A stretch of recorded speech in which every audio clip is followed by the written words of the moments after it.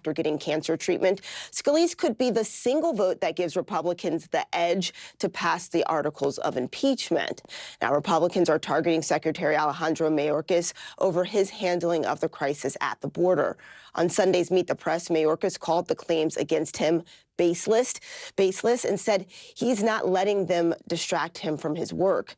Today's outcome is far from certain, even with Scalise back.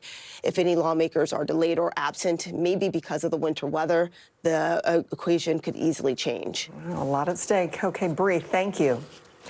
An Israeli delegation led by the head of the Mossad is in Cairo this morning to try and reach a hostage deal with Hamas. The diplomatic push comes on the heels of a dramatic and destructive IDF raid in Gaza that rescued 2 Israeli hostages but left dozens of Palestinians dead. Here's Raf Sanchez. The emotional reunion the families of 2 Israeli hostages have been waiting for months. Luis Har and Fernando Marman back with their loved ones, freed from their Hamas captors by Israeli troops. They're in good condition despite 129 days of captivity.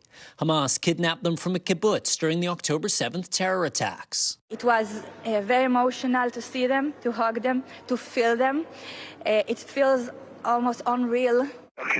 This new Israeli drone footage shows the moment commandos stormed an apartment building in southern Gaza, exchanging fire with Hamas gunmen and emerging with Har and Marman. Do you want a blanket? An Israeli Navy SEAL asks. It's warm in our hearts, Har replies. The operation was launched at 1:49 a.m. in the heart of the city of Rafah. The hostages held in a second-floor apartment by 3 armed Hamas guards, Israel says. We penetrated it with explosives. It was a clear and sweep operation, finding the hostages, bringing them both out. Israel pounding the area with airstrikes to cover the commandos' retreat.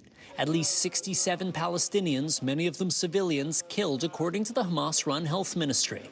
Palestinian doctors like Noor Al-Wahedi struggling to treat the wounded. The situation is more than catastrophic. We are dealing with a new case every minute. President Biden once again warning Israel against an all-out assault on Rafah, where half the population of Gaza is seeking refuge. They're packed into Rafah, exposed and vulnerable. They need to be protected. And the CIA director will be in Cairo Tuesday for more negotiations on the hostages. Thanks to Raf for that report. 2 pilots are in the hospital after a National Guard helicopter crash-landed during a training exercise in Utah. Authorities say the Apache Longbow came down near the West Jordan Army Aviation Facility. Both pilots are in stable condition, and the cause of the accident is under investigation. It comes less than a week after 5 Marines were killed in a chopper crash during a training exercise near San Diego. Police have identified the shooter who opened fire at a Houston megachurch. Officials releasing chilling new details, saying the woman brought her young son with her to the church, and he was seriously hurt in the crossfire. Morgan Chesky is following the story. Authorities shared stunning new details about the person responsible, identifying the shooter as 36-year-old Genesee Moreno. She is the individual police say walked inside Lakewood Church with her 70-year-old son and then began to fire using an AR-15 that we learned had the word Palestine written on it. We're also getting a peek into the criminal past for the shooter. Authorities confirming multiple arrests dating back to 2005, including unlawful possession of a firearm, as well as other charges. Now, we did learn that whenever the gunshots rang out inside this building, Moreno's 7-year-old son was standing next to her and was somehow caught in the crossfire and critically wounded in the head. At last check, he remains in critical condition. Investigators are very much trying to figure out what the motive is. That is still unknown. They are not ruling out a hate crime or even terrorism as motivating causes, but say it is still too early to tell. Calling on the public or anyone with information about the shooter to please come forward. Morgan Chesky, NBC News, Houston. Now to a grim update on the search for a missing hiker in Southern California. The body of a 22-year-old hiker was located and recovered by the San Bernardino Sheriff's Department. She went missing on Mount Baldy earlier this month during a powerful storm. Mount Baldy is one of the country's deadliest hiking spots. Recently, the Sheriff's Department pushed to limit access to the peak. Just last year, actor Julian Sands went missing for months and was found dead on Mount Baldy in August.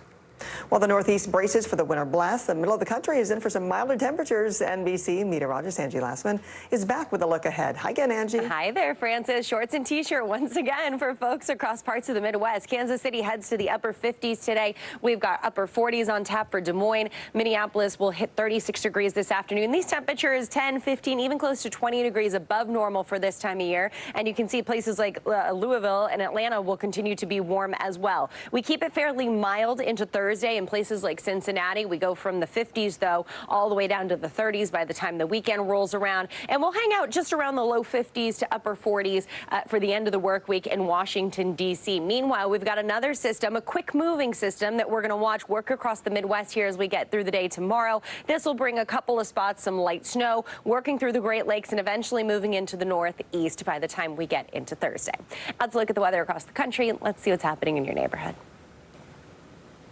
39 degrees in Scranton today, dealing with snow from Boston to New York and down through Philadelphia. We've got 36 on tap for Cleveland, upper 30s for Chicago. Lots of sunshine in place for Denver this afternoon and 59 degrees in Kansas City. And that's a look at your forecast, Francis. Back to you. Angie, thank you. The 2024 presidential race has hit the For You page. Jason Kelsey or Travis Kelsey? Mama Kelsey, I understand she makes great chocolate chip cookies. Deviously plotting to rig the season so the Chiefs would make the Super Bowl, or the Chiefs just being a good football team? You get in trouble if I told you.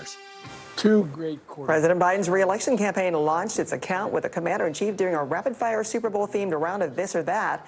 It's all part of the campaign's push to appeal to younger voters, but has drawn criticism over security concerns with the app. Coming up, your moment of zen. Jon Stewart makes his triumphant return to The Daily Show, but don't look for love in all the wrong places. We're back in a minute with the dating app scams. The fire has grown leaps and bounds. What you see behind me is typical. How you doing? Pretty bad. Hey, I'm Hallie. It's good to be with you tonight. What do we know that voters care about? The economy, right? You are seeing that firsthand yourself on the ground there today. This is two things. It is pretty big medical news. It is also a pretty big mystery. And oh, by the way, it's driven by one of the most controversial people in the United States. What's happening? They have tweaked my monitor, and I can see now you are, in fact, soaking wet. I am deeply sorry. I apologize for the many questions. Will never be questioned. Kristen Welker hosts Meet the Press every Sunday on NBC. Still to come on the Channel 2 News. Well, the waters are certainly receding now. Still too close to call. Lester Holt reporting from the Ground Zero, as it's being referred to. It is, in fact, the taste of freedom. The Haitian people know a little something about resiliency. What's the biggest risk right now? Some of the troops who have been proud. I want to welcome you to the first presidential debate. In fact, we've been told we can't go any farther. You with some resilient folks. Let me get a hand.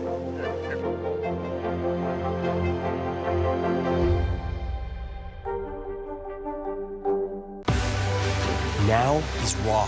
How hard is it to see it like this? Our house is no longer here, but we are here. Now is real. Let's break down what we know and then the big questions still outstanding. News for the generation of now is NBC News Now. Thanks for tuning in. I'm Gotti Schwartz. Here are the stories we're following tonight. Storms keep coming here in California. The U.S. government just declassified this video. A lot more stories trending like crazy on social media. A controversy pitting lawmakers against young voters. What's the state of crypto today? Is it safe for investors? We've got another mind-bending story on artificial intelligence. This is what my voice sounds like when I clone it. That wasn't me. You gotta see this. Stay tuned now, weeknights at 8 Eastern, 5 Pacific on NBC News Now. Love is in the air this week with Valentine's Day around the corner, but looking for that special someone could leave you vulnerable to dangerous scammers. The FBI warns romance scams are on the rise. Linda Baccaro with NBC New York has tips on how to stay safe. With Valentine's Day approaching, looking for love through social media or a dating site can be romantic. It can also be scary. Mostly just creeps, like you gotta be careful if you accept, random followers. The FBI warning those encounters might leave you with a lot more than just a broken heart. In the year 2022 alone, the FBI received 19,000 complaints totaling $740 million. But those are just the complaints that the FBI receives. In these so-called romance scams, the FBI says scammers troll social media sites to get information on their victims. Then they'll strike up a conversation, slowly trying to gain trust. That's when they'll describe an emergency requiring your financial help. Of most concern to us are the victims that are seniors. They may be living on fixed incomes. They may be isolated or lonely. The FBI has these tips to help protect you. Think twice before sharing personal information online.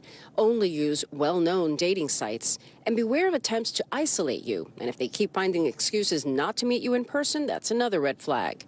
Never send money to anyone you don't know, and never help move money to someone you don't know personally through your account. If you suspect a scam, report it to the FBI at ic3.gov. These college students have their own advice. I'll probably go with someone just to make sure I'm safe and not alone. I'd say probably meet them someplace public. Our thanks to Linda Beccaro for that report. Still to come, The Sandman makes his return to Netflix, and it's still The Daily Show, give or take about a decade. We break down Jon Stewart's return to the show he made famous right after this. News lives in the now. It's coming at us every second from all over the world. We have a full team. News is more now than ever. Just outside of the Israeli military headquarters. I've been to Gaza many times before, but never like this. Now is raw.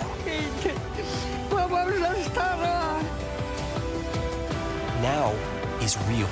This is it. We get to see democracy in action for the very first time in the 2024 race. Now is constant. Morning News Now, we're breaking news. NBC News special report. You gotta see this. The future is now.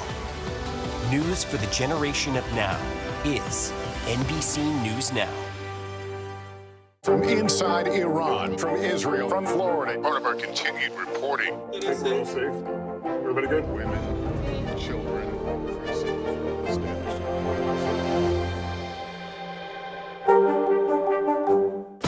News for the generation of now is NBC News Now. From inside Iran, from Israel, from Florida. Part of our continued reporting. We're all safe. Everybody good? Women, children,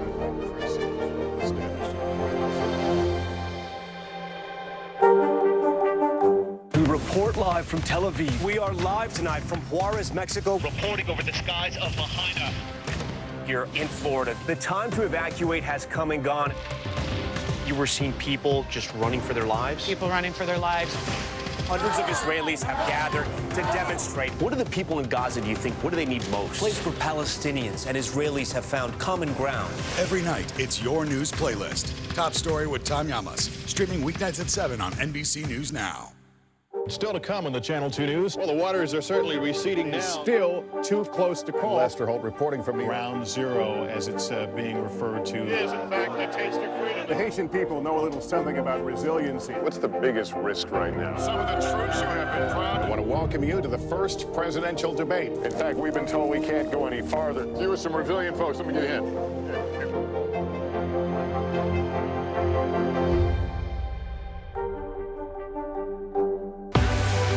What's the message that you're trying to get out to young people? Know what is in the drug supply. We've got important news this hour about your money. Mental health, big picture, why is it so tough right now? News for the generation of now is NBC News Now.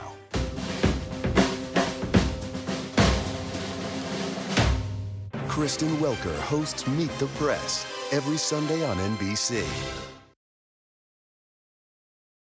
But now that it's over, 9 months till the election, people! And the exciting part is we already know our candidates. It's, drum roll please, these guys.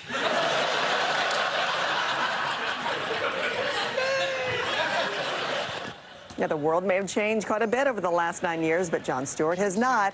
In his return as a temporary host of The Daily Show, Stewart brought the Comedy Central staple back to its trademark political roots with that supersized opening previewing the upcoming election. Along with full team coverage from their stable of correspondents, Stewart continues his stint as host every Monday until the 2024 election. He was also able to joke a little bit about China and AI, saying he's going to talk about it, which is funny because that's a reason why, you know, he couldn't talk about it over at Apple and why he ended up leaving there. Yeah, and I mean, it's so nostalgic to see him on there. It's back like he never left. I can't wait to see what funny stuff he has in store through the election. All right, and turning now to another comedy legend returning to do what he does best. Adam Sandler has set his latest comedy special for Netflix for second with the streaming giant following 2018's 100% Fresh. Sandler has had an overall deal with Netflix since 2015, a partnership that has resulted in movies including Murder Mystery and Hustle. The special will be helmed by director Josh Safdie, who Sandler worked with in 2019's Uncut Gems, one of his most acclaimed films of his career. An incredible film. If you haven't seen it, what are you doing? It's a great movie. But I can't wait to see this. He's always funny. You know, he's always bringing the jokes. And I love it, too, because now he's spread out to do family stuff. His animated movie, Leo, is hysterical. If you haven't already seen it with your family, it's so good. And you don't need kids to see it. And then, of course, you know, You're So Not Invited to My Bat Mitzvah with his daughters. All this stuff. Everything he's cranking out, especially on Netflix, is really, really up And a top. wide variety. Yeah, I like that. Exactly. All right, this week we are getting a new take on a classic comic character. Hey Franklin, what kind of music do you like? The godfather of soul, James Brown. You're not related, are you? I don't believe so. All right, so that's Snoopy Presents Welcome Home Franklin. It debuts this Friday on Apple TV. It dives into the backstory of Franklin, the first black character introduced in the Peanuts comic strip, and his first encounters with Charlie Brown, Lucy, and the rest of the gang. Perfect when it comes to Black History Month, too. Franklin started just from fan mail. There was a teacher who said way back after MLK was killed, said, you know what, we need a black character here. And Charles Schultz was like, let's do it. And then here we are with Franklin. And such a staple, and Apple TV does so many things so great, so I'm sure that they've done this great as well. I can't wait to see what it's all about. All right, when we come back, rideshare drivers are pumping the brakes nationwide this week, and later, move over Mickey and Minnie because the champ is here. More on Patrick Mahomes' victory parade at Disney.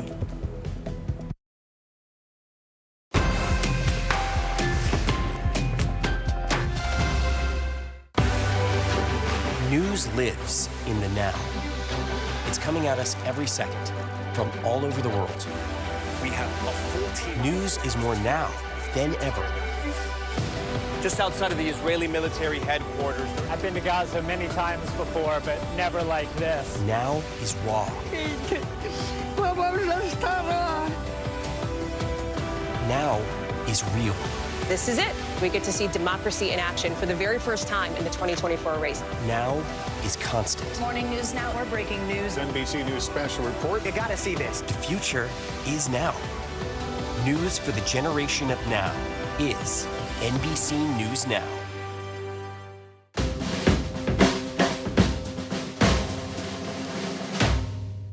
News for the generation of now is NBC News Now.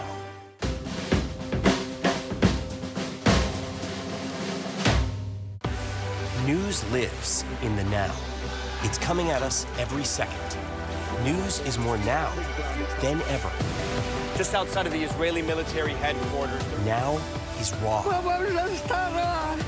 Now is real. We get to see democracy in action for the very first time in the 2024 race. Now is constant. You gotta see this. The future is now. News for the generation of now is NBC News Now. From inside Iran, from Israel, from Florida. Part of our continued reporting. Think we're all safe? Everybody good? Women, children,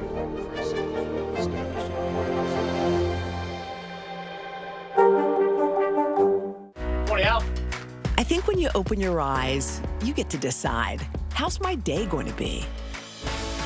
We want to be a way to start your day, lighten your load, every single morning.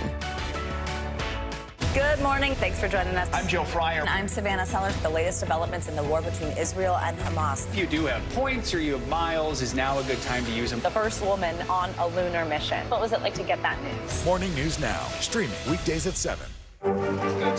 What is going to happen now? Going back and forth because Go ahead. Nice to see you.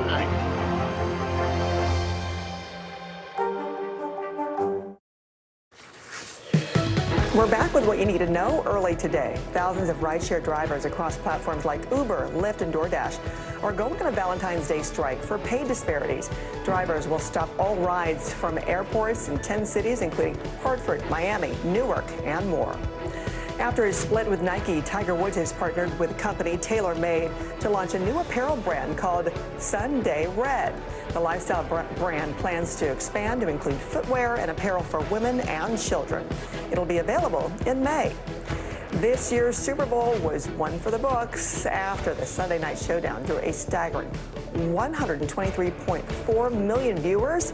Viewership was up by 7% from last year's 115 million viewers, making it the most watched telecast in history. Kansas City Chiefs quarterback Patrick Mahomes celebrated his big win at Disneyland with a parade. There he is alongside with Minnie, Mickey, and thousands of Chiefs fans. And I hope his kids were there to enjoy it as well. They deserve it too. Early today, we'll be right back.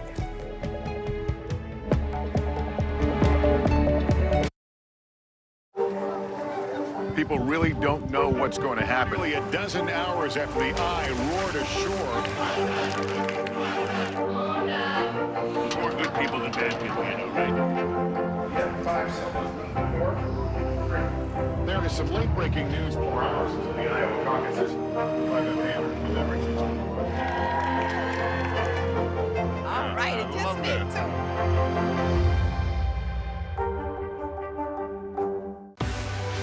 Now is raw. How hard is it to see it like this? Our house is no longer here, but we are here.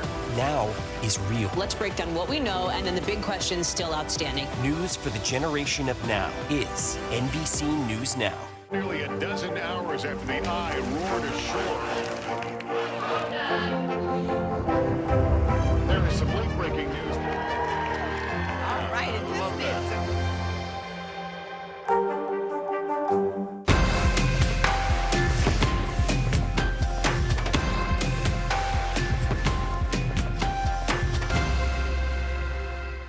The fire has grown leaps and bounds. What you see behind me is typical. How you doing?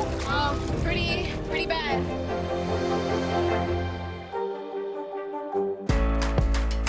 When I think about what the Today Show does, it's not just about the mornings, it's about your whole day.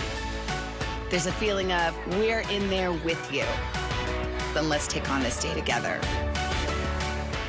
News lives in the now. The front lines are still very active. This is like quicksand, and officials say an entire town is cut off. This close to actually understand why people had to jump in the ocean. News for the generation of now is NBC News Now.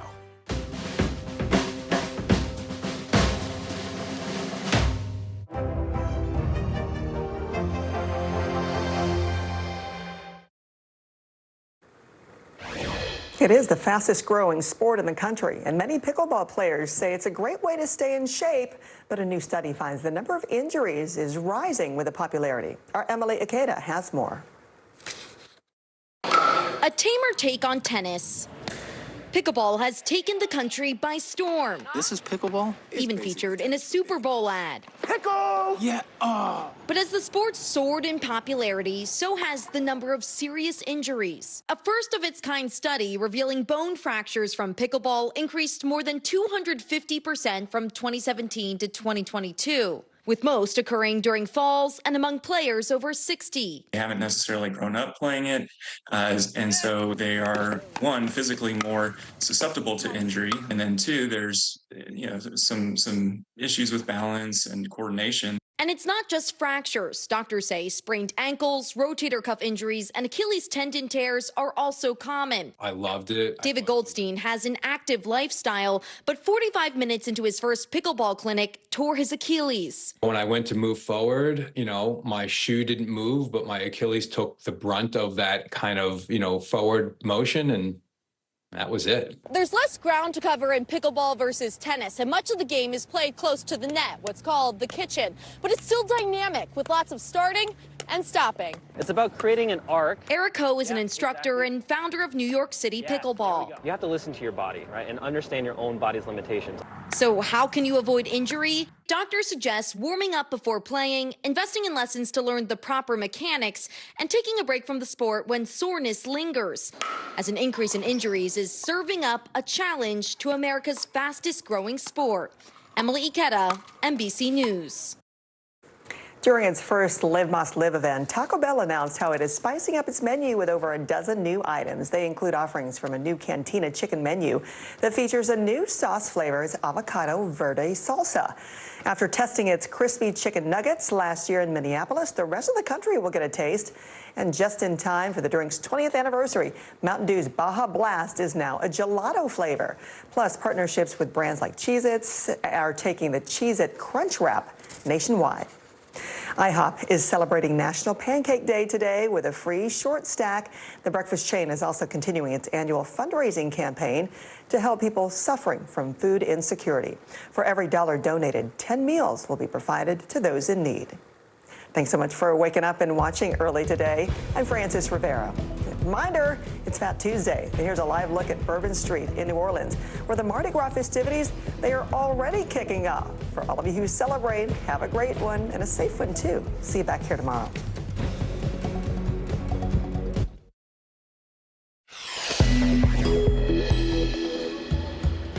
Inside the chaos at a Texas megachurch, a woman opening fire right before a service started at Joel Osteen's Lakewood Church. What investigators have revealed about the shooter and her young son, who she brought with her. Breaking overnight, the Senate burning the midnight oil to pass billions in aid for Ukraine and Israel. We're live with why the effort could hit a wall in the House. Donald Trump takes his fight for presidential immunity to the steps of the Supreme Court. What it could mean for his federal election trial.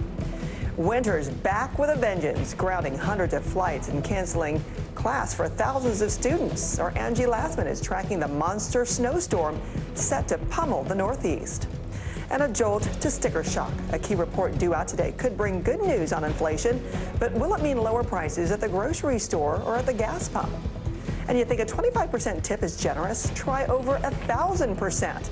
The big act of kindness at a Michigan restaurant that's sure to put a smile on your face. It's Tuesday, February 13th. Early today starts right now. Good morning. Glad you're with me. I'm Frances Rivera. We began in the Bronx here in New York City, where one person was killed and 5 more injured in a shooting on the subway. It started as a fight between teenagers that spilled onto the platform. Those shots and wounded include innocent bystanders, ranging from a 14-year-old girl to a 71-year-old man. Witnesses describe scenes of panic. I heard 6 of them. 6 of? Gunshot. And then when I heard it, I just ran downstairs. I heard one person screaming or something. No suspects are in custody yet, but at a press conference, the NYPD said they are confident they will make arrests soon. Now to the latest on the shooting at Joel Osteen's megachurch in Houston. The shooter has been identified as 36-year-old Genesee Moreno. Records show she had at least 6 arrests since 2005. Police say Moreno also had a documented history of mental health issues, and one of her neighbors, who did not want to be identified, said she filed a restraining order against Moreno. 4 years I've been through hell. I have reported this, and it's gone on deaf ears. Nobody should have died. Nobody should have been hurt. This should have been handled years ago. Police confirmed Moreno had her 7-year-old son with her when she entered the church Sunday. When 2 off-duty officers returned fire and killed the shooter, the young boy was critically injured in the crossfire. Investigators are still trying to determine a motive, and they say Moreno was carrying an AR-15 with the word Palestine written on it. And a dispute between Moreno and her ex-husband's family, some who are Jewish, may be related to the shooting. Now to breaking news from our nation's capital. The Senate is on the verge of passing a massive foreign aid package, which would provide help to Ukraine and Israel. The final vote is expected any time now. NBC's Bree Jackson joins us now from D.C. And Bree, the Senate has been up all night trying to get to this vote. Yes, they certainly have. Good morning, Francis. So the bill cleared its final procedural hurdle late last night. Before the final vote, senators were given a chance to speak for up to an hour. All night long, Republican critics have delivered prepared remarks against the package. The final vote is expected any time now. Now, this bill includes over $95 billion in foreign aid. It provides military support for Ukraine and Israel, as well as humanitarian aid. It did strip away the southern border policy changes that held up the previous package. Now, this bill is expected to pass in the Senate this morning, but House Speaker Mike Johnson has warned it has no future in the House. In a statement overnight, Johnson said the Senate failed to meet the moment by not addressing the border, saying in the absence of having received a single border policy change from the Senate, the House will have to continue to work its own will on these important matters. So this aid package may not even be brought to the House floor for a vote. And Bree, the House Speaker is hoping to redo a major vote today that didn't pass last week. That's right. So Republicans are expected to hold another vote to impeach the Homeland Security Secretary. The difference today is that House Majority Leader Steve Scalise has returned to Washington, D.C. after getting cancer treatment. Scalise could be the single vote that gives Republicans the edge to pass the articles of impeachment. Republicans are targeting Secretary Alejandro Mayorkas over his handling of the crisis at the southern border. On Sunday's Meet the Press, Mayorkas called the claims against him baseless and said he is not letting them distract him from his work. Now, today's outcome is far from certain, and even with Scalise back, if any lawmakers are delayed or absent, it may be because of the winter weather. The equation could easily change, Francis. All right, Bree Jackson for us. Bree, thank you. An Israeli delegation led by the head of the Mossad is in Cairo this morning to try to reach a hostage deal with Hamas. Also joining talks in the Egyptian capital, CIA Chief Bill Burns, the Qatari Prime Minister, and the Egyptian intelligence chief. President Biden, at a press conference with the King of Jordan, said his team is working on a deal for a 6-week ceasefire in Gaza. For the latest, let's go to Chapman Bell. And Chapman, good morning. What more do we know about these talks?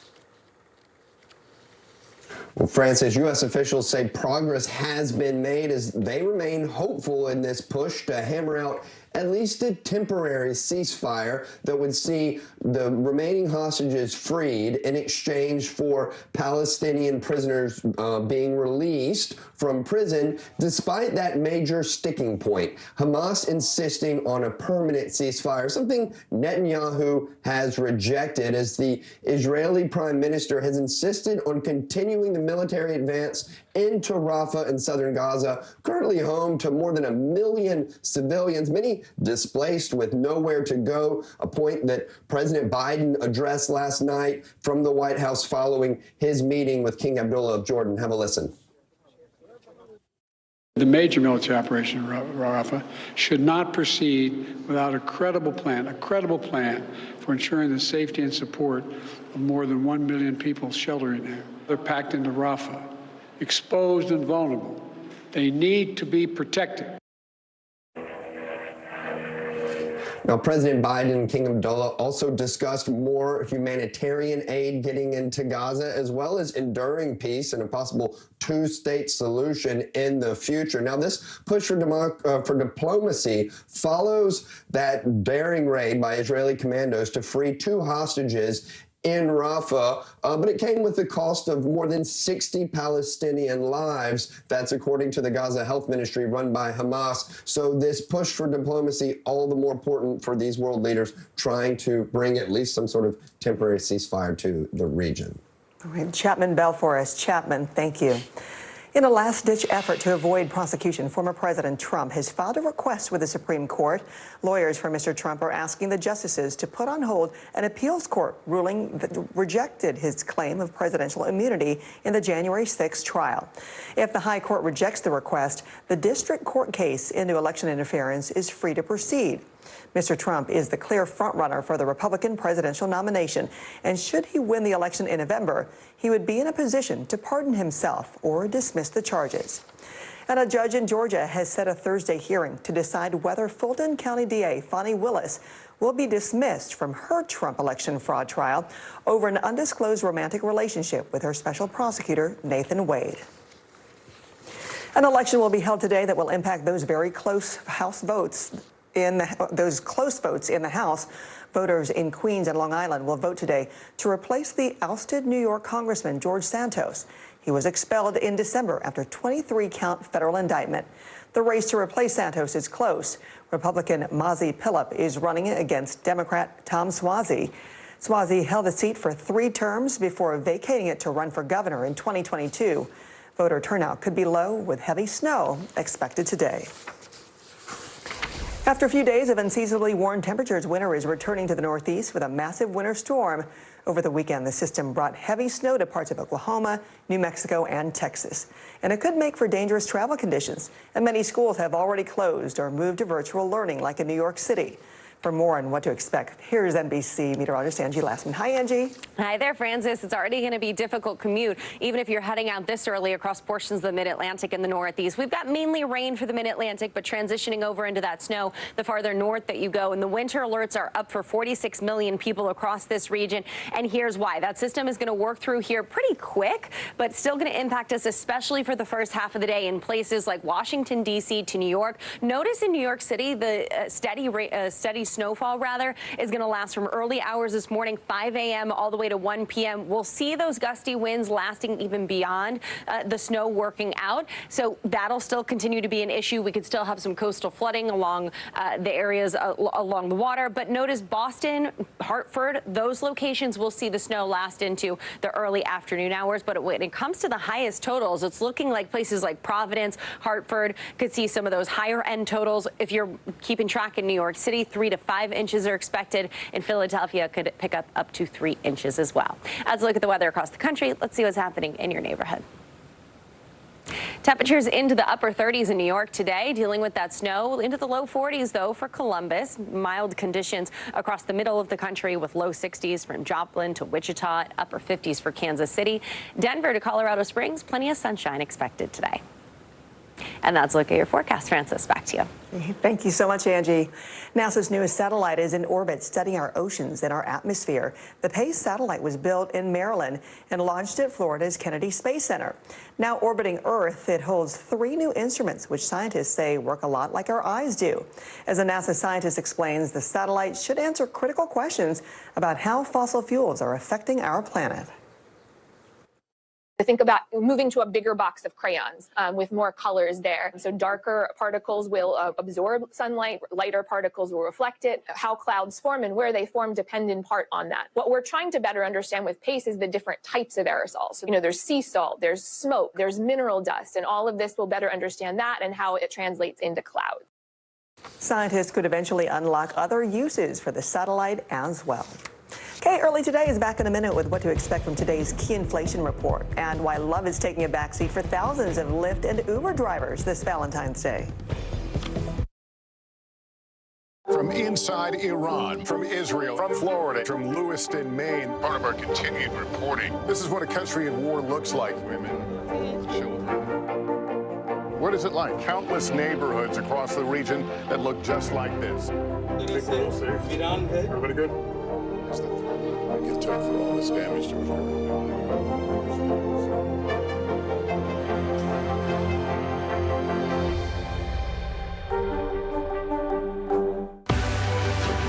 News lives in the now. It's coming at us every second from all over the world. We have a full team. News is more now than ever. Just outside of the Israeli military headquarters. I've been to Gaza many times before, but never like this. Now is raw.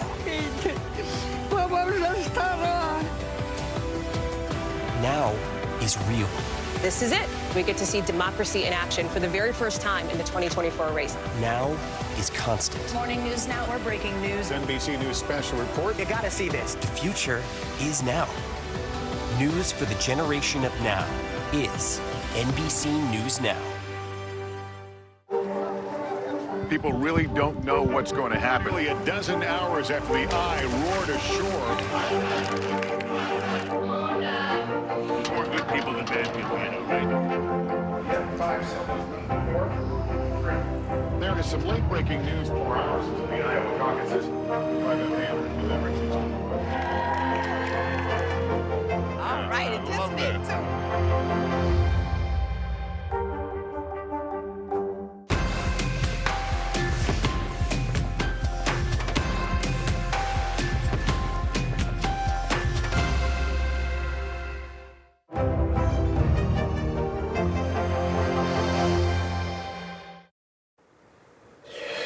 Love is in the air this Valentine's Day, but it might not be on the road for ride-sharing companies. But first, are sky-high prices finally coming back down to earth? In just a few hours, a key report is expected to show that inflation dipped below 3% in January for the first time since 2021.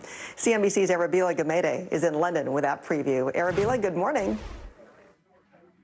Yeah, good morning, Francis. So you certainly are looking towards both those, right? Valentine's Day being one, inflation print on the other. Yeah, could that number certainly be dipping below 3% for the first time in 3 years? Certainly is the consensus estimate then, according to economists then. Although I do have a note here from Goldman Sachs saying that they believe it's actually going to be bang on 3%, in fact. And they cite three things ultimately impacting inflation here. They expect that a temporary boost to core CPI will start from start of the year price increases, which kind of does happen post-December. The second point is that they expect used car prices to actually decline about 1.3%, and they expect shelter inflation to remain stable. So those are perhaps the three factors. On the other side, we're speaking about those ride-hailing companies, then Uber, Lyft, food delivery app DoorDash set to go on strike then in the U.S. on Valentine's Day, the first call for a strike then by Uber and Lyft since they actually went public back in 2019.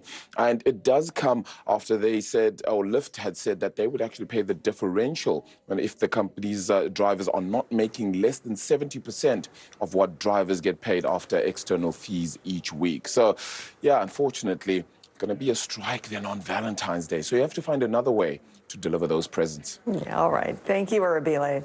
Still to come, the next great American dynasty celebrates their historic victory. The Chiefs return to their hometown as champions, with their sights already set on a three-peat. News for the generation of now is NBC News Now. Stay on top of breaking news and the biggest stories of the day with NBC News Daily. Thank you so much for joining us. I'm Morgan Radford. I'm Vicki Wynn. I'm Kate Snow. And I'm Zinclair Samwat. Get in-depth reporting from across the country. We have breaking news out of the White House and around the world. Questions about the rebellion inside Russia. And ways you can take care of your health. What are symptoms that people should be on the lookout for? And your wallet. Some really great last-minute deals if you have flexibility. NBC News Daily. Weekdays from 12 to 4 p.m. Eastern on NBC News Now. Now is raw. How hard is it to see it like this? Our house is no longer here, but we are here. Now is real. Let's break down what we know and then the big questions still outstanding. News for the generation of now is NBC News Now. We report live from Tel Aviv. We are live tonight from Juarez, Mexico. Reporting over the skies of Lahaina. Here in Florida. The time to evacuate has come and gone. You were seeing people just running for their lives? People running for their lives. Hundreds of Israelis have gathered to demonstrate. What do the people in Gaza, do you think, what do they need most? A place where Palestinians and Israelis have found common ground. Every night, it's your news playlist. Top Story with Tom Llamas. Streaming weeknights at 7 on NBC News Now. Kristen Welker hosts Meet the Press every Sunday on NBC. News lives in the now. The front lines are still very active. This is like quicksand, and officials say an entire town is cut off. This close to actually understand why people had to jump in the ocean. News for the generation of now is NBC News Now. Hey, I'm Hallie. It's good to be with you tonight. What do we know that voters care about? The economy, right? You are seeing that firsthand yourself on the ground there today. This is two things. It is pretty big medical news. It is also a pretty big mystery. And oh, by the way, it's driven by one of the most controversial people in the United States. What's happening? They have tweaked my monitor, and I can see now you are, in fact, soaking wet. I am deeply sorry. I apologize for the many questions. Will never be questioned. What is going to happen now? Going back and forth because All right, this is it.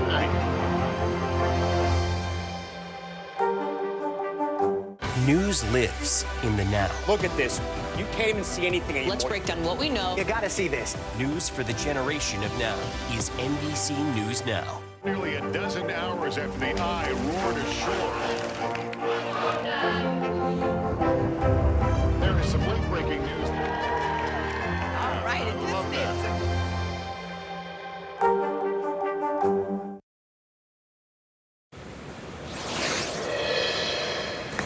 The Chiefs had no shortage of things to celebrate as they return to Kansas City on Monday with their 4th Lombardi trophy in hand. Just a day after solidifying their Super Bowl dynasty, head coach Andy Reid and Travis Kelce confirmed they would both be returning for their 12th season in KC. They will join their MVP quarterback, Patrick Mahomes, who spent the day there celebrating at Disneyland. On Monday, Mahomes called the prospect of being the first team to win 3 straight Super Bowls legendary. With the Chiefs' victory parade now set for Wednesday, all eyes are set on whether that one off-the-field star might be standing next to Kelce and Mahomes on a parade float. I have absolutely no comment on the whereabouts of Miss Swift. I know she has representatives who can talk to you on all of that. And the Chiefs can't stop rewriting the history books. CBS reported that Sunday's overtime thriller between the Chiefs and 49ers averaged over 123 million viewers, becoming the most watched telecast in history. No surprise there when it comes to that. But when it comes to the parade, chances are Miss Swift is already there in Australia, because think about it, it's Wednesday when the parade happens. Right. Australia is totally like 12, hours At ahead. least. I mean, 15 hours from LA. Yeah. You gotta get there, and that her next tour is on Friday, Eras Tour. So we'll see what happens. All right, now to the team on the other side of that overtime win. Following their second loss in the big game to the Chiefs, 49ers coach Kyle Shanahan defended his decision to receive the ball during the extra period. Under the new rules, KC would still be allowed possession even if San Fran had scored a touchdown. And Shanahan's claim that he discussed the new overtime rules with his staff came as news to some of his players. Defender Eric Armstead said he only found out about the new rules when they were posted on Allegiant Stadium's scoreboard. Imagine looking up and thinking, what does the scoreboard say when you're in the middle of that very stressful situation with so much on the line? On any game, it would be stressful, but for the Super Bowl, you could understand how they are going to make sure that they've had that all worked out by next year. Well, now to a wedding where instead of saying "I do," the groom said "yeah." Just hours after performing at the Super Bowl halftime show at Allegiant Stadium, Usher tied the knot with his longtime girlfriend, Jen Gokoy-Chea, at the Vegas wedding chapel. The two had already applied for marriage licenses in Clark County, Nevada, 3 days before their nuptials. The pair has been together since 2019, and they have 2 young children. So that's a lot of things that people were speculating if that was going to happen after the Super Bowl. So all of that came through. The only thing that I think fans that didn't pan out was the Justin Bieber performance. Justin Bieber. I'm still still not over it. I mean, I was convinced up until the last 10 seconds of the performance. All right, when we come back, it is National Pancake Day. How you can get a free breakfast and help those in need as well. And how Snoop and Dre's latest collab went from music to your ears to a drink in your fridge 30 years later. People really don't know what's going to happen. Nearly a dozen hours after the eye roared ashore. More good people than bad people, I know, right? 5, 7, 4, 3. There is some late-breaking news 4 hours into the Iowa caucuses. All right, it just did too. News lives in the now. Look at this. You can't even see anything anymore. Let's break down what we know. You gotta see this. News for the generation of now is NBC News Now. Fire has grown leaps and bounds. You see behind me is typical. How you doing? Pretty bad.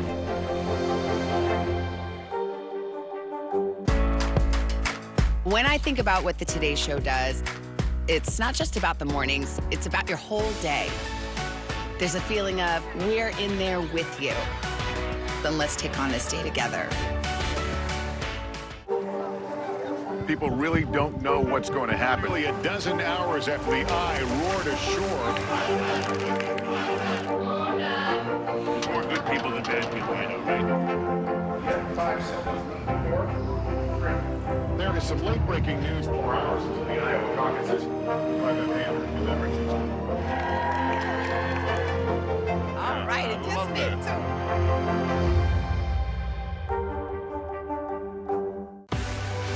Now is raw. How hard is it to see it like this? Our house is no longer here, but we are here. Now is real. Let's break down what we know and then the big questions still outstanding. News for the generation of now is NBC News Now. the NBC News mobile app. Get connected to your favorite news shows. For the top stories, breaking news, and live video, download the NBC News mobile app now. News lives in the now. It's coming at us every second. News is more now than ever. Just outside of the Israeli military headquarters. Now is raw. Now is real. We get to see democracy in action for the very first time in the 2024 race. Now is constant. You gotta see this. The future is now. News for the generation of now is NBC News Now. We're back with what you need to know early today. Frigidaire is recalling more than 383,000 of its side-by-side refrigerators with slim ice buckets over safety concerns. A part of the appliance could break and cause pieces of plastic to fall into the ice bucket, which could pose a choking and laceration hazard. According to the IRS, the average tax refund is just shy of $1,400, which is about 29% less than a year ago. However, the statistics for 2024 are only based on 5 days of data compared to 12 days in 2023. Snoop Dogg and Dr. Dre just launched a new canned cocktail, Gin and Juice by Snoop and Dre. It's inspired by the 1994 hit single and is available in citrus, melon passion fruit, and apricot. IHOP is celebrating National Pancake Day today with a free short stack. The breakfast chain is also continuing its annual fundraising campaign to help people suffering from food insecurity. For every $1 donated, 10 meals will be provided to those in need. We'll be right back. Still to come on the Channel 2 News. Well, the waters are certainly receding now. Still too close to call. Lester Holt reporting from the Ground Zero, as it's being referred to. It is, in fact, the taste of freedom. The Haitian people know a little something about resiliency. What's the biggest risk right now? Some of the troops who have been proud. I want to welcome you to the first presidential debate. In fact, we've been told we can't go any farther. You were some resilient folks. Let me get in.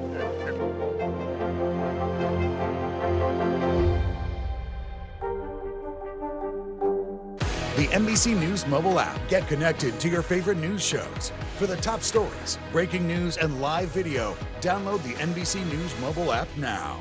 Fire has grown leaps and bounds. What you see behind me is typical. How you doing? Pretty bad. Good morning, and thanks for joining us. I'm Joe Fryer. I'm Savannah Sellers. We're going to get started with breaking news. The record number of migrant crossings. The latest developments in the war between Israel and Hamas. A closer look at the good news we got about the economy. If you do have points or you have miles, is now a good time to use them. A lot of people spend a lot of time sitting. 20 minutes of exercise might be able to help out. How does it feel to be an out college athlete? Freeing. The first woman on a lunar mission. What was it like to get that news? Morning News Now, streaming weekdays at 7. Nearly a dozen hours after the eye roared ashore. There is some late-breaking news. All right, it is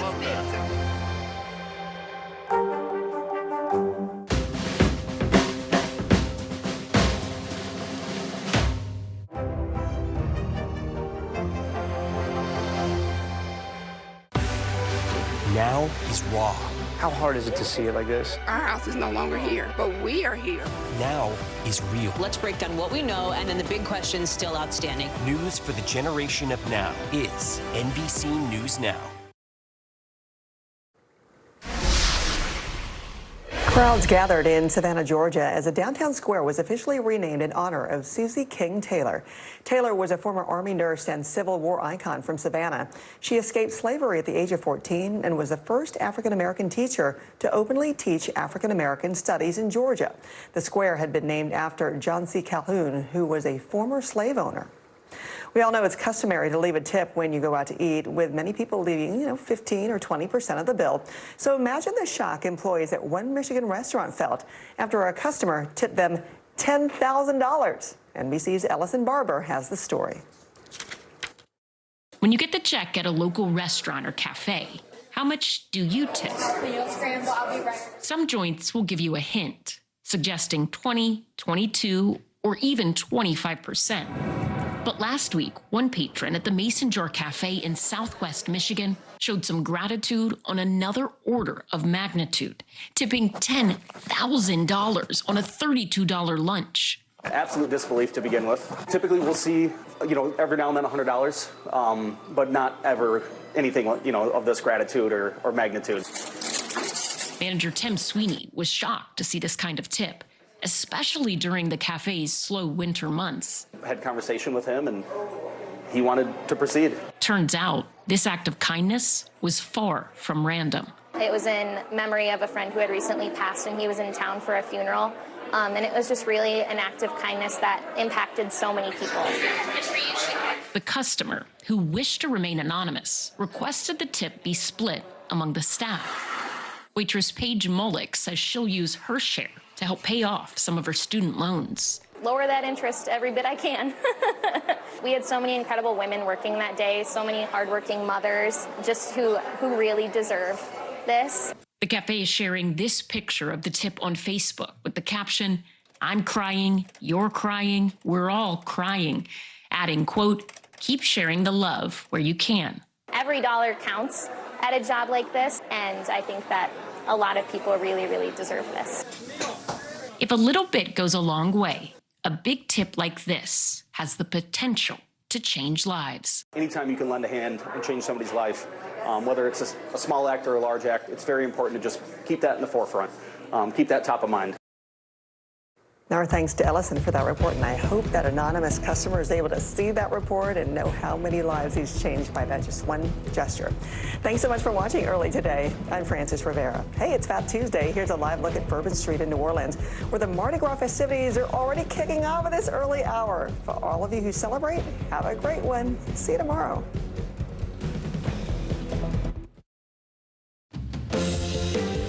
Right now on Morning News Now, it's snow joke. This morning, millions of people waking up to some serious winter weather in the Northeast, with a major storm system set to dump several inches of snow in just a matter of hours.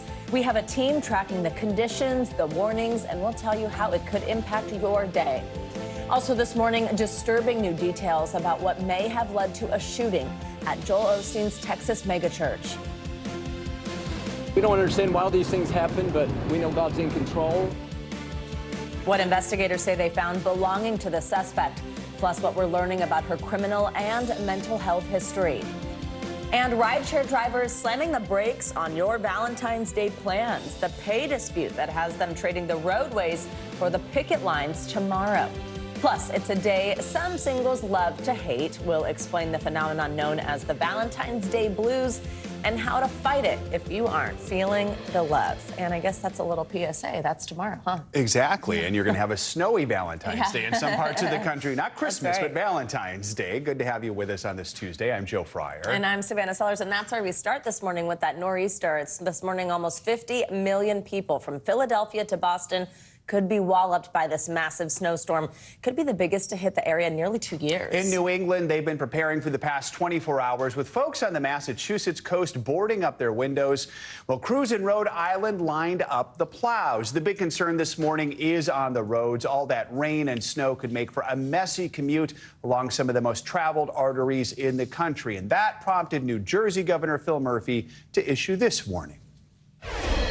Please, if you can, we suggest staying off the roads tomorrow morning. And if you can, work from home. Tomorrow's a good day to do just that. Tomorrow morning is now this morning. We have full team coverage. Meteorologist Angie Lassman is tracking the winter storm. Just a few minutes, we're going to talk to Providence, Rhode Island Mayor Brett Smiley about how his city is preparing. Let's begin, though, with NBC News correspondent Tremaine Lee in Brooklyn, New York. Tremaine, good morning. So officials in cities on the I-95 corridor in the Northeast want to make sure everyone is prepared. So what should you expect right now walking out the door this morning? That's right, Joe. It's early in the storm already, but if you're trying to get to work on the I-95 corridor anywhere between Philadelphia and Boston, expect 40-mile-per-hour gusts, whiteout conditions, which is a big concern. Now, if you're in Brooklyn here in New York City, we're not at the heart of the storm just yet. The rain is just now crossing over to snow, already pretty cold, already pretty nasty, as we heard some of those officials say. If you don't need to be out here, you shouldn't be out here unless you're a school kid and you're off from school and you get a chance to play in the snow or you're walking your dogs or running. Besides that, stay warm, stay safe inside. Tremaine, the worst of the storm is set to hit, as you said, in a little while, which then, of course, is going to mean it's right in the middle of the morning commute. We've already seen some flights being canceled, things like that. Tell us about other preparations. What are officials doing ahead of this storm? Officials are warning folks and urging folks, again, just to stay home. The schools, New York City public schools, the largest school district in the country, has already gone remote. We've seen the plows out a little early, salting the ground. Hundreds of flights between the 3 major metropolitan airports in Newark and LaGuardia and JFK. Several hundred flights have already been canceled. And again, officials are urging folks, because in New York City that the heart of the storm will hit right during the heart of rush hour, so they're urging folks just to stay home. Yeah, and so, I mean, Tremaine, here in New York, we've seen something of a snow drought the last 2+ years, basically the last 3 winters. What's it actually going to look like here in New York?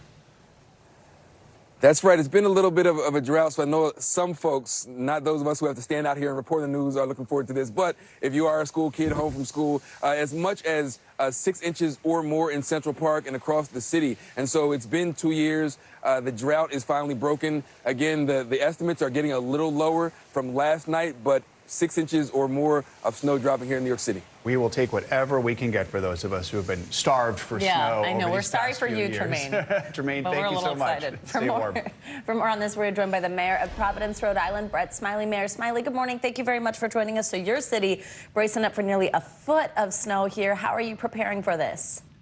Yeah, we've also not had a storm like this in 2 years, but we're fully prepared, and our crews have been out working since about 4 a.m. pre-treating the roads, and pretty much everything is shut down in Rhode Island today. So no schools, state offices are closed, city offices are closed, and we're encouraging everyone to stay off the roads to allow our snow removal teams to do their job and try to get the city back in shape for tomorrow, Valentine's Day. I heard you talking about that at the top of the show. You know, Providence is the culinary capital of New England, and we want to make sure that everyone can go out for Valentine's Day tomorrow night. So we're working as hard as we can. Love that. Something to keep in mind ahead of this. You know, folks in the Northeast obviously are generally used to snow, but the last few years, because we haven't had much, usually the first time you go out there and drive doesn't go so well as maybe when you get a few other times under your belt. What are your biggest concerns as the storm settles into the Northeast right now? So if we can keep cars off the road today, then we will be able to do our work. What we really encourage folks to do is to check on their neighbors and to be, you know, a little extra neighborly and compassionate of whether people have mobility issues, the elderly, to give a helping hand to make sure that you help your neighbors shovel their sidewalk and just check on one another. It has been a little while since we've had a storm like this, almost 2 years, and the city and state government does its part, but there's still a responsibility for citizens to do theirs as well. And so, you know, it's a tight-knit community here, and so we're encouraging everyone to just check on their neighbors and stay off the roads. And you know, unlike New York, this is not a distance learning day for our kids. Our kids just have no school today, and I think there's something to be said for a good old-fashioned snow day for young people. And so fully expect the kids to be out sledding and doing things like that today, and then we want to be back in business tomorrow. Absolutely. For people who maybe do need to get to work for whatever reason, what do you want people who do have to take to the roads to keep in mind this morning? Yeah, use a little extra caution. It's slippery right now. The snow's coming down pretty heavy here. We have fully transitioned into snow, and over the next couple of hours, we're going to see snowfall rates between 1 and 2 inches an hour, which is very heavy snow. And so please allow extra time. Understand there's going to be parking restrictions throughout the city and throughout the state, really. If you're a frontline worker, whether you work in healthcare or another care industry where you have to do that work in person, we're encouraging people to leave an extra half hour or more in their commute to make sure that they can take the time that they need to be cautious when driving and make a plan for how they're going to get to work. All right, Providence Mayor Brett Smiley, we are thinking about you this morning. Thank you so much for sharing your plans with us. Thank you. I love to hear that kids are getting an old school snow day. How about that? So how much snow can we expect in the Northeast? Let's get a check on your Morning News Now weather. Angie Lastman's in studio with us. Hey, Angie, good morning. Hey, good morning, guys. Snow lovers are rejoicing across parts of the Northeast where we have those winter alerts in effect for 46 million people, but we're already seeing some busy conditions when it comes to the snow and still the rain. Here's the look at the radar right now. Notice that we're not all dealing with the snow. We've got Atlantic City, basically south, still dealing with some of that rain, but we have transitioned over into the snow in places like New York, stretching up to Hartford, out over portions of Long Island, and we're going to see the snow stick around for the next couple of hours. Here's the timing in all of these places. Washington, D.C., you guys are going to wrap up that kind of steady snowfall pretty quick. You've really only got about an hour to see it from 9 a.m. to 10 a.m. We'll see Philadelphia from about 8 a.m. until noon. And then as we look to New York, we do start to see things really wrapping up here when it comes to the steadiest of that snowfall by about 1 p.m. So we go into our second half of the day, not a whole lot of snow going to be falling beyond that, but we still will be dealing with the gusty winds across this region even through the rest of your day today. Moving a little farther to the north, folks in Boston, about 10 a.m. to 3 p.m. Notice that does go a little farther into the afternoon, but still, it looks like at least the falling snow will be wrapping up by the time we get out for that afternoon commute. If you are one of the people that do have to go into work today, even Providence, places in that surrounding region, about 7 a.m. to 3 p.m. is when you're looking at that snow falling at a good clip. Here's the deal as far as the snowfall totals. These have changed a whole lot over the past couple of days. This was a difficult forecast. If we're honest with you as meteorologists, this was a tough one. We've got some really warm conditions that have been taking shape over the past couple of days, so our surfaces are very warm. The steady snowfall, though, looks like we'll pick up maybe 3 to 7 inches in New York. We could see a little higher amounts as you go out towards Providence, 4 to 8 inches there. Boston has seen these numbers come way down over the past 48 hours. 2 to 4 inches we're expecting there. And the last time we saw a significant snowstorm like this, we've got to go all the way back to late January of 2022. We had 8 inches of snow in Philadelphia, in New York, and Boston picked up 2 feet of snow. So it's not going to be that kind of snowstorm for our friends in Boston, but it'll be impactful, causing some issues on the roadways and such from places like New York to Providence. As far as the winds are concerned, that's going to be another issue here. I mentioned they'll stick with us through the day today. And here are some of those peak gusts, 25-mile-per-hour gusts in New York, Atlantic City, of course, closer to the coast. You're going to see those higher wind gusts, 43-mile-per-hour wind gusts we're expecting. Washington, D.C., 38-mile-per-hour wind gusts. So even after the snow works out, and we start to get things under control as far as the roads are concerned, we're still going to be looking at some coastal flooding concerns. This is what we'll have to watch for here as we go into the later parts of today, especially around high tide. We could see some of those flooding concerns along the coast for folks in this area. Notice that those onshore winds could push 1 to maybe 2 feet of inundation up into those locations. So this will be something that we'll have to watch for here as we go through at least the later parts of today, from Boston stretching down to Atlantic City. Guys. Otherwise, across the country, we've got some nice conditions if you're looking for it. Mild for the plains. These temperatures across the plains, they're running way above average once again. And we've got another storm system that we're going to keep track of. It's moving down from Canada. It's a clipper system. That means it's a fast-moving system from Canada. It is going to bring some folks a little bit of snow as we get into tomorrow across parts of the Midwest. And eventually, New England will see those impacts too. But look at the lower third of the country. It's bright and sunshiny. And I don't think people in Miami are thinking about snow at all. Look at that temperature, 81 degrees. And good news for our friends out in California, too. They had, a busy week last week with all of that rain. They are looking dry and nice and comfortable, just how they like it, right? That's why they live there. That's why they live there. Exactly. The rest of the country is like, what's the fuss? What are you guys talking about? Yeah, right. Any chance, Angie, in the Northeast of power outages? I think, yeah, with those wind gusts, 30, 40 mile per hour, I mean, there's definitely a good chance of that. I don't think the snow, the weight of the snow is as big of an issue as we oftentimes see it. But of course, there's definitely a chance of those power outages, so prepare for them.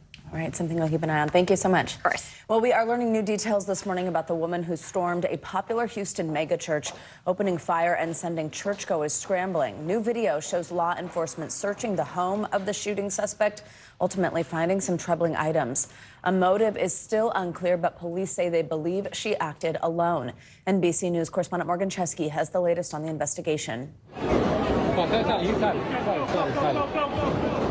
Chilling new details about the shooter at Joel Osteen's Lakewood Church in Houston, where gunfire Sunday sent members running for cover. They were repetitive, boom, boom, boom, boom, boom, boom, boom, boom, boom, boom, boom, boom, boom, boom, and I yelled, "Mom!" Police identified the shooter as 36-year-old Genesee Yvonne Moreno and say she was carrying an AR-15 with the word Palestine written on it. Police say they also found anti-Semitic writings during a recent search warrant. We have uncovered some items.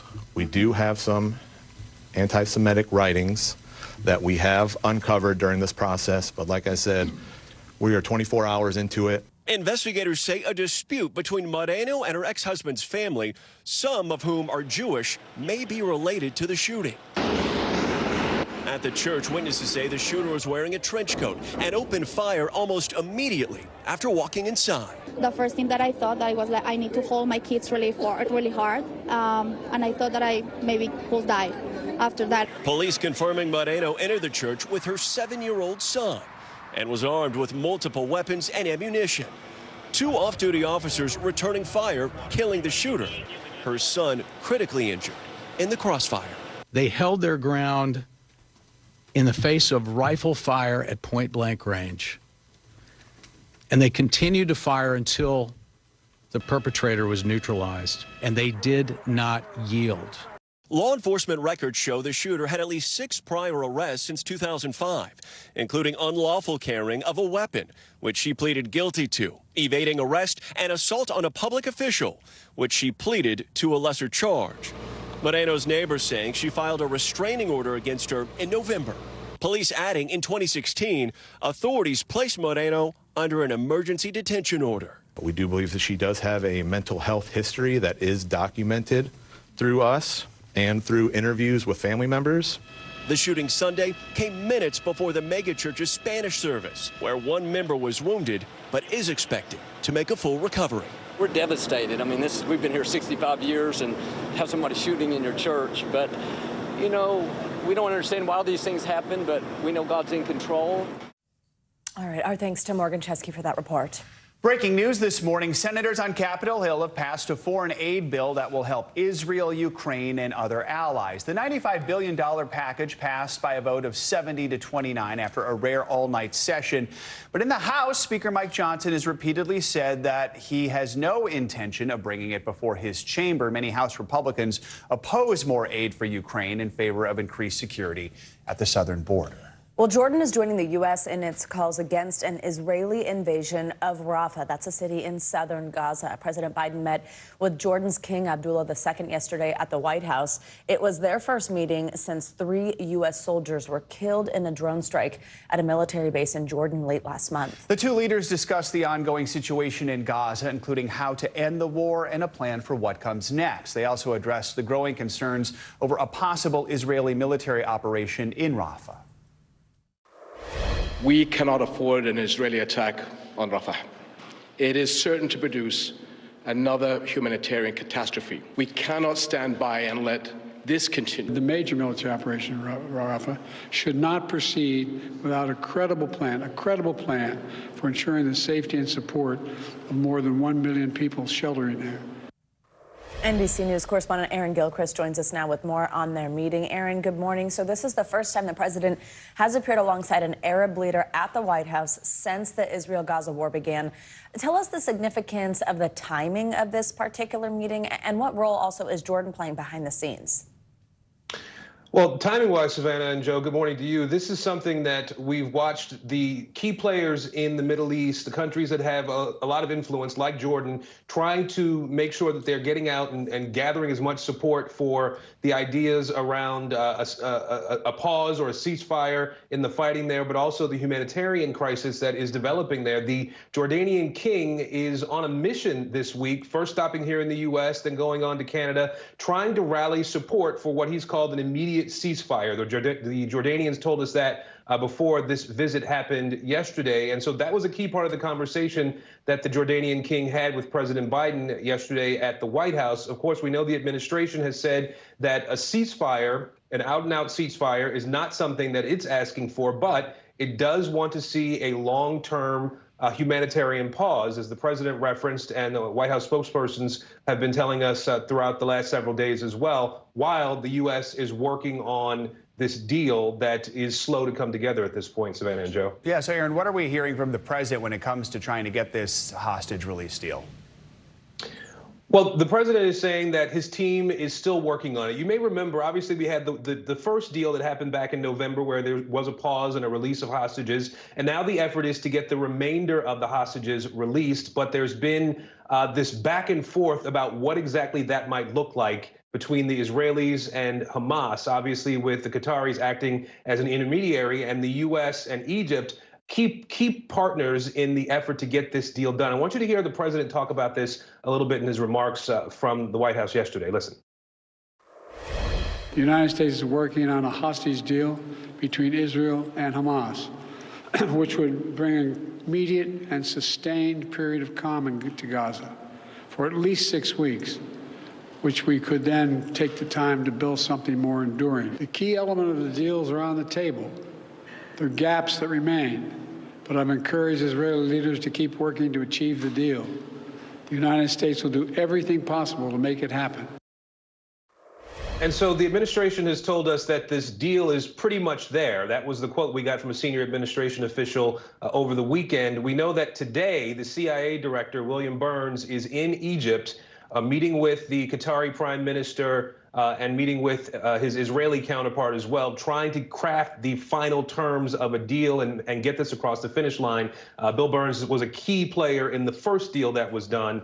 And so when he shows up, we expect that potentially this week we could see something finally come together. Aaron, President Biden has publicly criticized Israel's plans in this war. We also saw some of that language coming from him as well as from Jordan, but we've not specifically seen Biden or any of his administration officials publicly support doing something like restricting aid to Israel or maybe imposing conditions on it. Have White House officials indicated whether we could be close to that point if Israel follows through with this specific planned ground assault on Rafah? So you heard the president say that he doesn't want to see a major ground incursion into Rafah anytime soon, certainly without the conditions that would allow for the 1 million+ people who were pushed into Rafah as the fighting was going on in northern parts of Gaza, without having a protection plan in place for them. The administration at this point officially is saying that its policy on Israel has not changed. Its support for Israel has not changed. But we do know that there, through some administration officials, that there is talk about a plan being at least put on paper so that the administration wanted to restrict or put conditions on some of the aid that it's providing. There is a plan to do that. But Savannah and Joe, at this point, officially, the U.S. has not changed its policy and its position on what Israel is ultimately trying to do, and that is dismantle Hamas. All right, Aaron Gilchrist, thank you very much. In the wake of threats that U.S. troops are facing in the Middle East, America's top military officer is speaking out. Air Force General C.Q. Brown, chairman of the Joint Chiefs of Staff, sat down with NBC Nightly News anchor Lester Holt. They discussed military relations overseas and Defense Secretary Lloyd Austin's recent hospitalization. Not since he went back into the hospital, but over the course of the past month, even when he was in the hospital, had good communications with him. What I will say is I wish him a speedy recovery. Were you personally stung or disappointed by the way it went the first time he was treated and ultimately hospitalized? Well, I know Secretary Austin highlighted that he felt he could have done better in the communication. Again, from my perspective, the communication I had, the things I needed to do in my role as the chairman of the Joint Chiefs, I didn't have any concerns. And I pressed him about those controversial comments by Republican frontrunner Donald Trump regarding NATO. What do you take of that? Well, we have an alliance, and we have a strong alliance. I think we have a responsibility to uphold those alliances. It's part of your role right now to reassure NATO that despite what they may hear, that the U.S. is still committed? The U.S. is committed, and that's the message I communicate. That's the message that's been received. On Friday, General Brown visiting Navy ships just returning from the Middle East. Part of your job is providing the president military options. When it came to what we're seeing in the Middle East right now, what was the overriding requirement of the plans you came up with? Well, without getting into the details, I'll just say that the broad areas that we focused on is one, to deter any further aggression, not let the conflict broaden, at the same time protect our forces. Do you think Iran wants war with the U.S.? I don't know that they do. Having watched Iran operate, they will do things through their militia groups and others to put pressure to achieve their objectives.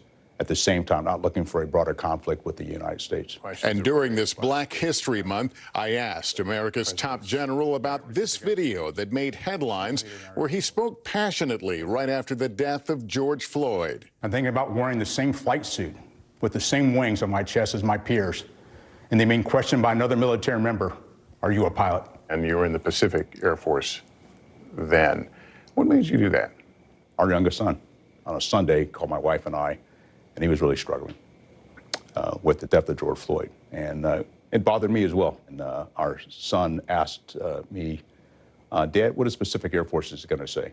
And at the time, I'm the commander of Pacific Air Forces. And so what he was really asking me, Dad, what are you going to say? Had no intent for it to go as broad as it did, but I'm glad it did. I think it gave a voice to many because they were feeling much of the same.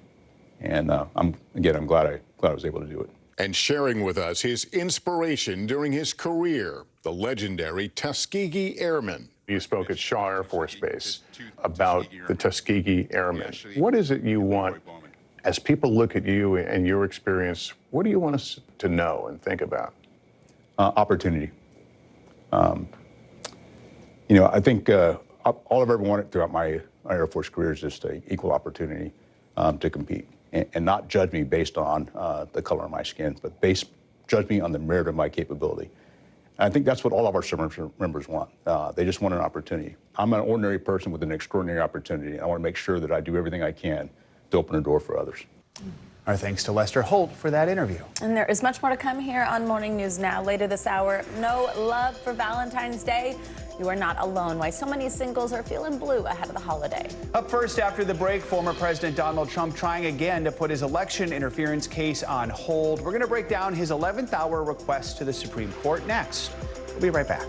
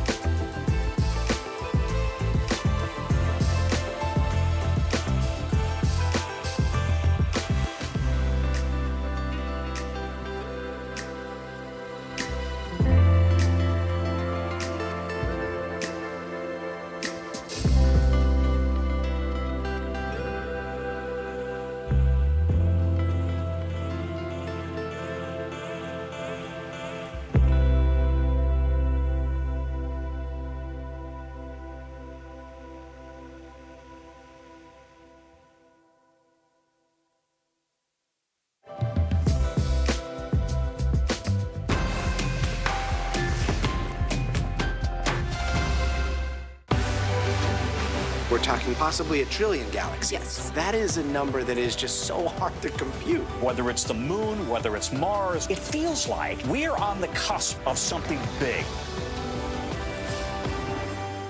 Fire has grown leaps and bounds. What you see behind me is typical. How you doing? Pretty bad.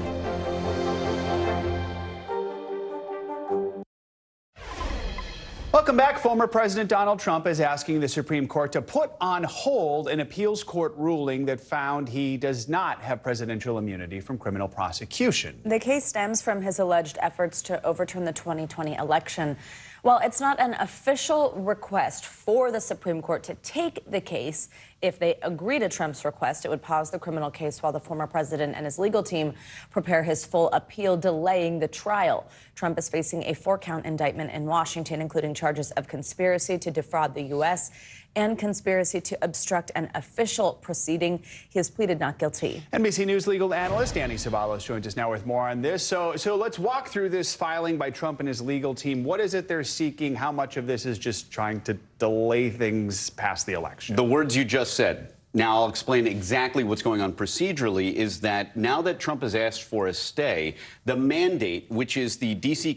Circuit's sending the case back down to the district court, that's going to be paused while the court considers this emergency request for a stay. Justice Roberts has a couple options. He can deny it, which is, I don't think, likely, or he can refer it to the full court. He can issue a stay himself. But from here, it's likely that it will stay at the Supreme Court for at least the foreseeable future.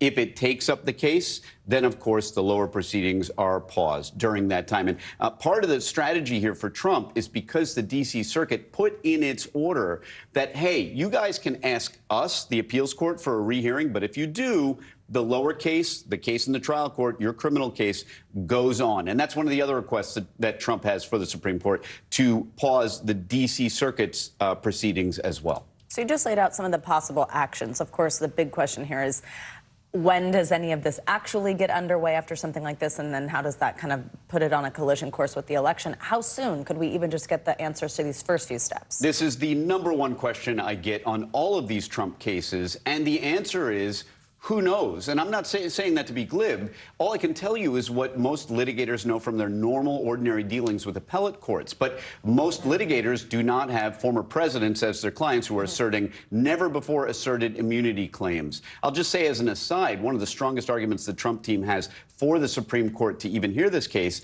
is that Jack Smith himself said in December, hey, Supreme Court needs to hear this case eventually. Now, back then, the strategies were different. Jack Smith then wanted to leapfrog the D.C. Court of Appeals in order to service the #1 mission of each side, which nobody talks about in court, which is, as you pointed out, Joe, speed. Jack Smith wants this case resolved as quickly as possible. The Trump team would drag this out till past the inauguration, after which all federal cases, poof, disappear. While we have you, let's talk about the Georgia election interference case. The judge overseeing that says it's possible Fulton County DA Fani Willis could be disqualified over misconduct allegations involving personal relationship with the lead prosecutor in the case. Help us understand what's going on here. How in danger is this case? Very much in danger. And here's a helpful way to think about this case, because it can seem like a kind of frivolous motion if you think of it only as the defendant has filed a motion to dismiss the indictment because 2 of the prosecutors may have been engaged in some romantic tryst. That's not really what this motion is about. It's really 2 parts. #1, that the special prosecutor prosecuting this case was improperly appointed. And if so, then the indictment itself, the case itself, is invalid. But also related to that is that the two prosecutors, the DA and the special prosecutor, should be disqualified because of the appearance of impropriety. And that's magic language in lawyer land. When you're talking about disciplinary rules, when you're talking about the rules of ethics, it's not always whether something is improper. For lawyers and the bar itself, it's the appearance of impropriety. And if it's true that the prosecutor, the DA, was accepting vacations, almost like a kickback from the special prosecutor going on vacations that were paid by the state, and if it's true that the special prosecutor's already been paid over $500,000 for a government job, then those are some red flags, and there may be a conflict of interest if Fani Willis is getting some of that back. There's a very real chance these prosecutors might be disqualified. Now, technically, that doesn't mean the end of the case, but spiritually, if Fani Willis is the person pushing this case, what happens if its chief architect is no longer on? All right, we'll keep an eye on it. Danny, thank you so much. Appreciate it. Now let's get you some international news. Farmers are hitting the streets of India protesting the prices of crops. NBC News foreign correspondent Claudio Lavanga joins us from Rome with that and other world news. Claudio, good morning. Joe, Savannah, good morning. That's right. Thousands of farmers from across India have been trying to reach the capital, New Delhi, for days now, but they have so far been stopped by the police. They are seeking assured prices for their crops and say they will protest until their key demands have been fulfilled.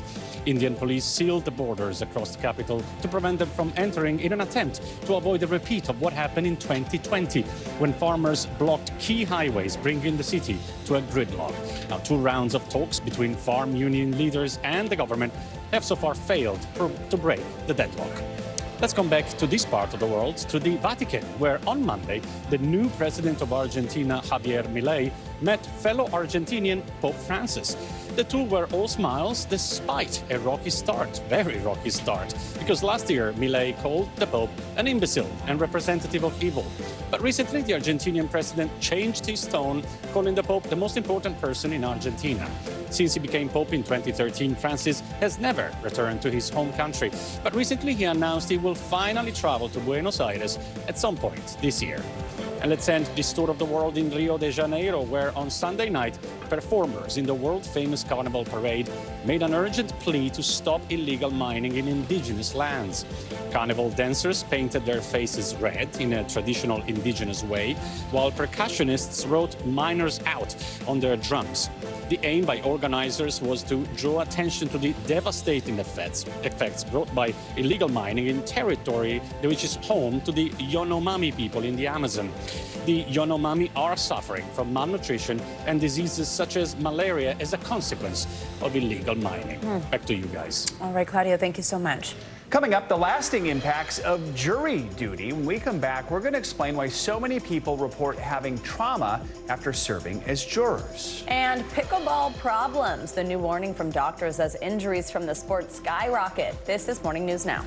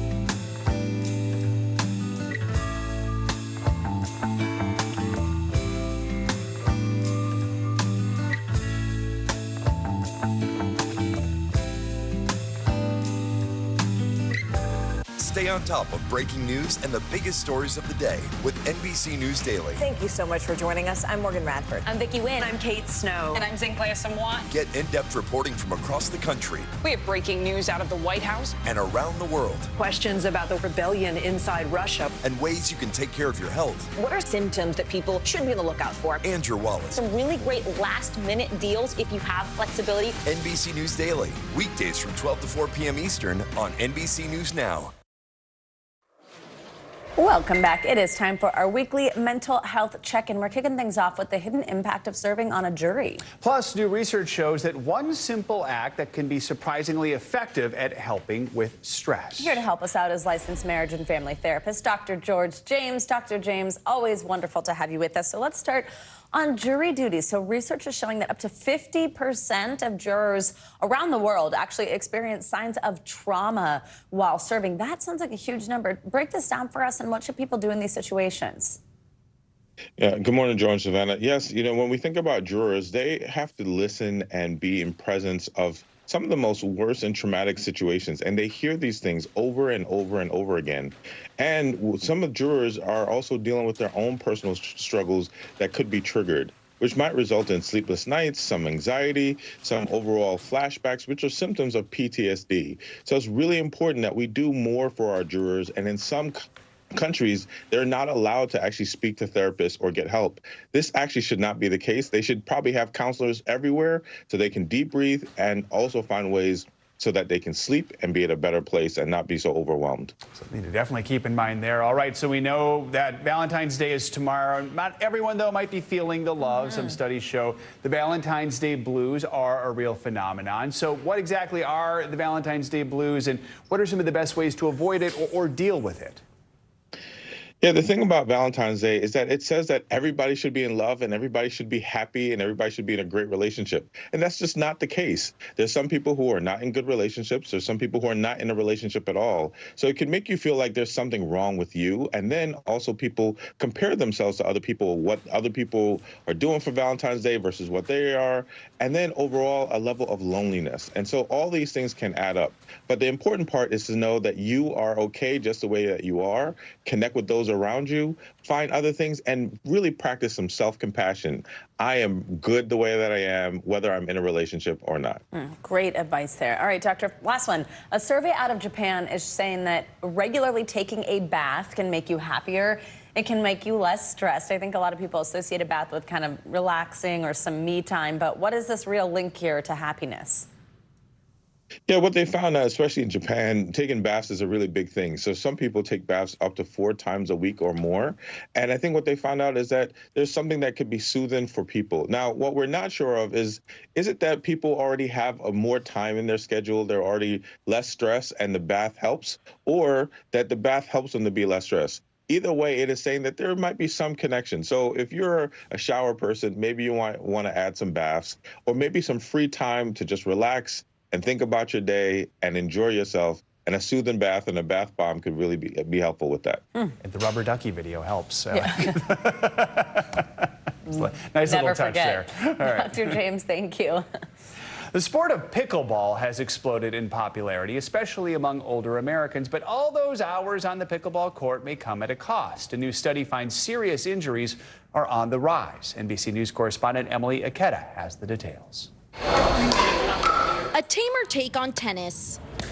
Pickleball has taken the country by storm. This is pickleball? Even featured in a Super Bowl ad. Pickle! Yeah. But as the sport soared in popularity, so has the number of serious injuries. A first-of-its-kind study revealing bone fractures from pickleball increased more than 250% from 2017 to 2022. With most occurring during falls and among players over 60. They haven't necessarily grown up playing it, and so they are, one, physically more susceptible to injury, and then two, there's some issues with balance and coordination. And it's not just fractures. Doctors say sprained ankles, rotator cuff injuries, and Achilles tendon tears are also common. I loved it. David Goldstein has an active lifestyle, but 45 minutes into his first pickleball clinic, tore his Achilles. When I went to move forward, my shoe didn't move, but my Achilles took the brunt of that kind of, forward motion, and that was it. There's less ground to cover in pickleball versus tennis, and much of the game is played close to the net, what's called the kitchen. But it's still dynamic, with lots of starting and stopping. It's about creating an arc. Eric Ho is an instructor and founder of New York City Pickleball. You have to listen to your body, right, and understand your own body's limitations. So how can you avoid injury? Doctors suggest warming up before playing, investing in lessons to learn the proper mechanics, and taking a break from the sport when soreness lingers, as an increase in injuries is serving up a challenge to America's fastest growing sport. Emily Ikeda, NBC News. Be safe out there. Yes. Coming up, a driver dispute that could slam the brakes on your plans for Valentine's Day. We'll explain why you may have trouble getting a ride tomorrow. And if you're looking for an alternative, it probably won't be Gen Z. Why so many young people are skipping out on getting a driver's license. You're watching Morning News Now.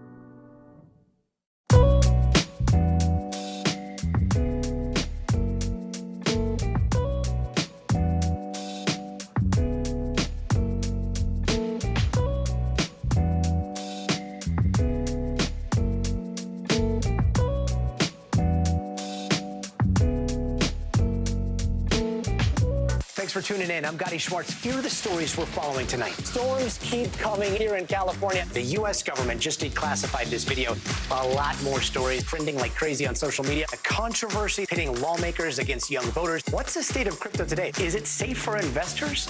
We've got another mind-bending story on artificial intelligence. This is what my voice sounds like when I clone it. That wasn't me. You gotta see this. Stay tuned now, weeknights at 8 Eastern, 5 Pacific on NBC News Now. We are back now with some financial headlines, and a referendum on some pesky credit card fees could soon be headed to Capitol Hill. CNBC's Silvana Henao has that and other money news. Silvana, good morning.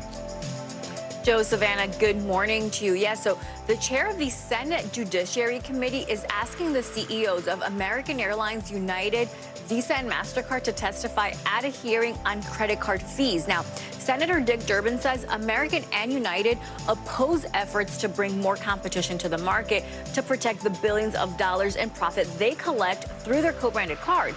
He says Visa and MasterCard levied $93 billion in fees on consumers and small businesses just in 2022. Last year, airlines lobbied Congress to reject legislation they say threatens their ability to offer rewards cards that give consumers frequent flyer miles for making purchases. The internet has been buzzing over rumors Microsoft will start publishing video games exclusive to Xbox on competing consoles. Xbox chief Phil Spencer is expected to share updates on the business tomorrow. Among the speculation, the new Indiana Jones game may also show up on the PS5. It's unusual for Microsoft, Sony, or Nintendo to outsource first-party games to other platforms, but it's not unheard of. And IHOP is celebrating National Pancake Day with a free short stack. Customers can get 3 buttermilk pancakes at participating restaurants between 7 a.m. and 7 p.m. today. IHOP has paired the annual tradition with a month-long fundraising campaign to assist those suffering from food insecurity. Customers can add a few more dollars to their bills throughout February. In New York and New Jersey, the short stack will require a $1 donation, guys. I am hungry. I know. Those but today, pancakes look ready. Be careful in those areas on the road. Yes, get your free absolutely. pancakes. That's right. Savannah, thank you so much. So it may be a little harder to get a ride or have dinner delivered on this Valentine's Day. That is because thousands of drivers across the U.S. for ride-sharing platforms, Uber, Lyft, and the food delivery app DoorDash are expected to go on strike. They are asking for more pay and a change to the way the apps calculate pricing. Josh Idelson is a labor reporter for Bloomberg News and Business Week. Joins us now to talk more about this. Good morning, Josh. So what is the union calling for, and how many drivers are we talking? Sorry, what union is calling for the strike, and how many drivers are we talking about here? Thanks for having me. There's a range of groups around the country that have come together to call for work stoppages on Valentine's Day. These include the Independent Drivers Guild, which is part of the Machinists Union, a range of local groups. Separately, the group Rideshare Drivers United and other organizations have called for a work stoppage. All of these organizations are urging changes to how drivers are paid. The context here is that drivers for these apps, Uber, Lyft, DoorDash, are classified by the companies they work for as independent contractors who are excluded from U.S. minimum wage law and from the right to unionize under federal law. They're part of a larger and growing group of workers in the U.S. who are doing work for companies that set rules for them and make money off of them, but legally say they're not their boss. And we've seen a range of efforts by workers in that situation, whether they're classified as contractors or subcontracted or franchised, to find ways to have more of a say in their working conditions, including their pay. So we mentioned this potentially impacting Valentine's Day. Tell us what you know about the timing on this and just how noticeable disruption will be. Well, we'll see how many drivers these groups are able to mobilize.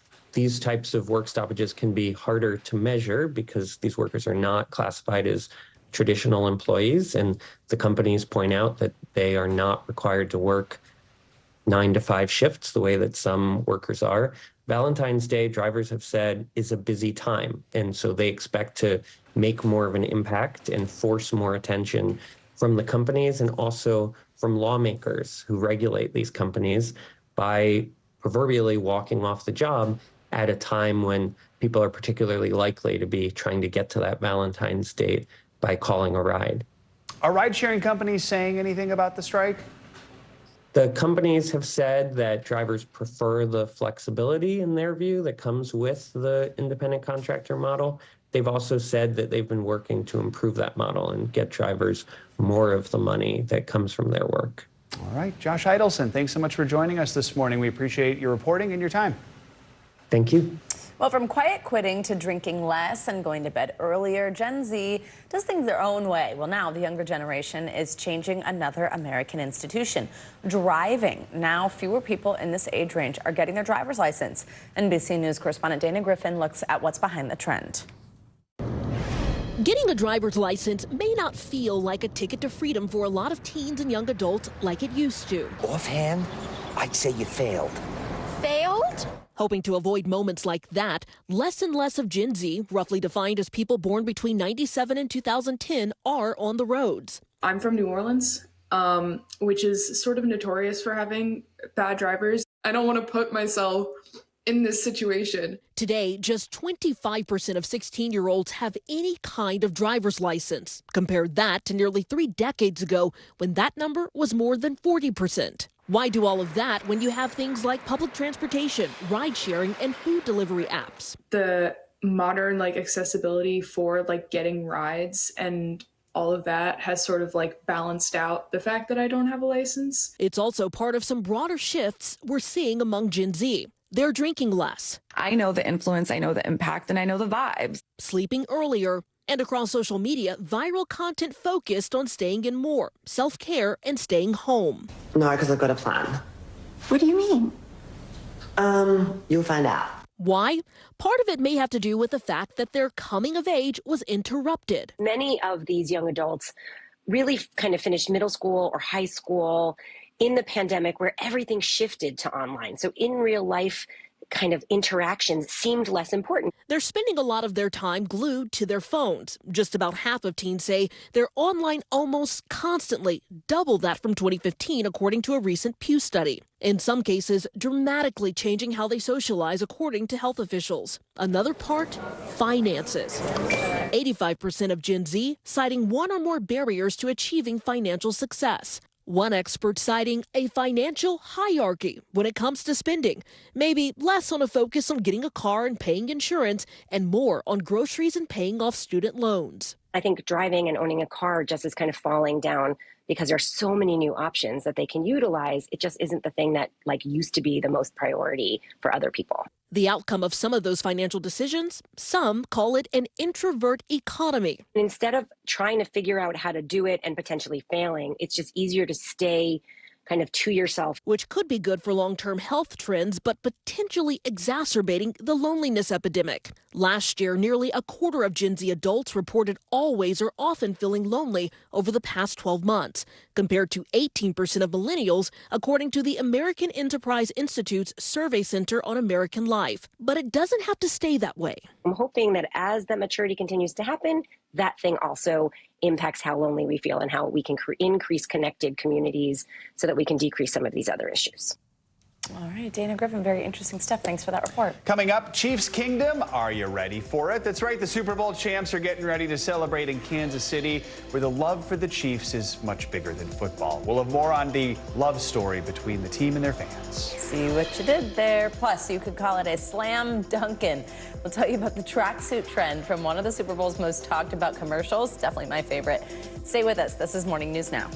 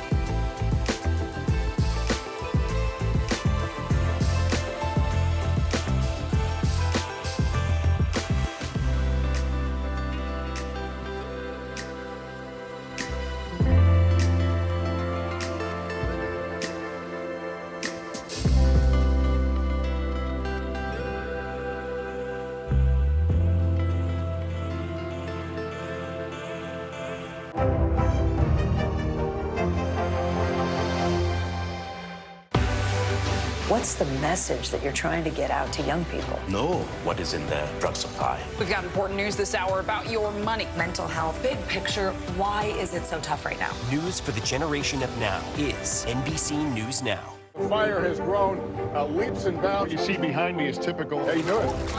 Pretty bad.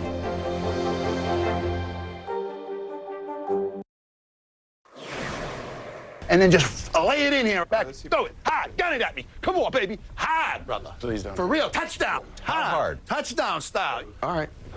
That was a little... All right. Yeah, I wasn't ready for that. That is a new behind-the-scenes clip from Ben Affleck's standout Super Bowl ad for Dunkin' Donuts. Affleck, of course, teamed up with his wife, Jennifer Lopez, Matt Damon, football legend Tom Brady for the spots. They show his musical trio, the Dunkings, failing to impress Lopez. But if you wanted to copy his look, I'm sorry to say you're out of luck. Dunkin' had put the tracksuits on sale, but they sold out in 19 minutes. Don't worry, you can still order the special Dunkings iced coffee and the munchkins that are skewered on there. And maybe you can make your own tracksuit? I don't know. Get some orange material. Didn't you love this one, Joe? It was definitely one of the best ads. Oh my gosh, I mean, Matt Damon's energy was everything. And when Jennifer was like, "You can stay, Tom," I just love that part. Okay, that got me. Thanks, Joe. Well, finally this hour, a closer look at the relationship between the Kansas City Chiefs and their passionate fans. The Chiefs' victory parade will fall on Valentine's Day, marking the latest chapter in their love story. Here's NBC News correspondent Jesse Kirsch. In Super Bowl overtime, the Chiefs somehow did it again, and Kansas City erupted. Dynasty, baby, dynasty. For some, this team is about more than just football. What were you thinking? I thought that it was just a miracle. Without the Chiefs, the Andrade family may not even exist. More than a decade ago, Sue and Fernando met at a Chiefs rally. The proposal involved a Chiefs jersey, and Fernando even reps KC on his ring finger. What do you say to people when they think this is crazy? This is us. And now everybody knows that it's us. Now their 8-year-old daughter, Annalise, is also a super fan. Her favorite player, Travis Kelce. I'm like, that guy's good. I had to fall in love with him. This season, she may not have been the only one. Kelce's fame reaching new heights and legions of fans thanks to a blockbuster romance with Taylor Swift. Overnight, the superstar couple celebrating a new era. The Chiefs are the first back-to-back Super Bowl champions in almost 20 years, with talk of a three-peat already brewing. And I'm going to do whatever I can to be back in this game next year and trying to go for that three-peat. But for now, from players to fans, Chiefs Kingdom is full of celebration and love. Jesse Kirsch, NBC News, Kansas City, Missouri. It's been quite the party in Kansas City. Yeah, it is. I just can't get enough of that. That is going to do it for this hour of Morning News Now. Stay with us. The news continues right now.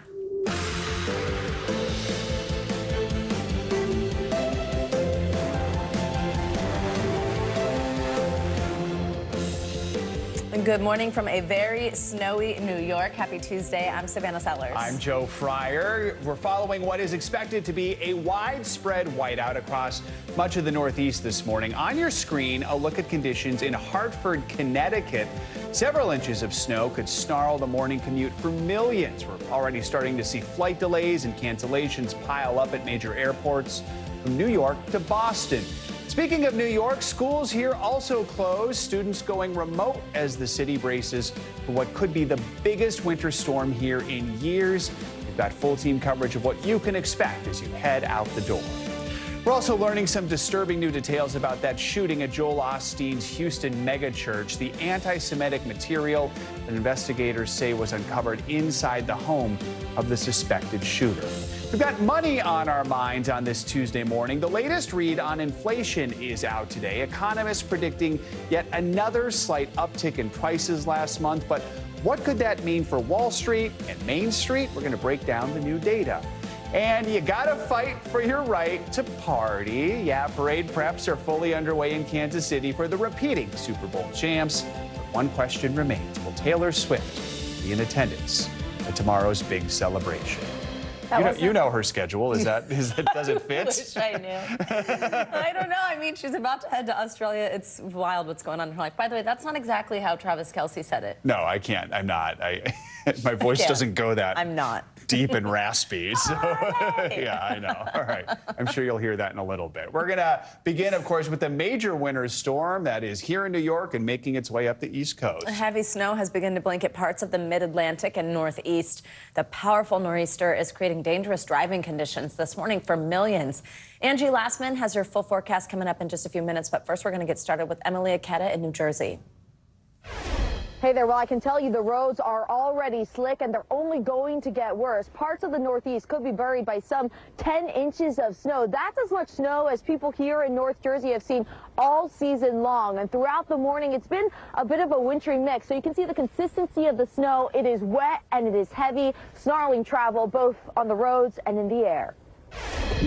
This morning, a hard-charging storm racing up the coast that could affect 46 million people in the mid-Atlantic and Northeast. It is snowing in Pennsylvania. The intense February nor'easter already blanketing snow in southern states like Tennessee overnight, set to dump up to a foot or more in parts of the Northeast, driving serious concerns about the morning commute, with officials in several states urging people to stay home. We have not had any significant snowfall for quite some time. You know, the time has come. You know, Mother Nature does what she wants to do. With tens of millions of Americans facing winter alerts, many schools across the region have canceled in-person classes. Overnight, downpours started transitioning to snowfall. Heavy, wet snow is going to be really hard to shovel, and it's a little bit more exertion than the light, fluffy stuff. The Boston area, no stranger to severe winter weather, declaring a snow emergency with 850 pieces of snow clearing equipment at the ready. Make plans to be indoors,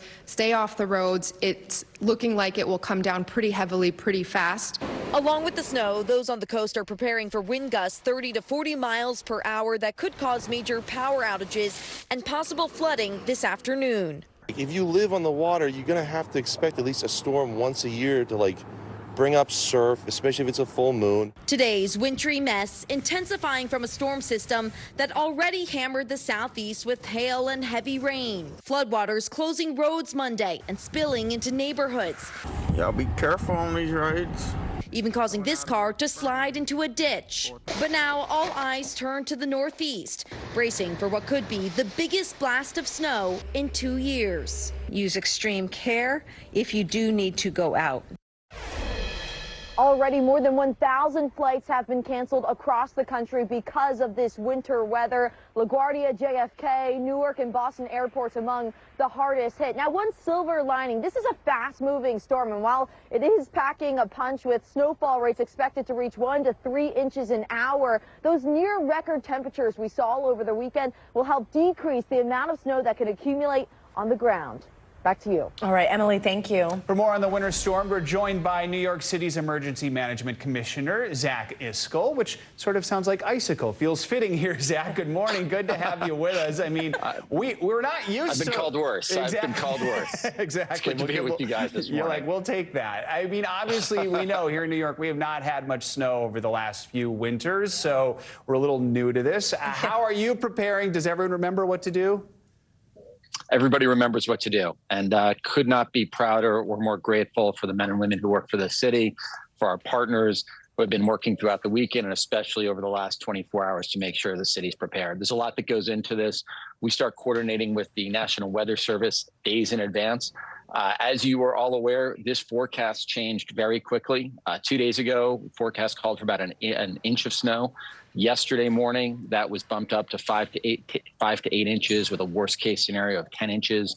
And so what we do is we start working very closely with our partners at Sanitation, FDNY, NYPD, Environmental Protection, Department of Transportation, Park Service around down trees, our utility partners, to make sure the city's prepared. And one of the things that we ask is while the city is doing a lot to prepare for the snow, that the city's doing a lot to respond to the snow, we also ask that New Yorkers take proper preparations. They're monitoring the forecast, that they sign up for our public notification system, Notify NYC, and that they're taking steps to keep themselves and their loved ones safe throughout this weather event.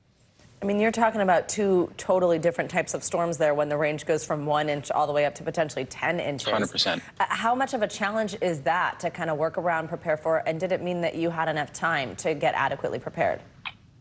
Yeah, so one of the things that we do is we are constantly monitoring things. We started working the interagency process on Friday. We knew that going into the weekend, we needed to make sure that we were prepared for this.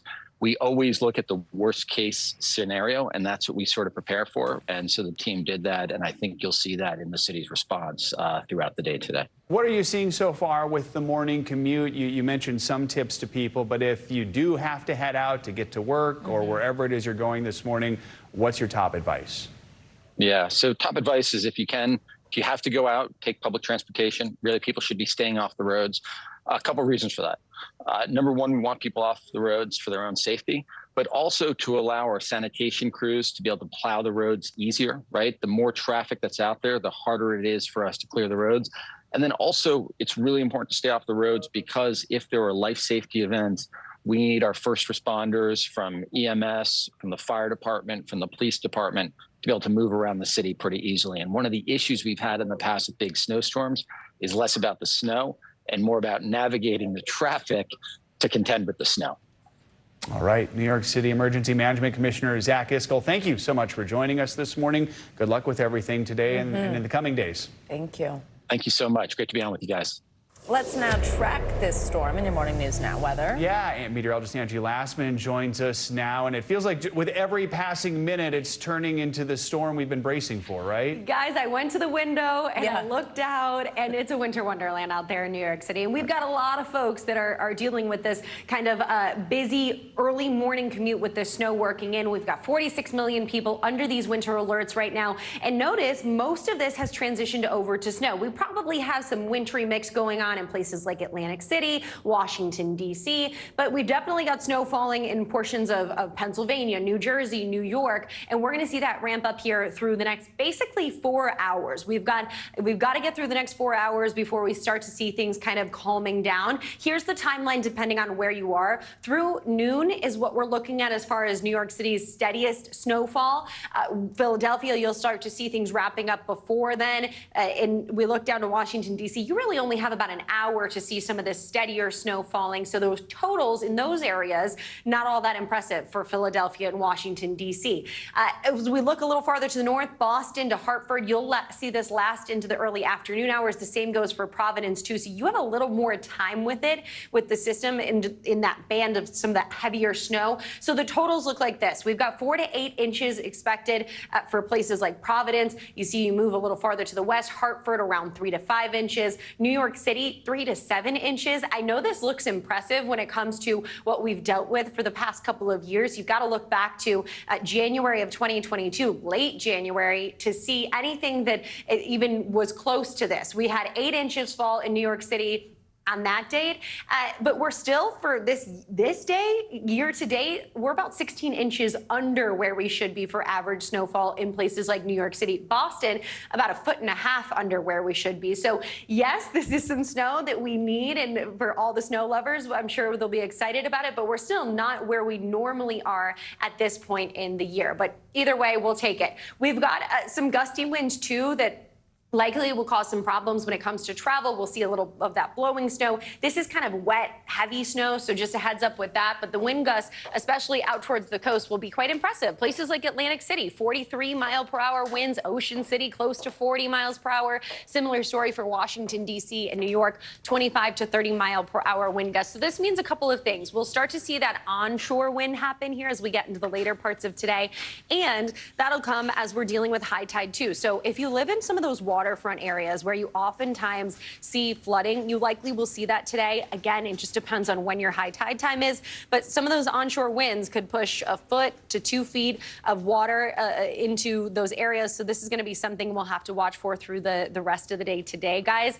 As far as the snow is concerned, we'll likely see that wrap up here pretty quick. It's a quick moving system, so kids that had the day off of school, lucky you. You're going to have plenty of time to enjoy the snow in places like Central Park here into the afternoon hours. So it'll be I think a fun one. You can make a snow angel, right? You can make a snow angel, Joe. We're going to see that on your Instagram. Sure, I think so. Okay. Like I said, it's kind of that wet, dense snow, so power outages will be likely.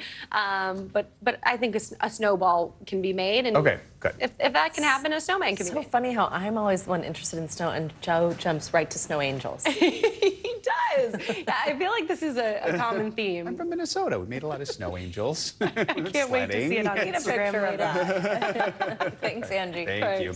The U.S. is going all out in high-level negotiations to try and bring a ceasefire in Gaza. President Biden met with Jordan's king to discuss the outlines of a hostage deal.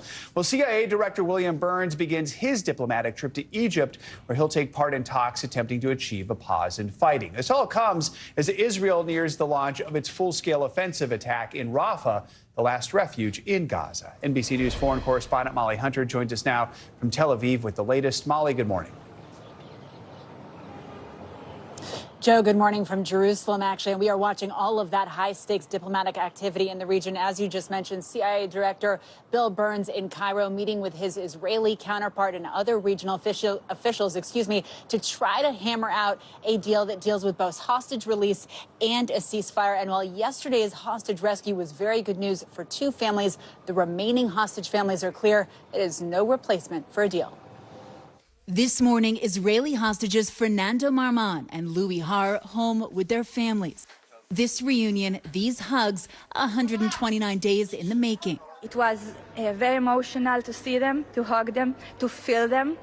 It feels almost unreal. And today, the United States pushing urgent high-level diplomacy in Cairo.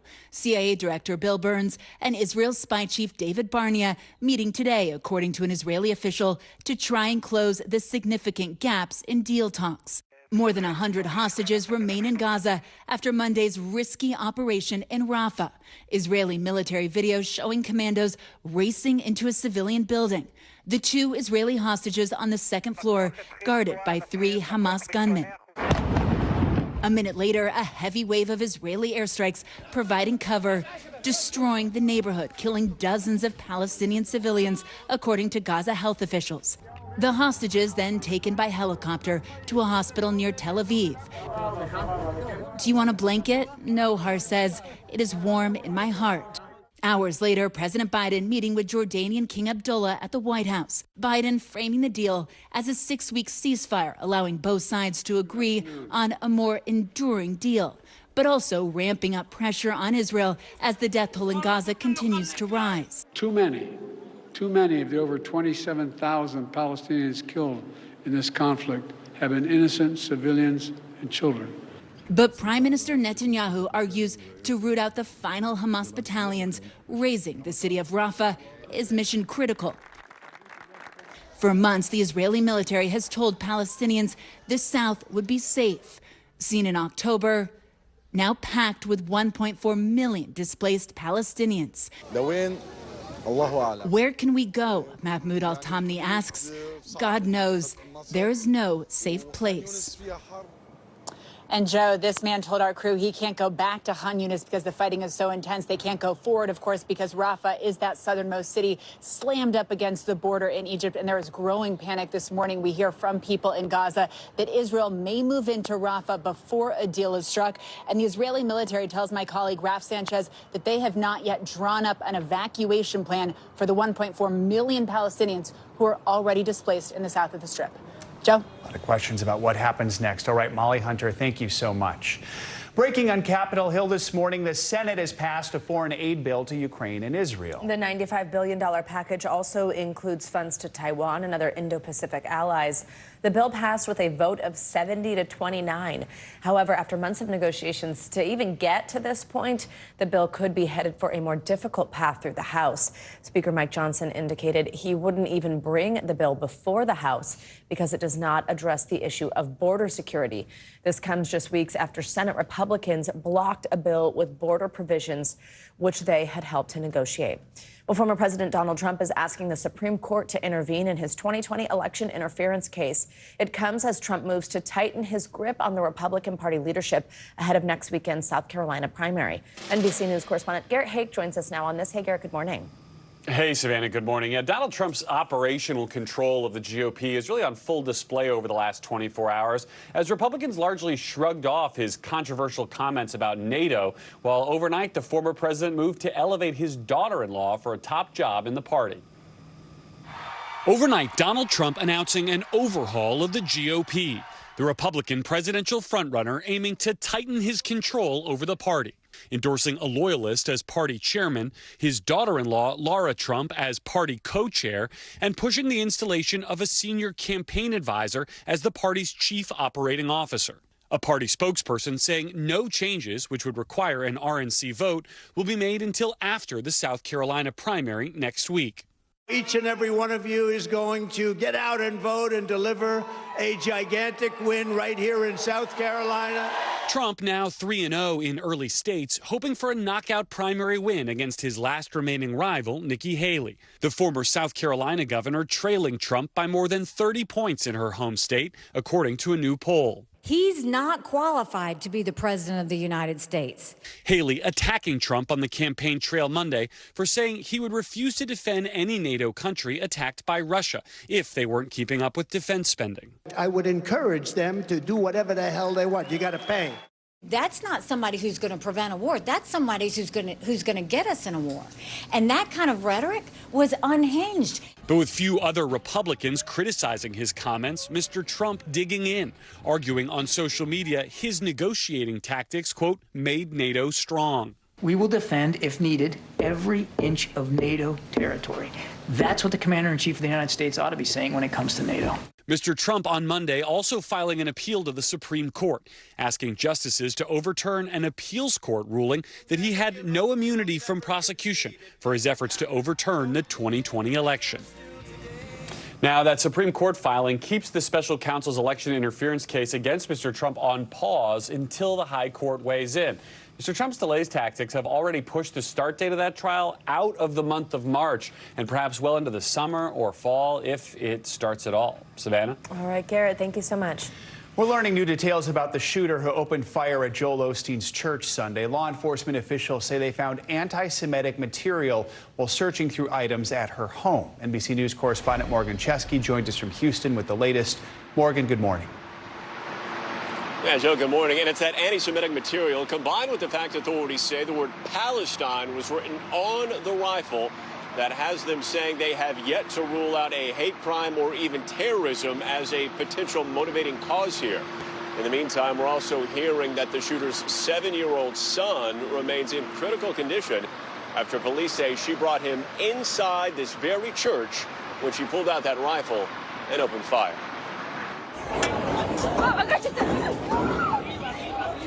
More than 24 hours after gunfire rang out through Houston's Lakewood megachurch, investigators are painting a troubling picture of the woman they say opened fire. Houston police identifying the deceased shooter as 36-year-old Genesee Yvonne Moreno, telling NBC News she was carrying an AR-15 with the word Palestine written on it. A search of Moreno's home yielding ingredients to make explosives and written material with a very clear message. We do have some anti-Semitic writings that we have uncovered during this process. Law enforcement records show Moreno had at least 6 prior arrests since 2005, including weapons charges. In 2016, authorities also placed Moreno under an emergency detention order. She does have a mental health history that is documented. Police say a dispute with her ex-husband's family, some of whom are Jewish, may also be related to the shooting. Witnesses say Moreno was wearing a trench coat and backpack when she walked inside the church. Her 7-year-old son next to her when she and 2 off-duty officers began exchanging gunfire. Moreno was killed, the 7-year-old boy critically injured. The off-duty officers credited with saving countless lives. They held their ground in the face of rifle fire at point-blank range. Inside the nearby sanctuary, hundreds of frantic churchgoers tried to escape. Paula Laverty says her boyfriend told her to ditch her high heels so they could run faster. You never think it's going to happen to you or your family until it happens to you or your family. It could have been a lot worse. And we're also learning more about the shooter's potential past and hearing from some of her neighbors, one of whom didn't go on camera but did say they filed a restraining order against Moreno as recently as this past fall, saying that past months have been described as chaotic with her presence in the neighborhood. Houston police say because of the attack here at Lakewood Church, they are making sure that places of worship across the entire metro area have much more visible security for the near future. Joe. All right, Morgan, thank you. More to come on this hour of Morning News Now, including how some new inflation numbers out this morning could affect you. First, though, after the break, more drama involving the royal family as Netflix teases its new movie about Prince Andrew. We've got more on that up next.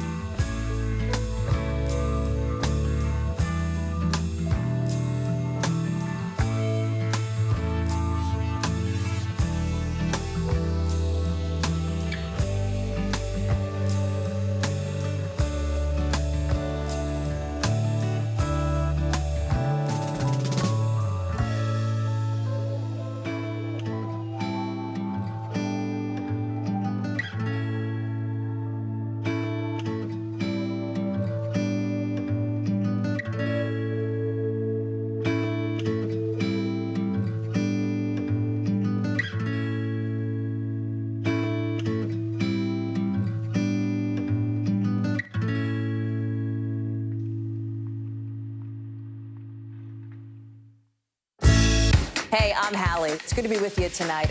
What do we know that voters care about? The economy, right? You are seeing that firsthand yourself on the ground there today. This is two things. It is pretty big medical news. It is also a pretty big mystery. And oh, by the way, it's driven by one of the most controversial people in the United States. What's happening? They have tweaked my monitor, and I can see now you are, in fact, soaking wet. I am deeply sorry. My commitment I apologize to Hallie for the Jackson many questions. will never be questioned.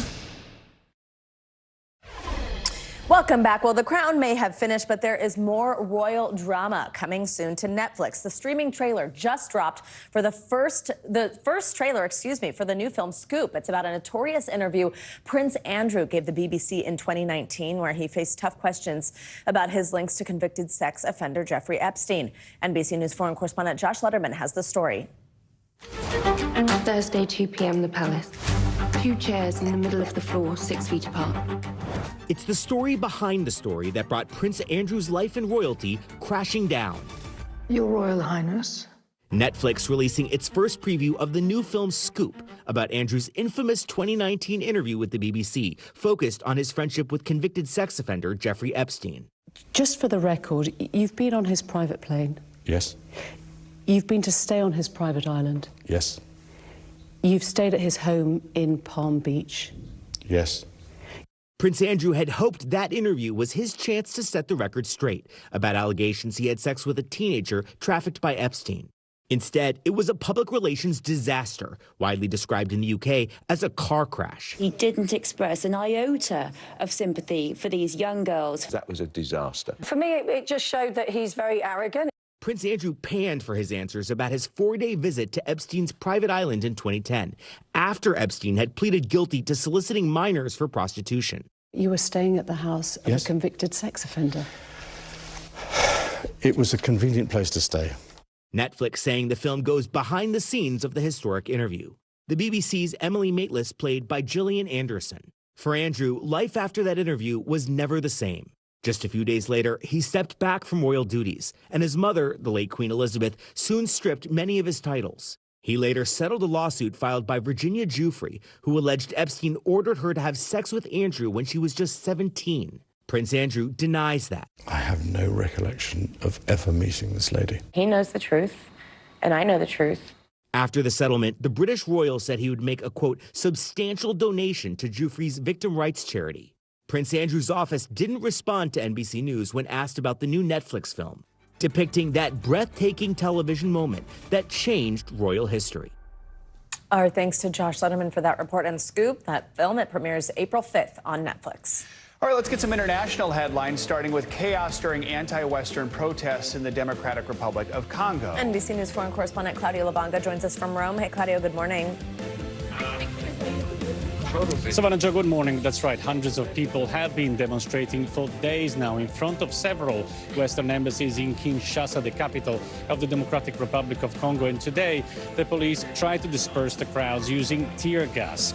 Now, the demonstrators accuse Western governments of failing to use their influence over neighboring Rwanda to curb a rebellion in the east of the country. Dozens of policemen were deployed to guard the embassies of the United States, UK, France and Belgium, the country's former colonial power. Protesters set alight tires around the city center, while others burned US and Belgian flags. Let's now go to Gothenburg in Sweden, where a huge fire broke out at an amusement park. According to local officials, 1 man is reported missing and 12 others sustained minor injuries. A spokesperson at the Liseberg Oceana water park said the blaze started at one of the water rides outside the building that were under construction. Police and fire officials could not immediately say what caused the fire. And let's end this tour of the world in the UK, where archaeologists made an astonishing discovery. They scanned a 1700-year-old chicken egg and found there is still liquid inside, thought to be, of course, a mix of yolk and albumin. I wonder what the expiry date is on that one. Now, the egg is one of 4 that were found back in 2008 in a Roman pit during a dig in Buckinghamshire.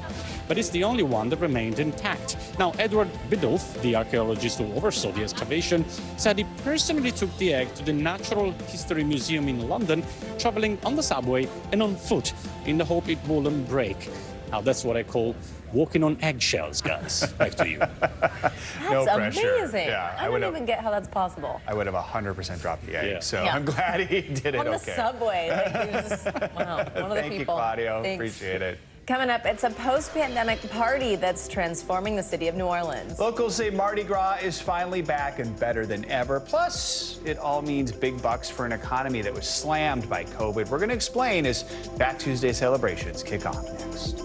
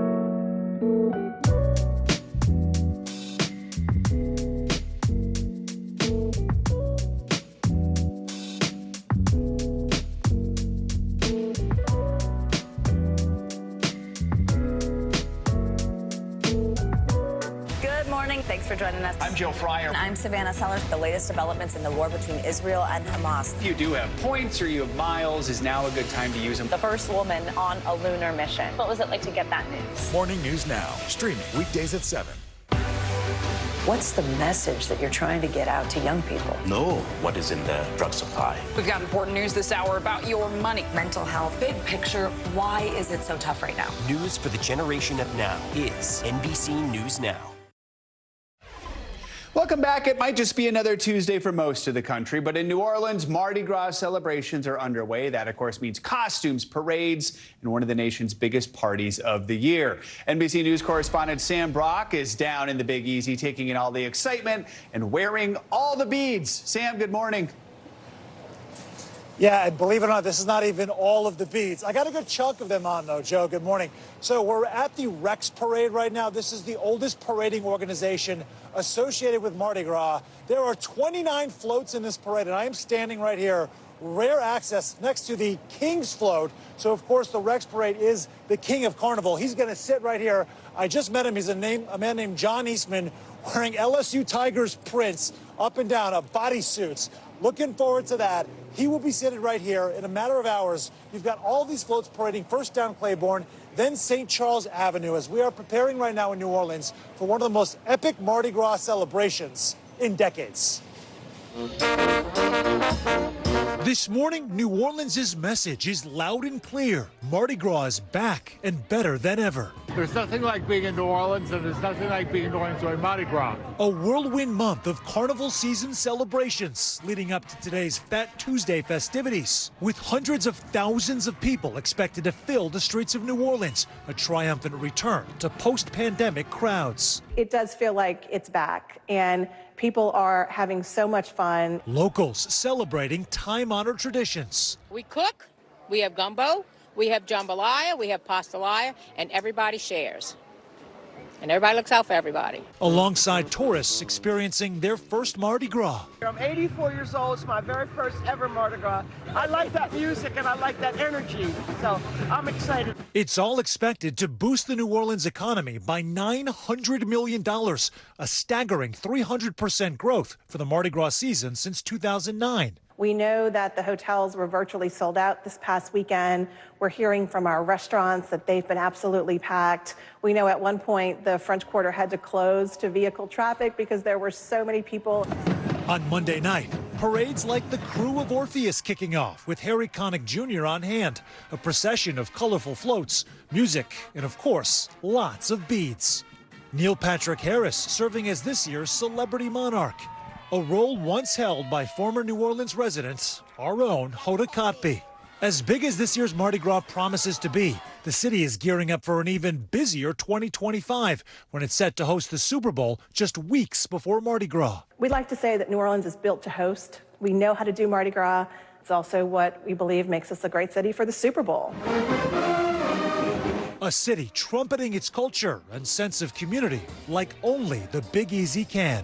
It's kind of like the one time in the year where everybody, no matter where they're from, what part of New Orleans, they're all coming together having a great time. There are so many people, Joe, floating around who are just wondering, what is Mardi Gras like in Louisiana? I'm talking to people at the airport, at the rental car station. They're describing folks that are literally just parachuting in to see this for the first time. Man, are they in for a treat. I will say this, it's probably going to be about a 4 or 5 hour long parade. Starts at 10:30 local, so really in a couple of hours. And it goes right through the heartbeats of New Orleans, St. Charles Avenue. You look around and all it is families, majestic mansions, oak trees, and people having a very, very good time. Plenty of beads, no doubt. Let me send it back to you. Looks absolutely beautiful. Sam, enjoy. Thanks so much for that. Impressive number of beads there, Sam. All right, artificial intelligence is taking the dating world to a whole new frontier. The technology is being used in dating apps to help streamline your search for love. The beads were a good segue to this story. Yeah. All right, but do users feel it's doing more harm than good for their love life? Cosmopolitan is taking a deep dive into the AI world and dating in its new spring issue. And we have Madeline Reeves with us. She's Cosmopolitan's deputy editor. Good morning. Thank you so much for joining us. Thank you so much for having me. Quite quite a talker here. So tell us, how is AI intersecting with the way that we date? Oh my goodness, where to begin? We have been following this topic for quite some time. We've actually been researching this story in depth over the past 6 months because there's been a lot of reporting about how AI is affecting existing dating apps, about how all of these new dating apps are popping up around specific features like helping you optimize your profile or edit your photos or figure out how to respond to your matches. So we really wanted to know, A, are people interested in this? Do they want to bring it into their dating lives? What are their attitudes towards it?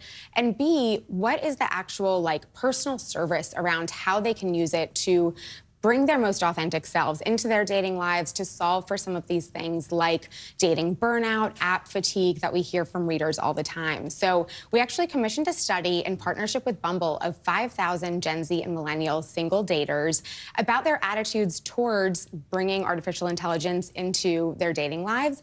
And honestly, I was quite shocked and pleasantly so by the results, which is that overwhelmingly people are excited about the impact that this can have on their dating lives. You know, I think it comes down to it's hard out there and people again are having that fatigue. They're like, anything that can help them learn to flirt a little better, learn to optimize things a little better, make those little tweaks. They're very open to. In this survey, did the Gen Z millennial singles have any concerns about using AI? Definitely. So some of the top concerns that they outlined were things like, you know, do we lose an element of authenticity with this? If you're talking to somebody and they're being coached by a bot, are you losing out on that genuine connection and relationship? So, you know, throughout this story, we kind of outline ways, we did a lot of research with experts, with apps like Bumble, to say, how can you take the things that you can do with these apps with AI and actually tweak it ever so slightly so that instead of sounding like a robot, you sound like just a slightly better version of yourself. You know, how can you use it as a coach? How can you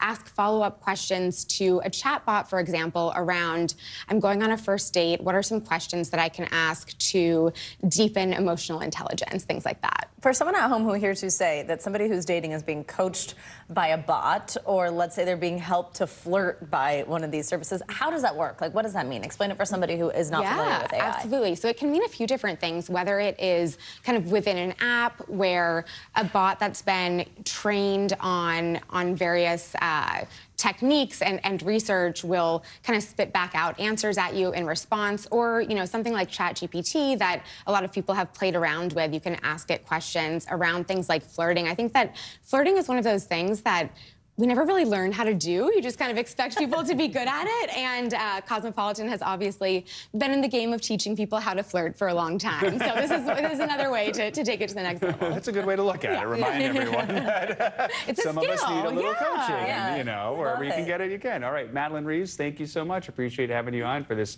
fascinating conversation. Yeah, thank you so Happy much. Valentine's Day. Happy Valentine's. All right, now to a decades-long Valentine's tradition that holds a special place in the hearts of people across Maine. Every Valentine's Day morning, the city of Portland wakes up to find red hearts posted by the Valentine's Day Bandit all across town. How cute is that? Well, no one knew the bandit's true identity until he passed away last year.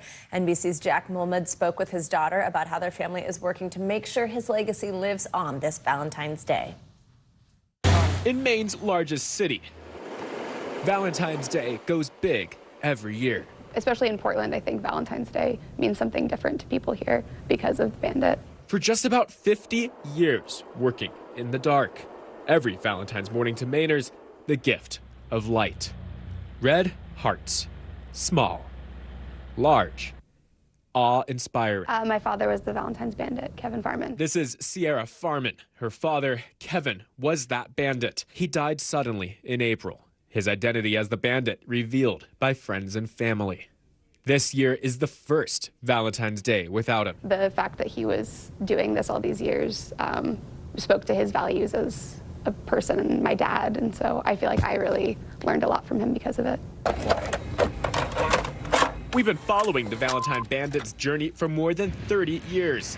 This is 1993, 1994, and the early 2000s. This is what Kevin would show Sierra the mornings after he painted the town red. Like, he would take me into town to see the hearts on Valentine's morning, and so I got a sense of the community aspect of it and that it was like a bigger thing than just our household. Kevin's heart was also gifted to places often hard to reach. This is one of the only existing photos of the bandit in action, taken just a couple years ago, climbing a ladder inside the steeple of the First Parish Church, dropping his phone in the process. My mom would say that she never really had a proper Valentine's Day with him because he was always tired and sore from the night before. So she felt robbed. I think in some of her earlier interviews, she called herself a Valentine's widow. Sierra and her mom, amid their grief, choose to pick up his work. I think he would be really, I'll use the word disappointed, if we were just sitting around and not trying to make something good out of his passing. And that's why a bandit, or bandits, may hit Portland again this year, with an added touch of technology, allowing you at home to download Kevin's heart and post it in your community. I don't think the bandit could have really manifested and become such a symbol of a town beyond Portland. I think it's very sacred to hear. Donned with the motto, be a Kevin, whether that's to your city, your business, or your family. I'm sure it'll continue. I have faith that it'll continue. Our thanks to NBC's Jack Mulmud for that report. To download Kevin's work and continue his mission, you can go to beakevin.com. What a cute URL. Yeah. Exactly. All right, coming up, we are watching your wallet this morning. After the break, some brand new numbers on inflation here in America. Wall Street is expecting another bump in prices over the past month. So what does that mean for your money? We're digging into the data next on Morning News Now.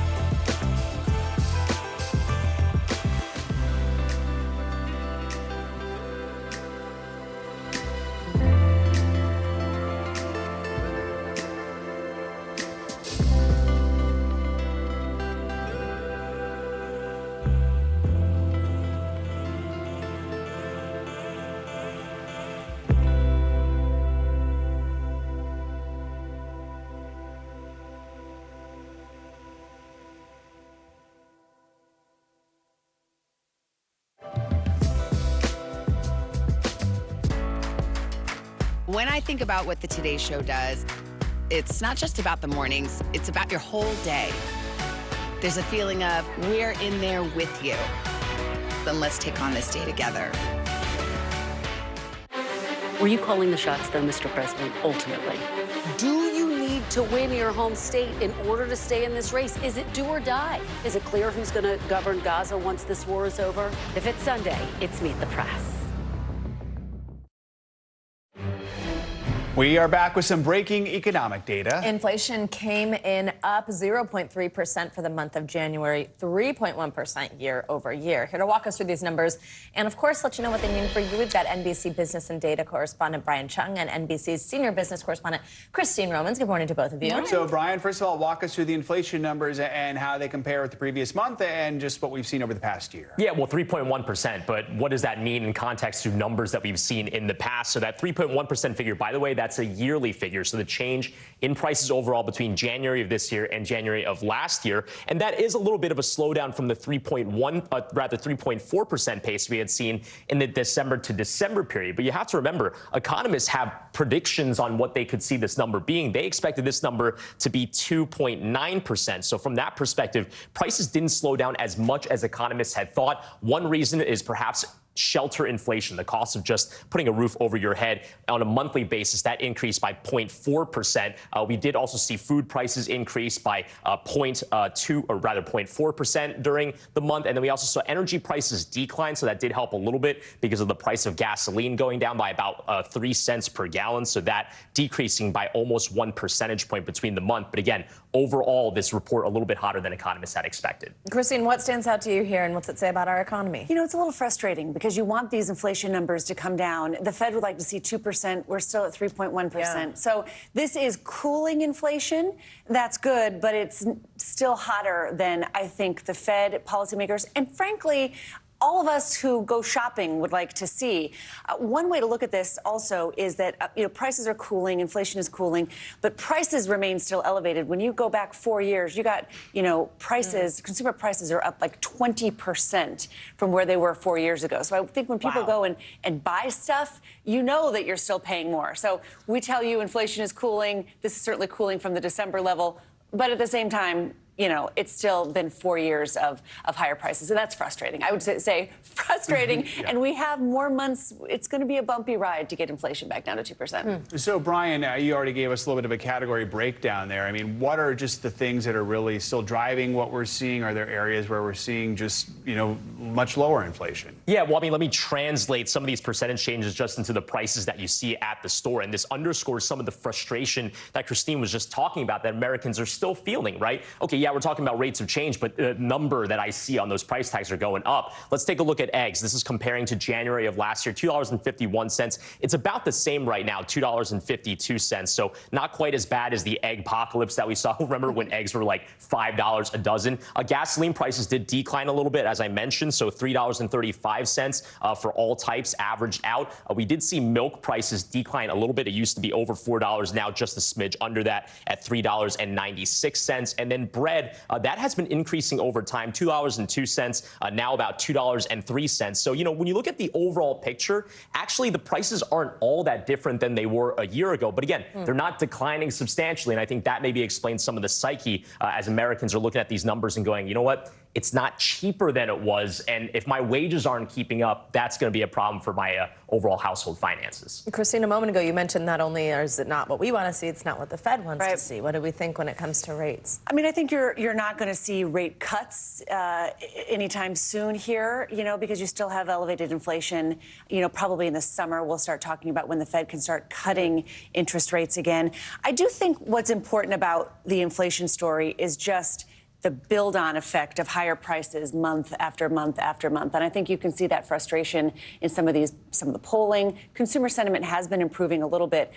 Also, there's a lot of talk now about companies have been passing on higher labor and higher ingredients costs. And when will it be peak inflation saturation for consumers? A lot of the fast food companies noticed last week that their foot traffic was down because people want cheap stuff. They don't want to pay higher prices. So they can't keep raising prices indefinitely because I think the consumer has hit peak frustration with higher prices. Brian, quickly here, people are worried about their bills. They're worried about their loans. What does this all mean for that? Yeah, well, again, this is a reminder that because we're still talking about a positive number in terms of the inflationary figures, that prices are going to continue to go up. And policymakers just hope, to Christine's point, that they can get that pace to come down. But the goal is not to get prices to go down overall, which means that from a budgeting standpoint, people are still going to be spending a lot of money. We have to remember credit card borrowing rates are high. managing debt is going to be a big part of that household finances story in the months to come. All right. Brian, Christine, thank you both. Appreciate it. Yes, we do. All right, more money news for you now. You might have to wait a little longer. We were talking about this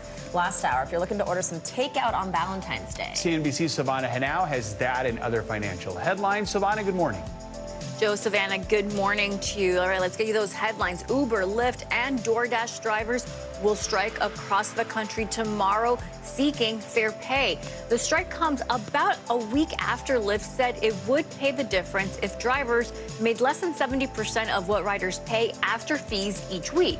The drivers, who are considered independent contractors, have accused the companies of taking a high percentage as commissions. The Justice for App Workers Coalition, which represents about 130,000 drivers and delivery workers, says they won't provide rides to and from airports between 11 a.m. and 1 p.m. in 10 major cities, including Chicago, Miami, Newark, Orlando, and Tampa. You no longer have to go to an Apple store if you forget the passcode to your Vision Pro.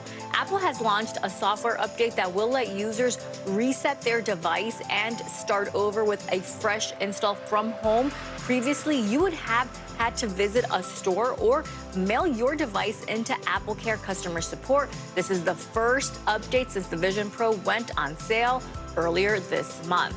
And roughly 123 million people watched the Chiefs beat the 49ers in the Super Bowl on Sunday. CBS releasing preliminary Nielsen ratings for viewing on TV and streaming platforms. CBS, Nickelodeon, and Paramount Plus. It's the most watched Super Bowl ever and up from the record 115 million viewers last year when the Chiefs beat the Eagles. CBS says the final Nielsen numbers will be out later today, guys. All right, there you go. A lot of people tuned in. Exactly. Oh, yeah. Savannah, thank you. Coming got up, you've got to fight for your right to party. Yeah, we just can't duplicate it, can we? As Kansas City prepares for one supersized victory parade, many Swifties are speculating, will she join boyfriend Travis Kelce at tomorrow's festivities? We've got the lowdown next.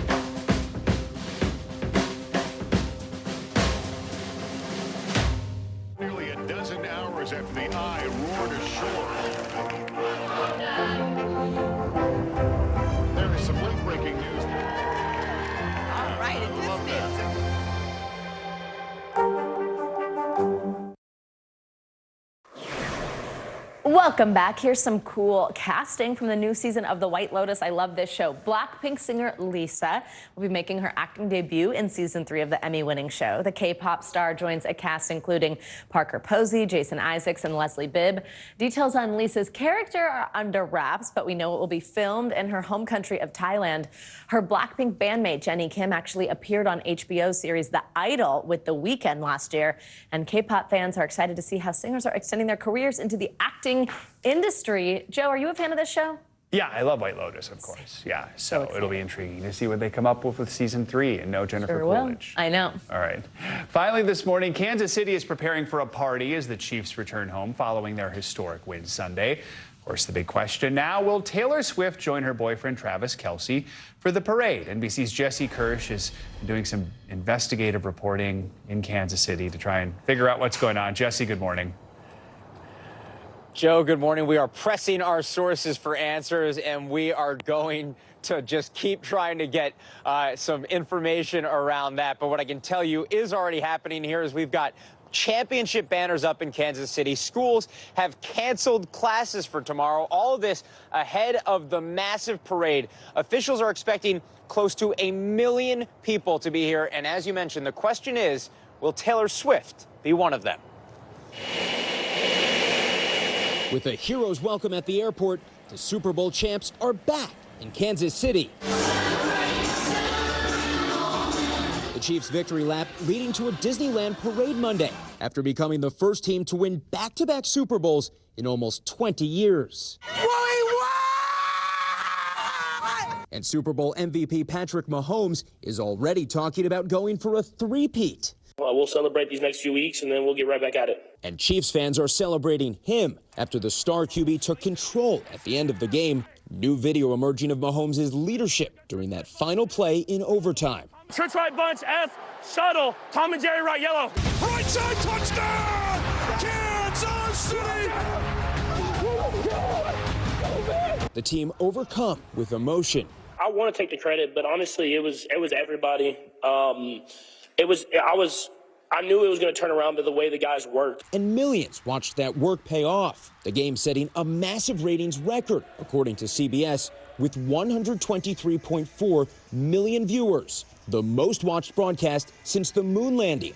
Of course, some of that could have been the Taylor Swift effect. The pop superstar was in the stands and on the field to support her boyfriend, Travis Kelce. Later, the duo hitting the Las Vegas Strip with her family in tow. Overnight, the singer posting a hilarious TikTok about her parents joining the fun. Swifties noting it's her first official social media post featuring Kelce, and swooning over more videos of the two celebrating after the game, kissing as Love Story played. And a memorable moment, Travis leading a sing-along of You Belong With Me.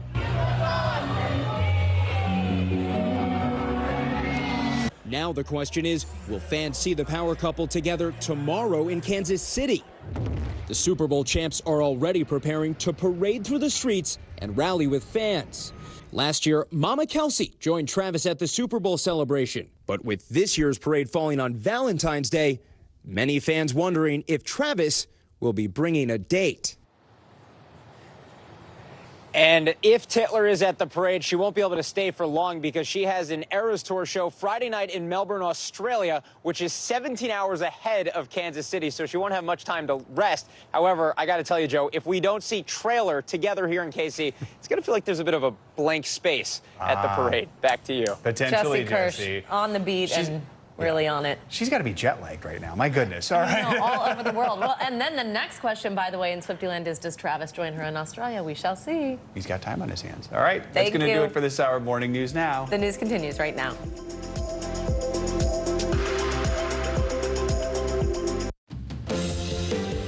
Right now on Morning News Now, it's snow joke. This morning, millions of people waking up to some serious winter weather in the Northeast, with a major storm system set to dump several inches of snow in just a matter of hours. We have a team tracking the conditions, the warnings, and we'll tell you how it could impact your day.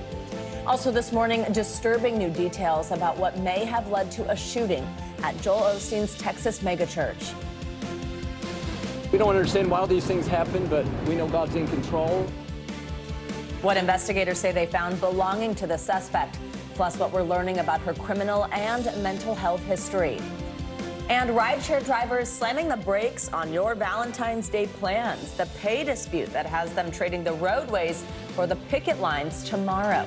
Plus, it's a day some singles love to hate. We'll explain the phenomenon known as the Valentine's Day blues and how to fight it if you aren't feeling the love. And I guess that's a little PSA. That's tomorrow, huh? Exactly. And you're going to have a snowy Valentine's Day in some parts of the country. Not Christmas, right. but Valentine's Day. Good to have you with us on this Tuesday. I'm Joe Fryer. And I'm Savannah Sellers. And that's where we start this morning with that nor'easter. It's this morning almost 50 million people from Philadelphia to Boston could be walloped by this massive snowstorm.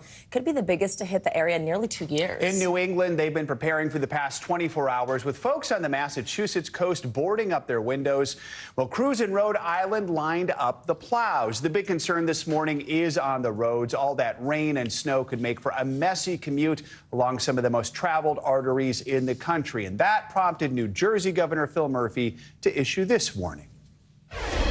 Please, if you can, we suggest staying off the roads tomorrow morning. And if you can, work from home. Tomorrow's a good day to do just that.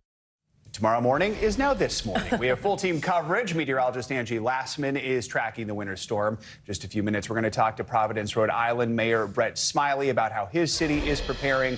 Let's begin, though, with NBC News correspondent Tremaine Lee in Brooklyn, New York. Tremaine, good morning. So officials in cities on the I-95 corridor in the Northeast want to make sure everyone is prepared. So what should you expect right now walking out the door this morning?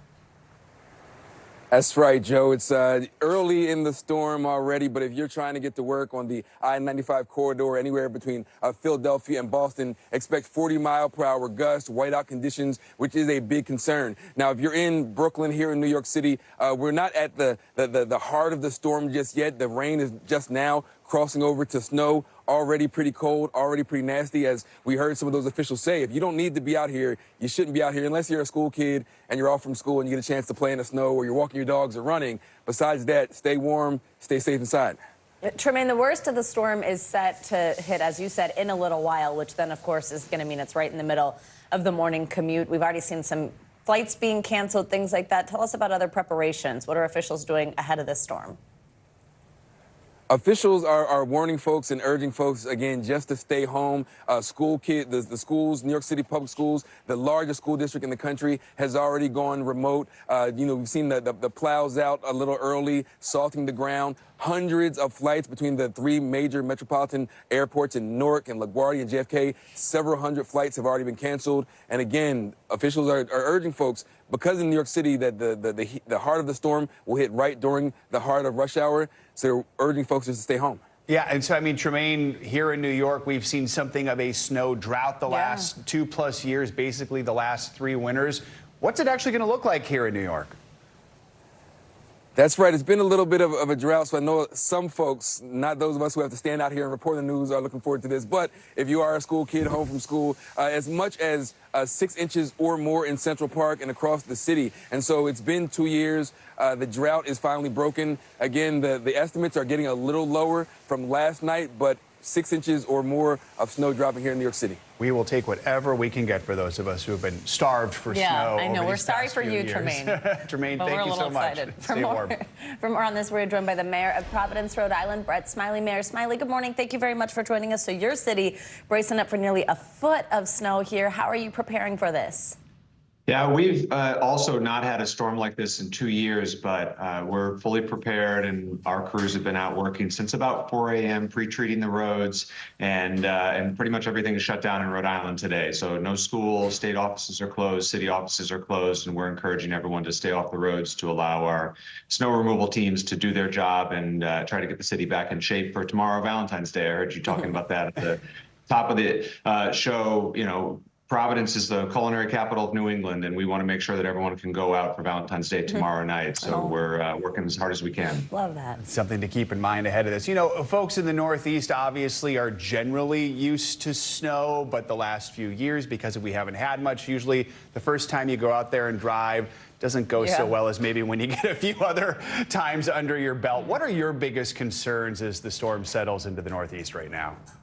So if we can keep cars off the road today, then we will be able to do our work. What we really encourage folks to do is to check on their neighbors and to be, a little extra neighborly and compassionate of whether people have mobility issues, they're elderly, to give a helping hand to make sure that you help your neighbors shovel their sidewalk and just check on one another. It has been a little while since we've had a storm like this, almost 2 years, and the city and state government does its part, but there's still a responsibility for citizens to do theirs as well. And so, it's a tight-knit community here. And so we're encouraging everyone to just check on their neighbors and stay off the roads. And, unlike New York, this is not a distance learning day for our kids. Our kids just have no school today. And I think there's something to be said for a good old-fashioned snow day for young people. And so fully expect the kids to be out sledding and doing things like that today. And then we want to be back in business tomorrow. Absolutely. For people who maybe do need to get to work for whatever reason, what do you want people who do have to take to the roads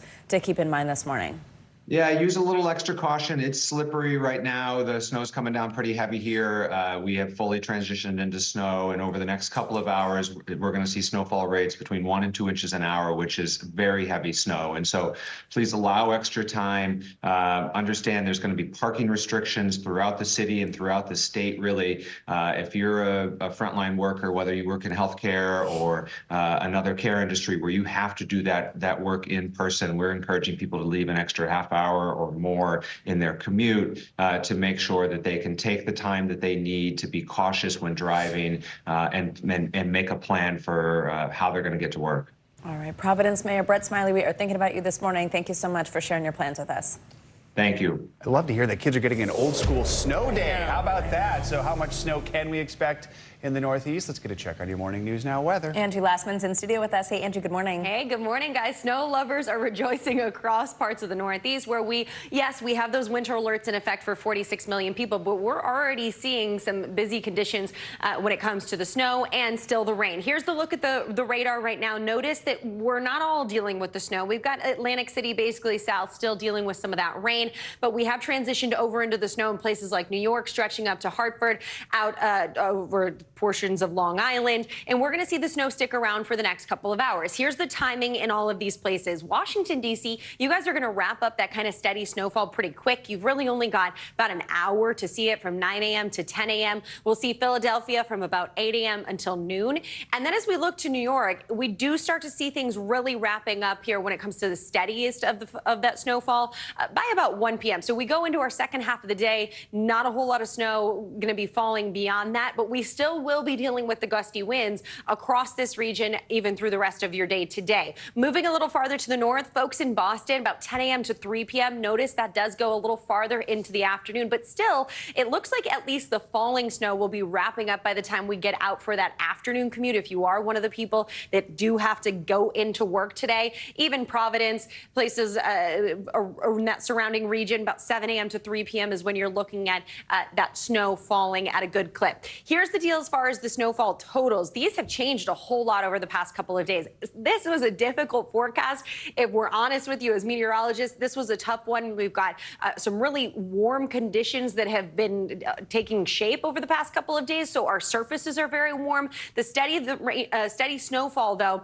looks like we'll pick up maybe 3 to 7 inches in New York. We could see a little higher amounts as you go out towards Providence, 4 to 8 inches there. Boston has seen these numbers come way down over the past 48 hours. 2 to 4 inches we're expecting there. And the last time we saw a significant snowstorm like this, we've got to go all the way back to late January of 2022. We had 8 inches of snow in Philadelphia, in New York, and Boston picked up 2 feet of snow. So it's not going to be that kind of snowstorm for our friends in Boston, but it'll be impactful, causing some issues on the roadways and such from places like New York to Providence. As far as the winds are concerned, that's going to be another issue here. I mentioned they'll stick with us through the day today. And here are some of those peak gusts, 25-mile-per-hour gusts in New York, Atlantic City, of course, closer to the coast. You're going to see those higher wind gusts, 43-mile-per-hour wind gusts we're expecting. Washington, D.C., 38-mile-per-hour wind gusts. So even after the snow works out, and we start to get things under control as far as the roads are concerned, we're still going to be looking at some coastal flooding concerns. This is what we'll have to watch for here as we go into the later parts of today, especially around high tide. We could see some of those flooding concerns along the coast for folks in this area. Notice that those onshore winds could push 1 to maybe 2 feet of inundation up into those locations. So this will be something that we'll have to watch for here as we go through at least the later parts of today, from Boston stretching down to Atlantic City. Guys. Otherwise, across the country, we've got some nice conditions if you're looking for it. Mild for the plains. These temperatures across the plains, they're running way above average once again. And we've got another storm system that we're going to keep track of. It's moving down from Canada. It's a clipper system. That means it's a fast-moving system from Canada. It is going to bring some folks a little bit of snow as we get into tomorrow across parts of the Midwest. And eventually, New England will see those impacts too. But look at the lower third of the country. It's bright and sunshiny. And I don't think people in Miami are thinking about snow at all. Look at that temperature, 81 degrees. And good news for our friends out in California, too. They had, a busy week last week with all of that rain. They are looking dry and nice and comfortable, just how they like it, right? That's why they live there. That's why they live there. Exactly. The rest of the country's like, what's the fuss? What are you guys talking about? Yeah, right. Any chance, Angie, in the Northeast of power outages? I think, yeah, with those wind gusts, 30, 40 mile per hour, I mean, there's definitely a good chance of that. I don't think the snow, the weight of the snow is as big of an issue as we oftentimes see it. But of course, there's definitely a chance of those power outages, so prepare for them.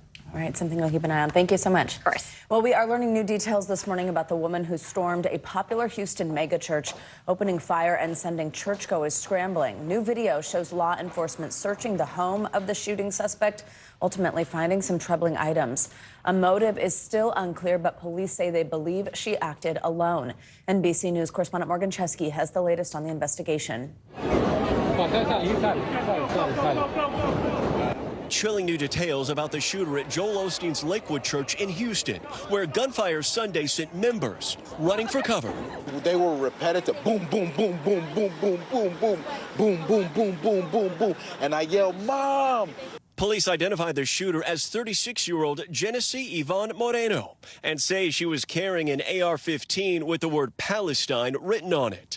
Police say they also found anti-Semitic writings during a recent search warrant. We have uncovered some items.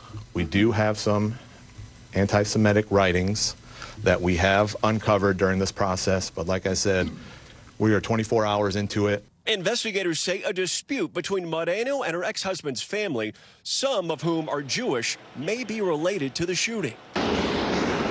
At the church, witnesses say the shooter was wearing a trench coat and opened fire almost immediately after walking inside. The first thing that I thought that I was like, I need to hold my kids really hard, and I thought that I maybe will die after that. Police confirming Moreno entered the church with her 7-year-old son and was armed with multiple weapons and ammunition. 2 off-duty officers returning fire, killing the shooter. Her son critically injured in the crossfire. They held their ground in the face of rifle fire at point-blank range. And they continued to fire until the perpetrator was neutralized, and they did not yield. Law enforcement records show the shooter had at least 6 prior arrests since 2005, including unlawful carrying of a weapon, which she pleaded guilty to, evading arrest, and assault on a public official, which she pleaded to a lesser charge. Moreno's neighbors saying she filed a restraining order against her in November. Police adding in 2016, authorities placed Moreno under an emergency detention order. We do believe that she does have a mental health history that is documented through us and through interviews with family members. The shooting Sunday came minutes before the megachurch's Spanish service, where 1 member was wounded but is expected to make a full recovery.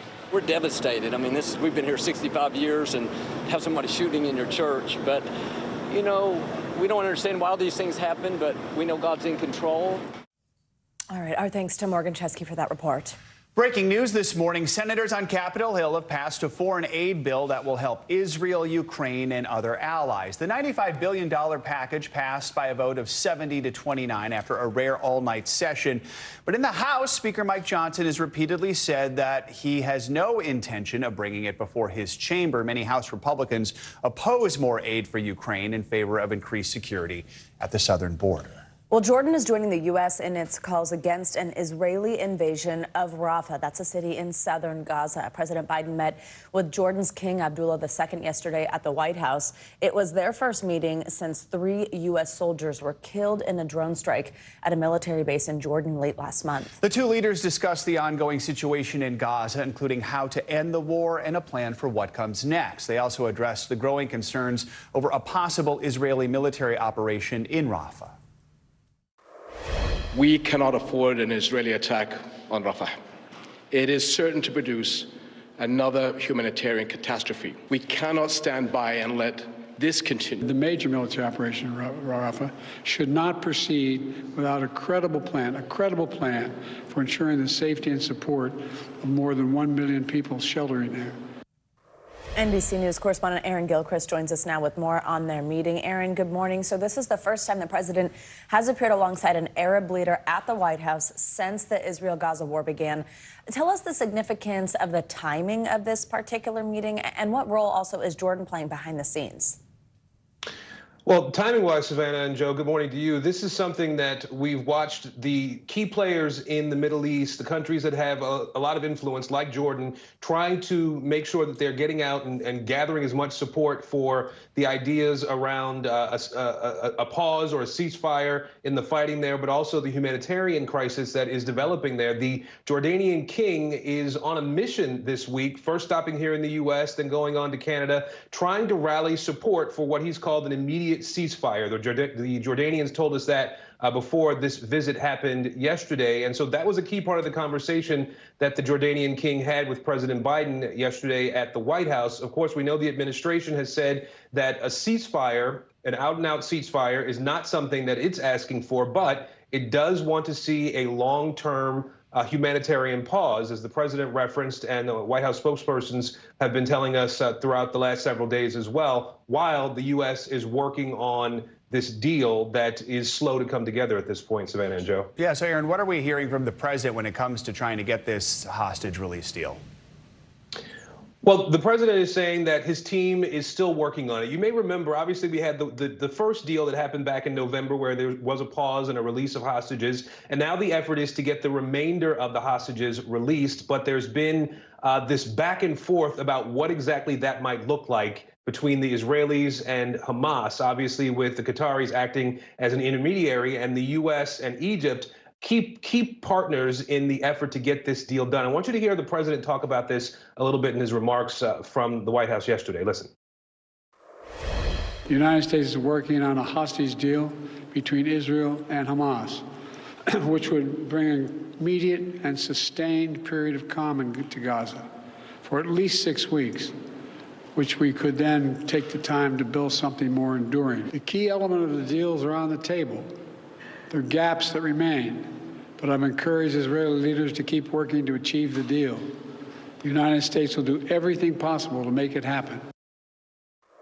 And so the administration has told us that this deal is pretty much there. That was the quote we got from a senior administration official over the weekend. We know that today the CIA director, William Burns, is in Egypt, meeting with the Qatari prime minister and meeting with his Israeli counterpart as well, trying to craft the final terms of a deal and get this across the finish line. Bill Burns was a key player in the first deal that was done. And so when he shows up, we expect that potentially this week we could see something finally come together. Aaron, President Biden has publicly criticized Israel's plans in this war. We also saw some of that language coming from him as well as from Jordan, but we've not specifically seen Biden or any of his administration officials publicly support doing something like restricting aid to Israel or maybe imposing conditions on it. Have White House officials indicated whether we could be close to that point if Israel follows through with this specific planned ground assault on Rafah?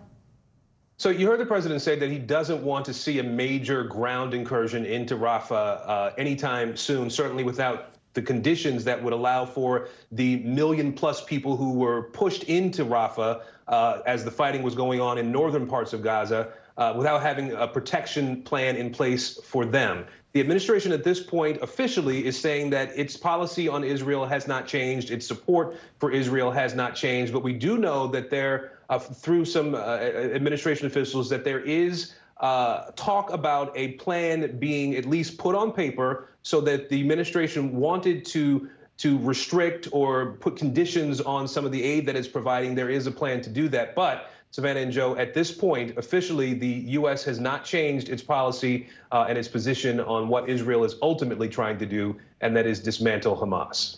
All right, Aaron Gilchrist, thank you very much.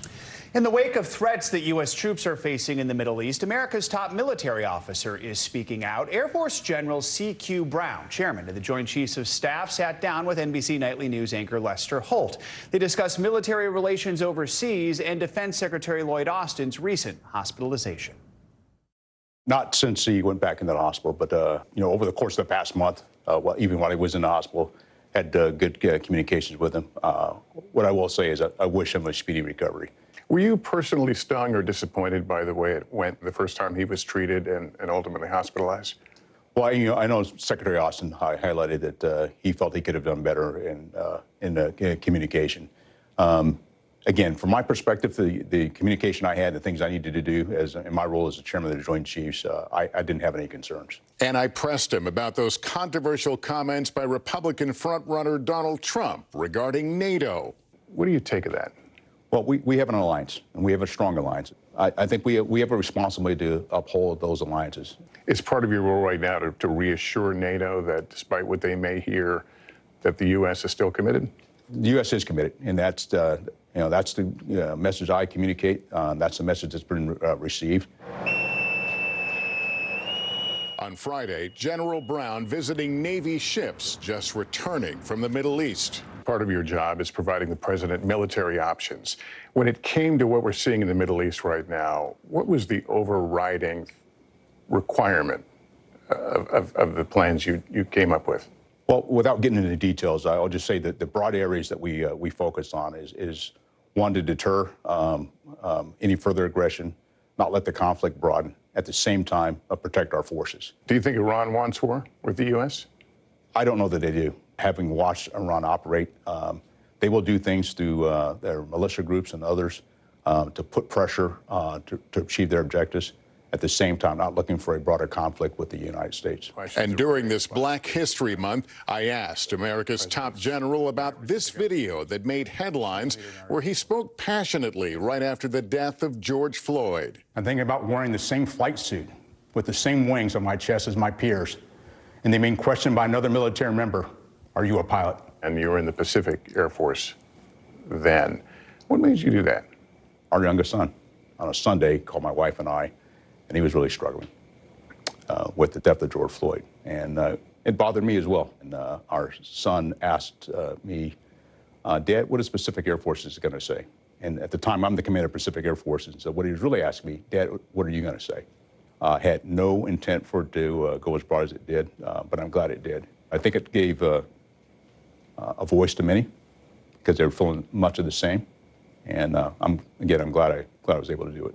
And sharing with us his inspiration during his career, the legendary Tuskegee Airmen. You spoke at Shaw Air Force Base about the Tuskegee Airmen. What is it you want, as people look at you and your experience, what do you want us to know and think about? Opportunity. I think all I've ever wanted throughout my Air Force career is just an equal opportunity to compete. And not judge me based on the color of my skin, but judge me on the merit of my capability. And I think that's what all of our service members want. They just want an opportunity. I'm an ordinary person with an extraordinary opportunity, and I want to make sure that I do everything I can to open a door for others. Our thanks to Lester Holt for that interview. And there is much more to come here on Morning News Now. Later this hour, no love for Valentine's Day. You are not alone. Why so many singles are feeling blue ahead of the holiday. Up first after the break, former President Donald Trump trying again to put his election interference case on hold. We're going to break down his 11th hour request to the Supreme Court next. We'll be right back.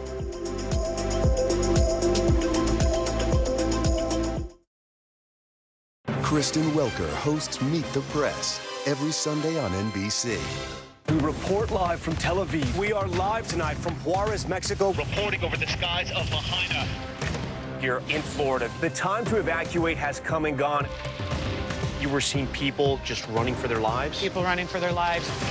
Hundreds of Israelis have gathered to demonstrate. What do the people in Gaza, do you think, what do they need most? A place where Palestinians and Israelis have found common ground. Every night, it's your news playlist. Top Story with Tom Llamas. Streaming weeknights at 7 on NBC News Now.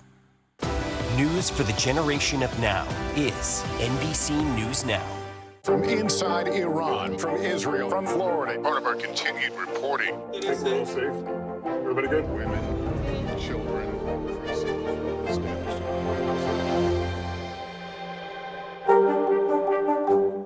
Morning, Al. I think when you open your eyes, you get to decide, how's my day going to be? We want to be a way to start your day. Lighten your load. Every single morning. We report live from Tel Aviv. We are live tonight from Juarez, Mexico, reporting over the skies of Lahaina. Here in Florida, the time to evacuate has come and gone. You were seeing people just running for their lives? People running for their lives. Hundreds of Israelis have gathered to demonstrate. What do the people in Gaza, do you think, what do they need most? A place where Palestinians and Israelis have found common ground. Every night, it's your news playlist. Top Story with Tom Llamas. Streaming weeknights at 7 on NBC News Now.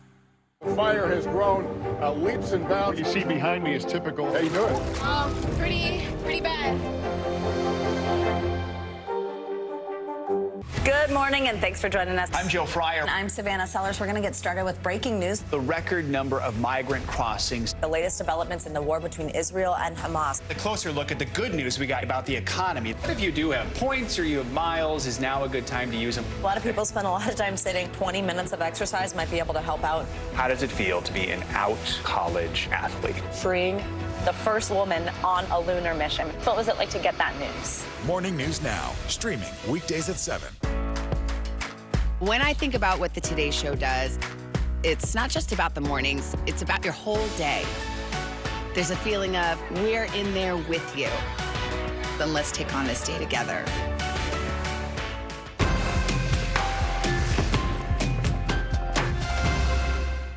Morning, Al. I think when you open your eyes, you get to decide, how's my day going to be? We want to be a way to start your day. Lighten your load. Every single morning. News for the generation of now is NBC News Now. Welcome back. Former President Donald Trump is asking the Supreme Court to put on hold an appeals court ruling that found he does not have presidential immunity from criminal prosecution. The case stems from his alleged efforts to overturn the 2020 election. While it's not an official request for the Supreme Court to take the case, if they agree to Trump's request, it would pause the criminal case while the former president and his legal team prepare his full appeal, delaying the trial. Trump is facing a 4-count indictment in Washington, including charges of conspiracy to defraud the U.S. and conspiracy to obstruct an official proceeding. He has pleaded not guilty. NBC News legal analyst Annie Savalos joins us now with more on this. So let's walk through this filing by Trump and his legal team. What is it they're seeking? How much of this is just trying to delay things past the election? The words you just said. Now, I'll explain exactly what's going on procedurally, is that now that Trump has asked for a stay, the mandate, which is the D.C. Circuit's sending the case back down to the district court, that's going to be paused while the court considers this emergency request for a stay. Justice Roberts has a couple options. He can deny it, which is, I don't think, likely, or he can refer it to the full court. He can issue a stay himself. But from here, it's likely that it will stay at the Supreme Court for at least the foreseeable future.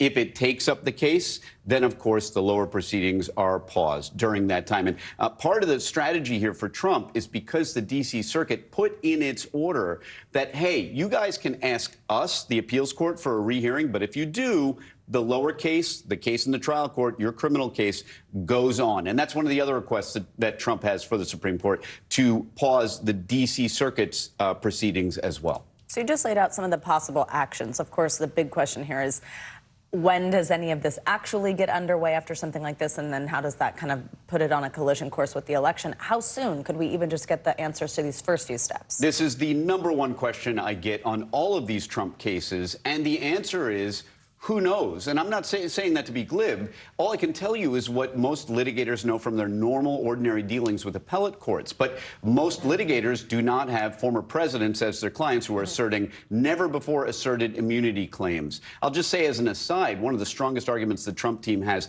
for the Supreme Court to even hear this case is that Jack Smith himself said in December, hey, Supreme Court needs to hear this case eventually. Now, back then, the strategies were different. Jack Smith then wanted to leapfrog the D.C. Court of Appeals in order to service the #1 mission of each side, which nobody talks about in court, which is, as you pointed out, Joe, speed. Jack Smith wants this case resolved as quickly as possible. The Trump team would drag this out till past the inauguration, after which all federal cases, poof, disappear. While we have you, let's talk about the Georgia election interference case. The judge overseeing that says it's possible Fulton County DA Fani Willis could be disqualified over misconduct allegations involving personal relationship with the lead prosecutor in the case. Help us understand what's going on here. How in danger is this case? Very much in danger. And here's a helpful way to think about this case, because it can seem like a kind of frivolous motion if you think of it only as the defendant has filed a motion to dismiss the indictment because two of the prosecutors may have been engaged in some romantic tryst. That's not really what this motion is about. It's really two parts. Number one, that the special prosecutor prosecuting this case was improperly appointed. And if so, then the indictment itself, the case itself, is invalid. But also related to that is that the two prosecutors, the DA and the special prosecutor, should be disqualified because of the appearance of impropriety. And that's magic language in lawyer land. When you're talking about disciplinary rules, when you're talking about the rules of ethics, it's not always whether something is improper. For lawyers and the bar itself, it's the appearance of impropriety. And if it's true that the prosecutor, the DA, was accepting vacations, almost like a kickback from the special prosecutor going on vacations that were paid by the state, and if it's true that the special prosecutor's already been paid over $500,000 for a government job, then those are some red flags, and there may be a conflict of interest if Fani Willis is getting some of that back. There's a very real chance these prosecutors might be disqualified. Now, technically, that doesn't mean the end of the case, but spiritually, if Fani Willis is the person pushing this case, what happens if its chief architect is no longer on? All right, we'll keep an eye on it. Danny, thank you so much. Appreciate it. Now let's get you some international news. Farmers are hitting the streets of India protesting the prices of crops. NBC News foreign correspondent Claudio Lavanga joins us from Rome with that and other world news. Claudio, good morning.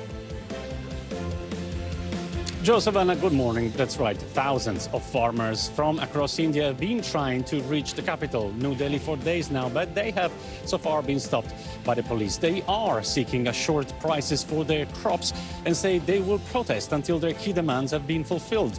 Indian police sealed the borders across the capital to prevent them from entering in an attempt to avoid a repeat of what happened in 2020 when farmers blocked key highways, bringing the city to a gridlock.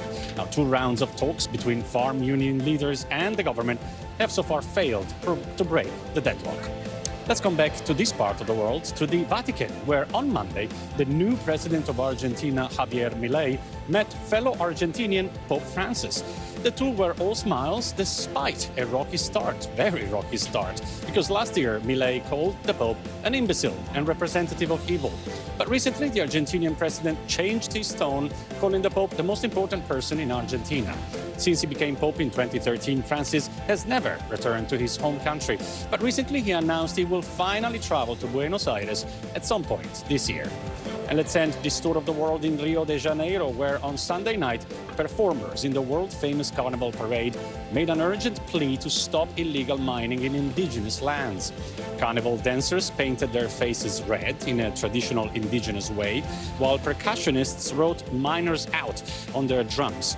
The aim by organizers was to draw attention to the devastating effects brought by illegal mining in territory which is home to the Yanomami people in the Amazon. The Yanomami are suffering from malnutrition and diseases such as malaria as a consequence of illegal mining. Back to you guys. All right, Claudio, thank you so much. Coming up, the lasting impacts of jury duty. When we come back, we're going to explain why so many people report having trauma after serving as jurors. And pickleball problems. The new warning from doctors as injuries from the sport skyrocket. This is Morning News Now.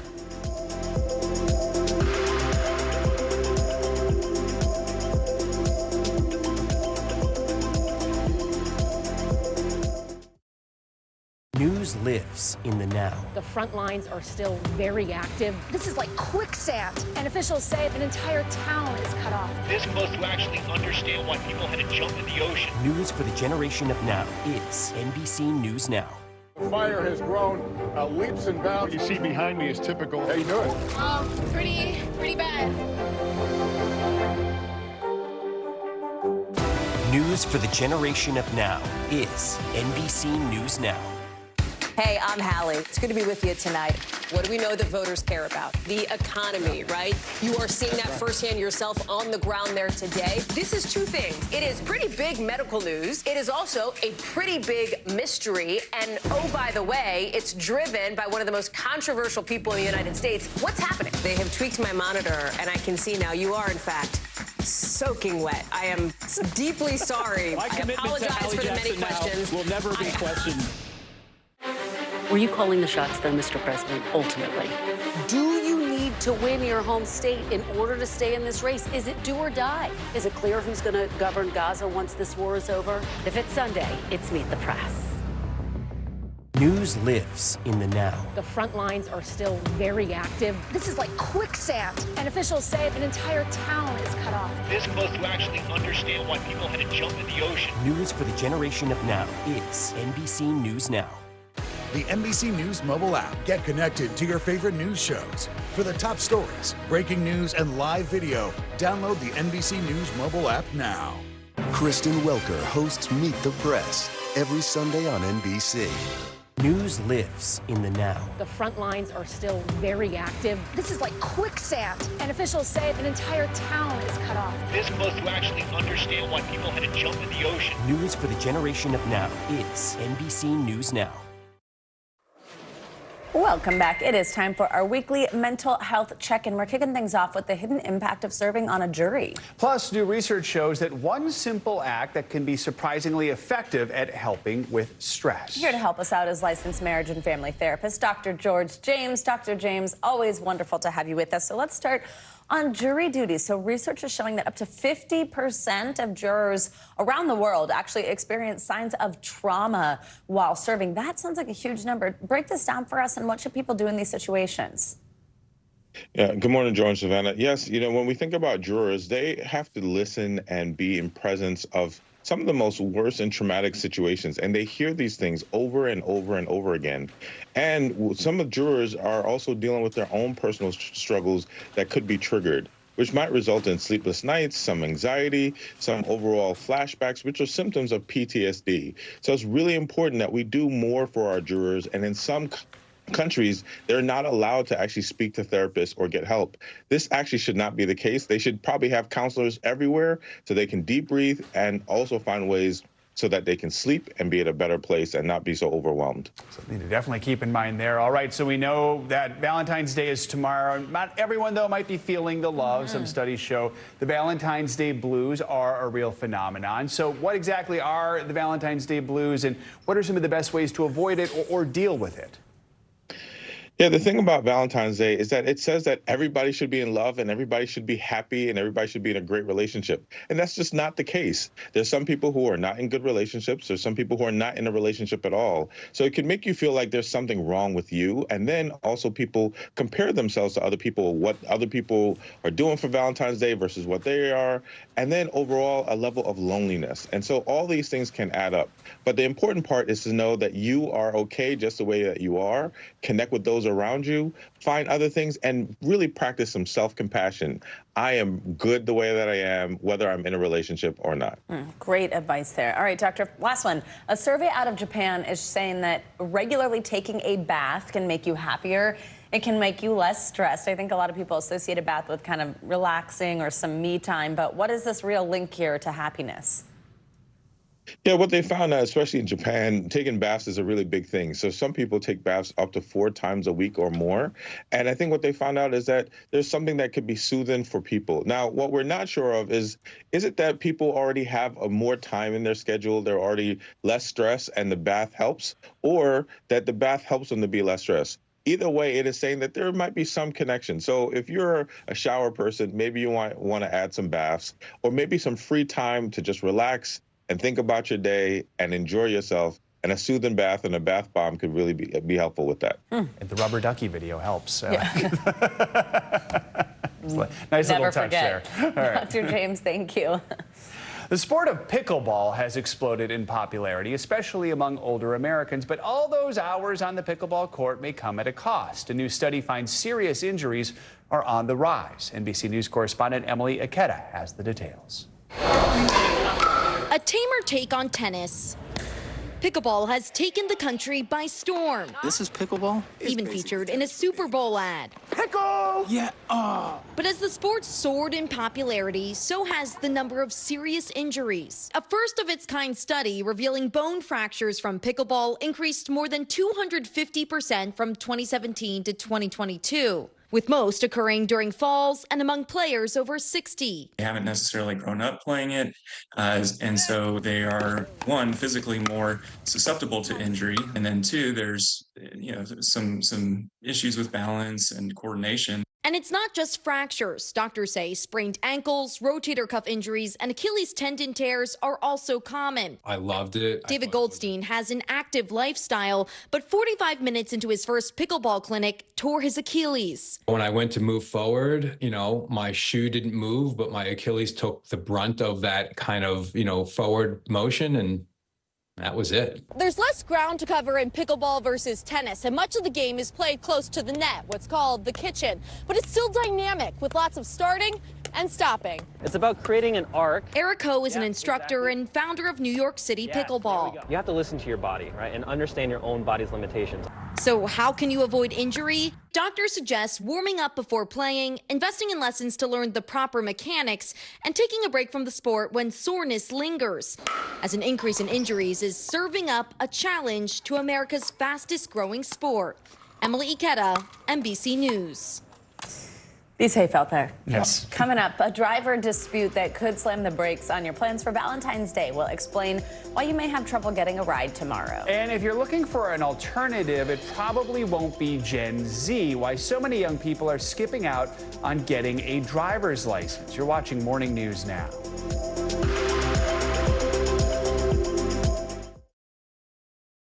Hey, I'm Hallie. It's good to be with you tonight. What do we know that voters care about? The economy, right? You are seeing that firsthand yourself on the ground there today. This is two things. It is pretty big medical news. It is also a pretty big mystery. And oh, by the way, it's driven by one of the most controversial people in the United States. What's happening? They have tweaked my monitor, and I can see now you are, in fact, soaking wet. I am deeply sorry. I apologize for the many questions. Will never be questioned. We report live from Tel Aviv. We are live tonight from Juarez, Mexico, reporting over the skies of Lahaina here in Florida. The time to evacuate has come and gone. You were seeing people just running for their lives? People running for their lives. Hundreds of Israelis have gathered to demonstrate. What do the people in Gaza, do you think, what do they need most? A place where Palestinians and Israelis have found common ground. Every night, it's your news playlist. Top Story with Tom Llamas. Streaming weeknights at 7 on NBC News Now. News for the generation of now is NBC News Now. Fire has grown leaps and bounds. You see behind me is typical. How you doing? Pretty bad. News lives in the now. The front lines are still very active. This is like quicksand, and officials say an entire town is cut off. This close to actually understand why people had to jump in the ocean. News for the generation of now is NBC News Now. Nearly a dozen hours after the eye roared ashore.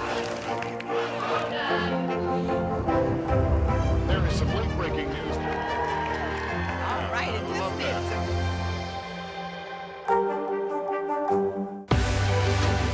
We're talking possibly 1 trillion galaxies. Yes. That is a number that is just so hard to compute. Whether it's the moon, whether it's Mars, it feels like we're on the cusp of something big.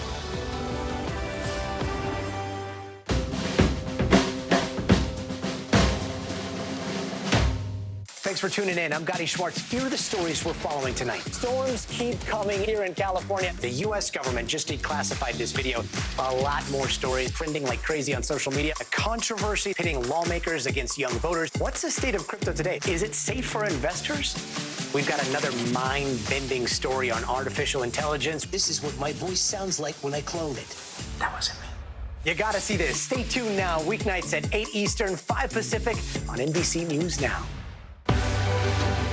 We're talking possibly 1 trillion galaxies. Yes. That is a number that is just so hard to compute. Whether it's the moon, whether it's Mars, it feels like we're on the cusp of something big. What is going to happen now? Going back and forth quickly. Oh, yeah, this is it, right?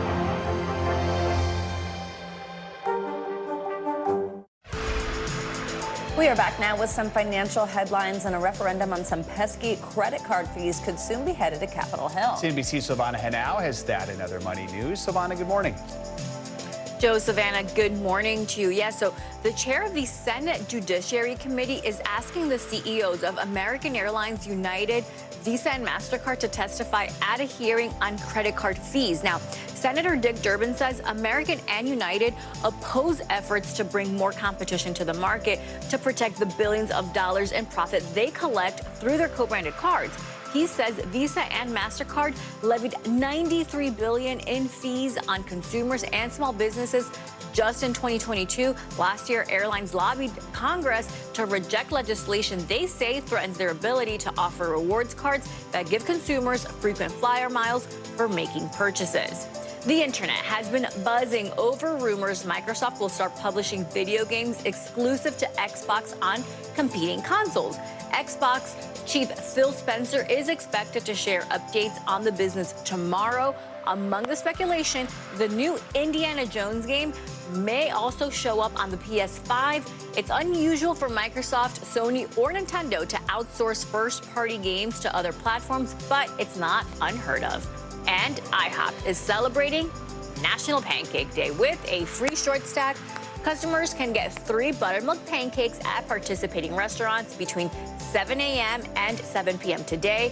IHOP has paired the annual tradition with a month-long fundraising campaign to assist those suffering from food insecurity.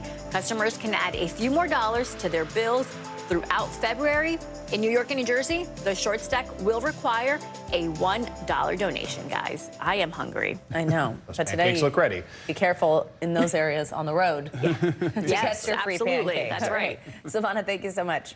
So it may be a little harder to get a ride or have dinner delivered on this Valentine's Day. That is because thousands of drivers across the U.S. for ride-sharing platforms, Uber, Lyft, and the food delivery app DoorDash are expected to go on strike. They are asking for more pay and a change to the way the apps calculate pricing. Josh Idelson is a labor reporter for Bloomberg News and Business Week. Joins us now to talk more about this. Good morning, Josh. So what is the union calling for, and how many drivers are we talking? Sorry, what union is calling for the strike, and how many drivers are we talking about here? Thanks for having me. There's a range of groups around the country that have come together to call for work stoppages on Valentine's Day. These include the Independent Drivers Guild, which is part of the Machinists Union, a range of local groups. Separately, the group Rideshare Drivers United and other organizations have called for a work stoppage. All of these organizations are urging changes to how drivers are paid. The context here is that drivers for these apps, Uber, Lyft, DoorDash, are classified by the companies they work for as independent contractors who are excluded from U.S. minimum wage law and from the right to unionize under federal law. They're part of a larger and growing group of workers in the U.S. who are doing work for companies that set rules for them and make money off of them, but legally say they're not their boss. And we've seen a range of efforts by workers in that situation, whether they're classified as contractors or subcontracted or franchised, to find ways to have more of a say in their working conditions, including their pay. And so we mentioned this potentially impacting Valentine's Day. Tell us what you know about the timing on this and just how noticeable disruption will be. Well, we'll see how many drivers these groups are able to mobilize. These types of work stoppages can be harder to measure because these workers are not classified as traditional employees. And the companies point out that they are not required to work 9 to 5 shifts the way that some workers are. Valentine's Day, drivers have said, is a busy time. And so they expect to make more of an impact and force more attention from the companies and also from lawmakers who regulate these companies by proverbially walking off the job at a time when people are particularly likely to be trying to get to that Valentine's date by calling a ride.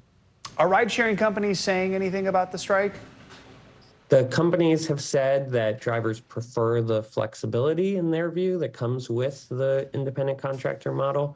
They've also said that they've been working to improve that model and get drivers more of the money that comes from their work. All right, Josh Idelson, thanks so much for joining us this morning. We appreciate your reporting and your time. Thank you. Well, from quiet quitting to drinking less and going to bed earlier, Gen Z does things their own way. Well, now the younger generation is changing another American institution, driving. Now fewer people in this age range are getting their driver's license. NBC News correspondent Dana Griffin looks at what's behind the trend. Getting a driver's license may not feel like a ticket to freedom for a lot of teens and young adults like it used to. Offhand, I'd say you failed. Failed? Hoping to avoid moments like that, less and less of Gen Z, roughly defined as people born between 97 and 2010, are on the roads. I'm from New Orleans, which is sort of notorious for having bad drivers. I don't want to put myself in this situation. Today, just 25% of 16-year-olds have any kind of driver's license. Compare that to nearly 3 decades ago, when that number was more than 40%. Why do all of that when you have things like public transportation, ride sharing, and food delivery apps? The modern accessibility for getting rides and all of that has sort of balanced out the fact that I don't have a license. It's also part of some broader shifts we're seeing among Gen Z. They're drinking less. I know the influence, I know the impact, and I know the vibes. Sleeping earlier. And across social media, viral content focused on staying in more, self-care, and staying home. No, because I've got a plan. What do you mean? You'll find out. Why? Part of it may have to do with the fact that their coming of age was interrupted. Many of these young adults really kind of finished middle school or high school in the pandemic where everything shifted to online. So in real life, kind of interactions seemed less important. They're spending a lot of their time glued to their phones. Just about half of teens say they're online almost constantly, double that from 2015, according to a recent Pew study. In some cases, dramatically changing how they socialize, according to health officials. Another part, finances. 85% of Gen Z citing one or more barriers to achieving financial success. One expert citing a financial hierarchy when it comes to spending, maybe less on a focus on getting a car and paying insurance and more on groceries and paying off student loans. I think driving and owning a car just is kind of falling down because there are so many new options that they can utilize. It just isn't the thing that used to be the most priority for other people. The outcome of some of those financial decisions, some call it an introvert economy. Instead of trying to figure out how to do it and potentially failing, it's just easier to stay kind of to yourself. Which could be good for long-term health trends, but potentially exacerbating the loneliness epidemic. Last year, nearly a quarter of Gen Z adults reported always or often feeling lonely over the past 12 months, compared to 18% of millennials, according to the American Enterprise Institute's Survey Center on American Life. But it doesn't have to stay that way. I'm hoping that as that maturity continues to happen, that thing also impacts how lonely we feel and how we can increase connected communities so that we can decrease some of these other issues.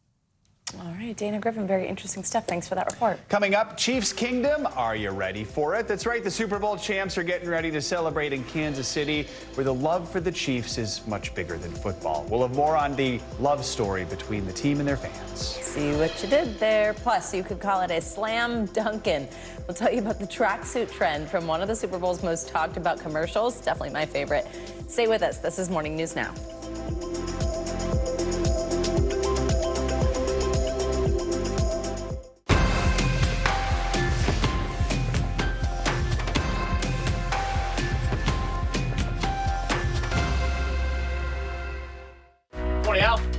I think when you open your eyes, you get to decide, how's my day going to be? We want to be a way to start your day, lighten your load, every single morning. The NBC News mobile app. Get connected to your favorite news shows. For the top stories, breaking news, and live video, download the NBC News mobile app now. News lives in the now. It's coming at us every second from all over the world. We have a full team. News is more now than ever. Just outside of the Israeli military headquarters. I've been to Gaza many times before, but never like this. Now is raw. Now is real. This is it. We get to see democracy in action for the very first time in the 2024 race. Now is constant. Morning News Now, we're breaking news. NBC News special report. You gotta see this. The future is now. News for the generation of now is NBC News Now. We report live from Tel Aviv, from Juarez, Mexico. Reporting over the skies of Lahaina. Every weeknight, it's your news playlist. Top Story with Tom Llamas, streaming weeknights at 7 on NBC News Now. 20 out. I think when you open your eyes, you get to decide, how's my day going to be? We want to be a way to start your day, lighten your load, every single morning. Kristen Welker hosts Meet the Press every Sunday on NBC. News for the generation of now is NBC News Now. And then just lay it in here. Back, throw it. Hard. Gun it at me. Come on, baby. Hard, brother. Please don't. For real. Touchdown. Hard. Touchdown style. All right. That was a little. All right. Yeah, I wasn't ready for that. That is a new behind-the-scenes clip from Ben Affleck's standout Super Bowl ad for Dunkin' Donuts. Affleck, of course, teamed up with his wife, Jennifer Lopez, Matt Damon, football legend Tom Brady for the spots. The show is musical trio The Dunkings, failing to impress Lopez. But if you wanted to copy his look, I'm sorry to say you're out of luck. Dunkin' had put the tracksuits on sale, but they sold out in 19 minutes. Don't worry, you can still order the special Dunkings iced coffee and the munchkins that are skewered on there. And maybe you can make your own tracksuit? I don't know. Get some orange material. Didn't you love this one, Joe? It was definitely one of the best ads. Oh my gosh, I mean, Matt so Damon. funny. Matt Damon's energy was everything. And when Jennifer was like, you can stay, Tom. I just love that part. Okay, that got me. Thanks, Joe. Well, finally this hour, a closer look at the relationship between the Kansas City Chiefs and their passionate fans. The Chiefs' victory parade will fall on Valentine's Day, marking the latest chapter in their love story. Here's NBC News correspondent Jesse Kirsch. In Super Bowl overtime, the Chiefs somehow did it again, and Kansas City erupted. Dynasty, baby, dynasty. For some, this team is about more than just football. What were you thinking? I thought that it was just a miracle. Without the Chiefs, the Andrade family may not even exist. More than a decade ago, Sue and Fernando met at a Chiefs rally. The proposal involved a Chiefs jersey, and Fernando even reps KC on his ring finger. What do you say to people when they think this is crazy? This is us. And now everybody knows that it's us. Now their 8-year-old daughter, Annalise, is also a super fan. Her favorite player, Travis Kelce. I'm like, that guy's good. I had to fall in love with him. This season, she may not have been the only one. Kelce's fame reaching new heights and legions of fans thanks to a blockbuster romance with Taylor Swift. Overnight, the superstar couple celebrating a new era. The Chiefs are the first back-to-back Super Bowl champions in almost 20 years, with talk of a three-peat already brewing. And I'm going to do whatever I can to be back in this game next year and trying to go for that three-peat. But for now, from players to fans, Chiefs Kingdom is full of celebration and love. Jesse Kirsch, NBC News, Kansas City, Missouri. It's been quite the party in Kansas City. Yeah, it is. I just can't get enough of that. All right, that is going to do it for this hour of Morning News Now. Stay with us. The news continues right now.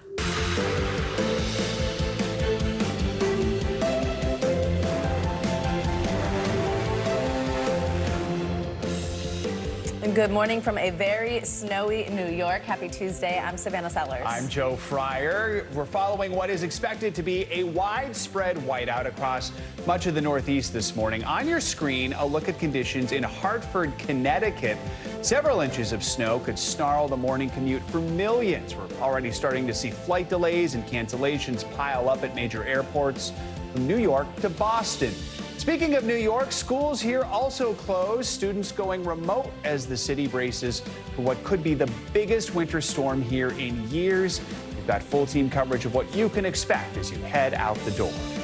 We're also learning some disturbing new details about that shooting at Joel Osteen's Houston megachurch, the anti-Semitic material that investigators say was uncovered inside the home of the suspected shooter. We've got money on our minds on this Tuesday morning. The latest read on inflation is out today. Economists predicting yet another slight uptick in prices last month. But what could that mean for Wall Street and Main Street? We're going to break down the new data. And you got to fight for your right to party. Yeah, parade preps are fully underway in Kansas City for the repeating Super Bowl champs. One question remains. Will Taylor Swift be in attendance at tomorrow's big celebration? You know her schedule. Does it fit? Wish I knew. I don't know. I mean, she's about to head to Australia. It's wild what's going on in her life. By the way, that's not exactly how Travis Kelce said it. No, I can't. I'm not. My voice doesn't go that. I'm not. Deep and raspy. So, yeah, I know. All right. I'm sure you'll hear that in a little bit. We're going to begin, of course, with the major winter storm that is here in New York and making its way up the East Coast. Heavy snow has begun to blanket parts of the mid-Atlantic and Northeast. The powerful nor'easter is creating dangerous driving conditions this morning for millions. Angie Lastman has your full forecast coming up in just a few minutes. But first, we're going to get started with Emily Aketa in New Jersey. Hey there, well, I can tell you the roads are already slick and they're only going to get worse. Parts of the Northeast could be buried by some 10 inches of snow. That's as much snow as people here in North Jersey have seen all season long. And throughout the morning, it's been a bit of a wintry mix. So you can see the consistency of the snow. It is wet and it is heavy, snarling travel both on the roads and in the air. This morning, a hard-charging storm racing up the coast that could affect 46 million people in the mid-Atlantic and Northeast. It is snowing in Pennsylvania. The intense February nor'easter already blanketing snow in southern states like Tennessee overnight, set to dump up to a foot or more in parts of the Northeast, driving serious concerns about the morning commute, with officials in several states urging people to stay home. We have not had any significant snowfall for quite some time. You know, the time has come. You know, Mother Nature does what she wants to do. With tens of millions of Americans facing winter alerts, many schools across the region have canceled in-person classes. Overnight, downpours started transitioning to snowfall. Heavy, wet snow is going to be really hard to shovel, and it's a little bit more exertion than the light, fluffy stuff. The Boston area, no stranger to severe winter weather, declaring a snow emergency with 850 pieces of snow clearing equipment at the ready. Make plans to be indoors, stay off the roads. It's looking like it will come down pretty heavily, pretty fast. Along with the snow, those on the coast are preparing for wind gusts 30 to 40 miles per hour that could cause major power outages and possible flooding this afternoon. If you live on the water, you're going to have to expect at least a storm once a year to bring up surf, especially if it's a full moon. Today's wintry mess intensifying from a storm system that already hammered the southeast with hail and heavy rain. Floodwaters closing roads Monday and spilling into neighborhoods. Y'all be careful on these roads. Even causing this car to slide into a ditch. But now all eyes turn to the Northeast, bracing for what could be the biggest blast of snow in 2 years. Use extreme care if you do need to go out. Already more than 1,000 flights have been canceled across the country because of this winter weather. LaGuardia, JFK, Newark, and Boston airports among the hardest hit. Now, one silver lining, this is a fast-moving storm, and while it is packing a punch with snowfall rates expected to reach 1 to 3 inches an hour, those near-record temperatures we saw all over the weekend will help decrease the amount of snow that could accumulate on the ground. Back to you. All right, Emily, thank you. For more on the winter storm, we're joined by New York City's Emergency Management Commissioner, Zach Iscol, which sort of sounds like icicle. Feels fitting here, Zach. Good morning. Good to have you with us. I mean, we're not used to... I've been called worse. Exactly. I've been called worse. Exactly. It's good to be with you guys this morning. You're like, we'll take that. I mean, obviously, we know here in New York, we have not had much snow over the last few winters, so we're a little new to this. How are you preparing? Does everyone remember what to do?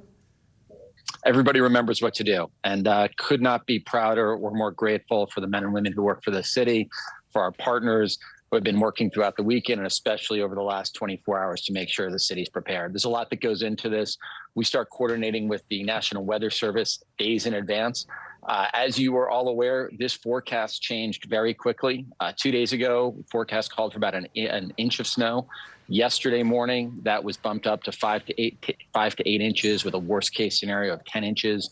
And so what we do is we start working very closely with our partners at sanitation, FDNY, NYPD, Environmental Protection, Department of Transportation, Park Service around down trees, our utility partners, to make sure the city's prepared. And one of the things that we ask is while the city is doing a lot to prepare for the snow, that the city's doing a lot to respond to the snow, we also ask that New Yorkers take proper preparations. They're monitoring the forecast, that they sign up for our public notification system, Notify NYC, and that they're taking steps to keep themselves and their loved ones safe throughout this weather event.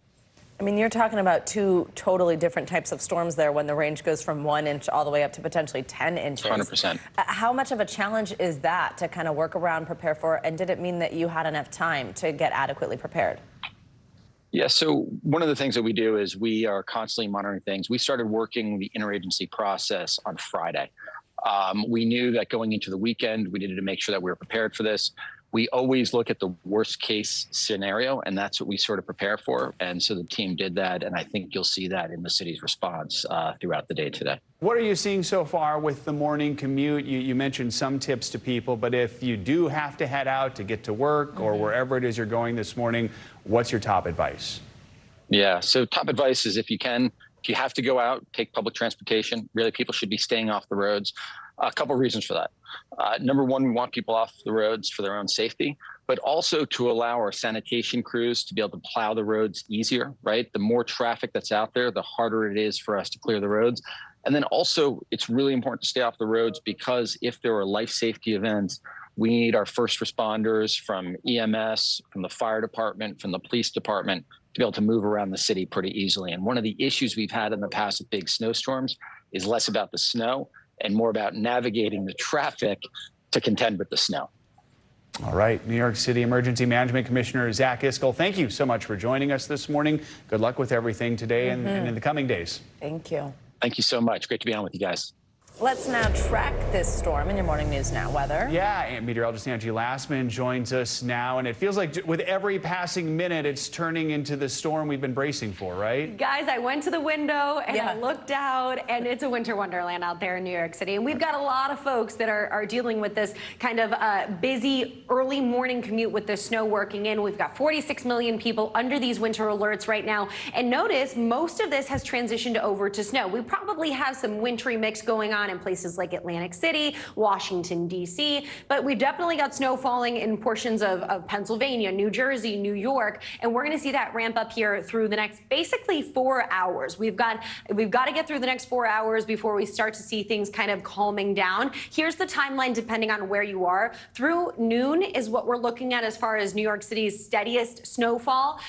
Philadelphia, you'll start to see things wrapping up before then. And we look down to Washington, D.C., you really only have about an hour to see some of this steadier snow falling. So those totals in those areas, not all that impressive for Philadelphia and Washington, D.C.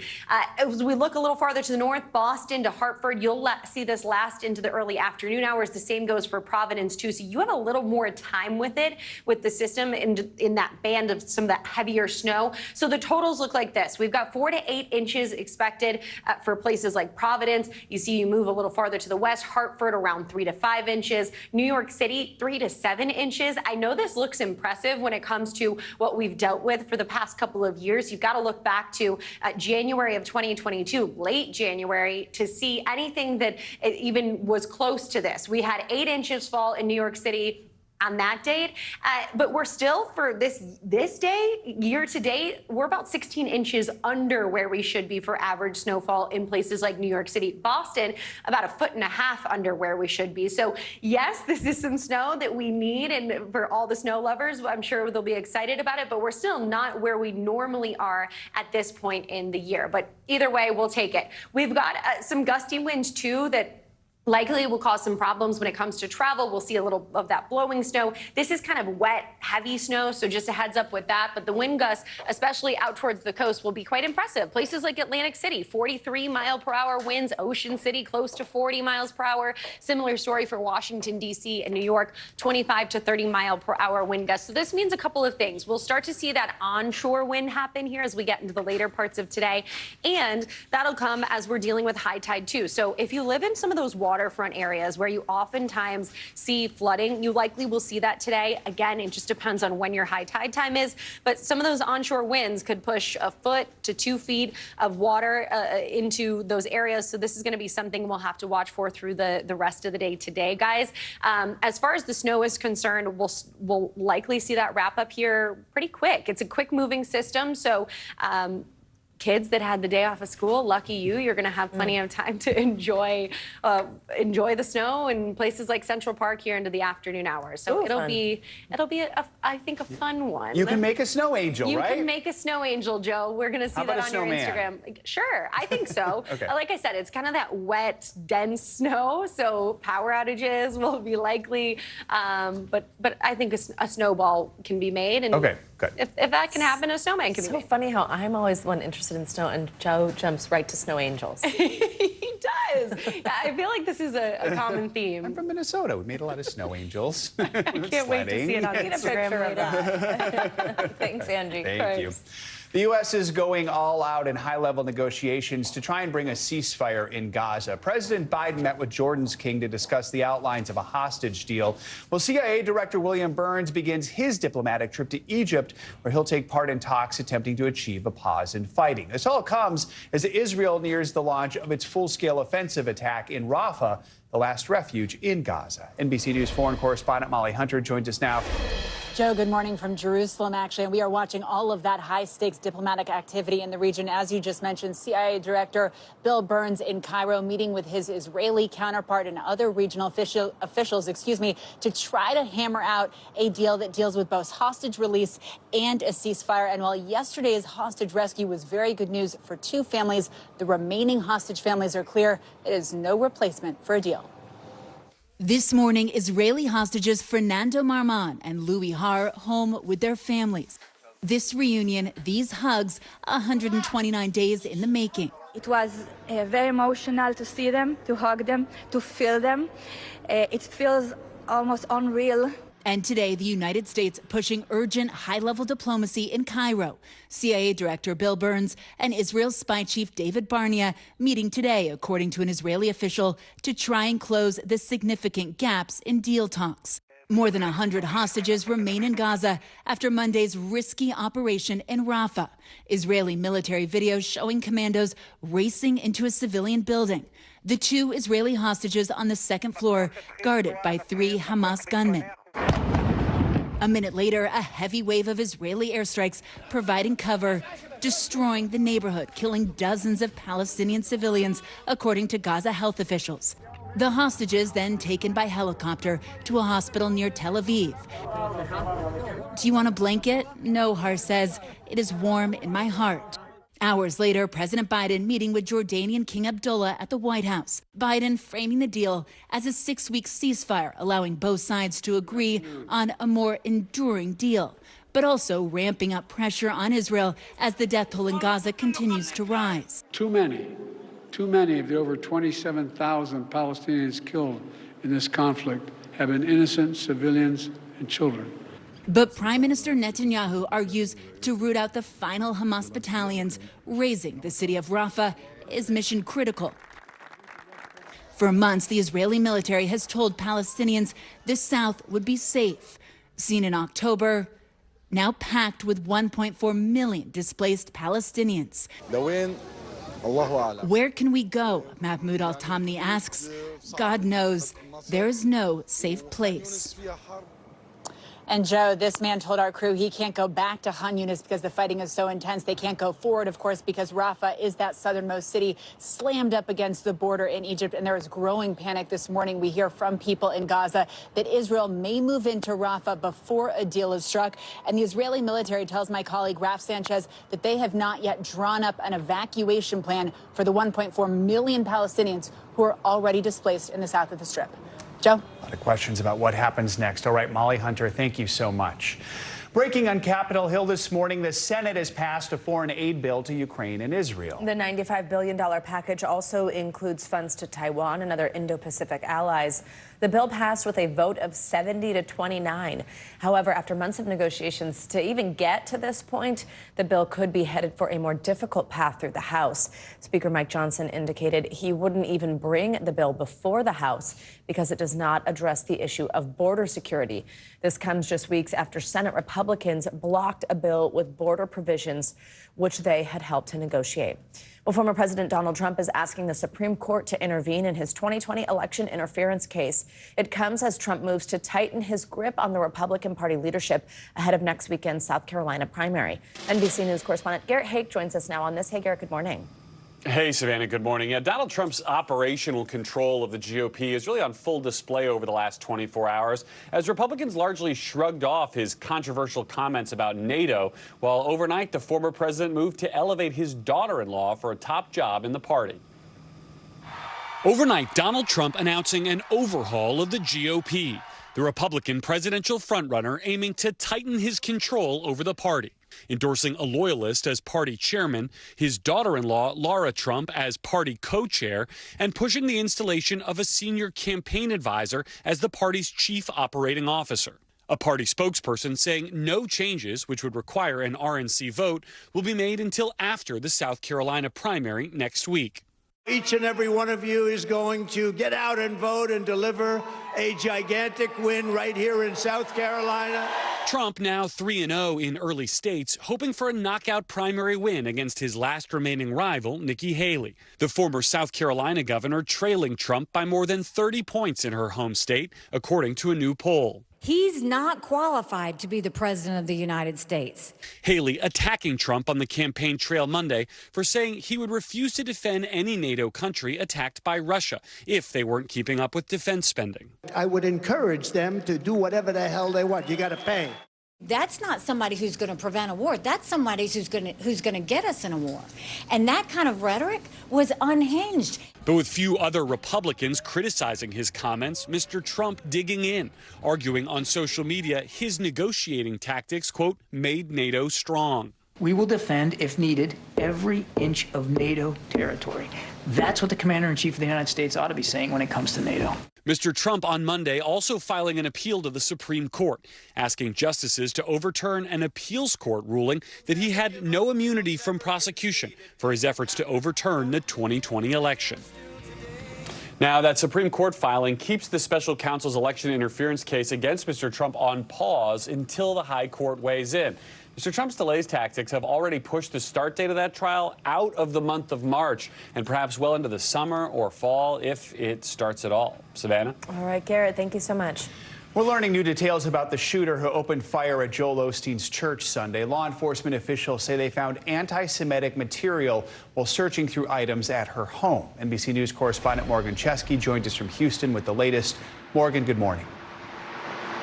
Yeah, Joe, good morning. And it's that anti-Semitic material combined with the fact authorities say the word Palestine was written on the rifle that has them saying they have yet to rule out a hate crime or even terrorism as a potential motivating cause here. In the meantime, we're also hearing that the shooter's 7-year-old son remains in critical condition after police say she brought him inside this very church when she pulled out that rifle and opened fire.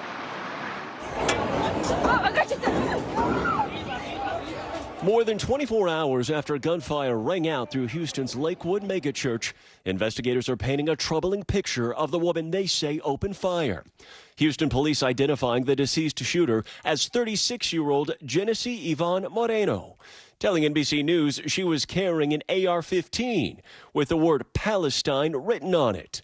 A search of Moreno's home yielding ingredients to make explosives and written material with a very clear message.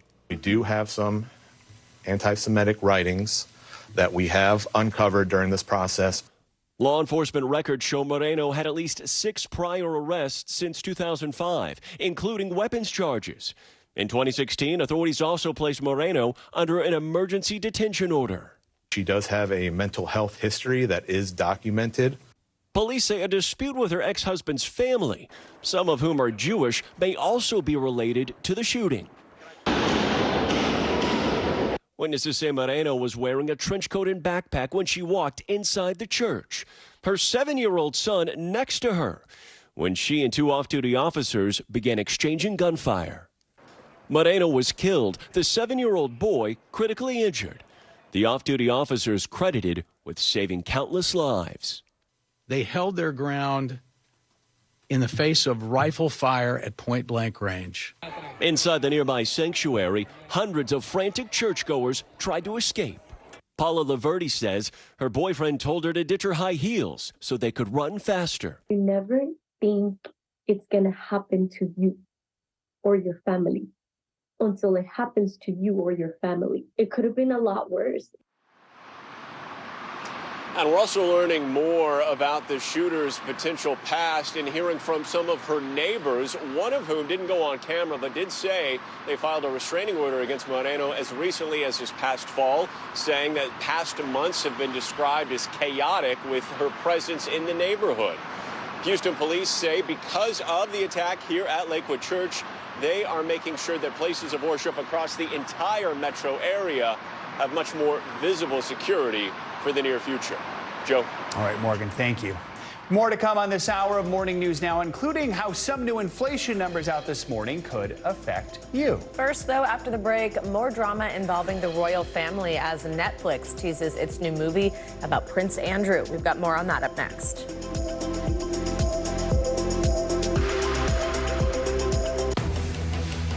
News lives in the now. Israel tonight declaring war against Hamas following the brutal surprise attack within its own borders.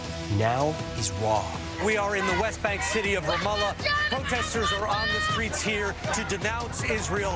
Now is real. Most of the time, the Iron Dome works, but there are rare occasions that a few get through, like here in Ashkelon. News for the generation of now is NBC News Now, streaming free everywhere. People really don't know what's going to happen. Only a dozen hours after the eye roared ashore. More good people than bad people, I know, right? 5 seconds. 4, 3. There is some late-breaking news 4 hours into the Iowa caucuses by the Hampton beverages. All right, it just me too. News lives in the now. The horrors of the war on full display on both sides of the Israel-Gaza border. Protesters are on the streets here. Most of the time, the Iron Dome works, but a few get through. News for the generation of now is NBC News Now.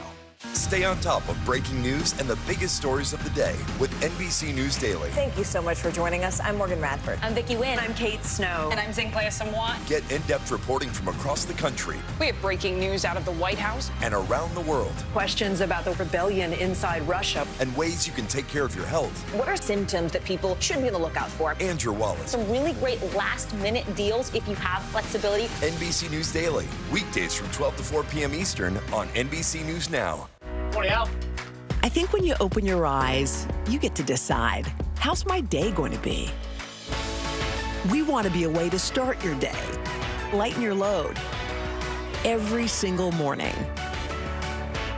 Stay on top of breaking news and the biggest stories of the day with NBC News Daily. Thank you so much for joining us. I'm Morgan Radford. I'm Vicki Wynn. I'm Kate Snow. And I'm Zinklea Samwat. Get in-depth reporting from across the country. We have breaking news out of the White House. And around the world. Questions about the rebellion inside Russia. And ways you can take care of your health. What are symptoms that people should be on the lookout for? And your wallet. Some really great last-minute deals if you have flexibility. NBC News Daily. Weekdays from 12 to 4 p.m. Eastern on NBC News Now. From inside Iran, from Israel, from Florida, from Lewiston, Maine. Part of our continued reporting. This is what a country at war looks like. Women, children. What is it like? Countless neighborhoods across the region that look just like this. Everybody good? It took for all this damage to occur.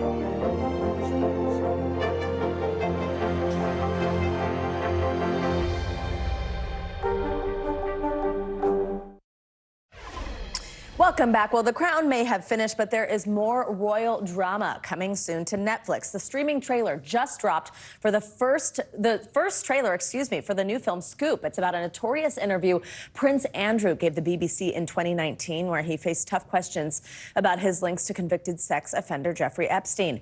NBC News foreign correspondent Josh Letterman has the story. Thursday, 2 p.m. the Palace. 2 chairs in the middle of the floor, 6 feet apart. It's the story behind the story that brought Prince Andrew's life and royalty crashing down. Your Royal Highness. Netflix releasing its first preview of the new film Scoop about Andrew's infamous 2019 interview with the BBC, focused on his friendship with convicted sex offender Jeffrey Epstein.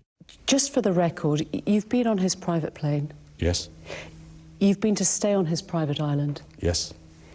You've stayed at his home in Palm Beach. Yes. Prince Andrew had hoped that interview was his chance to set the record straight about allegations he had sex with a teenager trafficked by Epstein.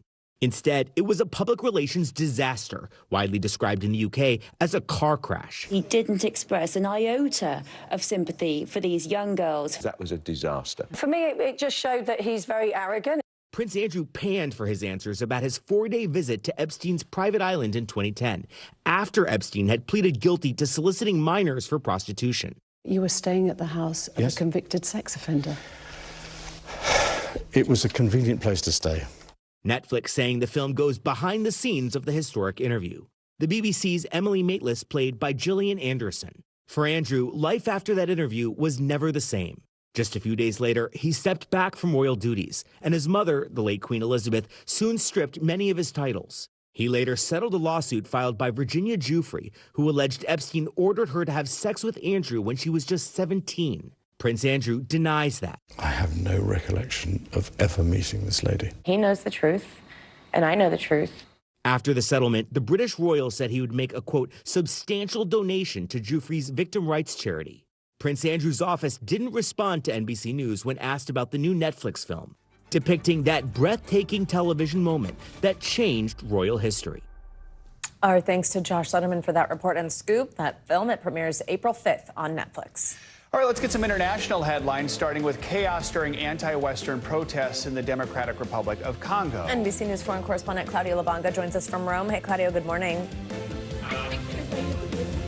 Savannah Joe, good morning. That's right. Hundreds of people have been demonstrating for days now in front of several Western embassies in Kinshasa, the capital of the Democratic Republic of Congo. And today, the police tried to disperse the crowds using tear gas. Now, the demonstrators accuse Western governments of failing to use their influence over neighboring Rwanda to curb a rebellion in the east of the country. Dozens of policemen were deployed to guard the embassies of the United States, UK, France and Belgium, the country's former colonial power. Protesters set alight tires around the city center, while others burned US and Belgian flags. Let's now go to Gothenburg in Sweden, where a huge fire broke out at an amusement park. According to local officials, 1 man is reported missing and 12 others sustained minor injuries. A spokesperson at the Liseberg Oceana water park said the blaze started at one of the water rides outside the building that were under construction. Police and fire officials could not immediately say what caused the fire. Let's end this tour of the world in the UK, where archaeologists made an astonishing discovery. They scanned a 1700-year-old chicken egg and found there is still liquid inside, thought to be, of course, a mix of yolk and albumin. I wonder what the expiry date is on that one. Now, the egg is one of 4 that were found back in 2008 in a Roman pit during a dig in Buckinghamshire. But it's the only one that remained intact. Now, Edward Biddulph, the archaeologist who oversaw the excavation, said he personally took the egg to the Natural History Museum in London, traveling on the subway and on foot in the hope it wouldn't break. Now, that's what I call walking on eggshells, guys. Back to you. No That's pressure. amazing. Yeah, I don't even get how that's possible. I would have 100% dropped the egg, Yeah. so Yeah. I'm glad he did it On the okay. subway. Like, he was just, wow, one of the Thank you, people. Claudio. Thanks. Appreciate it. Coming up, it's a post-pandemic party that's transforming the city of New Orleans. Locals say Mardi Gras is finally back and better than ever. Plus, it all means big bucks for an economy that was slammed by COVID. We're going to explain as Back Tuesday celebrations kick off next.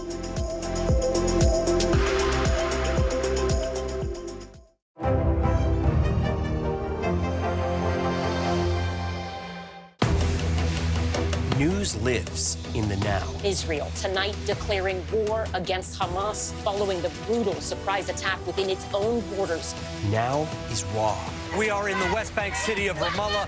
Protesters are on the streets here to denounce Israel. Now is real. Most of the time, the Iron Dome works, but there are rare occasions that a few get through, like here in Ashkelon. News for the generation of now is NBC News Now, streaming free everywhere.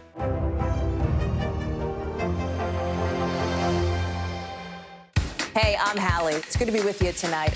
What do we know that voters care about? The economy, right? You are seeing that firsthand yourself on the ground there today. This is two things. It is pretty big medical news. It is also a pretty big mystery. And oh, by the way, it's driven by one of the most controversial people in the United States. What's happening? They have tweaked my monitor, and I can see now you are, in fact, soaking wet. I am deeply sorry. My I commitment apologize to Hallie for the many Jackson questions. will never be questioned.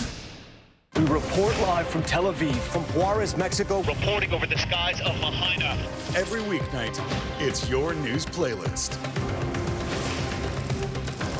Top Story with Tom Yamas, streaming weeknights at 7 on NBC News Now. From inside Iran, from Israel, from Florida. Part of our continued reporting. Think we're all safe? Everybody good? Women, children,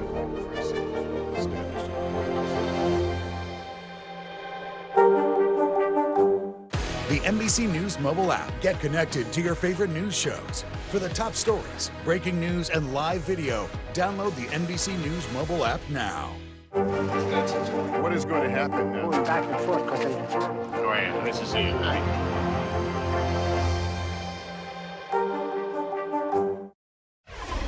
Welcome back. It might just be another Tuesday for most of the country, but in New Orleans, Mardi Gras celebrations are underway. That, of course, means costumes, parades, and one of the nation's biggest parties of the year. NBC News correspondent Sam Brock is down in the Big Easy, taking in all the excitement and wearing all the beads. Sam, good morning.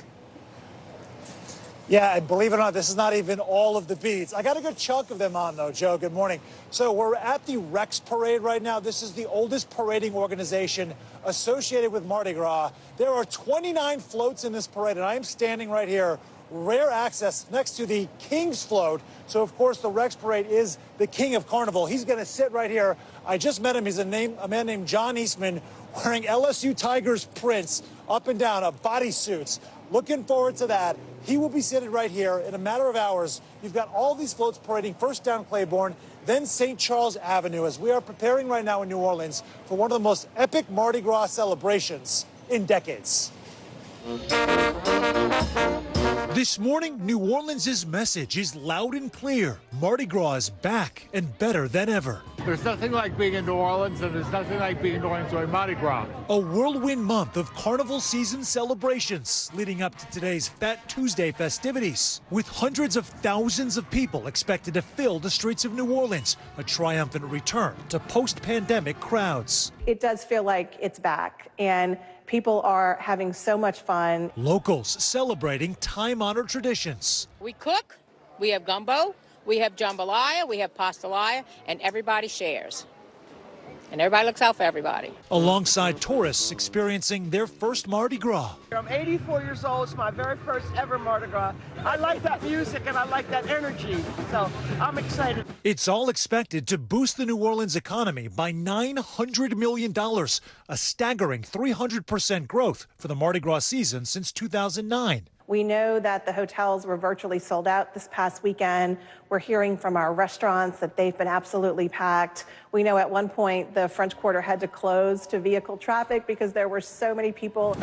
On Monday night, parades like the Crew of Orpheus kicking off with Harry Connick Jr. on hand, a procession of colorful floats, music, and of course, lots of beads. Neil Patrick Harris serving as this year's celebrity monarch, a role once held by former New Orleans resident, our own Hoda Kotb. As big as this year's Mardi Gras promises to be, the city is gearing up for an even busier 2025 when it's set to host the Super Bowl just weeks before Mardi Gras. We'd like to say that New Orleans is built to host. We know how to do Mardi Gras. It's also what we believe makes us a great city for the Super Bowl. A city trumpeting its culture and sense of community like only the Big Easy can. It's kind of like the one time in the year where everybody, no matter where they're from, what part of New Orleans, they're all coming together having a great time. There are so many people, Joe, floating around who are just wondering, what is Mardi Gras like in Louisiana? I'm talking to people at the airport, at the rental car station. They're describing folks that are literally just parachuting in to see this for the first time. Man, are they in for a treat. I will say this, it's probably going to be about a 4 or 5 hour long parade. Starts at 10:30 local, so really in a couple of hours. And it goes right through the heartbeats of New Orleans, St. Charles Avenue. You look around and all it is families, majestic mansions, oak trees, and people having a very, very good time. Plenty of beads, no doubt. Let me send it back to you. Looks absolutely beautiful. Sam, enjoy. Thanks so much for that. Impressive number of beats there, Sam. All right, artificial intelligence is taking the dating world to a whole new frontier. The technology is being used in dating apps to help streamline your search for love. The beads were a good segue to this story. Yeah. All right, but do users feel it's doing more harm than good for their love life? Cosmopolitan is taking a deep dive into the AI world and dating in its new spring issue. And we have Madeline Reeves with us. She's Cosmopolitan's deputy editor. Good morning. Thank you so much for joining us. Thank you so much for having me. Quite a talker here. So tell us, how is AI intersecting with the way that we date? Oh my goodness, where to begin? We have been following this topic for quite some time. We've actually been researching this story in depth over the past 6 months because there's been a lot of reporting about how AI is affecting existing dating apps, about how all of these new dating apps are popping up around specific features like helping you optimize your profile or edit your photos or figure out how to respond to your matches. So we really wanted to know, A, are people interested in this? Do they want to bring it into their dating lives? What are their attitudes towards it?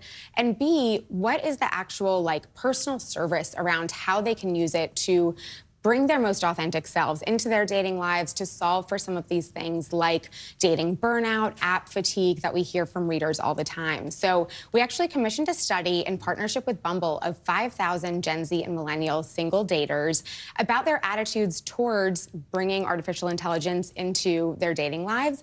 And honestly, I was quite shocked and pleasantly so by the results, which is that overwhelmingly people are excited about the impact that this can have on their dating lives. I think it comes down to it's hard out there and people again are having that fatigue. They're like, anything that can help them learn to flirt a little better, learn to optimize things a little better, make those little tweaks, they're very open to. In this survey, did the Gen Z millennial singles have any concerns about using AI? Definitely. So some of the top concerns that they outlined were things like, do we lose an element of authenticity with this? If you're talking to somebody and they're being coached by a bot, are you losing out on that genuine connection and relationship? So, throughout this story, we kind of outline ways, we did a lot of research with experts, with apps like Bumble, to say, how can you take the things that you can do with these apps with AI and actually tweak it ever so slightly so that instead of sounding like a robot, you sound like just a slightly better version of yourself. How can you use it as a coach? How can you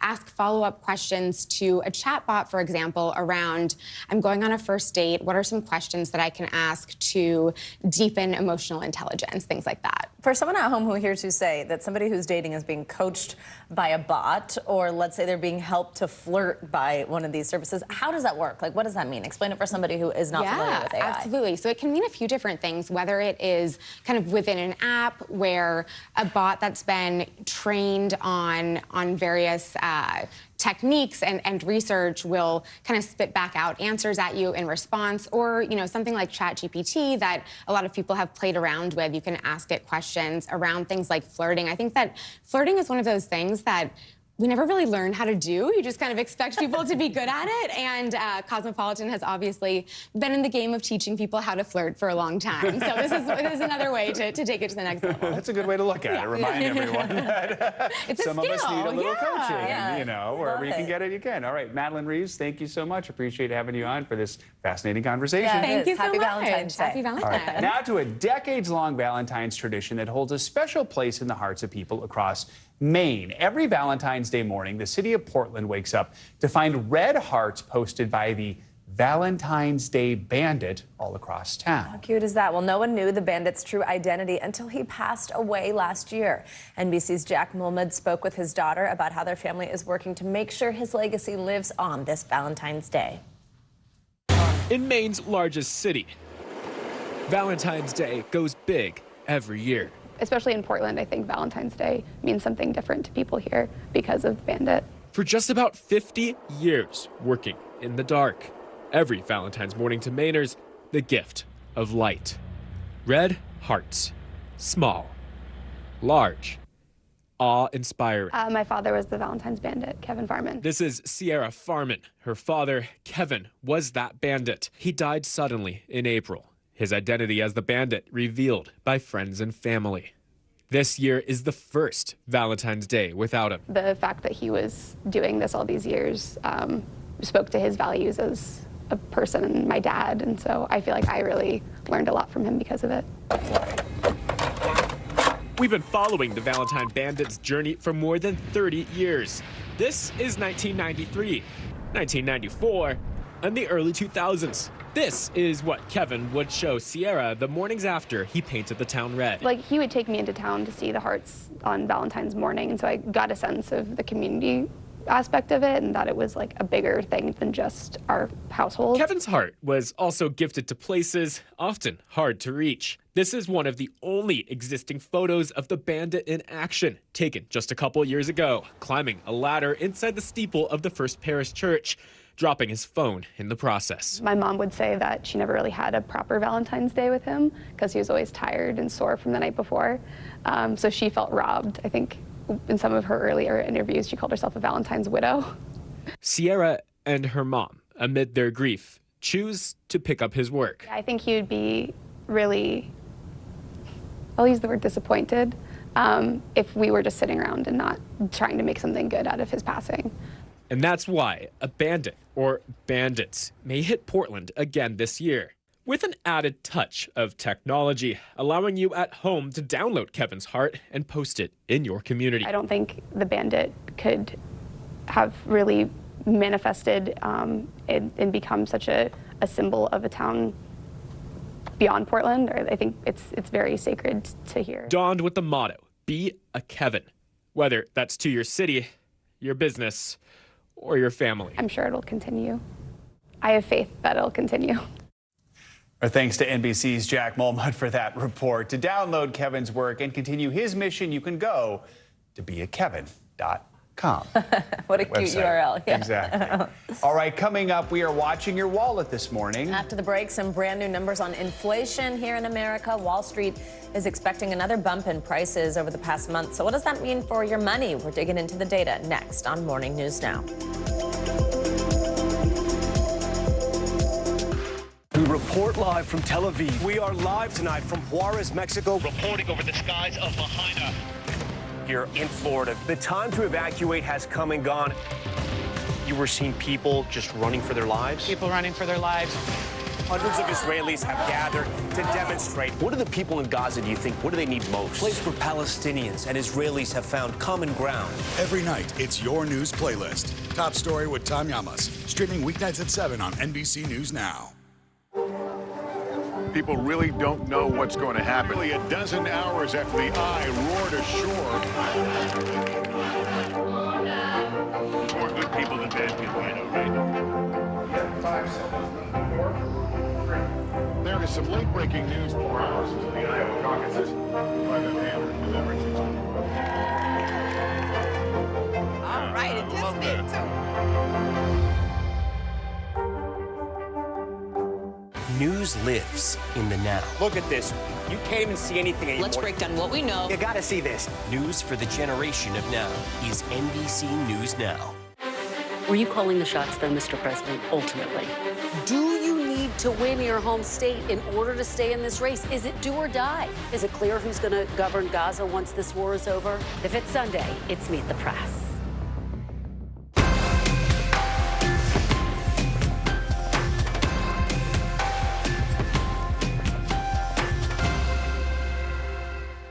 Nearly a dozen hours after the eye roared ashore. There is some late-breaking news. All right, it just is.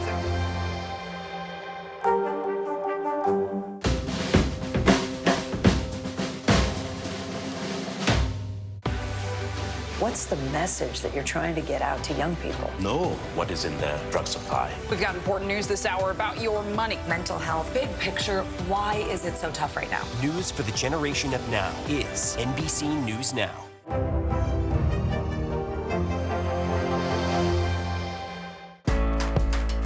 When I think about what the Today Show does, it's not just about the mornings, it's about your whole day. There's a feeling of we're in there with you. Then let's take on this day together. News lives in the now. Look at this. You can't even see anything anymore. Let's break down what we know. You gotta see this. News for the generation of now is NBC News Now.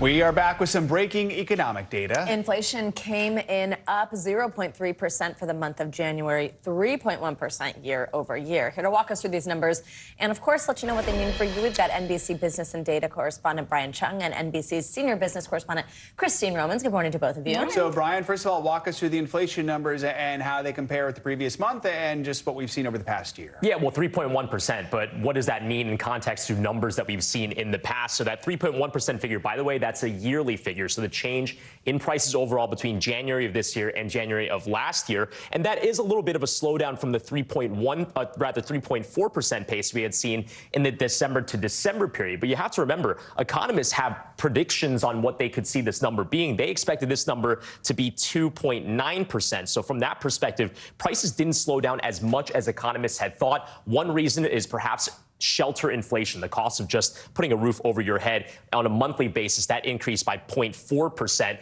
We did also see food prices increase by 0.4% during the month. And then we also saw energy prices decline. So that did help a little bit because of the price of gasoline going down by about 3 cents per gallon. So that decreasing by almost 1 percentage point between the month. But again, overall, this report a little bit hotter than economists had expected. Christine, what stands out to you here and what's it say about our economy? You know, it's a little frustrating because you want these inflation numbers to come down. The Fed would like to see 2%. We're still at 3.1%. Yeah. So this is cooling inflation.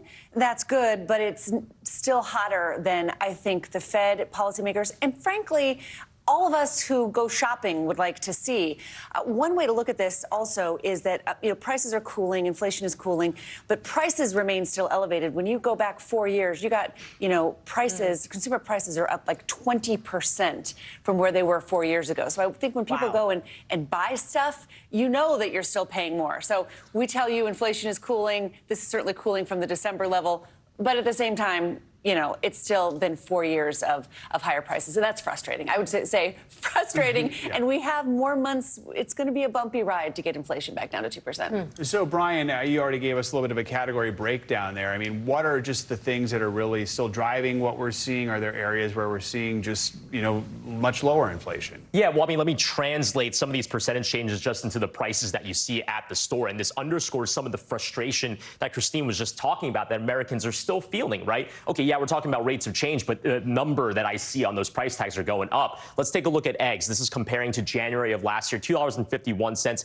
It's about the same right now, $2.52. So not quite as bad as the egg apocalypse that we saw. Remember when eggs were like $5 a dozen? Gasoline prices did decline a little bit, as I mentioned, so $3.35 for all types averaged out. We did see milk prices decline a little bit. It used to be over $4, now just a smidge under that at $3.96. And then bread, that has been increasing over time, $2.02, now about $2.03. So, you know, when you look at the overall picture, actually the prices aren't all that different than they were a year ago. But again, they're not declining substantially. And I think that maybe explains some of the psyche as Americans are looking at these numbers and going, you know what? It's not cheaper than it was. And if my wages aren't keeping up, that's going to be a problem for my overall household finances. Christine, a moment ago, you mentioned not only is it not what we want to see, it's not what the Fed wants to see. What do we think when it comes to rates? I mean, I think you're not going to see rate cuts anytime soon here, you know, because you still have elevated inflation. You know, probably in the summer, we'll start talking about when the Fed can start cutting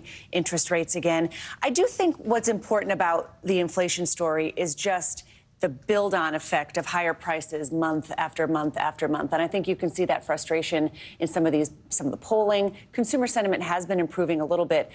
Also, there's a lot of talk now about companies have been passing on higher labor and higher ingredients costs. And when will it be peak inflation saturation for consumers? A lot of the fast food companies noticed last week that their foot traffic was down because people want cheap stuff. They don't want to pay higher prices. So they can't keep raising prices indefinitely because I think the consumer has hit peak frustration with higher prices. Brian, quickly here, people are worried about their bills. They're worried about their loans. What does this all mean for that? Yeah, well, again, this is a reminder that because we're still talking about a positive number in terms of the inflationary figures, that prices are going to continue to go up. And policymakers just hope, to Christine's point, that they can get that pace to come down. But the goal is not to get prices to go down overall, which means that from a budgeting standpoint, people are still going to be spending a lot of money. We have to remember credit card borrowing rates are high. Managing debt is going to be a big part of that household finances story in the months to come. All right. Brian, Christine, thank you both. Appreciate it. Yes, we do. All right, more money news for you now. You might have to wait a little longer. We were talking about this last hour. If you're looking to order some takeout on Valentine's Day. CNBC's Savannah Henao has that and other financial headlines. Savannah, good morning. Joe, Savannah, good morning to you. All right, let's get you those headlines. Uber, Lyft, and DoorDash drivers will strike across the country tomorrow, seeking fair pay. The strike comes about a week after Lyft said it would pay the difference if drivers made less than 70% of what riders pay after fees each week. The drivers, who are considered independent contractors, have accused the companies of taking a high percentage as commissions. The Justice for App Workers Coalition, which represents about 130,000 drivers and delivery workers, says they won't provide rides to and from airports between 11 a.m. and 1 p.m. in 10 major cities, including Chicago, Miami, Newark, Orlando, and Tampa. You no longer have to go to an Apple store if you forget the passcode to your Vision Pro. Apple has launched a software update that will let users reset their device and start over with a fresh install from home. Previously, you would have had to visit a store or mail your device into Apple Care customer support. This is the first update since the Vision Pro went on sale earlier this month. And roughly 123 million people watched the Chiefs beat the 49ers in the Super Bowl on Sunday. CBS releasing preliminary Nielsen ratings for viewing on TV and streaming platforms. CBS, Nickelodeon, and Paramount Plus. It's the most watched Super Bowl ever and up from the record 115 million viewers last year when the Chiefs beat the Eagles. CBS says the final Nielsen numbers will be out later today, guys. All right, there you go. A lot of people tuned in. Exactly. Oh, yeah. Silvana, thank you. You Coming got up, you've got to fight for your right to party. Yeah, we just can't duplicate it, can we? As Kansas City prepares for one supersized victory parade, many Swifties are speculating, will she join boyfriend Travis Kelce at tomorrow's festivities? We've got the lowdown next.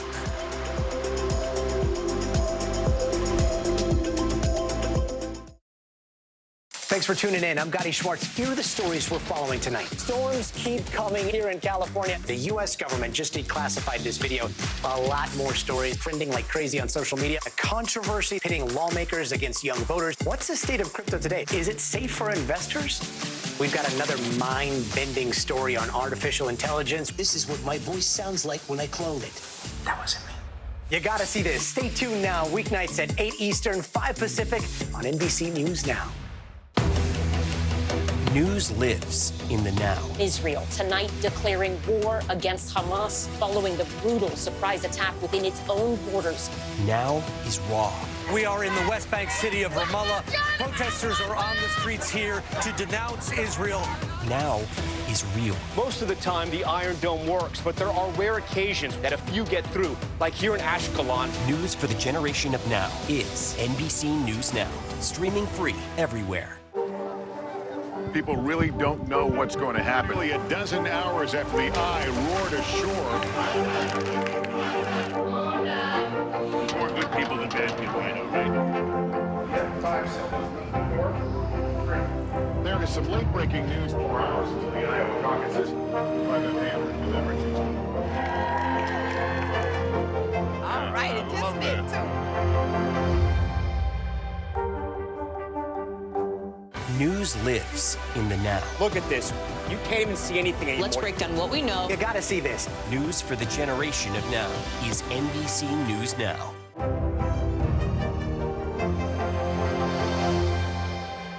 Kristen Welker hosts Meet the Press every Sunday on NBC. We report live from Tel Aviv. We are live tonight from Juarez, Mexico. Reporting over the skies of Lahaina. Here in Florida. The time to evacuate has come and gone. You were seeing people just running for their lives? People running for their lives. Hundreds of Israelis have gathered to demonstrate. What do the people in Gaza, do you think, what do they need most? A place where Palestinians and Israelis have found common ground. Every night, it's your news playlist. Top Story with Tom Llamas. Streaming weeknights at 7 on NBC News Now. People really don't know what's going to happen. Nearly a dozen hours after the eye roared ashore. More good people than bad people, I know, right? 5 seconds.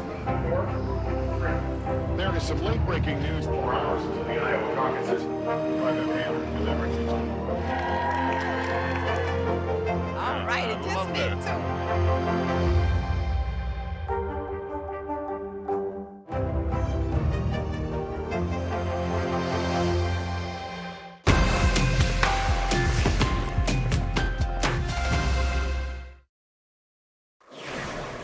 Welcome back. Here's some cool casting from the new season of The White Lotus. I love this show. Blackpink singer Lisa will be making her acting debut in season 3 of the Emmy-winning show. The K-pop star joins a cast including Parker Posey, Jason Isaacs, and Leslie Bibb. Details on Lisa's character are under wraps, but we know it will be filmed in her home country of Thailand.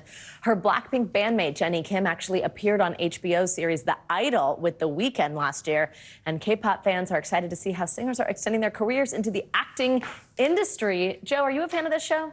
Yeah, I love White Lotus, of course. Yeah, so it'll be intriguing to see what they come up with season 3 and no Jennifer Coolidge. I know. All right. Finally this morning, Kansas City is preparing for a party as the Chiefs return home following their historic win Sunday. Of course, the big question now, will Taylor Swift join her boyfriend Travis Kelce for the parade? NBC's Jesse Kirsch is doing some investigative reporting in Kansas City to try and figure out what's going on. Jesse, good morning. Joe, good morning. We are pressing our sources for answers, and we are going to just keep trying to get some information around that. But what I can tell you is already happening here is we've got championship banners up in Kansas City. Schools have canceled classes for tomorrow. All of this ahead of the massive parade. Officials are expecting close to 1 million people to be here. And as you mentioned, the question is, will Taylor Swift be one of them? With a hero's welcome at the airport, the Super Bowl champs are back in Kansas City. The Chiefs' victory lap leading to a Disneyland parade Monday after becoming the first team to win back-to-back Super Bowls in almost 20 years. And Super Bowl MVP Patrick Mahomes is already talking about going for a three-peat. We'll celebrate these next few weeks, and then we'll get right back at it. And Chiefs fans are celebrating him after the star QB took control at the end of the game. New video emerging of Mahomes' leadership during that final play in overtime. Church right bunch, F, shuttle, Tom and Jerry right, yellow. Right side touchdown! Kansas City! The team overcome with emotion. I want to take the credit, but honestly, it was everybody. I knew it was going to turn around by the way the guys worked. And millions watched that work pay off. The game setting a massive ratings record, according to CBS, with 123.4 million viewers, the most watched broadcast since the moon landing. Of course, some of that could have been the Taylor Swift effect. The pop superstar was in the stands and on the field to support her boyfriend, Travis Kelce. Later, the duo hitting the Las Vegas Strip with her family in tow. Overnight, the singer posting a hilarious TikTok about her parents joining the fun. Swifties noting it's her first official social media post featuring Kelce, and swooning over more videos of the two celebrating after the game, kissing as Love Story played. And a memorable moment, Travis leading a sing-along of You Belong With Me.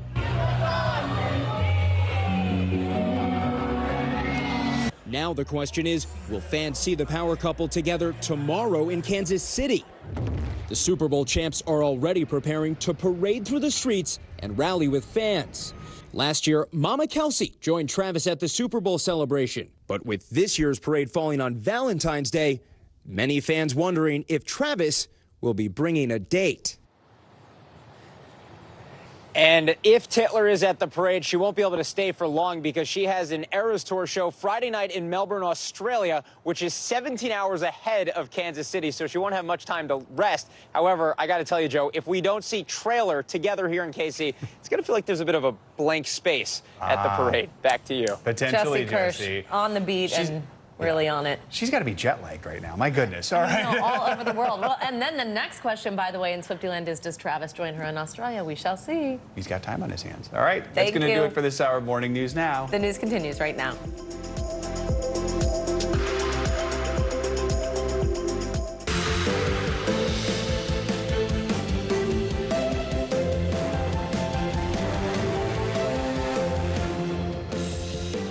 Good morning from a very snowy New York. Happy Tuesday. I'm Savannah Sellers. I'm Joe Fryer. We're following what is expected to be a widespread whiteout across much of the Northeast this morning. On your screen, a look at conditions in Hartford, Connecticut. Several inches of snow could snarl the morning commute for millions. We're already starting to see flight delays and cancellations pile up at major airports from New York to Boston. Speaking of New York, schools here also closed, students going remote as the city braces for what could be the biggest winter storm here in years. We've got full team coverage of what you can expect as you head out the door. We're also learning some disturbing new details about that shooting at Joel Osteen's Houston megachurch, the anti-Semitic material that investigators say was uncovered inside the home of the suspected shooter. We've got money on our minds on this Tuesday morning. The latest read on inflation is out today. Economists predicting yet another slight uptick in prices last month. But what could that mean for Wall Street and Main Street? We're going to break down the new data.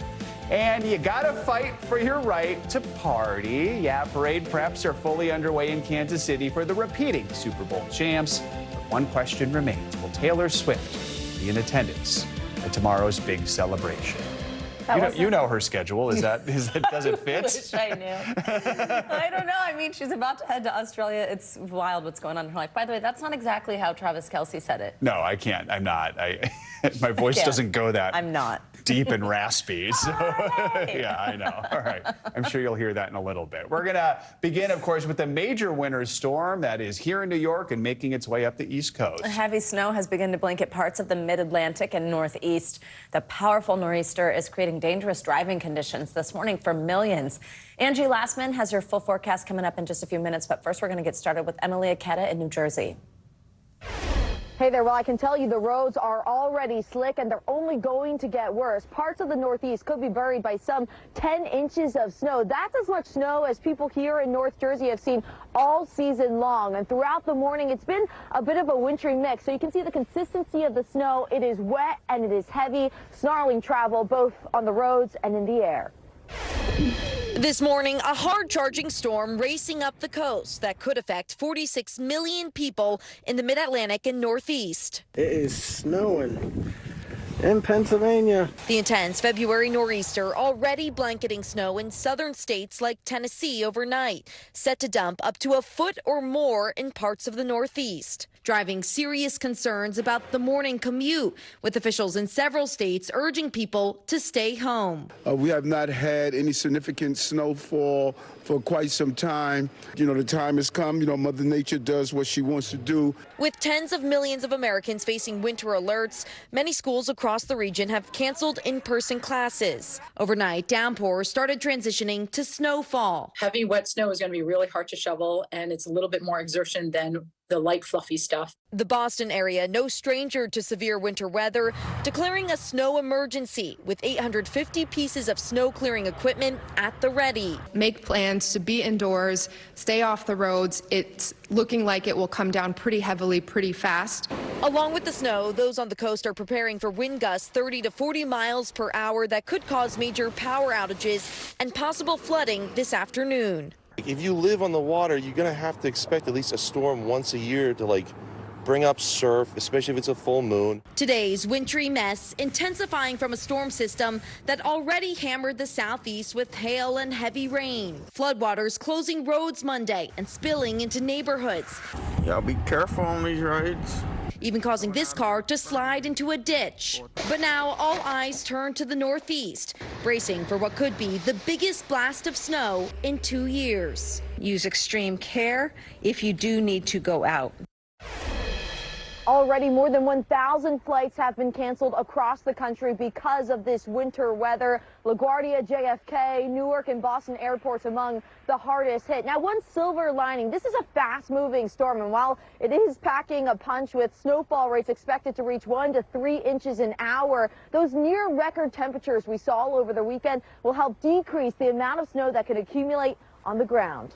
Back to you. All right, Emily, thank you. For more on the winter storm, we're joined by New York City's Emergency Management Commissioner, Zach Iscol, which sort of sounds like icicle. Feels fitting here, Zach. Good morning. Good to have you with us. I mean, we're not used to... I've been called worse. Exactly. I've been called worse. Exactly. It's good to be here with you guys this morning. You're like, we'll take that. I mean, obviously, we know here in New York, we have not had much snow over the last few winters, so we're a little new to this. How are you preparing? Does everyone remember what to do?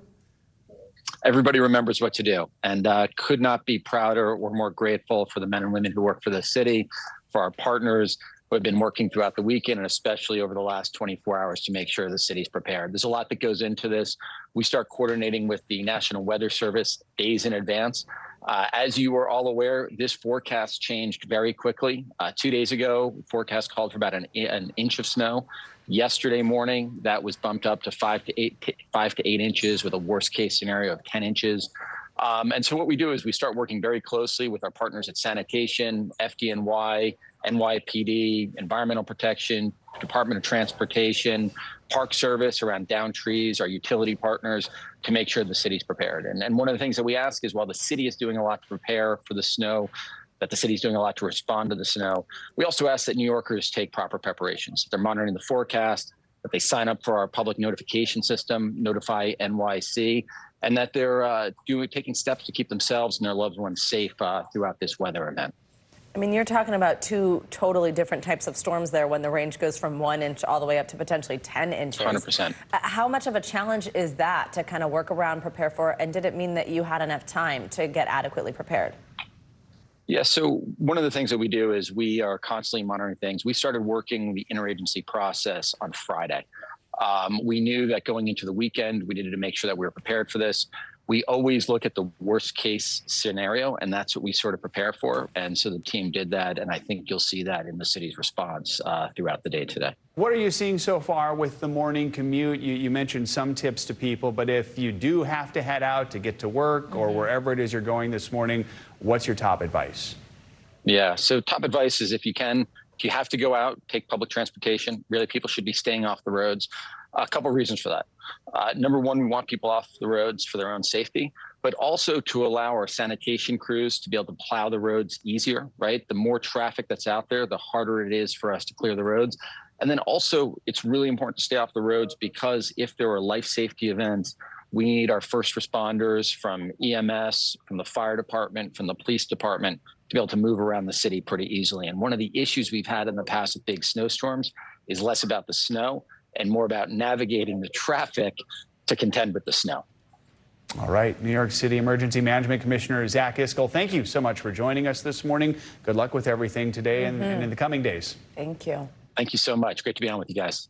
Let's now track this storm in your morning news now weather. Yeah, meteorologist Angie Lassman joins us now, and it feels like with every passing minute, it's turning into the storm we've been bracing for, right? Guys, I went to the window and I looked out, and it's a winter wonderland out there in New York City. And we've got a lot of folks that are dealing with this kind of busy early morning commute with the snow working in. We've got 46 million people under these winter alerts right now. And notice most of this has transitioned over to snow. We probably have some wintry mix going on in places like Atlantic City, Washington, D.C., but we've definitely got snow falling in portions of Pennsylvania, New Jersey, New York, and we're going to see that ramp up here through the next basically 4 hours. We've got to get through the next 4 hours before we start to see things kind of calming down. Here's the timeline depending on where you are. Through noon is what we're looking at as far as New York City's steadiest snowfall.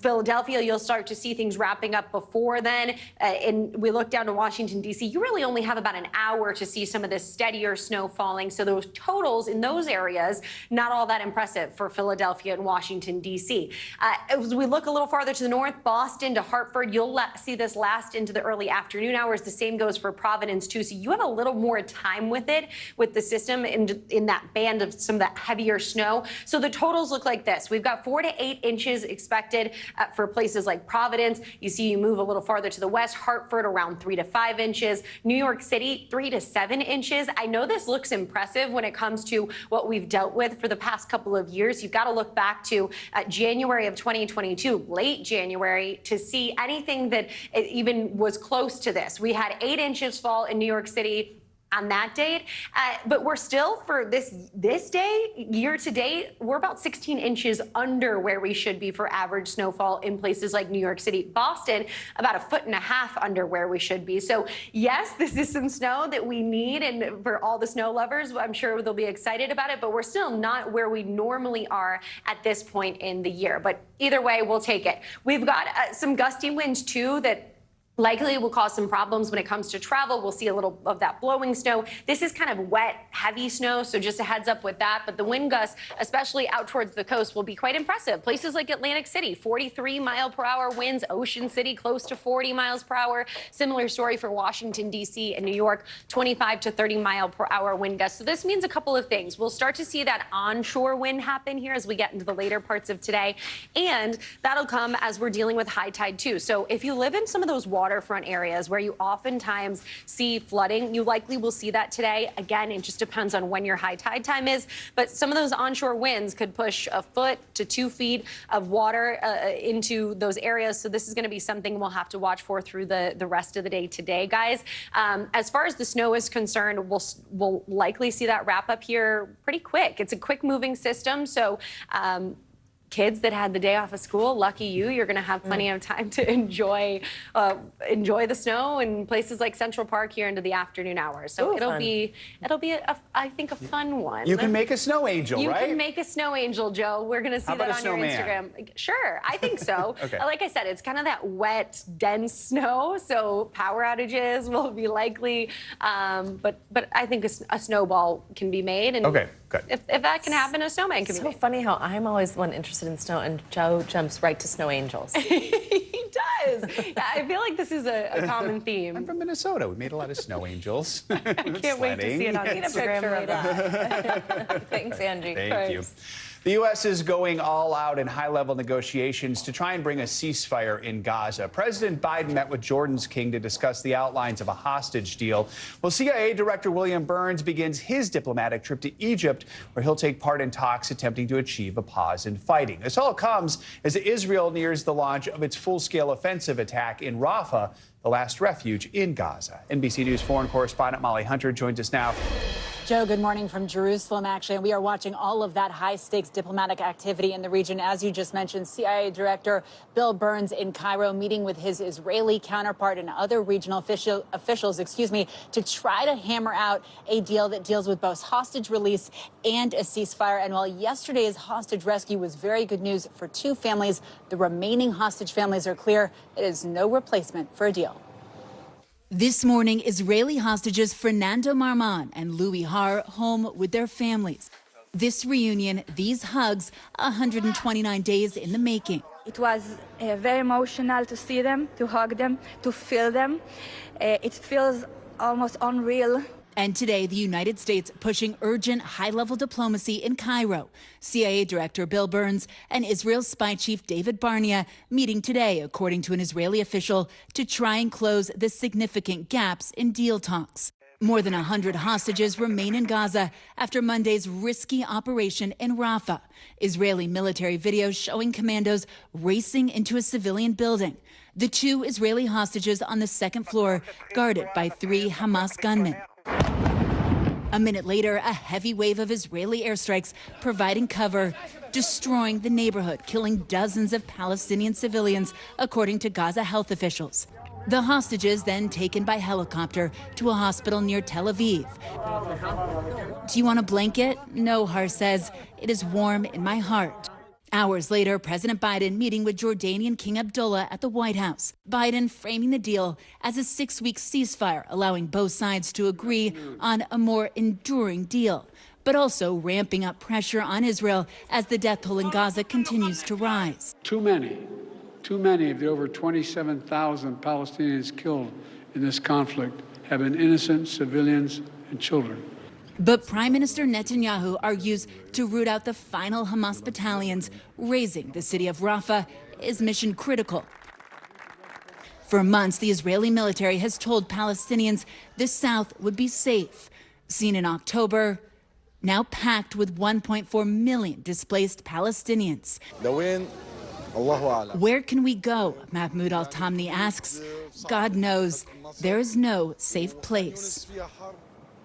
And Joe, this man told our crew he can't go back to Khan Yunis because the fighting is so intense. They can't go forward, of course, because Rafah is that southernmost city slammed up against the border in Egypt. And there is growing panic this morning. We hear from people in Gaza that Israel may move into Rafah before a deal is struck.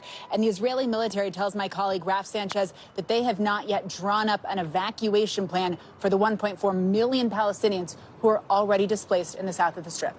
Joe? A lot of questions about what happens next. All right, Molly Hunter, thank you so much.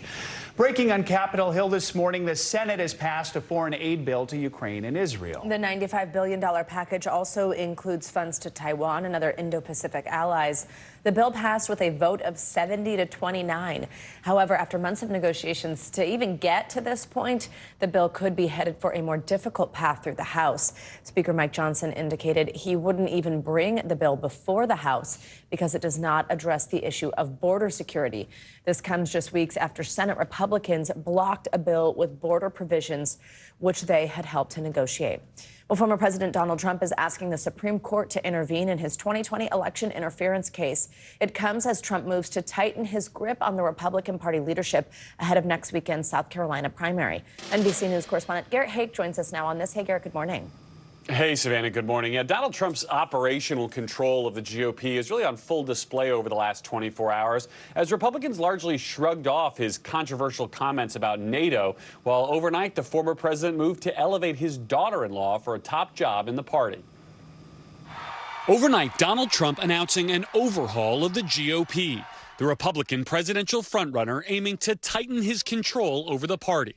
Endorsing a loyalist as party chairman, his daughter-in-law, Laura Trump, as party co-chair, and pushing the installation of a senior campaign advisor as the party's chief operating officer. A party spokesperson saying no changes, which would require an RNC vote, will be made until after the South Carolina primary next week. Each and every one of you is going to get out and vote and deliver a gigantic win right here in South Carolina.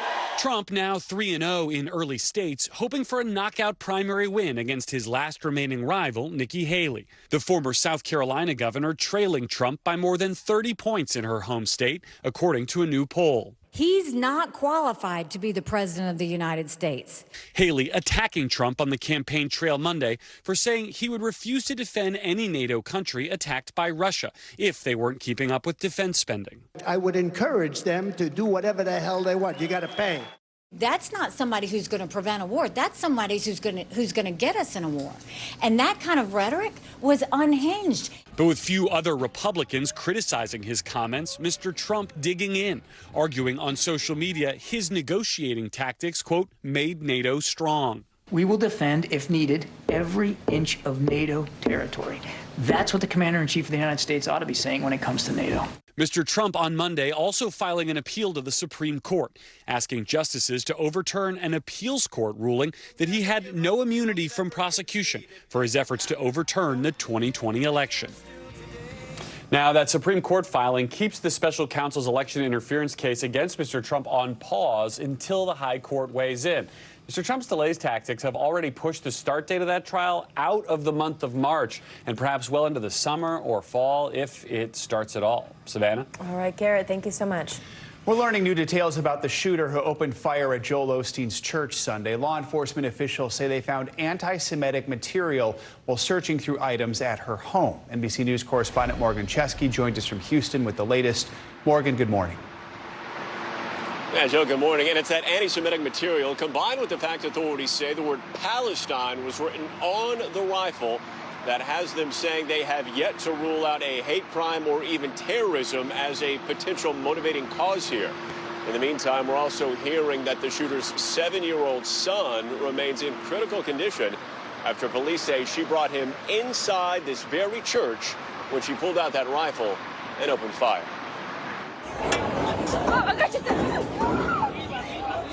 More than 24 hours after gunfire rang out through Houston's Lakewood megachurch, investigators are painting a troubling picture of the woman they say opened fire.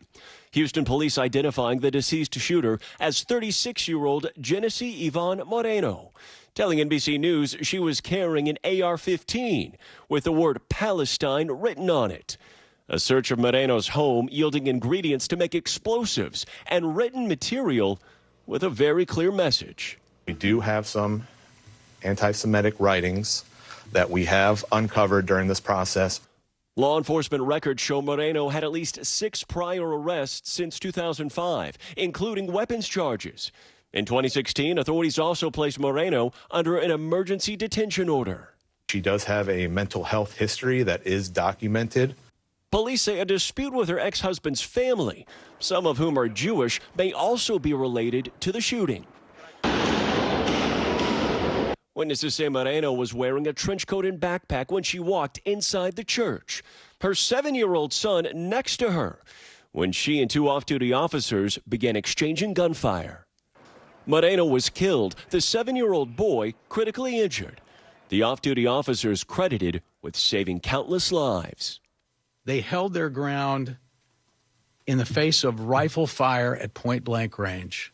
Inside the nearby sanctuary, hundreds of frantic churchgoers tried to escape.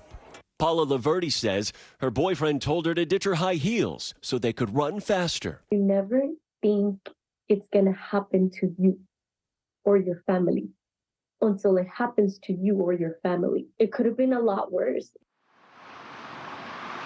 And we're also learning more about the shooter's potential past and hearing from some of her neighbors, one of whom didn't go on camera but did say they filed a restraining order against Moreno as recently as this past fall, saying that past months have been described as chaotic with her presence in the neighborhood. Houston police say because of the attack here at Lakewood Church, they are making sure that places of worship across the entire metro area have much more visible security for the near future. Joe. All right, Morgan, thank you.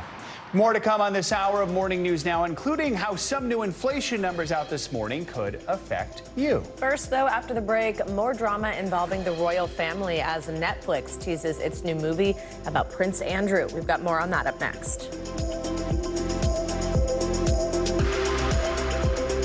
We report live from Tel Aviv. We are live tonight from Juarez, Mexico, reporting over the skies of Lahaina here in Florida. The time to evacuate has come and gone. You were seeing people just running for their lives? People running for their lives. Hundreds of Israelis have gathered to demonstrate. What do the people in Gaza, do you think, what do they need most? A place where Palestinians and Israelis have found common ground. Every night, it's your news playlist. Top Story with Tom Llamas. Streaming weeknights at 7 on NBC News Now.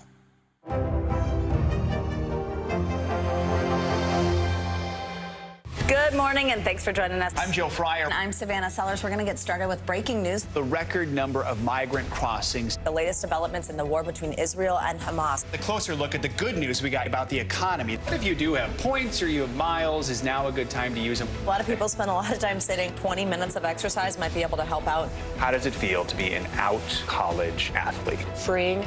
The first woman on a lunar mission. What was it like to get that news? Morning News Now, streaming weekdays at 7.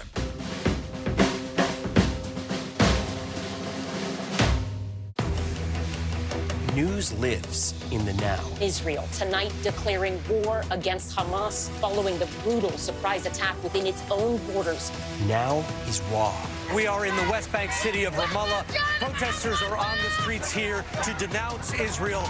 Now is real. Most of the time, the Iron Dome works, but there are rare occasions that a few get through, like here in Ashkelon. News for the generation of now is NBC News Now, streaming free everywhere. People really don't know what's going to happen. Really, a dozen hours after the eye roared ashore. More good people than bad people, you know, right? There is some late-breaking news 4 hours into the Iowa caucuses by the All right, it just me too.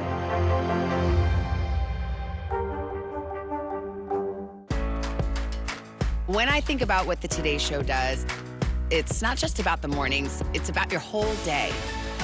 There's a feeling of we're in there with you. Then let's take on this day together. We report live from Tel Aviv, from Juarez, Mexico, reporting over the skies of Lahaina. Every weeknight, it's your news playlist. Top Story with Tom Llamas, streaming weeknights at 7 on NBC News Now. Good morning. Thanks for joining us. I'm Joe Fryer. And I'm Savannah Sellers. The latest developments in the war between Israel and Hamas. If you do have points or you have miles, is now a good time to use them. The first woman on a lunar mission. What was it like to get that news? Morning News Now, streaming weekdays at 7. Kristen Welker hosts Meet the Press every Sunday on NBC. Welcome back. Well, The Crown may have finished, but there is more royal drama coming soon to Netflix. The streaming trailer just dropped for the first trailer, for the new film Scoop. It's about a notorious interview Prince Andrew gave the BBC in 2019, where he faced tough questions about his links to convicted sex offender Jeffrey Epstein. NBC News foreign correspondent Josh Letterman has the story.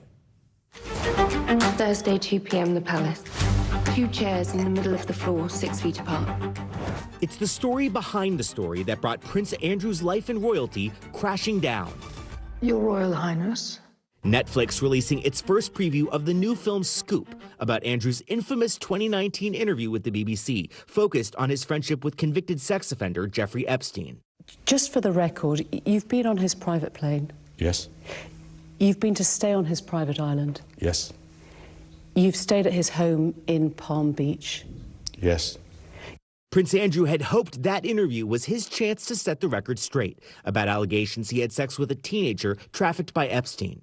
Instead, it was a public relations disaster, widely described in the UK as a car crash. He didn't express an iota of sympathy for these young girls. That was a disaster. For me, it just showed that he's very arrogant. Prince Andrew panned for his answers about his 4-day visit to Epstein's private island in 2010, after Epstein had pleaded guilty to soliciting minors for prostitution.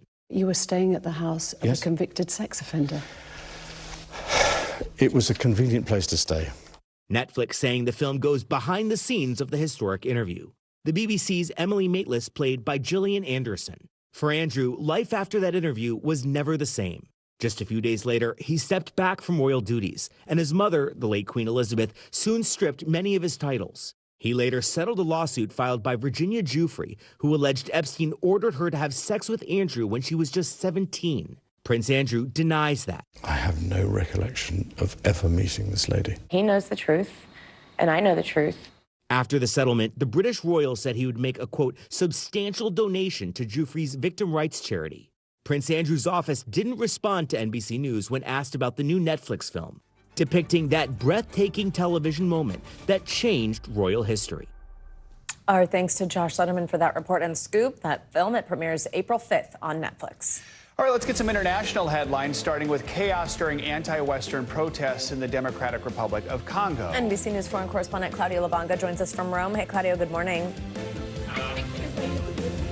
Savannah Joe, good morning. That's right. Hundreds of people have been demonstrating for days now in front of several Western embassies in Kinshasa, the capital of the Democratic Republic of Congo. And today, the police tried to disperse the crowds using tear gas.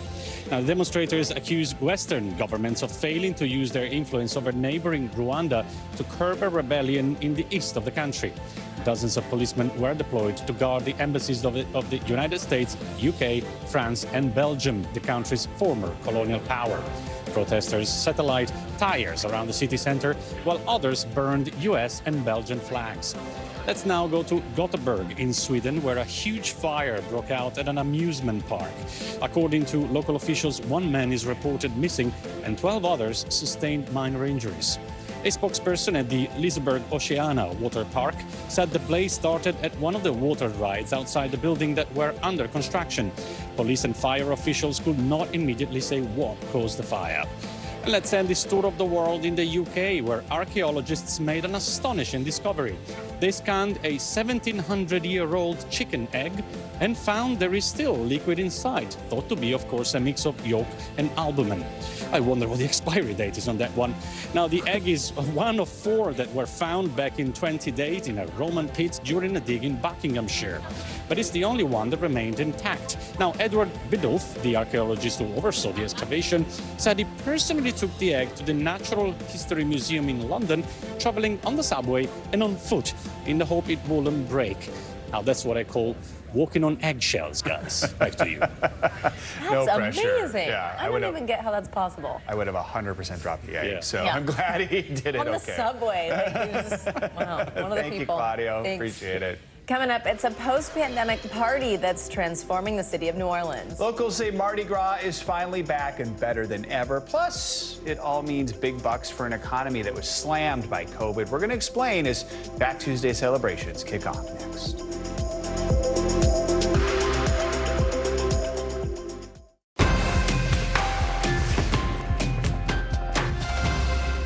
We report live from Tel Aviv. We are live tonight from Juarez, Mexico, reporting over the skies of Lahaina here in Florida. The time to evacuate has come and gone. You were seeing people just running for their lives? People running for their lives. Hundreds of Israelis have gathered to demonstrate. What do the people in Gaza, do you think, what do they need most? A place where Palestinians and Israelis have found common ground. Every night, it's your news playlist. Top Story with Tom Llamas. Streaming weeknights at 7 on NBC News Now. We're talking possibly 1 trillion galaxies. Yes. That is a number that is just so hard to compute. Whether it's the moon, whether it's Mars, it feels like we're on the cusp of something big.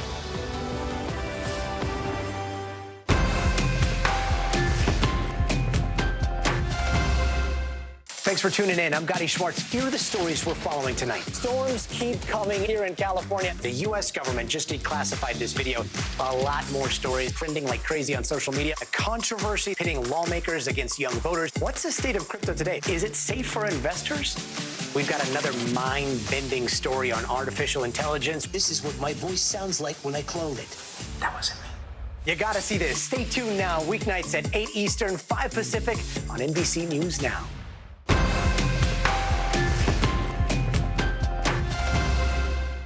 Stay on top of breaking news and the biggest stories of the day with NBC News Daily. Thank you so much for joining us. I'm Morgan Radford. I'm Vicki Wynn. I'm Kate Snow. And I'm Zinklea Samwa. Get in-depth reporting from across the country. We have breaking news out of the White House and around the world. Questions about the rebellion inside Russia. And ways you can take care of your health. What are symptoms that people should be on the lookout for? And your wallet. Some really great last-minute deals if you have flexibility. NBC News Daily, weekdays from 12 to 4 p.m. Eastern on NBC News Now. Welcome back. It might just be another Tuesday for most of the country, but in New Orleans, Mardi Gras celebrations are underway. That, of course, means costumes, parades, and one of the nation's biggest parties of the year. NBC News correspondent Sam Brock is down in the Big Easy, taking in all the excitement and wearing all the beads. Sam, good morning. Yeah, and believe it or not, this is not even all of the beads. I got a good chunk of them on, though, Joe. Good morning. So we're at the Rex Parade right now. This is the oldest parading organization associated with Mardi Gras. There are 29 floats in this parade, and I am standing right here, rare access next to the King's float. So, of course, the Rex Parade is the king of carnival. He's going to sit right here. I just met him. He's a man named John Eastman, wearing LSU Tigers prints up and down of bodysuits. Looking forward to that. He will be seated right here in a matter of hours. You've got all these floats parading first down Claiborne, then St. Charles Avenue, as we are preparing right now in New Orleans for one of the most epic Mardi Gras celebrations in decades. This morning, New Orleans' message is loud and clear. Mardi Gras is back and better than ever. There's nothing like being in New Orleans, and there's nothing like being in New Orleans during Mardi Gras. A whirlwind month of carnival season celebrations leading up to today's Fat Tuesday festivities, with hundreds of thousands of people expected to fill the streets of New Orleans, a triumphant return to post-pandemic crowds. It does feel like it's back, and people are having so much fun. Locals celebrating time-honored traditions. We cook, we have gumbo, we have jambalaya, we have pastelaya, and everybody shares. And everybody looks out for everybody. Alongside tourists experiencing their first Mardi Gras. I'm 84 years old. It's my very first ever Mardi Gras. I like that music and I like that energy, so I'm excited. It's all expected to boost the New Orleans economy by $900 million, a staggering 300% growth for the Mardi Gras season since 2009. We know that the hotels were virtually sold out this past weekend. We're hearing from our restaurants that they've been absolutely packed. We know at one point the French Quarter had to close to vehicle traffic because there were so many people. On Monday night, parades like the Crew of Orpheus kicking off with Harry Connick Jr. on hand, a procession of colorful floats, music, and of course, lots of beads. Neil Patrick Harris serving as this year's celebrity monarch, a role once held by former New Orleans resident, our own Hoda Kotb. As big as this year's Mardi Gras promises to be, the city is gearing up for an even busier 2025 when it's set to host the Super Bowl just weeks before Mardi Gras. We'd like to say that New Orleans is built to host. We know how to do Mardi Gras. It's also what we believe makes us a great city for the Super Bowl. A city trumpeting its culture and sense of community like only the Big Easy can. It's kind of like the one time in the year where everybody, no matter where they're from, what part of New Orleans, they're all coming together having a great time. There are so many people, Joe, floating around who are just wondering, what is Mardi Gras like in Louisiana? I'm talking to people at the airport, at the rental car station. They're describing folks that are literally just parachuting in to see this for the first time. Man, are they in for a treat. I will say this, it's probably going to be about a 4 or 5 hour long parade. Starts at 10:30 local, so really in a couple of hours. And it goes right through the heartbeat of New Orleans, St. Charles Avenue. You look around and all it is families, majestic mansions, oak trees, and people having a very, very good time. Plenty of beads, no doubt. Let me send it back to you. Looks absolutely beautiful. Sam, enjoy. Thanks so much for that. Impressive number of beads there, Sam. All right, artificial intelligence is taking the dating world to a whole new frontier. The technology is being used in dating apps to help streamline your search for love. The beads were a good segue to this story. Yeah. All right, but do users feel it's doing more harm than good for their love life? Cosmopolitan is taking a deep dive into the AI world and dating in its new spring issue. And we have Madeline Reeves with us. She's Cosmopolitan's deputy editor. Good morning. Thank you so much for joining us. Thank you so much for having me. Quite quite a talker here. So tell us, how is AI intersecting with the way that we date? Oh my goodness, where to begin? We have been following this topic for quite some time. We've actually been researching this story in depth over the past 6 months because there's been a lot of reporting about how AI is affecting existing dating apps, about how all of these new dating apps are popping up around specific features like helping you optimize your profile or edit your photos or figure out how to respond to your matches. So we really wanted to know, A, are people interested in this? Do they want to bring it into their dating lives? What are their attitudes towards it? And B, what is the actual personal service around how they can use it to bring their most authentic selves into their dating lives to solve for some of these things like dating burnout, app fatigue that we hear from readers all the time. So we actually commissioned a study in partnership with Bumble of 5,000 Gen Z and millennial single daters about their attitudes towards bringing artificial intelligence into their dating lives.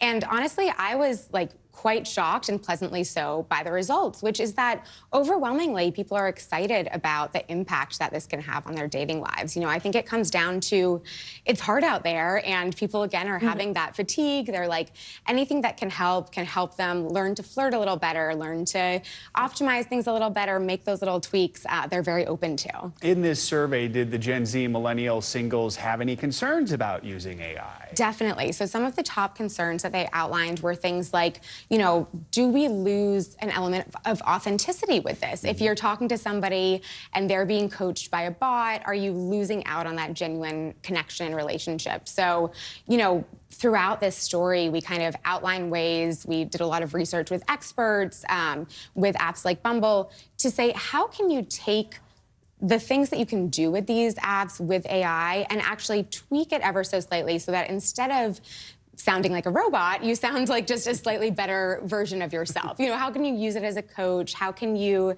ask follow-up questions to a chatbot, for example, around, I'm going on a first date, what are some questions that I can ask to deepen emotional intelligence, things like that. For someone at home who hears you say that somebody who's dating is being coached by a bot, or let's say they're being helped to flirt by one of these services, how does that work? What does that mean? Explain it for somebody who is not familiar with AI. Absolutely. So it can mean a few different things, whether it is kind of within an app where a bot that's been trained on various techniques and research will kind of spit back out answers at you in response, or something like ChatGPT that a lot of people have played around with. You can ask it questions around things like flirting. I think that flirting is one of those things that we never really learn how to do. You just kind of expect people to be good at it. And Cosmopolitan has obviously been in the game of teaching people how to flirt for a long time. So this is another way to take it to the next level. That's a good way to look at it. Remind everyone that some of us need a little coaching. And,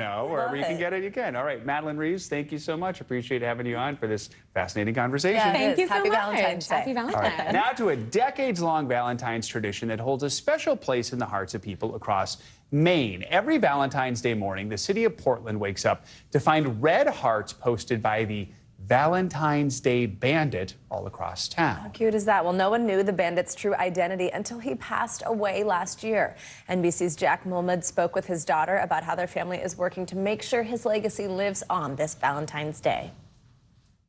In Maine's largest city, Valentine's Day goes big every year. Especially in Portland, I think Valentine's Day means something different to people here because of the Bandit. For just about 50 years working in the dark, every Valentine's morning to Mainers, the gift of light. Red hearts. Small. Large. Awe-inspiring. My father was the Valentine's Bandit, Kevin Farman. This is Sierra Farman. Her father, Kevin, was that bandit. He died suddenly in April. His identity as the Bandit revealed by friends and family. This year is the first Valentine's Day without him. The fact that he was doing this all these years spoke to his values as a person and my dad, and so I feel like I really learned a lot from him because of it. We've been following the Valentine Bandit's journey for more than 30 years.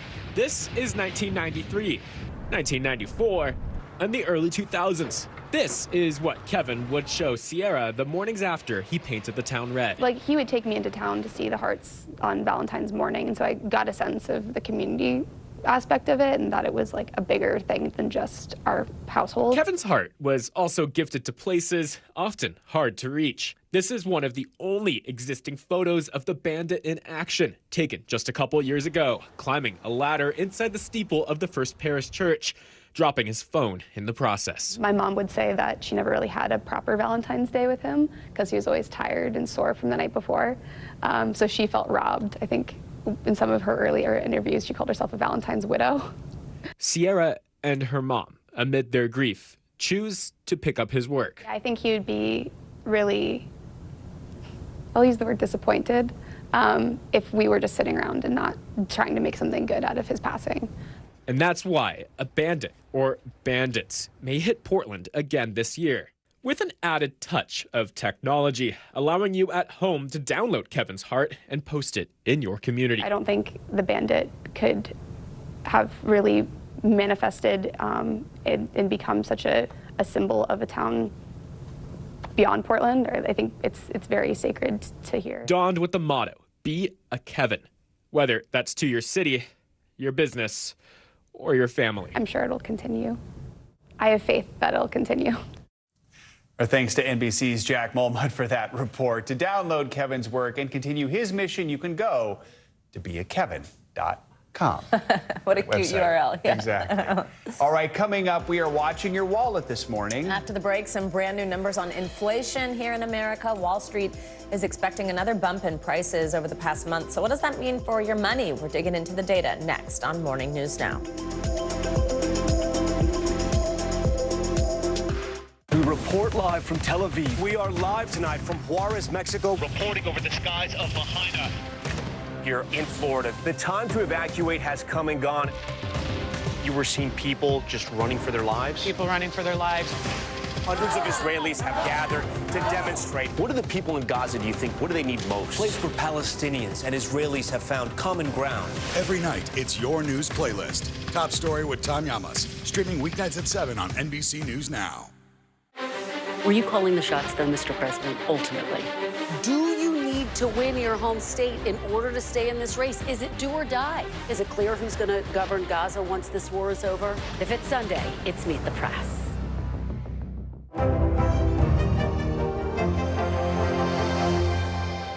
News lives in the now. The front lines are still very active. This is like quicksand, and officials say an entire town is cut off. This close to actually understand why people had to jump in the ocean. News for the generation of now is NBC News Now.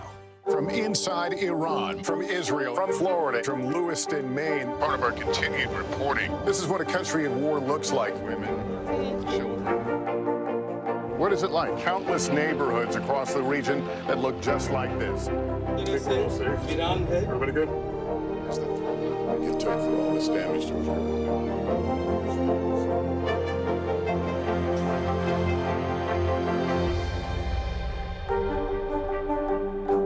News lives in the now. The horrors of the war on full display on both sides of the Israel-Gaza border. Protesters are on the streets here. Most of the time, the Iron Dome works, but a few get through. News for the generation of now is NBC News Now. Were you calling the shots, though, Mr. President, ultimately? Do you need to win your home state in order to stay in this race? Is it do or die? Is it clear who's going to govern Gaza once this war is over? If it's Sunday, it's Meet the Press. Good morning, and thanks for joining us. I'm Joe Fryer. And I'm Savannah Sellers. We're going to get started with breaking news. The record number of migrant crossings. The latest developments in the war between Israel and Hamas. A closer look at the good news we got about the economy. If you do have points or you have miles, is now a good time to use them. A lot of people spend a lot of time sitting. 20 minutes of exercise might be able to help out. How does it feel to be an out college athlete? Freeing. The first woman on a lunar mission. What was it like to get that news? Morning News Now, streaming weekdays at 7.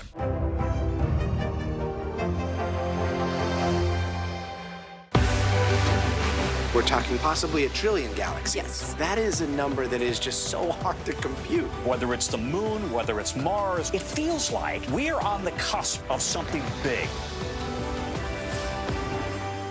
Kristen Welker hosts Meet the Press every Sunday on NBC.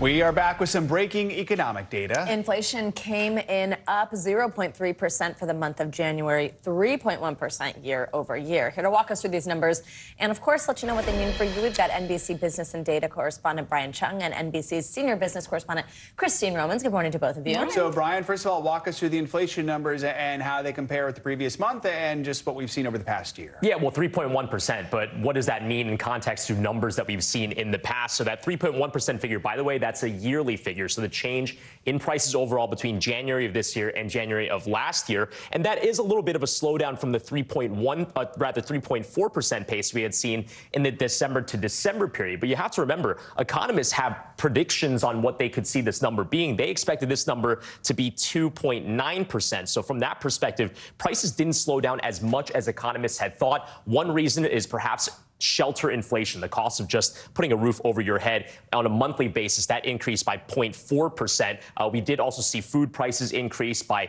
0.4% during the month. And then we also saw energy prices decline. So that did help a little bit because of the price of gasoline going down by about 3 cents per gallon. So that decreasing by almost 1 percentage point between the month. But again, overall, this report a little bit hotter than economists had expected. Christine, what stands out to you here and what's it say about our economy? You know, it's a little frustrating because you want these inflation numbers to come down. The Fed would like to see 2%. We're still at 3.1%. Yeah. So this is cooling inflation. That's good, but it's still hotter than I think the Fed, policymakers, and frankly, all of us who go shopping would like to see.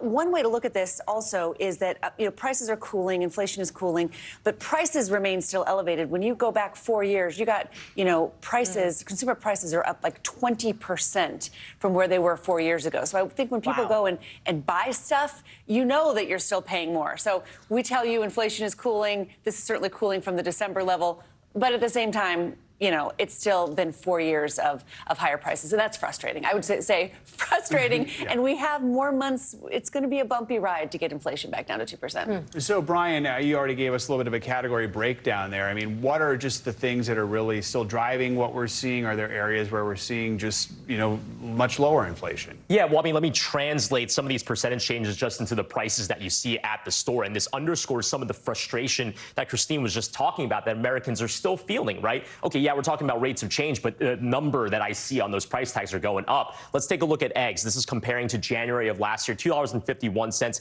It's about the same right now, $2.52. So not quite as bad as the egg apocalypse that we saw. Remember when eggs were like $5 a dozen? Gasoline prices did decline a little bit, as I mentioned, so $3.35 for all types averaged out. We did see milk prices decline a little bit. It used to be over $4, now just a smidge under that at $3.96. And then bread, that has been increasing over time, $2.02, now about $2.03. So, when you look at the overall picture, actually the prices aren't all that different than they were a year ago. But again, they're not declining substantially. And I think that maybe explains some of the psyche as Americans are looking at these numbers and going, you know what? It's not cheaper than it was. And if my wages aren't keeping up, that's going to be a problem for my overall household finances. Christine, a moment ago, you mentioned not only is it not what we want to see, it's not what the Fed wants to see. What do we think when it comes to rates? I mean, I think you're not going to see rate cuts anytime soon here, because you still have elevated inflation. Probably in the summer, we'll start talking about when the Fed can start cutting interest rates again. I do think what's important about the inflation story is just the build-on effect of higher prices month after month after month. And I think you can see that frustration in some of the polling. Consumer sentiment has been improving a little bit. Also, there's a lot of talk now about companies have been passing on higher labor and higher ingredients costs. And when will it be peak inflation saturation for consumers? A lot of the fast food companies noticed last week that their foot traffic was down because people want cheap stuff. They don't want to pay higher prices. So they can't keep raising prices indefinitely because I think the consumer has hit peak frustration with higher prices. Brian, quickly here, people are worried about their bills. They're worried about their loans. What does this all mean for that? Yeah, well, again, this is a reminder that because we're still talking about a positive number in terms of the inflationary figures, that prices are going to continue to go up. And policymakers just hope, to Christine's point, that they can get that pace to come down. But the goal is not to get prices to go down overall, which means that from a budgeting standpoint, people are still going to be spending a lot of money. We have to remember credit card borrowing rates are high. Managing debt is going to be a big part of that household finances story in the months to come. All right, Brian, Christine, thank you both. Appreciate it. Yes, we do. All right, more money news for you now. You might have to wait a little longer. We were talking about this last hour. If you're looking to order some takeout on Valentine's Day. CNBC's Savannah Hanau has that and other financial headlines. Savannah, good morning. Joe, Savannah, good morning to you. All right, let's get you those headlines. Uber, Lyft, and DoorDash drivers will strike across the country tomorrow, seeking fair pay. The strike comes about a week after Lyft said it would pay the difference if drivers made less than 70% of what riders pay after fees each week. The drivers, who are considered independent contractors, have accused the companies of taking a high percentage as commissions. The Justice for App Workers Coalition, which represents about 130,000 drivers and delivery workers, says they won't provide rides to and from airports between 11 a.m. and 1 p.m. in 10 major cities, including Chicago, Miami, Newark, Orlando, and Tampa. You no longer have to go to an Apple store if you forget the passcode to your Vision Pro. Apple has launched a software update that will let users reset their device and start over with a fresh install from home. Previously, you would have had to visit a store or mail your device into AppleCare customer support. This is the first update since the Vision Pro went on sale earlier this month. And roughly 123 million people watched the Chiefs beat the 49ers in the Super Bowl on Sunday. CBS releasing preliminary Nielsen ratings for viewing on TV and streaming platforms. CBS, Nickelodeon, and Paramount Plus. It's the most watched Super Bowl ever and up from the record 115 million viewers last year when the Chiefs beat the Eagles. CBS says the final Nielsen numbers will be out later today, guys. All right, there you go. A lot of people tuned in. Exactly. Oh, yeah. Savannah, thank you. Yeah. Coming up, you've got to fight for your right to party. Yeah, we just can't duplicate it, can we? Yeah, As Kansas City he prepares says. for one supersized victory parade, many Swifties are speculating, will she join boyfriend Travis Kelce at tomorrow's festivities? We've got the lowdown next.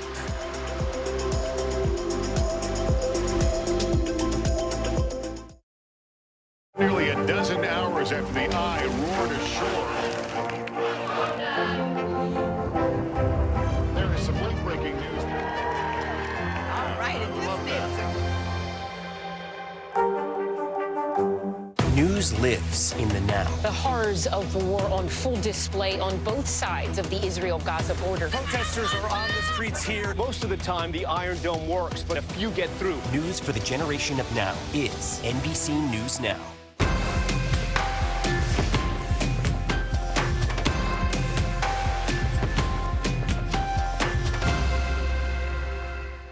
Nearly a dozen hours after the eye roared ashore. There is some late-breaking news. All right, News lives in the now. The front lines are still very active. This is like quicksand, and officials say an entire town is cut off. This close to actually understand why people had to jump in the ocean. News for the generation of now is NBC News Now. Nearly a dozen hours after the eye roared ashore. There is some late-breaking news. All right,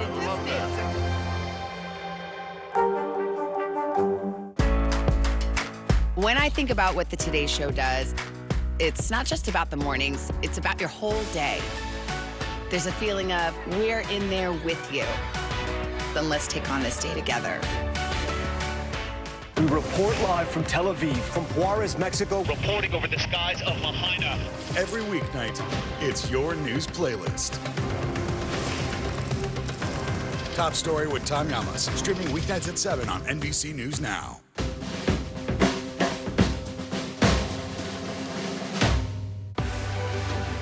We're talking possibly a trillion galaxies. Yes. That is a number that is just so hard to compute. Whether it's the moon, whether it's Mars, it feels like we're on the cusp of something big.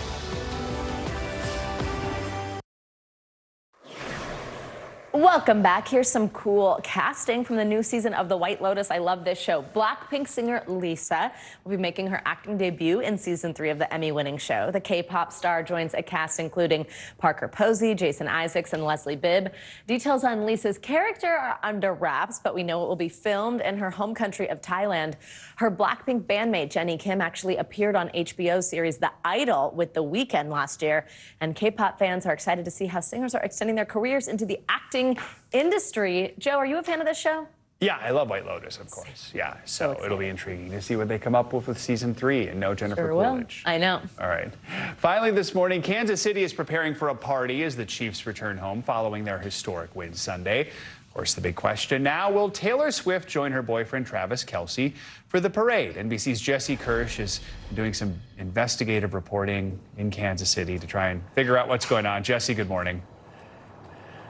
Joe, good morning. We are pressing our sources for answers, and we are going to just keep trying to get some information around that. But what I can tell you is already happening here is we've got championship banners up in Kansas City. Schools have canceled classes for tomorrow. All of this ahead of the massive parade. Officials are expecting close to 1 million people to be here. And as you mentioned, the question is, will Taylor Swift be one of them? With a hero's welcome at the airport, the Super Bowl champs are back in Kansas City. The Chiefs' victory lap leading to a Disneyland parade Monday after becoming the first team to win back-to-back Super Bowls in almost 20 years. And Super Bowl MVP Patrick Mahomes is already talking about going for a three-peat. We'll celebrate these next few weeks, and then we'll get right back at it. And Chiefs fans are celebrating him after the star QB took control at the end of the game. New video emerging of Mahomes' leadership during that final play in overtime. Church right bunch, F, shuttle, Tom and Jerry right yellow. Right side touchdown! Kansas City! The team overcome with emotion. I want to take the credit, but honestly, it was everybody. I knew it was going to turn around by the way the guys worked. And millions watched that work pay off. The game setting a massive ratings record, according to CBS, with 123.4 million viewers, the most watched broadcast since the moon landing. Of course, some of that could have been the Taylor Swift effect. The pop superstar was in the stands and on the field to support her boyfriend, Travis Kelce. Later, the duo hitting the Las Vegas Strip with her family in tow. Overnight, the singer posting a hilarious TikTok about her parents joining the fun. Swifties noting it's her first official social media post featuring Kelce, and swooning over more videos of the two celebrating after the game, kissing as Love Story played. And a memorable moment, Travis leading a sing-along of You Belong With Me.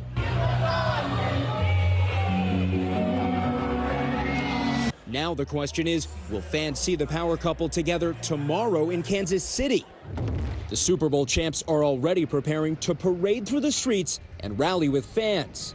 Last year, Mama Kelce joined Travis at the Super Bowl celebration. But with this year's parade falling on Valentine's Day, many fans wondering if Travis will be bringing a date. And if Taylor is at the parade, she won't be able to stay for long because she has an Eras Tour show Friday night in Melbourne, Australia, which is 17 hours ahead of Kansas City, so she won't have much time to rest. However, I got to tell you, Joe, if we don't see Trailer together here in KC, it's going to feel like there's a bit of a blank space at the parade. Back to you. Potentially, Jesse Kirsch, on the beat and really on it. She's got to be jet lagged right now. My goodness. All right. I know, all over the world. Well, and then the next question, by the way, in Swiftyland is, does Travis join her in Australia? We shall see. He's got time on his hands. All right. That's going to do it for this hour of Morning News Now. The news continues right now.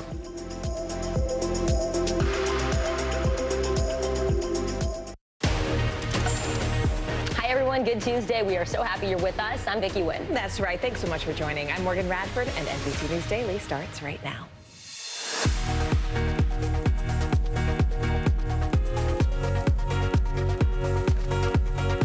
Today's is Tuesday, February 13th. Storm alert. Heavy snow is blanketing parts of the mid-Atlantic and Northeast, leading to more than 1,000 flight cancellations nationwide. Plus, what the roads could look like for your early evening commute. Inflation nation, prices rose more than expected last month, fueling a new wave of consumer pessimism. We're going to tell you why surging rent and home prices seem to be a pretty big factor. Failure to launch. Gen Z is opting to drive less and to spend more time in the comfort of their own homes. How self-care trends on TikTok and mobile apps are dramatically changing how young people socialize. Speaking of young people, kids' best friend. Pets can teach children valuable life lessons like responsibility, trust, compassion. So our parenting expert is here with tips for integrating a new furry friend into your family. Oh, that'll be a cute conversation. Well, welcome to NBC News Daily. We start with that major winter storm sweeping across the Northeast. Right now, tens of millions of Americans are under winter weather alerts stretching from Maryland up to Massachusetts. Forecasters say some areas could see almost a foot of snow, and it's expected to be the biggest snowstorm to hit New York City in 2 years. That's right. And as of this hour, more than 150,000 people are currently without power, the majority of them in Pennsylvania as well as New Jersey. That fast-moving storm is already causing some pretty serious chaos at airports, and so far airlines have canceled 1,200 flights and more than 1,000 others are delayed. All of that according to the Flight Aware tracking service. NBC News correspondent Emily Ikeda is live for us in Ridgewood, New Jersey. Emily, you're in the thick of things. We know that forecasters, they're warning that some areas could even get up to 2 inches of snow per hour. Give us a sense of where it's like, how are things looking in New Jersey? Hey there, Morgan and Vicki. Good to be with you guys. So the snow is falling at a slower pace now. That was as anticipated. The worst of the snowfall, the 1 to 2 inches an hour, happening right around the morning commute, which was a real point of concern for officials, urging people to stay home if they can. The other thing I want to talk about is the fact that this is a storm, this nor'easter moving into the northeast, had started as rain, transitioned into snow. So if you look at the consistency of this snow, it is really wet and heavy. And what that means, take a look at the weight of this, how it's weighing down these tree branches. That is another point of concern for officials because it can snap the tree branches, it can topple power lines.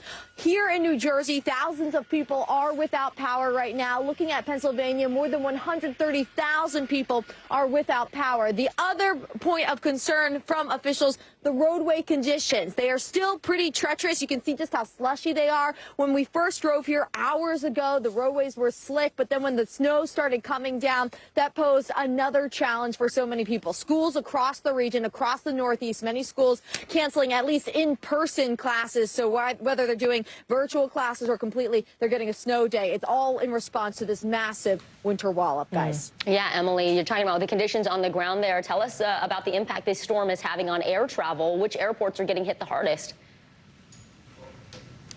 Well, it's certainly carrying a widespread impact across the country. More than 1,100 flights have been canceled because of the winter weather. You look at JFK, LaGuardia, Newark, Boston airports among the hardest hit. Just looking at LaGuardia Airport, more than 40% of the flights there have been canceled today because of this significant weather. If you are among those impacted, best to check with your airline because they offer in many cases waivers to allow you to switch your flight to a later date because of this severe weather, guys. Good advice. NBC News correspondent Emily Ikeda. Thank you so much, Em. Meanwhile, today we're getting a new look at inflation and how all of this is impacting, ultimately, our wallets. Yeah, in January, consumer prices rose just over 3% from a year ago, higher than what economists were predicting. NBC News business and data correspondent Brian Chung joins us now. Brian, it's always good to see you. So let's talk about this report. Where are we seeing the biggest price changes, and what does it say about the economy at this point? Yeah, well, one analyst reacting to the numbers this morning describing it as frustrating, and here's the reason why, okay? So here is the yearly rate of price increases that we've seen. 3.1% refers to how much prices increased between January of this year and January of last year. That's much a better improvement from the 9% we saw in the summer of 2022. But take a look at what's been happening just in the last few months, right? We've basically been going sideways. Here's that 3.1% figure. So where the Federal Reserve and economists say we should be is around 2%. So we're not yet there. And here's the reason why, because of shelter costs, how much it costs just to put a roof over your head, mortgages and rent. These are the monthly changes. That increased by 0.6% between December and January. That's fast faster than the 0.4% pace we had seen in the month prior. Food prices also went up, and you can see that underscored in just some of these categories right here, although, again, these are now yearly numbers. So compared to January, it's not that much worse. In fact, in some categories, we did see price declines, although egg prices did go up by a cent, a bit marginal, but this could matter to a lot of households. So broadly speaking, again, the mission on inflation, not yet done, but broadly speaking, still much improved from what we saw about a year or 2 years ago. Yeah, Brian, you mentioned the households. Households on Main Street and bankers on Wall Street, both hoping interest rates would soon fall. How do these numbers sort of impact a potential rate cut? Yeah, and by the way, markets are down right now because they didn't like the interpretation of this report from the perspective of the Federal Reserve. And that's because, again, the Fed wants to get this number down. They were ratcheting interest rates up for the last 2-year period. And there was anticipation that, well, if they could get down here, maybe they would begin cutting interest rates sometime as soon as perhaps March or May. Now, because of this inflation report a little bit hotter than expected, a lot of analysts saying that first rate cut might not happen until June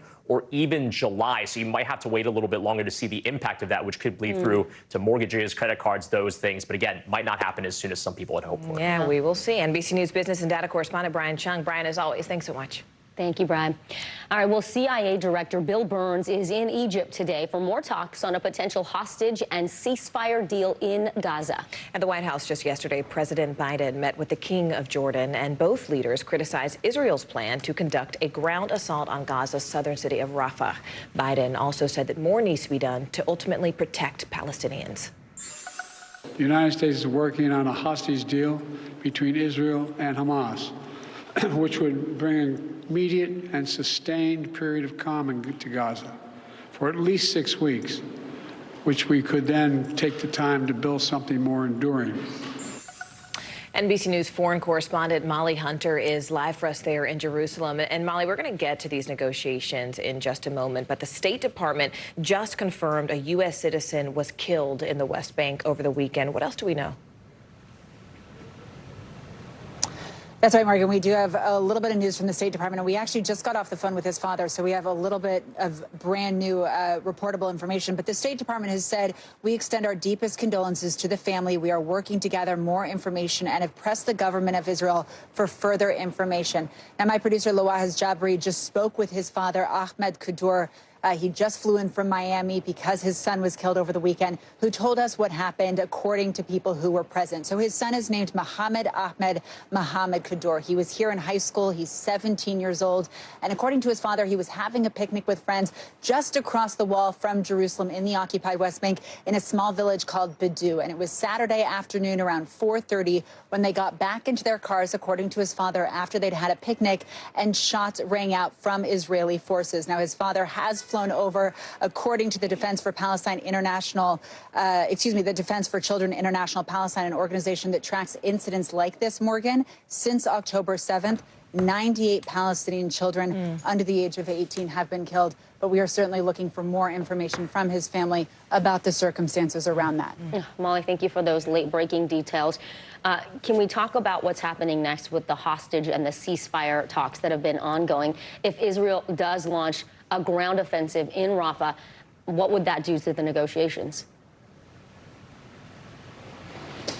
Yeah, the clock is ticking, and it really feels this week, especially today, like a split screen. As you guys laid out in Cairo right now, you have CIA Director Bill Burns meeting with his Israeli counterpart, meeting with Hamas and Qatari and other regional officials to try to really nail down, close those gaps on both a hostage release deal and a ceasefire deal. What is happening in Rafah is that Israeli Prime Minister Netanyahu has threatened a ground incursion. It says this is mission critical to their final end goal, to get all the hostages out, to root out the remaining Hamas battalions in Rafah. Now, Rafah, you guys, as we talked about yesterday, is that southernmost city in Gaza. 1.4 million Palestinians were told by the Israeli military to go there. And what is happening today? We have a crew out in Rafah talking to people. There is a real rising panic that the Israeli military may move in before a deal is inked. Now, international organizations are warning of the catastrophic kind of consequences on the humanitarian situation there. You guys, the UN has also said they will not help or facilitate any evacuation plan that basically amounts to forced displacement of Palestinians. Guys. All right, NBC News foreign correspondent Molly Hunter with the very latest for us there. Molly, thank you. Let's switch gears to some financial news now. It's time for CNBC Money Minute. Thousands of flight attendants, they're picketing outside of airports across the U.S., the U.K., even Guam today. The Association of Flight Attendants says this strike will include crew members from 24 different carriers, and that includes United, Southwest, even American Airlines. CNBC Tech Check anchor Deirdre Bosa joins us now. Deirdre, so the union is saying that some of the flight attendants haven't had a pay raise in 5 years. What are they demanding in this new contract? Hey, good morning, both. Well, the union is hoping for new contracts with higher wages and better scheduling. Flight attendants are also pushing for compensation for time spent at boarding and waiting at the airport before and between flights. Currently, they're only paid for the time when the aircraft is actually in flight. Meanwhile, Kroger said it will lower prices for customers once its $25 billion merger with Albertsons closes. In a statement today, the grocer said that it typically does this after a merger, pointing to their deals with Harris Teeter in 2014 and Roundy's in 2016. It comes as Kroger has been working hard to persuade regulators to approve the deal by offering concessions and selling stores. And finally, the Super Bowl 58 was the most watched television show in history, with an estimated 123.4 million people tuning in to watch the Kansas City Chiefs defeat the San Francisco 49ers. CBS said the figure beat last year's record and included viewers across all platforms. Guys, I am not a big football fan, but I was totally glued to the screen, particularly at the end. Oh, all right. Turning Deirdre into football. What was it? There's a lot of upset people where I am in San Francisco, so okay. it's a bit of a sore point. I wasn't sure if it was Swift or Usher or something in between. All right, CNBC Tech Check anchor Deirdre Bosa. Deirdre, thanks. Coming up, rideshare drivers are preparing to strike for fair pay tomorrow. How your Valentine's Day plans could be affected. Stay with us. You're watching NBC News Daily.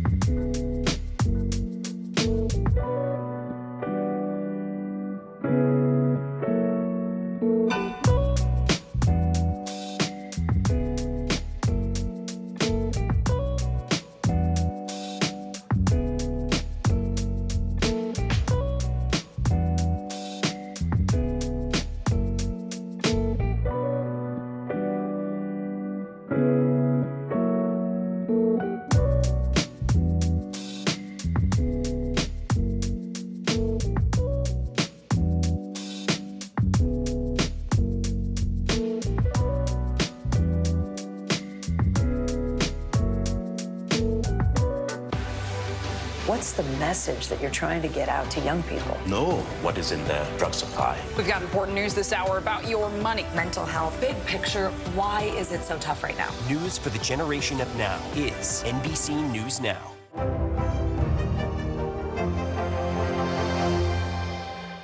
News lives in the now. Look at this.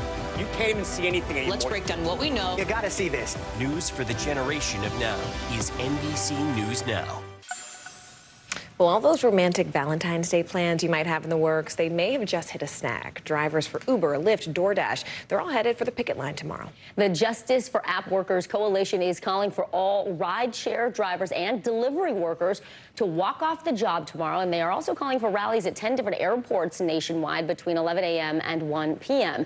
NBC News correspondent Maggie Vespa joins us now from Chicago. So, Maggie, what are the drivers asking for from the rideshare companies, and is it just airports, or, should we really plan around this tomorrow? You should really plan around this tomorrow, so they say. They say they're calling for all drivers to essentially put a self-imposed moratorium on rides across the board February 14th, and especially rides, or including rides, to and from major airports. And that's where we're seeing a lot of those rallies in cities across the country. We have that map just to kind of point out the hot spots for these anticipated rallies tomorrow. But again, this is a group organizing this strike, asking drivers to opt in. So it's possible that in some cities across the country, drivers could still be taking rides.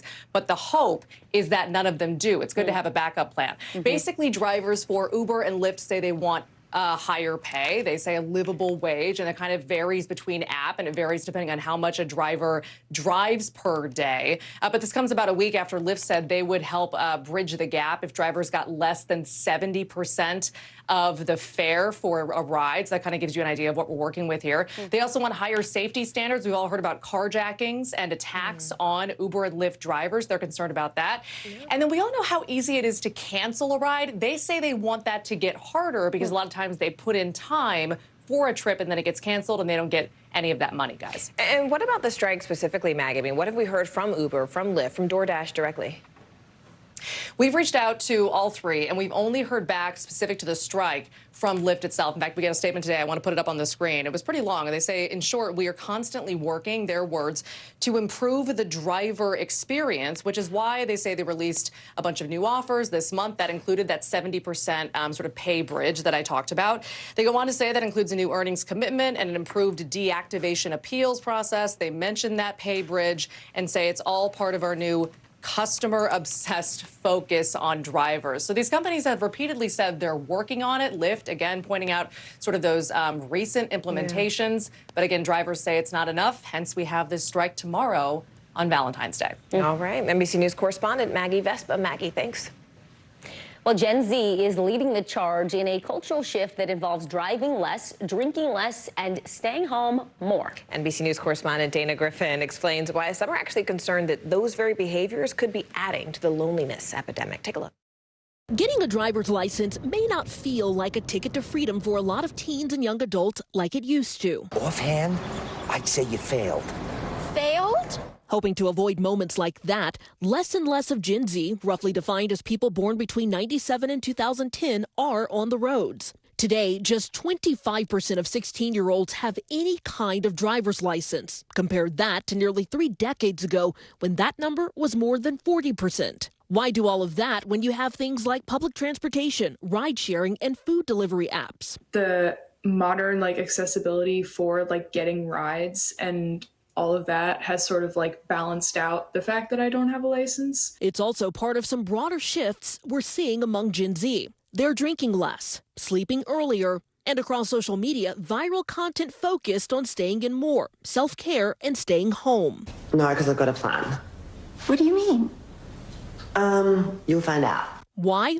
Part of it may have to do with the fact that their coming of age was interrupted. Many of these young adults really kind of finished middle school or high school in the pandemic where everything shifted to online. So in real life kind of interactions seemed less important. They're spending a lot of their time glued to their phones. Just about half of teens say they're online almost constantly, double that from 2015, according to a recent Pew study. In some cases, dramatically changing how they socialize, according to health officials. Another part, finances.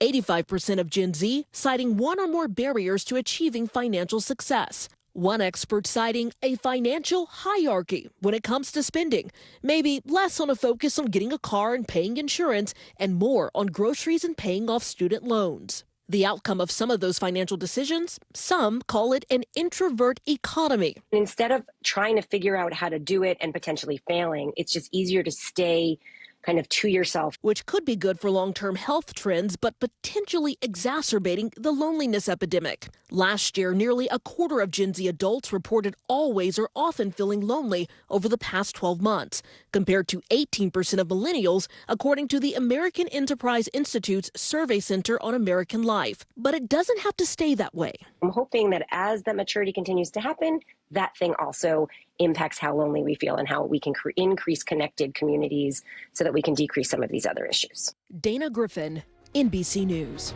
Well, speaking of young people, getting kids ready for college can be filled with hurdles. We've got tips to help you and your high schooler prepare.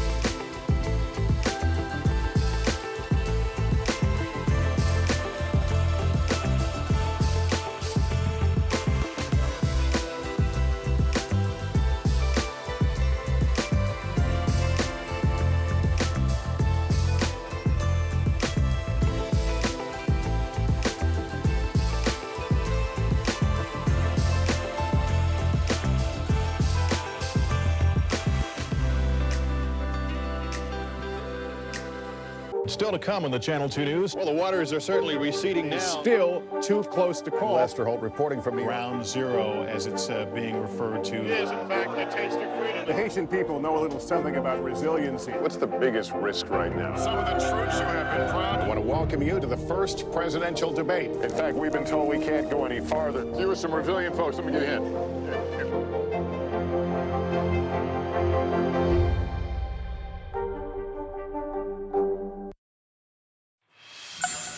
It might just be a regular Tuesday for most of the country, but in New Orleans, it's Fat Tuesday. Today, people are celebrating Mardi Gras, one of the biggest parties of the year before the beginning of Lent. NBC News correspondent Sam Brock shows us what this generations-old tradition means to the city and its local economy. New Orleans' message is loud and clear. Mardi Gras is back and better than ever. There's nothing like being in New Orleans, and there's nothing like being going to a Mardi Gras. A whirlwind month of carnival season celebrations leading up to today's Fat Tuesday festivities, with hundreds of thousands of people expected to fill the streets of New Orleans, a triumphant return to post-pandemic crowds. It does feel like it's back, and people are having so much fun. Locals celebrating time-honored traditions. We cook, we have gumbo, we have jambalaya, we have pastelaya, and everybody shares. And everybody looks out for everybody. Alongside tourists experiencing their first Mardi Gras. I'm 84 years old. It's my very first ever Mardi Gras. I like that music and I like that energy, so I'm excited. It's all expected to boost the New Orleans economy by $900 million, a staggering 300% growth for the Mardi Gras season since 2009. We know that the hotels were virtually sold out this past weekend. We're hearing from our restaurants that they've been absolutely packed. We know at one point the French Quarter had to close to vehicle traffic because there were so many people. On Monday night, parades like the Crew of Orpheus kicking off with Harry Connick Jr. on hand, a procession of colorful floats, music, and of course, lots of beads. Neil Patrick Harris serving as this year's celebrity monarch, a role once held by former New Orleans resident, our own Hoda Kotb. As big as this year's Mardi Gras promises to be, the city is gearing up for an even busier 2025 when it's set to host the Super Bowl just weeks before Mardi Gras. We like to say that New Orleans is built to host. We know how to do Mardi Gras. It's also what we believe makes us a great city for the Super Bowl. A city trumpeting its culture and sense of community like only the Big Easy can. It's kind of like the one time in the year where everybody, no matter where they're from, what part of New Orleans, they're all coming together having a great time. Sam Brock, NBC News. From Louisiana to Michigan, where a local restaurant is in shock after one generous patron left a $10,000 tip. NBC News correspondent Ellison Barber tells us what prompted this unprecedented act of kindness. When you get the check at a local restaurant or cafe, how much do you tip? Some joints will give you a hint, suggesting 20, 22, or even 25%. But last week, one patron at the Mason Jar Cafe in Southwest Michigan showed some gratitude on another order of magnitude, tipping $10,000 on a $32 lunch. Absolute disbelief to begin with. Typically, we'll see, every now and then $100, but not ever anything, of this gratitude or magnitude. Manager Tim Sweeney was shocked to see this kind of tip, especially during the cafe's slow winter months. I had a conversation with him, and he wanted to proceed. Turns out, this act of kindness was far from random. It was in memory of a friend who had recently passed, and he was in town for a funeral. And it was just really an act of kindness that impacted so many people. The customer, who wished to remain anonymous, requested the tip be split among the staff. Waitress Paige Mullick says she'll use her share to help pay off some of her student loans. Lower that interest every bit I can. We had so many incredible women working that day, so many hardworking mothers, just who really deserve this. The cafe is sharing this picture of the tip on Facebook with the caption, "I'm crying, you're crying, we're all crying," adding, quote, "Keep sharing the love where you can." Every dollar counts at a job like this, and I think that a lot of people really, really deserve this. If a little bit goes a long way, a big tip like this has the potential to change lives. Anytime you can lend a hand and change somebody's life, whether it's a small act or a large act, it's very important to just keep that in the forefront, keep that top of mind. Ellison Barber, NBC News. Oh, that's beautiful. Yeah, what a generous and lovely gesture. Thanks for watching. You're watching NBC News Daily. Stay with us. You can watch us for free 24/7 on our streaming network, NBC News Now, wherever you stream, including YouTube, Roku, and Peacock, plus all those places you see. Try Fubo. Give a little Pluto love. Your news continues right after this.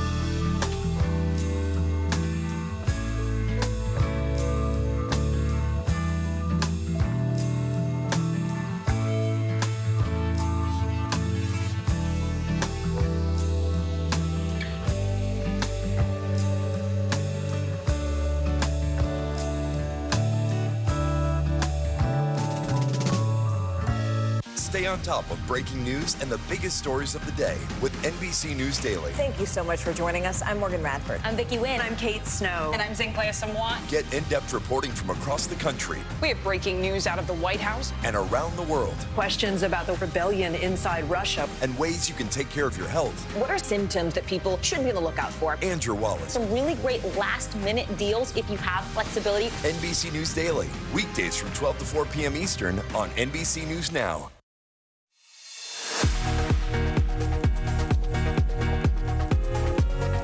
It is 12:30 here in New York, and we are so happy you are back with us. I'm Morgan Radford. I'm Vicki Wynn. Here's what's making news right now.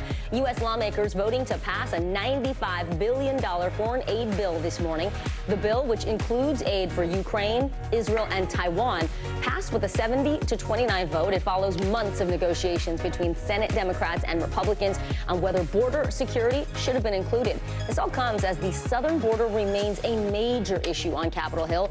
Members of the House are expected to vote again tonight on the impeachment of Homeland Security Secretary Alejandro Mayorkas. Meanwhile, police are investigating a deadly shooting at a Bronx subway station in New York, where authorities say one person was killed, 5 others injured after a gunman opened fire during Monday's evening commute. That incident is currently under investigation, and police say the shooter is still at large. And former President Donald Trump is endorsing Michael Whatley as the next head of the Republican National Committee. He's currently the chairman of North Carolina's Republican Party. Trump is also endorsing his daughter-in-law, Lara Trump, as RNC co-chair. A spokesperson for the RNC says there will be no decision about future plans until after South Carolina's primary. Voters in New York's 3rd District are heading to the polls today in the middle of a major winter storm to decide who will replace expelled Congressman George Santos. Yeah, this race could potentially shrink Republicans' already paper-thin majority in the House. One of our reporters spoke to some voters about the issues they care about most. I want some safe streets, and crime has really been up on the island lately. Illegal immigration, economy, foreign policy. They're all weighing heavily on my mind as I vote. Honestly, just fair treatment of people. Yes. It's just gotten so nasty out there. NBC News senior national political reporter Sahil Kapoor joins us now from a polling location in Syosset. That's a town in New York's 3rd District. Good to see you, Sahil. So how could this race change the power dynamics in the House? What could it tell us about where voters are in these bellwether districts? Hey, guys. Well, it's Election Day here in New York's 3rd Congressional District. This area has tracked the national mood for years, and the winner in this election could tell us a lot about which way the national environment is headed. It's exactly the kind of fluid suburban district that has determined election outcomes. There's a small slice of eastern Queens and a big slice of Long Island in the district, and I'm here in the eastern part of the district on Long Island, where there's a pretty aggressive winter storm happening. The consequences in Washington are significant in terms of the outcome of this, because House Republicans have a wafer-thin majority, and the winner of this election is going to either shrink that majority by 1 or grow that majority, give them a little bit of a cushion as they're struggling to govern. Let's play what 2 Republicans at an event yesterday for the candidate Mazi Pilip told me about that. We need another strong common sense voice to help ensure that Long Island's priorities get focused on. This is the smallest majority in the history of modern Congress, so every vote matters.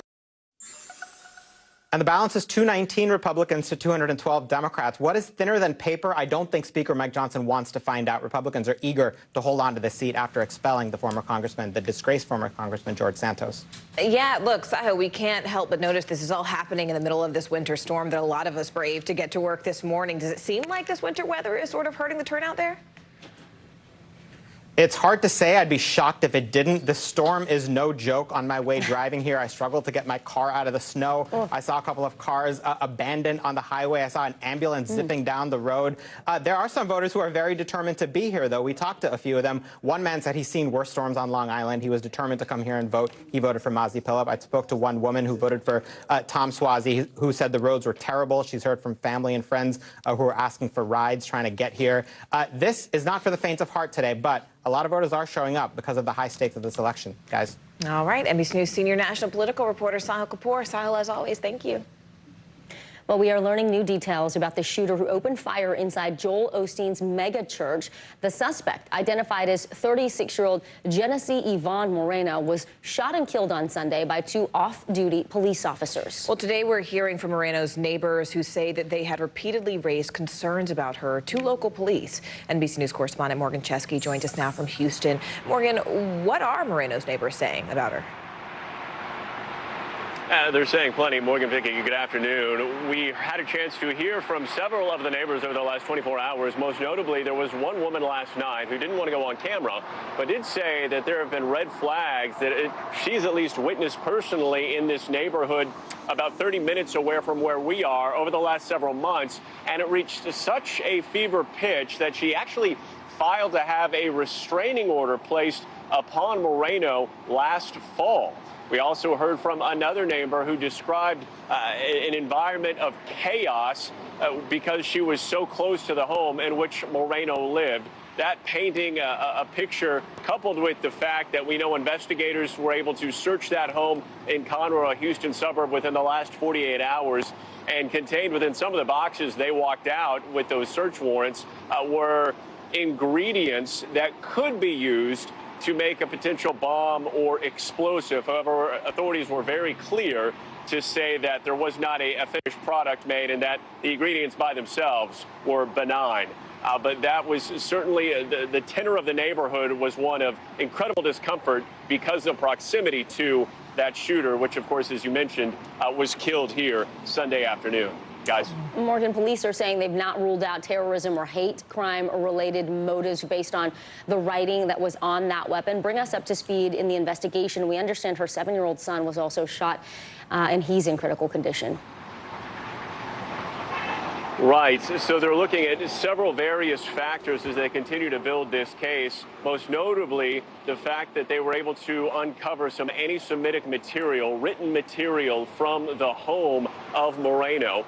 That, coupled with the fact that the word Palestine was seen written on that AR-15 rifle that she used, will certainly go towards building a case. However, officials have maintained throughout this entire process that it's still too early to say if this was hate crime related, if this was even terrorism related, but that they have not ruled out either of those motivating causes. As for that 7-year-old boy that police say Moreno brought with her when she walked inside Lakewood Church, we're told that in the crossfire he was critically wounded in the head, and that at last check he is fighting for his life and in critical condition here at a Houston hospital. Guys.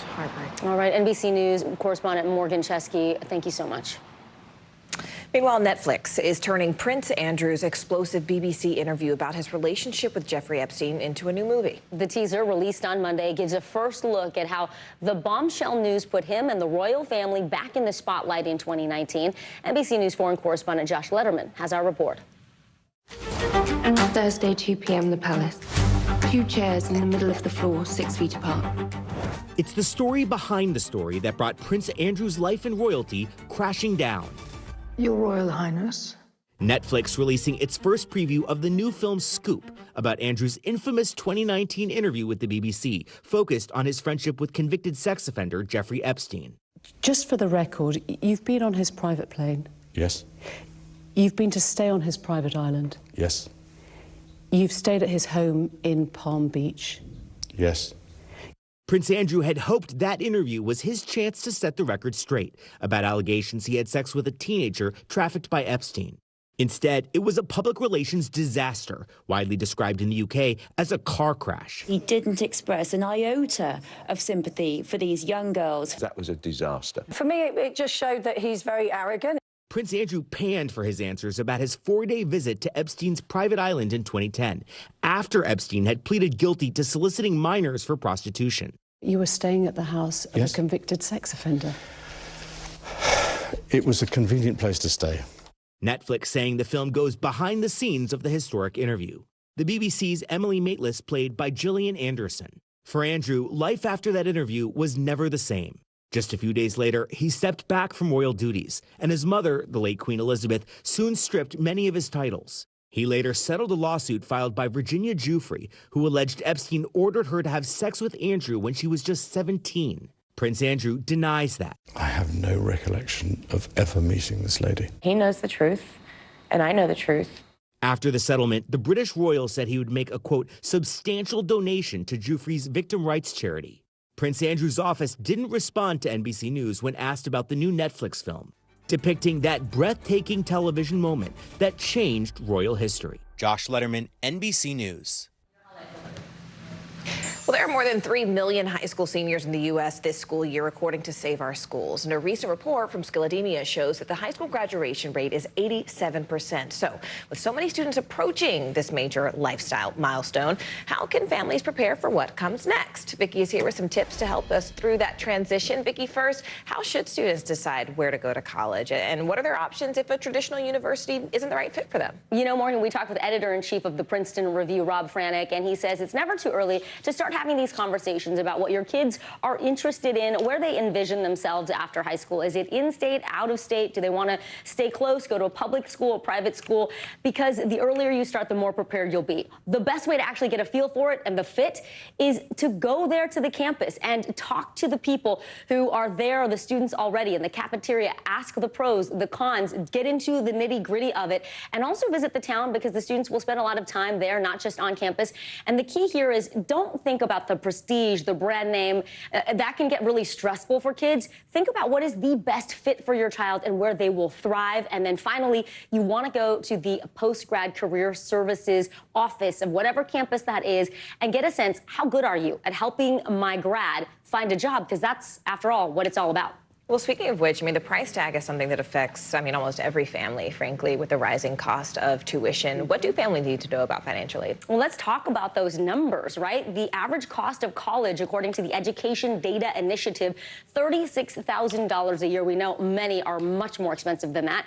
And the bachelor's degree, when you factor in student loans and the return on the investment, it usually takes about 15 years of working to get back to that $500,000 for the cost of those 4 years that you spent in college. So that is not a small amount. But $75 billion worth of scholarships are given away every year from school. So even if there is a high sticker price on the school of your dreams, you want to get to know the FAFSA because that could open a lot of doors for you. It's the free application for federal student aid. You can find it here at studentaid.gov. If you have a high schooler, you already know about the rollout this year, some of the delays because of the changes by the Department of Education. But talk to your school because they may give you a deadline extension for making a decision because of everything that happened this year with the FAFSA. Well, speaking of changes, there have also been some changes to the standardized tests that a lot of college applications typically require. What is different this year? Yeah, remember back during the pandemic, Morgan, nobody could get together in person and sit in a room and take a test. So a lot of colleges did away. They said, you know what, you don't need to submit a test score. And about 2,000, actually, that should say 2,000 schools are still test optional or test blind, meaning if they're test blind, they don't even care about your scores. If they're test optional, if you have great scores, Rob Franek says, go ahead and submit. That's going to look good on your resume. The ACT this year, the first one is in April. They are giving an online option. The SAT this year, first test is in March. It's fully digital, and this is very interesting. It'll only take 2 hours instead of 3 hours. But this word here, adaptive, it has me quaking in my boots. Because what they're going to do is, if you're doing really well at the beginning of the test, they're going to make the questions progressively harder. But they say they will take that into account, and it will be fair. So good luck to all you test takers this year. That's right. Important information for a lot of families. Thanks so much, Vicki. And stay with us, because coming up next, how a family pet could help your child's growth and development. We'll discuss the benefits, plus how to find the right pet for you.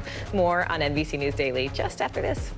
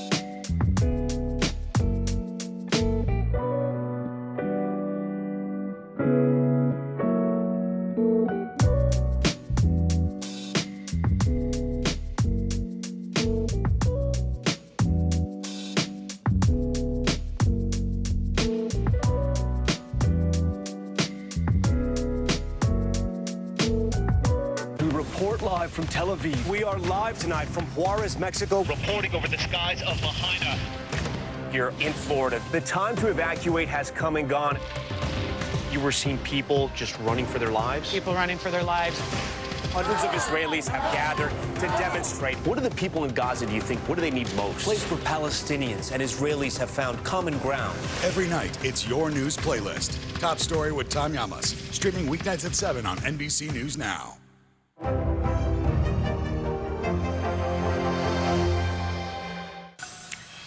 Nearly 87 million households own a pet, according to a recent survey by the American Pet Products Association. And that number has steadily climbed over the last couple of decades. In fact, some experts say that it's because pets can play a significant role in helping kids grow and ultimately develop. Editor-in-Chief of Parents, Grace Bastidas, joins us now. Grace, it's great to see you this Tuesday. First off, how can parents decide when it's actually a good time to get a pet? Well, thank you for having me. Before you bring home a pet, you and your family have to decide if you can handle the time commitment of caring for, say, a dog or a cat. We know that puppies need to go out every hour and they need to be fed 3 times a day. Most pets require regular stimulation and exercise.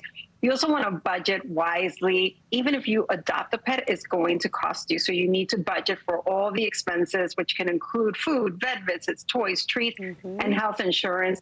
Also want to consider your space. Do you have the space for an animal? You'll need a bed, food, clothes, cleaning, supplies. And if you get a dog, you'll need a crate, and a cat, a litter box. So all of those things are what you want to look into. That's all good advice. And sometimes you do need clothes for those little pets, too. Or strollers. Some snow boots. Some people do push their pets around in a stroller. How can parents decide what kind of pet is the best fit for their family? So aside from all the things I just said, an important factor to consider is how much you'd like to interact with your pet. We know that hamsters and gerbils are less expensive and require moderate interaction, whereas a dog is more expensive and time-consuming. You also want to take into account if anyone in your family is allergic to animal dander or saliva. If that's the case, maybe a bird, reptile, or fish is a better fit for your family. Okay, so how about, when it comes to the mental benefits or even changes, how can having a family pet help your kids? So we know that studies show that pets reduce stress, anxiety, and depression in kids. So the benefits of having a furry friend are many. Caring for a pet can help kids cultivate compassion when they feed or walk a pet. They are putting another creature's needs ahead of their own. It also builds empathy as they learn to understand a pet's nonverbal communication. And we know that it's great for responsibility. Having a pet at home gives kids a sense of capability and independence. They see what a difference they can make by playing with their pet when they're bored or feeding their pet when they're hungry. It's also a great relationship builder because pets provide companionship, support, and unconditional love, which can really contribute to a child's happiness, especially when they're upset or angry. It's a source of comfort for children. Oh, yeah. All of this makes sense. We've seen it personally in our household, too. Experts at the American Academy of Child and Adolescent Psychiatry say pets can also improve kids' social skills. Walk us through how they help with social skills. Well, because pets are non-judgmental, it really inspires kids to be themselves. And for kids, being comfortable in their own skin can really go a long way in navigating those peer relationships. And pet ownership also helps families bond because often they'll take the dog out together or play with their pet. So it's a nice way to bring everyone in your household a little bit closer. All right, Editor-in-Chief of Parents, Grace Bastidas, with some great advice and the responsibilities and the benefits of being a pet owner. Thank you so much. And stay with us because you're watching NBC News Daily.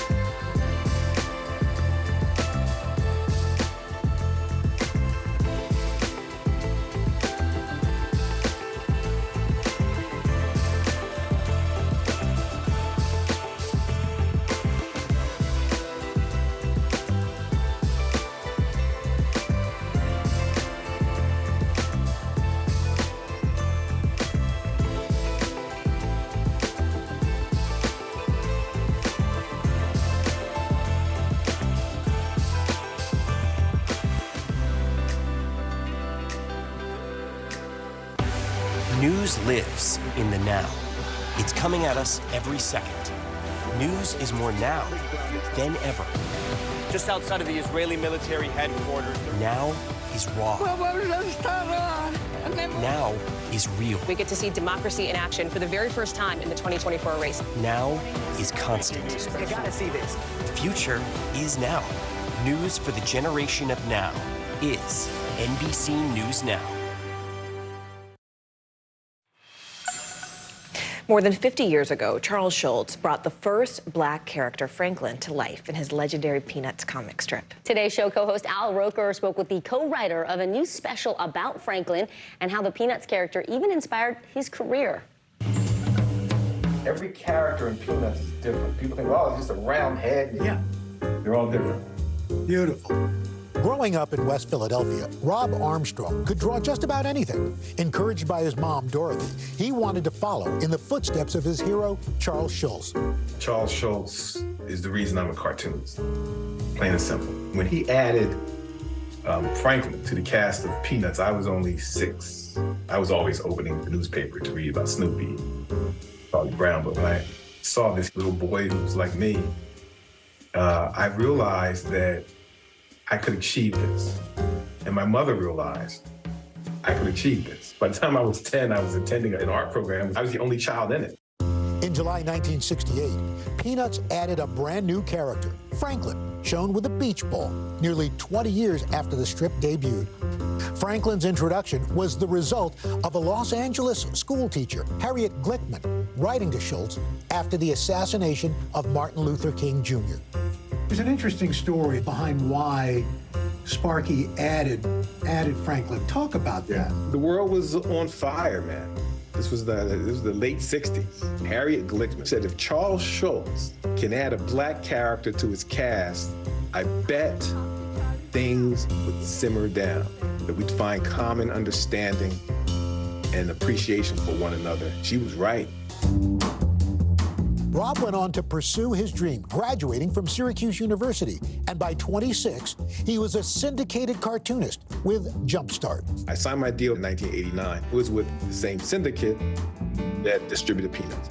So I'm sitting there, ink still wet on my contract, and I said to my editor, can you introduce me to Charles Schulz? He's my hero. And blah, blah, blah. And that's how it sounded, like wah, wah, wah to her. And she says, why don't you package up one of your favorite comic strips and send it to him? And I sent him a strip that mentioned Snoopy in it. In 1990, Rob coming face to face with Schulz. There I was walking into Sparky Schulz's studio, and on the wall is Hang On Snoopy, framed. Wow. He said, Jumpstart has what Peanuts has. Got great characters. That's the whole thing. I cannot unhear that. Yeah. It's vivid. It's what I think about when I have moments of doubt. So that was the beginning of a friendship. 4 years later, Rob was contacted again by his mentor. He called me and said, I realize that Franklin has no last name. How would you feel if I gave him your last name? I'm still choking back tears. Yeah. I was blown away. Told him I was honored. Mr. Franklin Armstrong. I didn't tell anyone for 12 years. I felt it was too personal for that. I was a little embarrassed. But Rob finally opened up while delivering a speech at the Schulz Museum in 2006. Jeannie Schulz, his widow, walks up to me after I finished and said, this changes everything. I don't know how much she contributed to this becoming a big deal, but people did begin to hear about Franklin being Franklin Armstrong. And now Rob and a team of creatives, with the blessing of Jeannie, have fleshed out a colorful origin story for Snoopy Presents Welcome Home Franklin. We don't know why Franklin appears suddenly. You know, we get the beach ball thing to work with. I'm Franklin Armstrong. My name is Charlie Brown. We don't know what his life was like before he made it to the neighborhood with Charlie Brown. This special covers all that. Today, at 61 years old, Rob also wants to be an example for the next generation of black animators, giving scholarships to HBCU students through the Armstrong Project. There's bound to be a young artist of color wanting to do what you've done. What are your words to that person? It's not impossible. It's just going to be tough. Don't quit. Don't ever quit. Al Roker, NBC News. Never quit. I'm Morgan Radford. I'm Vicki Nguyen. You are watching NBC News Daily, and you can watch us free on our network. It's a streaming network, NBC News Now, 24/7 available to you. YouTube, Roku, local now. Try it.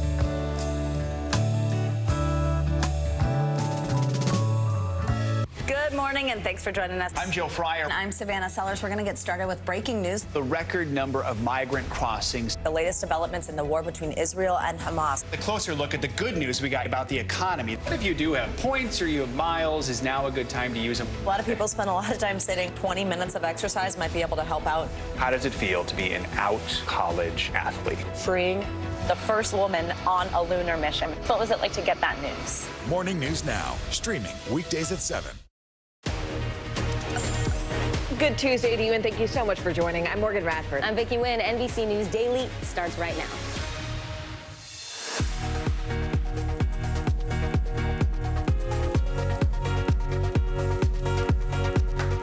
Today is Tuesday, February 13th. Economic Outlook. New data today shows that inflation in the U.S. remains stubbornly high. How the markets are reacting and what all of this means for your wallet. Set to strike drivers with Uber, Lyft, and DoorDash, preparing to hit the picket lines tomorrow. Why they're walking off the job and what you need to know if you're looking to book a ride. Valentine's Day spending. Shoppers expected to shell out a whole lot of cash on their partners this year. We have tips on how to save money with some last-minute deals. Protecting your health. Heart disease is the leading cause of death across the country. We're going to break down the biggest risk factors and what you can do to stay healthy.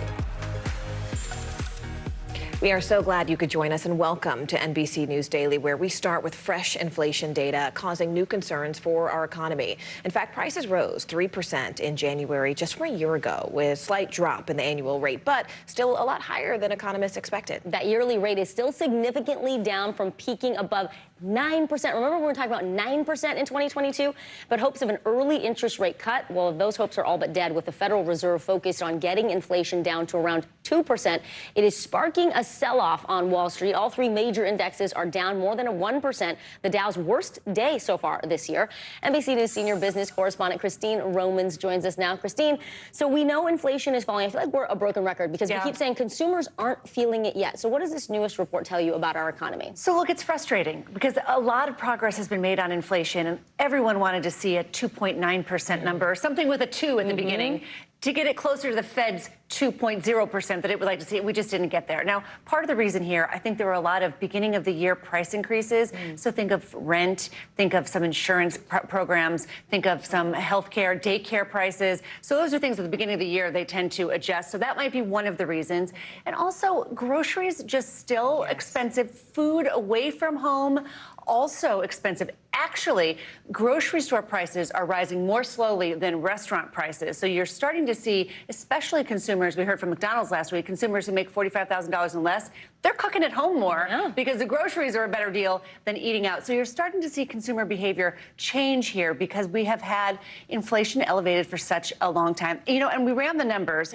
If you look at groceries, for example, over the past 4 years, so I went back to January 2020, grocery prices are up 25% from that time. Wow. 25. So And even salaries though, are not. Right, but they're just recently, salaries have started to outpace these monthly inflation numbers, right? But most people do not have their pay didn't go up 25% in 4 years. Right. You know, it's interesting when you talk about the shift in consumer behavior, something we've heard the president mention in recent days is shrinkflation, which of course is this idea that the amount gets smaller but the prices get higher. How does shrinkflation then interact with this current inflation? So it's interesting. Some companies, they know that people are very price sensitive. They still want to spend $3.99 for the bag of whatever. So they keep the bag of whatever at $3.99 and then they put fewer chips in it. Or the price of the toilet paper is still the same, but there are 20 fewer sheets in the and that is what shrinkflation is. And now what you'll hear from the consumer advocates for the industry, they'll say, we're giving people what they want. They don't want to change the price. And we have to pass along higher labor costs, higher input costs. What you hear from the White House is really doubling down on this message, like, wait a minute,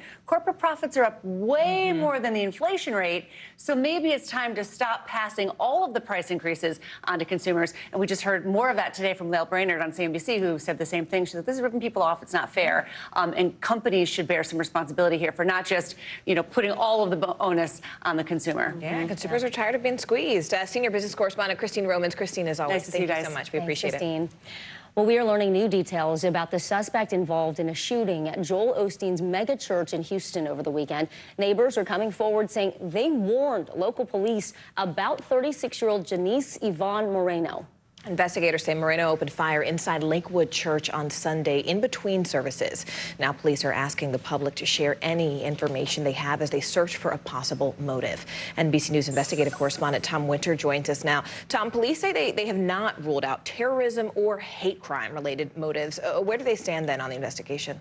Well, that's exactly right, Morgan. And one of the things they've looked at is the relationship between Moreno and her ex-husband and her ex-husband's family. Apparently, there was a recent dispute between family members. Their family members are of the Jewish faith. On top of that, they say they found anti-Semitic writings at the scene and with Moreno. So they're looking at those two things and saying, is this a hate crime? Of course, that doesn't explain why she attacked this particular congregation, because there's no indication that Moreno's family members or her ex-husband's family members ever attended any service here. And so why did she particularly target this community? Why did she write Palestine on her weapon? Those are all questions that law enforcement has. And so they'll look at it from a number of different angles. Ultimately, she's deceased here, so there's no federal prosecution. But I think they do want to get to the bottom of this and have a better understanding as to what this person was about.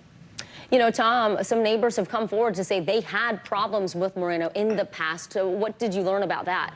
Right. So in the course of our reporting in our NBC News Digital team, in speaking with neighbors, they said that they've had concerns. One neighbor said that this individual wreaked havoc in their community, that they had concerns about their mental condition. We know that from police. In 2016, they had an emergency detention order. They said yesterday publicly that they had a documented history of mental illness with Moreno. So this was somebody that appears to have been well known to law enforcement, 6 prior arrests. But that doesn't necessarily mean that it triggers all the tripwires to keep a gun away from an individual, certainly not in perpetuity. A lot of these emergency detention orders have 30, 60, 90-day type terms at it, and that's really kind of a friction point right now between communities and lawmakers as far as how long should you be able to keep a gun lawfully away from a person? How do we handle individuals that appear to have an extensive mental health history? Yeah. It's all things that are going to continue to come up, unfortunately, over the course of these shootings. So much debate about those red flag laws. NBC News investigative correspondent Tom Winter. Tom, as always, thank you.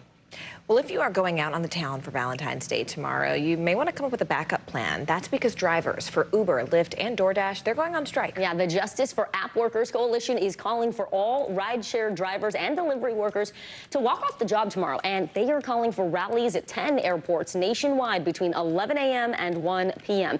NBC News correspondent Maggie Vespa joins us now from our Chicago bureau. Maggie, it's great to see you. So we have seen attempts at strikes and boycotts from the rideshare industry before, but why are organizers saying this one's going to be different and more widespread?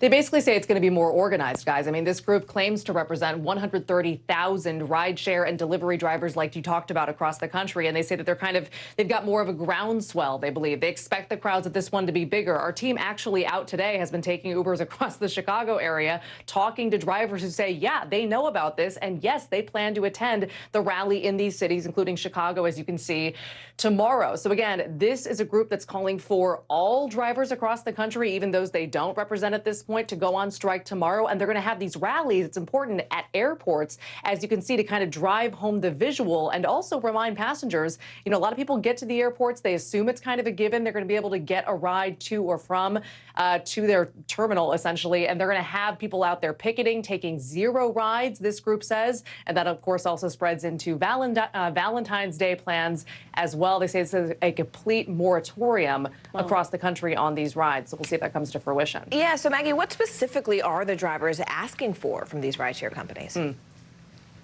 I mean, no surprise here, essentially higher pay. And obviously, you know, if you've taken Uber or Lyft, the pay depends on the ride. It depends on how far you go, what time of day. But just kind of to put this in perspective, Lyft addressed this recently, saying that if drivers, for instance, don't get 70% of the take-home pay from a trip once you factor in external costs like gas, parking, that kind of thing, they will bridge that gap. So a lot of basically these drivers say the companies are taking home or forcing them to foot the bill for too much of the pay they make on these rides. So that's number one. Higher safety standards. We've all heard about increased carjackings and attacks on Uber and Lyft drivers. They want more protections against that. And then a big one is we all know how easy it is to cancel a ride, right? Well, they essentially want that to become harder, and they want kind of more of a vetting process into why you need to cancel a ride and perhaps make the customer pay if they cancel last minute, guys. We can't let you go, Maggie, without hearing what you might have heard from Uber, Lyft, or DoorDash about this potential strike. Yeah, we just got a statement from DoorDash. Let's put this up really quickly. That company is saying, in short, this group does not speak for or represent the overwhelming majority of Dashers. They say they're always listening to their drivers. We also just heard from Lyft, who said they're constantly working to improve the driver experience. They talked about that 70% sort of pay guarantee they've implemented recently. And then Uber didn't send us a statement, but they said as of the fourth quarter last year, drivers were making an average of $33 per utilized hour. Utilized is key because they have to be driving to make that money. And a lot of drivers say, again, when you factor in those external costs, it really isn't much of a take-home pay. Hence this strike tomorrow, guys. Yeah, some important issues there. NBC News correspondent Maggie Vespa. Maggie, thanks. Turning now to our CNBC Money Minute. The door plug blowout on an Alaska Airlines flight last month is now impacting Boeing sales. The company is reporting that January was its worst month for new orders since the beginning of the pandemic. CNBC Markets and investing reporter Pippa Stevens joins us. Pippa, the FAA has been investigating Boeing for more than a month now. What does that mean for its business? Well, Morgan, the company delivered 27 planes last month, compared with 67 deliveries in December. And Boeing did sell 3 of its 737 MAX planes, but also logged 3 cancellations of the same plane. And because the FAA is now auditing production, Boeing now has to periodically pause its production line. But the company's CEO said today the company expects to be at a steady rate of 38 MAX planes per month in the second half of the year. Paramount Global announced layoffs today involving about 800 employees, or 3% of its workforce, after CEO Bob Bakish said the company needed to operate in a leaner way and spend less. The announcement came one day after the company announced the Super Bowl on CBS was the most watched TV show ever, with 123 million viewers. And after splitting with Nike after a 27-year partnership, Tiger Woods signed a deal to create a new brand with TaylorMade called Sunday Red. It's an ode to Tiger always wearing red on the final day of tournaments. It will be available online starting in May. Morgan and Vicki, back to you. Hey, it's a good name. Yeah. Good branding. Yeah. All right, CNBC markets and investing reporter Pippa Stevens. Thanks, Pippa. Well, still ahead, the price of love. We'll break down all of the top Valentine's Day gifts and how you can still find some last-minute deals. You're watching NBC News Daily.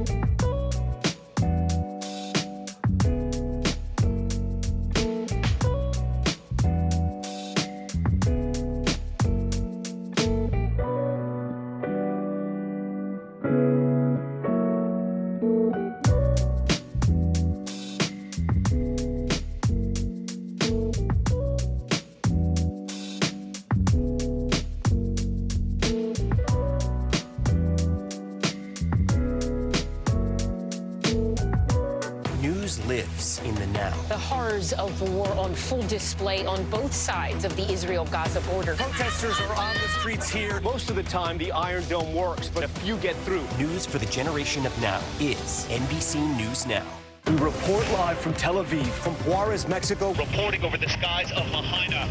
Every weeknight, it's your news playlist.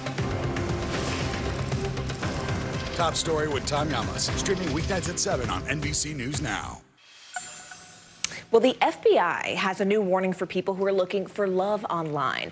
Romance scams, they're on the rise. In fact, federal data shows that singles have lost more than $1 billion to online dating scams, and that's just in the last 2 years. Linda Beccaro with NBC News New York shares some tips to keep yourself safe with potential dates. With Valentine's Day approaching, looking for love through social media or a dating site can be romantic. It can also be scary. Mostly just creeps, like you gotta be careful if you accept, random followers. The FBI warning those encounters might leave you with a lot more than just a broken heart. In the year 2022 alone, the FBI received 19,000 complaints totaling $740 million. But those are just the complaints that the FBI receives. In these so-called romance scams, the FBI says scammers troll social media sites to get information on their victims. Then they'll strike up a conversation, slowly trying to gain trust. That's when they'll describe an emergency requiring your financial help. Of most concern to us are the victims that are seniors. They may be living on fixed incomes. They may be isolated or lonely. The FBI has these tips to help protect you. Think twice before sharing personal information online. Only use well-known dating sites. And beware of attempts to isolate you. And if they keep finding excuses not to meet you in person, that's another red flag. Never send money to anyone you don't know, and never help move money to someone you don't know personally through your account. If you suspect a scam, report it to the FBI at ic3.gov. These college students have their own advice. I'll probably go with someone just to make sure I'm safe and not alone. I'd say probably meet them someplace public. Linda Beccaro for NBC News Daily. Well, the National Retail Federation predicts that shoppers will spend $25 billion for Valentine's Day this year, setting a new record specifically for money spent on their partners. So what can you do to avoid breaking the bank? Vicki is here to break it all down for us. Vicki, explain, how are people, expected to spend on their Valentine's this year? What are some of the top items they're out there looking for? Yeah, love is in the air, Morgan, and this is how much we're spending this year. $25.8 billion, according to the National Retail Federation. That works out to an average spend of about $185 per person. It's close to $200. And when you take out all the classroom Valentines and decorations, people are going to be spending a record $14.2 billion on that special someone, that sweetheart that they have. More than half of us plan to celebrate Valentine's Day in some way, shape, or form. And the most celebratory, I think you're in this age group, right? 25 to 34. You guys doing something special, David and you? I just got a text in the commercial break saying, wear some athleisure. Oh. Where's the surprise? Okay, we don't know where we're going. We're doing experiences. It comes in all shapes and sizes. 29% say they're not going to celebrate, but I love this. They're all about the hashtag treat yourself. So they're taking themselves out or hanging out with friends, but we love it. We love to treat ourselves. Vicki, as far as what people are sort of buying the most, it looks like there's candy, there's cards, a night out with jewelry. That's right. But, I mean, do you have any tips for people to save money while they're out there shopping? Well, so the thing that I think is really important is to make sure that you are using coupons and thinking about maybe something that doesn't cost any money at all, which is a homemade Valentine. Or how about a poem? These days, AI can really help you generate some rhymes and come up with something lovely. Handmade gifts are always, I think, the most special and memorable and romantic. Dinner at home is another one. Flights, if you're thinking kind of a splurgy Valentine, flights are actually down 9.4%. So you might be able to get away for the summer. And then, as we said, the cashback offers always compare prices and do your homework. And savvy swaps. Maybe the bouquet of roses is going to be too expensive, but a mixed bouquet is a little cheaper. And shopping at the grocery store for those flowers, they'll never know the difference. Yeah, I mean, I do have to say, between the flight and the AI poem, I might pick the flight. For any of us who are serial procrastinators, are there any last-minute deals we can score in time for tomorrow? Absolutely. So Target, for its Circle Rewards members, it's a free program to join, 20% off of candy. And candy prices are actually up this year, 5%, so you want to get the deals where you can. Amazon, 30% off candy and 24% off of their select beauty products. But you want to watch the shipping times because Valentine's Day is tomorrow, and this weather could make it a little dicey for deliveries. Walmart has all kinds of deals on flowers, affordable delivery in time for tomorrow. And then if love is pajamas with hearts or pink or silk for you, then Kohl's is a great spot. They've got a lot of jewelry on sale as well as small appliances. And I really want to plug our small businesses. If you have stores that you love, this is the time to support them. And they always have great displays too. So jump on into a small business. Vicki, thanks for helping us this Valentine's Day, figuring out how to pay or play and help us save our money so we don't go cray. That was a poem without AI. Whoa, Morad. I know. We hear the studio in the back. Got him. Come on the fly like that. That was awesome. I was a rapera in my last life. You didn't know. Listen, coming up, how the health of women while pregnant is now being linked to risks for their young children. The details from a revealing new study next. You're watching NBC News Daily.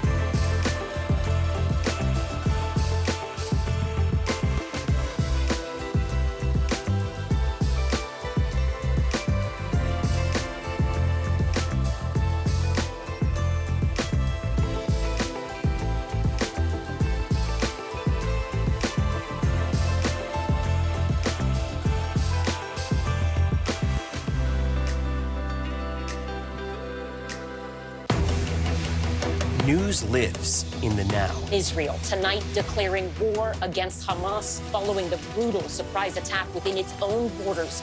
Now is raw. We are in the West Bank city of Ramallah. Protesters are on the streets here to denounce Israel. Now is real. Most of the time, the Iron Dome works, but there are rare occasions that a few get through, like here in Ashkelon. News for the generation of now is NBC News Now, streaming free everywhere. It might just be a regular Tuesday for most of the country, but in New Orleans, it's Fat Tuesday. Today, people are celebrating Mardi Gras, one of the biggest parties of the year before the beginning of Lent. NBC News correspondent Sam Brock shows us what this generations-old tradition means to the city and its local economy. New Orleans' message is loud and clear. Mardi Gras is back and better than ever. There's nothing like being in New Orleans, and there's nothing like being in New Orleans during Mardi Gras. A whirlwind month of carnival season celebrations leading up to today's Fat Tuesday festivities, with hundreds of thousands of people expected to fill the streets of New Orleans, a triumphant return to post-pandemic crowds. It does feel like it's back, and people are having so much fun. Locals celebrating time-honored traditions. We cook, we have gumbo, we have jambalaya, we have pastelaya, and everybody shares. And everybody looks out for everybody. Alongside tourists experiencing their first Mardi Gras. I'm 84 years old. It's my very first ever Mardi Gras. I like that music and I like that energy, so I'm excited. It's all expected to boost the New Orleans economy by $900 million, a staggering 300% growth for the Mardi Gras season since 2009. We know that the hotels were virtually sold out this past weekend. We're hearing from our restaurants that they've been absolutely packed. We know at one point the French Quarter had to close to vehicle traffic because there were so many people. On Monday night, parades like the Crew of Orpheus kicking off with Harry Connick Jr. on hand, a procession of colorful floats, music, and of course, lots of beads. Neil Patrick Harris serving as this year's celebrity monarch, a role once held by former New Orleans resident, our own Hoda Kotb. As big as this year's Mardi Gras promises to be, the city is gearing up for an even busier 2025 when it's set to host the Super Bowl just weeks before Mardi Gras. We like to say that New Orleans is built to host. We know how to do Mardi Gras. It's also what we believe makes us a great city for the Super Bowl. A city trumpeting its culture and sense of community like only the Big Easy can. It's kind of like the one time in the year where everybody, no matter where they're from, what part of New Orleans, they're all coming together having a great time. Sam Brock, NBC News. From Louisiana to Michigan, where a local restaurant is in shock after one generous patron left a $10,000 tip. NBC News correspondent Ellison Barber tells us what prompted this unprecedented act of kindness. When you get the check at a local restaurant or cafe, how much do you tip? Some joints will give you a hint, suggesting 20, 22, or even 25%. But last week, one patron at the Mason Jar Cafe in Southwest Michigan showed some gratitude on another order of magnitude, tipping $10,000 on a $32 lunch. Absolute disbelief to begin with. Typically, we'll see, every now and then $100, but not ever anything, of this gratitude or magnitude. Manager Tim Sweeney was shocked to see this kind of tip, especially during the cafe's slow winter months. I had a conversation with him, and he wanted to proceed. Turns out, this act of kindness was far from random. It was in memory of a friend who had recently passed, and he was in town for a funeral. And it was just really an act of kindness that impacted so many people. The customer, who wished to remain anonymous, requested the tip be split among the staff. Waitress Paige Mullick says she'll use her share to help pay off some of her student loans. Lower that interest every bit I can. We had so many incredible women working that day, so many hardworking mothers, just who really deserve this. The cafe is sharing this picture of the tip on Facebook with the caption, "I'm crying, you're crying, we're all crying," adding, quote, "Keep sharing the love where you can." Every dollar counts at a job like this, and I think that a lot of people really, really deserve this. If a little bit goes a long way, a big tip like this has the potential to change lives. Anytime you can lend a hand and change somebody's life, whether it's a small act or a large act, it's very important to just keep that in the forefront, keep that top of mind. Ellison Barber, NBC News. Oh, that's beautiful. Yeah, what a generous and lovely gesture. Thanks for watching. You're watching NBC News Daily. Stay with us. You can watch us for free 24/7 on our streaming network, NBC News Now, wherever you stream, including YouTube, Roku, and Peacock, plus all those places you see. Try Fubo. Give a little Pluto love. Your news continues right after this.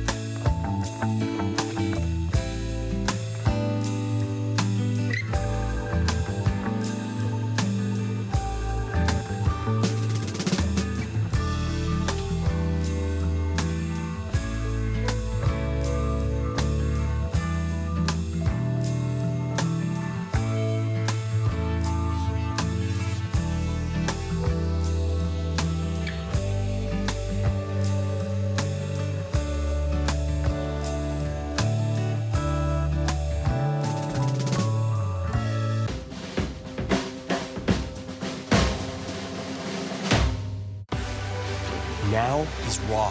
How hard is it to see it like this? Our house is no longer here, but we are here. Now is real. Let's break down what we know and then the big questions still outstanding. News for the generation of now is NBC News Now.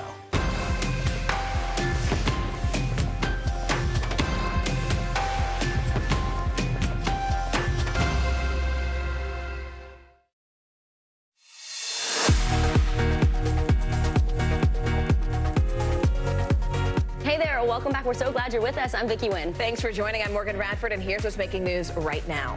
Authorities are investigating a National Guard helicopter crash in Utah, where officials say 2 pilots were hurt after a chopper went down at an Army Aviation Support facility just outside of Salt Lake City on Monday. The Utah National Guard says the crash happened during a military training exercise. A special election to fill the vacant congressional seat once held by Republican George Santos is underway in New York today. Former Democratic Nassau County Representative Tom Suozzi is up against Republican legislator Mazi Pilip. The competitive race is expected to offer an early glimpse into the political environment ahead of the general election this November. And the Senate voting to pass a $95 billion foreign and aid bill early this morning. The bill, which includes aid for Ukraine, Israel, Taiwan, passed with a 70-29 vote. All of this comes after GOP senators blocked a separate version of this bill that included funding for border security last week. Now, the approved bill will head to the House, where it faces a pretty uncertain future at this point. CIA Director Bill Burns is meeting with officials in Egypt today to try to reach a new hostage and ceasefire deal in Gaza. And as tensions rise overseas, NBC Nightly News anchor Lester Holt sat down for an exclusive interview with U.S. Joint Chiefs of Staff Chairman C.Q. Brown. They discussed several major issues facing the nation, both at home and abroad. On Friday, General Brown visiting Navy ships just returning from the Middle East. Part of your job is providing the president military options. When it came to what we're seeing in the Middle East right now, what was the overriding requirement of the plans you came up with? Well, without getting into the details, I'll just say that the broad areas that we focus on is one, to deter any further aggression, not let the conflict broaden, at the same time protect our forces. Do you think Iran wants war with the U.S.?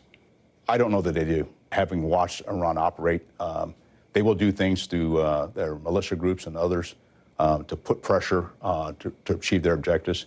At the same time, not looking for a broader conflict with the United States. And during this Black History Month, I asked America's top general about this video that made headlines where he spoke passionately right after the death of George Floyd. I'm thinking about wearing the same flight suit with the same wings on my chest as my peers, and they being questioned by another military member, are you a pilot? And you were in the Pacific Air Force then. What made you do that? Our youngest son, on a Sunday, called my wife and I, and he was really struggling with the death of George Floyd. And it bothered me as well. And our son asked me, Dad, what is Pacific Air Force going to say? And at the time, I'm the commander of Pacific Air Force. And so what he was really asking me, Dad, what are you going to say? Had no intent for it to go as broad as it did, but I'm glad it did. I think it gave a voice to many because they were feeling much of the same. And I'm glad I was able to do it. And sharing with us his inspiration during his career, the legendary Tuskegee Airmen. You spoke at Shaw Air Force Base about the Tuskegee Airmen. What is it you want, as people look at you and your experience, what do you want us to know and think about? Opportunity. You know, I think all I've ever wanted throughout my Air Force career is just an equal opportunity to compete. And not judge me based on the color of my skin, but judge me on the merit of my capability. And I think that's what all of our service members want. They just want an opportunity. I'm an ordinary person with an extraordinary opportunity, and I want to make sure that I do everything I can to open a door for others. Our thanks to NBC Nightly News anchor Lester Holt for that report. Morgan? Well, Vicki, we talked about the border just a moment ago, and let's talk about shifting patterns there. Federal data shows that at the southern border, migrants now seem to be trying to get into the U.S. through California and Arizona more than even Texas. 8,600 migrants were apprehended at the San Diego crossing in the first week of February. That's more than U.S. Border Patrol has reported there in months. NBC News correspondent David Noriega joins us now from the border between San Diego and Tijuana, Mexico. David, it's good to see you this Tuesday. We know that authorities, where you are specifically, they've been holding migrants in these sort of makeshift open air detention sites for hours at a time, and that's before processing them. Why has this particular entry seen such an uptick? Yeah, Morgan. Hey, so just to quickly set the scene, this big fence that you see a couple hundred feet behind it, there's another fence that looks just like it. That space between the fences is where Border Patrol has been holding migrants for even sometimes overnight before it takes them to holding cells to process them. The numbers have been going up, but they've been pretty high here for months now, to the point where you have volunteer groups who have set up tents, these sort of semi-permanent aid installations where they give people water, food, some advice about what to expect about the process. Now, look, when it comes to why the numbers are going up here specifically, it's complicated. A lot of factors go into that. Often it has to do with smuggling networks in Mexico, shifting operations. It has to do with seasonal patterns. One interesting conversation I had with a group of migrants here this morning, migrants from Jamaica actually, is that they said that they had heard rumors on TikTok that the U.S. was going to shut down the border, and that compelled some of them to take the risk to cross the border here now instead of waiting for a later time. So again, it's very complicated, and it often doesn't have as much to do with U.S. policy as you might think. Morgan? David, look, House Republicans, they're gearing up for a second vote on impeaching Homeland Security Secretary Alejandro Mayorkas tonight. Connect the dots for us here. I mean, how is the Biden administration handling the surge that you're seeing there behind you firsthand? Yeah, I've been covering the border for many years, and what I saw today and have been seeing recently is not very different from what I saw, for example, in 2019, when the number of migrant families crossing the border went up to a record, what was then a record high under the Trump administration. So in terms of the way that the laws are being enforced on the ground, really, it's not that different. What has definitely changed is that the numbers are up, right? December was a record year in terms of Border Patrol apprehensions between ports of entry. Again, that has to do with a lot of things, many of which are outside outside of the United States. It has a lot to do with the root causes, the push factors that are displacing people, causing them to leave their countries in the first place. It has to do with the emergence of these very large, powerful, complex smuggling networks, mostly in Mexico, but also all around the world, right? I mean, just today I spoke to people from Colombia, Ecuador, Jamaica, as far away as Mauritania in Africa, right? This is a global phenomenon, and again, what happens in D.C. ultimately often has a little bit less of an effect, or at least less of a predictable effect here on the border than we might expect. Morgan? I'm really glad to hear you talk about those root causes that have displaced so many people around the world. NBC News correspondent David Noriega there at the border for us. David, thanks. Morgan, we're also tracking that powerful and fast-moving winter storm that has been slamming the Northeast. It is dumping heavy snow across the region and causing headaches for travelers both on the roads and in the air. NBC News correspondent Tremaine Lee is live in Brooklyn, New York for us today. Tremaine is the worst of it already behind us. I'm looking at those streets there behind you. I'll tell you what, Vicki, the worst is certainly behind us. You can already hear some of the shovels scraping, some city workers here cleaning the pavement here at Fort Greene Park. But from Coney Island to Bed-Stuy and Fort Greene, folks are now enjoying the aftermath of what many had forecast to be the most snow we've gotten in a couple years here in New York. Now, the storm pushed a little further south than anticipated, so we got a little less snow. But once everything is settled, there's an expectation that the city might have gotten, from 6 to 8 inches of snow. But again, right now, the worst is behind us, and folks are already cleaning up. Yeah, Tremaine, let's talk about the areas that were the hardest hit, and what are we expecting over the next few days? Is this thing moving out? Yeah, really, we're in cleanup mode now. But for the city, while the sun is out now and the precipitation has stopped falling, the biggest mess of all might be with remote learning. So the city's education chancellor, David Banks, said he's very disappointed in the way it was handled by IBM, their programming software. With the 900 or so thousand students who were learning remotely, many of them had trouble logging into their applications, accessing Zoom. Also, the same goes for staff and teachers. So there's certainly the mess in the streets that folks will be cleaning up for the next several days. But here in New York City, the biggest mess to sort out might be the education system. That's the last thing we need. All right, NBC News correspondent Tremaine Lee. Thank you so much, Tremaine. A new warning about the possible health risks for children born to mothers with pregnancy complications. Yeah, according to a new study published in the American Journal of Obstetrics and Gynecology, women diagnosed with high blood pressure or diabetes during pregnancy, they're more likely to have children who develop issues that impact their heart health at a young age. Researchers warn that these in utero complications may set up a, quote, vicious cycle. NBC News medical contributor Dr. Natalie Azar joins us now. Dr. Azar, it's great to see you. So let's talk about that cycle. How will these pregnancy complications impact children as they grow up? Yeah, so what this study found was pretty important, Vicki. It found that children at the age of 12 or by the age of 12, if they were born to moms who experienced either gestational hypertension or gestational diabetes, had a higher risk of being overweight, having high blood pressure themselves, elevated cholesterol, and elevated blood sugars. And the first thing that I think of in this scenario is, how are we screening the moms, right? Because there are risk factors for developing gestational hypertension and gestational diabetes. So it's kind of like you said in the intro, it's this cycle, but where does it start, right? It's like one generation's risk and disease begets another generation's risk and disease. And Dr. Azar, I mean, a lot of women are waiting to have children later in life. So how does that sort of play a role in some of these complications we're seeing? Well, it does. You know, the authors cite that as one major reason why we're seeing that women who are older are generally more likely to experience some of these pregnancy complications themselves, specifically hypertension. If you're over the age of 35, there's an increased risk of having high blood pressure during pregnancy, but other things as well, having multiples, so twins or triplets, having a history of kidney disease, for example, and the risks for diabetes are a lot of the same risks that non-pregnant people experience. So being overweight or being inactive, but even things like polycystic ovarian syndrome can increase the risk of gestational diabetes. So I think this is a really like a call to action to make sure that women are getting the proper prenatal care and that it starts as prenatal care is before the women become pregnant so that you can intervene and correct some of these risk factors before the women even become pregnant. Yeah, to that point, Dr. Azar, what can mothers do? If you are a woman and you think, at some point I do want to have a child, what can I do to prevent these risks?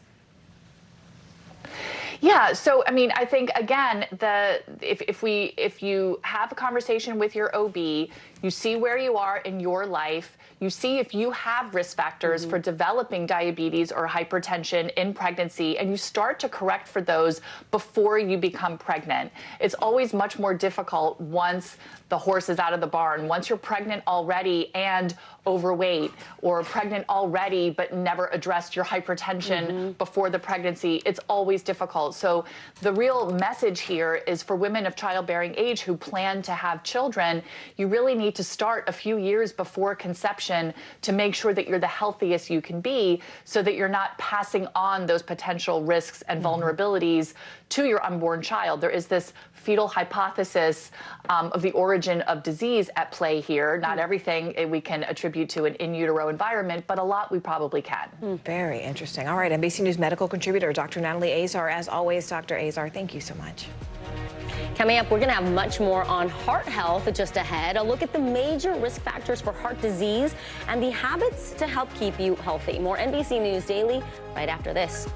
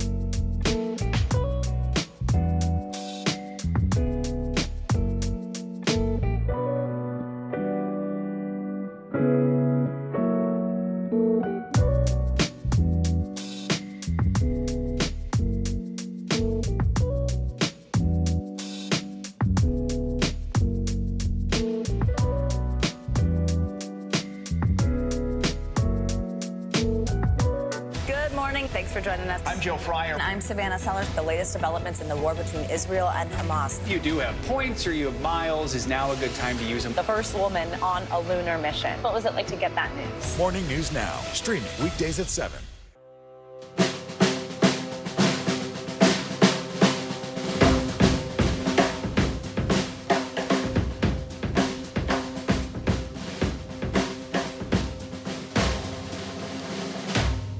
Kristen Welker hosts Meet the Press every Sunday on NBC. Well, February is American Heart Month, and heart disease is the leading cause of death for both men and women here in the U.S. Yeah, in 2021, the CDC said 1 in every 5 deaths was attributed to heart disease. So it is so severe. The CDC is saying one person dies every 33 seconds from cardiovascular disease. Joining us now is registered dietitian Amy Goodson. Amy, it's great to have you, and it's important to talk about this all the time, but especially this month. So we know high blood pressure, high blood cholesterol, and smoking. Those are the major risk factors for heart disease.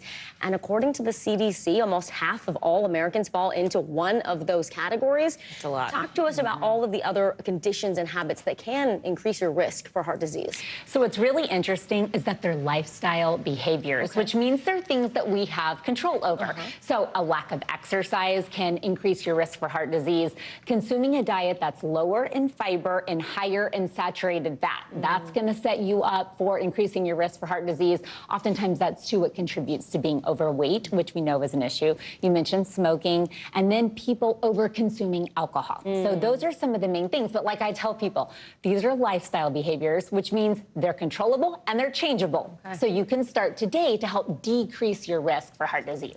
Speaking of that, you're a dietitian. What should we be including in our diet to prevent this? Yes. So the goal is really to eat a higher fiber, lower saturated fat diet. So, you know, if you look at anything from the American Heart Association, we're recommending fruits and vegetables and whole grains, and then decreasing your intake of those saturated fats. So those are going to be foods like fried foods, baked goods, pastries. I like to say if they're white, thick, and creamy. So think like gravies and creamy sauces. Those are going to be higher in saturated fat. Not to say you can't ever consume those, but consuming less of those, more of those high fiber fruits, vegetables, whole grains, and then of course cutting back on added sugar that you're going to find in packaged foods, sugar sweetened beverages that can contribute to diabetes, and that's going to be another risk for heart disease.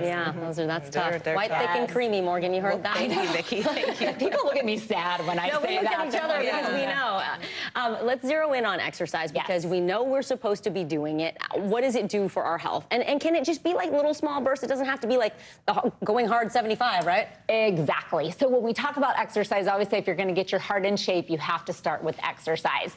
So the American Heart Association and the CDC recommend 150 minutes of exercise a week. That sounds like a lot, but that's about 5 days, 30 minutes a day. But Vicki, to your point, that can be 3 10-minute bouts. So think taking a mid-morning walk, a lunch walk, and an afternoon walk. So when we look at overall health, trying to get in that 150 minutes is going to be really important. That's going to help with decreasing, hopefully, body weight. As I said, we know that's a risk factor for heart disease. It's also going to help lower blood pressure. And so that's going to be strengthened. As you exercise, you're strengthening your heart, which makes it more efficient at pumping blood to and from your heart.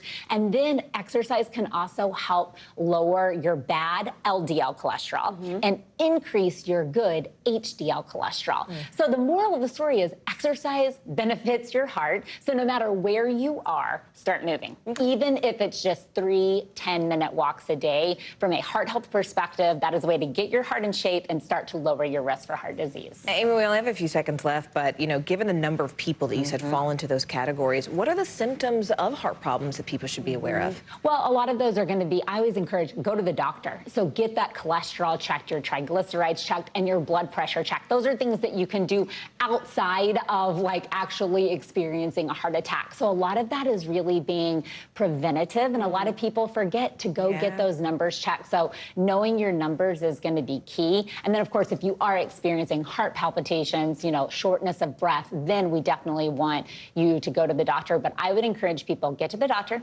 be preventative, get exercising, high fiber, low saturated fat, and I promise you, you will make a difference in your heart's health. Those are some tips we can use, especially this new year. Amy Goodson, registered dietitian. Amy, thank you so much. We appreciate it. Yes, Thank you, Amy. And stay with us. You're watching Daily.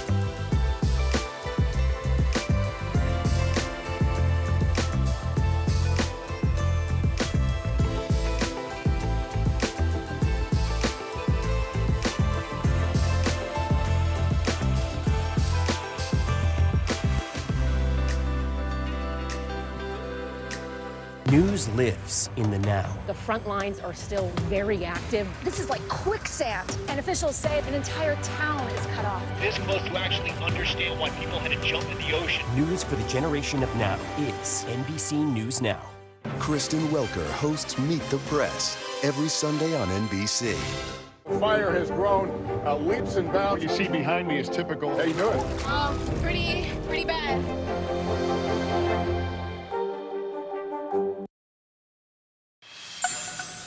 More than 50 years ago, Charles Schulz brought the first black character, Franklin, to life in his legendary Peanuts comic strip. Today's show co-host Al Roker spoke with the co-writer of a new special about Franklin and how the Peanuts character even inspired his career. Every character in Peanuts is different. People think, oh, it's just a round head. Yeah. They're all different. Beautiful.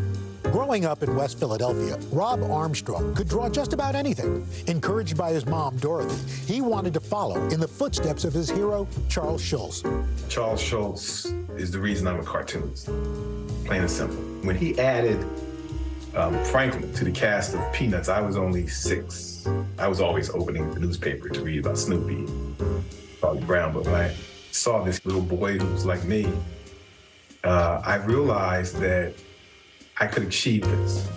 And my mother realized I could achieve this. By the time I was 10, I was attending an art program. I was the only child in it. In July 1968, Peanuts added a brand new character, Franklin, shown with a beach ball, nearly 20 years after the strip debuted. Franklin's introduction was the result of a Los Angeles school teacher, Harriet Glickman, writing to Schulz after the assassination of Martin Luther King Jr. There's an interesting story behind why Sparky added Franklin. Talk about that. The world was on fire, man. This was the late 60s. Harriet Glickman said if Charles Schulz can add a black character to his cast, I bet things would simmer down, that we'd find common understanding and appreciation for one another. She was right. Rob went on to pursue his dream, graduating from Syracuse University, and by 26, he was a syndicated cartoonist with Jumpstart. I signed my deal in 1989. It was with the same syndicate that distributed Peanuts. So I'm sitting there, ink still wet on my contract, and I said to my editor, can you introduce me to Charles Schulz? He's my hero. And blah, blah, blah. And that's how it sounded, like wah, wah, wah to her. And she says, why don't you package up one of your favorite comic strips and send it to him? And I sent him a strip that mentioned Snoopy in it. In 1990, Rob coming face to face with Schulz. There I was walking into Sparky Schulz's studio, and on the wall is Hang On Snoopy, framed. Wow. He said, Jumpstart has what Peanuts has. Got great characters. That's the whole thing. And I cannot unhear that. Yeah. It's vivid. It's what I think about when I have moments of doubt. So that was the beginning of a friendship. 4 years later, Rob was contacted again by his mentor. He called me and said, I realize that Franklin has no last name. How would you feel if I gave him your last name? I'm still choking back tears. Yeah. I was blown away. Told him I was honored. Mr. Franklin Armstrong. I didn't tell anyone for 12 years. I felt it was too personal for that. I was a little embarrassed. But Rob finally opened up while delivering a speech at the Schulz Museum in 2006. Jeannie Schulz, his widow, walks up to me after I finished and said, this changes everything. I don't know how much she contributed to this becoming a big deal, but people did begin to hear about Franklin being Franklin Armstrong. And now Rob and a team of creatives, with the blessing of Jeannie, have fleshed out a colorful origin story for Snoopy Presents Welcome Home Franklin. We don't know why Franklin appears suddenly. You know, we have the beach ball thing to work with. I'm Franklin Armstrong. My name is Charlie Brown. We don't know what his life was like before he made it to the neighborhood with Charlie Brown. This special covers all that. Today, at 61 years old, Rob also wants to be an example for the next generation of black animators, giving scholarships to HBCU students through the Armstrong Project. There's bound to be a young artist of color wanting to do what you've done. What are your words to that person? It's not impossible. It's just going to be tough. Don't quit. Don't ever quit. Al Roker, NBC News. Never quit. I'm Morgan Radford. I'm Vicki Nguyen. You are watching NBC News Daily, and you can watch us free on our network. It's a streaming network, NBC News Now, 24/7 available to you. YouTube, Roku, Local Now. Try it.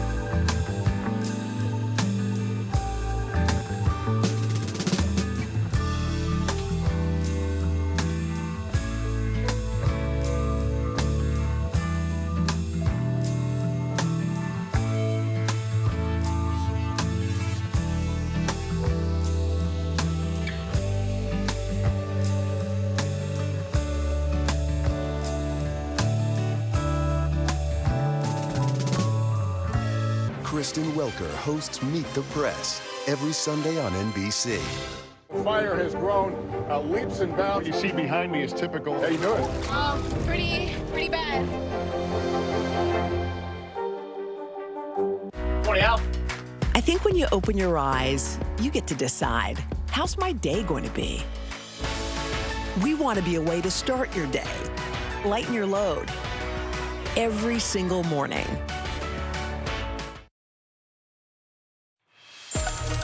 Hello, everyone. I'm Kate Snow. And I'm Zinclair Samoa. NBC News Daily starts right now.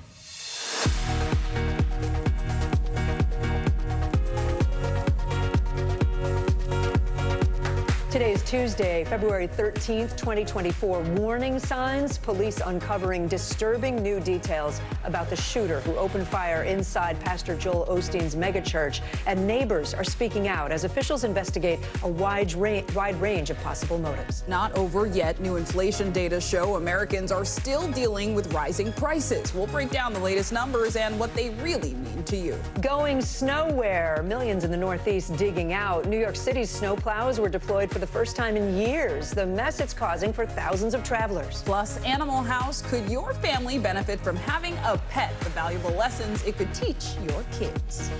I'm going to say yes. I wish I had this segment when I was a kid. I would have shown it to my parents. You would have shown it to your parents, exactly. We do have to start, though, on a more serious note. We're going to go back to Texas again, where we are learning more about warning signs that the megachurch shooter might be dangerous, as investigators also search for a motive. Police say the shooter opened fire Sunday in between services at Pastor Joel Osteen's megachurch in Houston. The shooter was killed, and 2 people were injured, including the shooter's 7-year-old son. Neighbors of the shooter are coming forward, saying they called police multiple times over the years, complaining about harassment and concerning behavior. NBC News investigative correspondent Tom Winter joins us now. Tom, let's just start with where this investigation stands and what law enforcement sources are telling you. Right. So right now, because this individual is deceased, there's no rush to a prosecution here. They don't have to indict somebody, charge somebody, keep somebody in jail. So they can take their time a little bit to try and determine what actually happened. And hopefully with that is also a review from a standpoint of the warning signs that you referenced, that there's some sort of review here. Was anything missed? list. Could anything be learned from this? Anything that could prevent something like this from happening in the future? A couple things I want to know. What were some of those chemicals inside the house? Could those have been used to make a bomb? What was going on with that? What was in this person's mental health history? And why did they choose this particular congregation when they appear and their family appears to have no background or ties to it? So those are all the types of questions they're going to be asking. And I mean, another question that often comes up when we see shootings like this is, how did this happen? Did anyone know it was coming? And we've been hearing from neighbors speaking out, saying that they were flagging law enforcement about some of the warning signs. Let's take a listen. Many of them did not want to be identified, so you won't see their faces. I have reported this, and it's gone on deaf ears. We cannot do anything more than what we did. We tried to stop this. We tried to help her, we tried to help us, and we tried to help the public.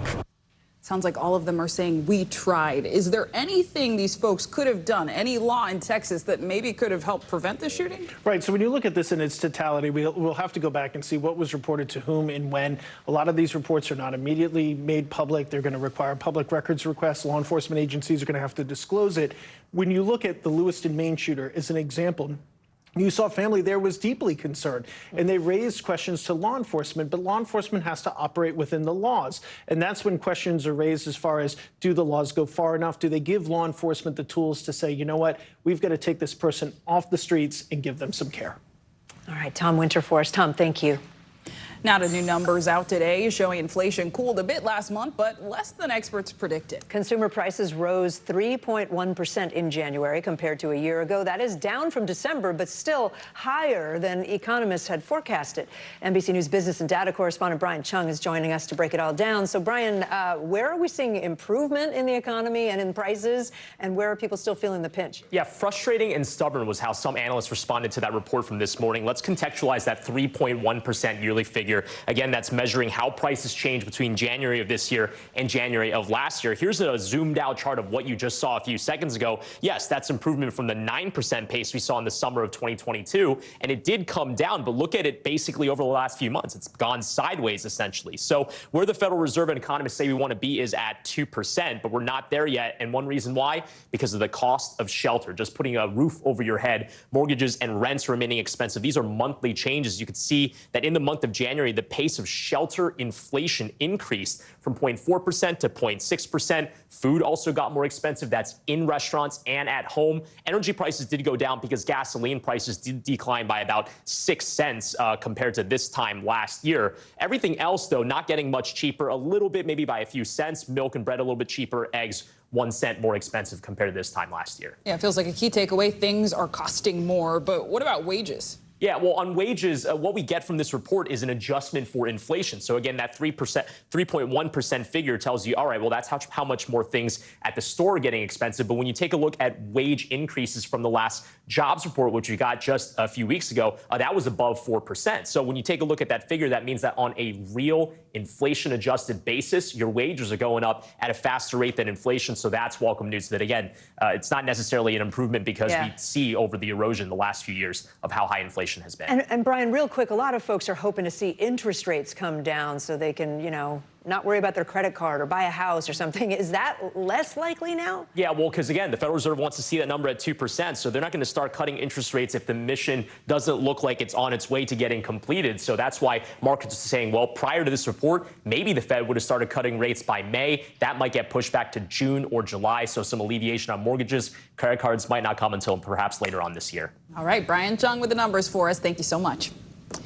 Now to the Supreme Court. They're asking special counsel Jack Smith to respond to former President Donald Trump's appeal in the federal election interference case. Last week, a federal appeals court panel ruled that the former president is not immune from criminal prosecution. It's part of what is shaping up to be a pivotal legal week for Mr. Trump, with events in several cases happening over the next few days. NBC News Justice and Intelligence correspondent Ken Delanian is in Washington, D.C. NBC News legal analyst Danny Savalos here in the studio. Yeah, so Ken, let's start with you there. What are the arguments from Trump's legal team in this appeal?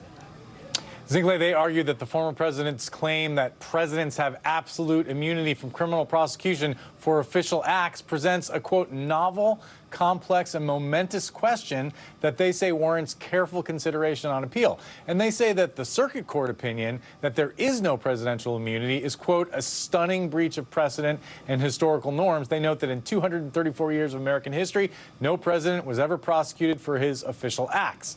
They say Mr. Trump satisfied the requirements for a stay because they argue there's a likelihood the Supreme Court will take this case on appeal and reverse it.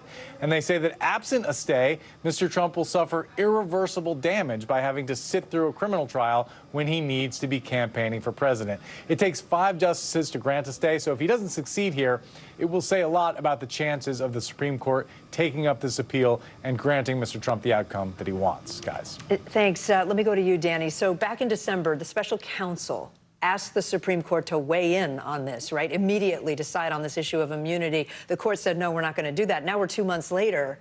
What does that do to us? Oh, how the tides have changed for the special counsel, because in December it served his purpose to leapfrog the D.C. Circuit and get the Supreme Court to weigh in because it would have been faster. It would have resolved the issue of immunity as fast as possible and avoided all these appeals. And so now the Trump team's maybe best argument for the Supreme Court taking it up is pointing at the government and saying, hey, you know who wants the Supreme Court to take this case? Our opponents, Jack Smith. They said so in December. What I suspect will happen is Jack Smith will file something that essentially says, well, Your Honors, that was then, this is now. Since then, the D.C. Circuit came out with this opinion. It's beautiful. Mwah, chef's kiss. Leave it the way it is. It doesn't need to go to the Supreme Court anymore. But other than that argument, that's about the only one they can make, because it was just a couple of months ago they said, hey, Supreme Court, you should hear this. And Ken, let's end with you, because as we said at the top, it's been a busy legal political season for Mr. Trump. What are some of the other events on the former president's legal calendar over the next few days?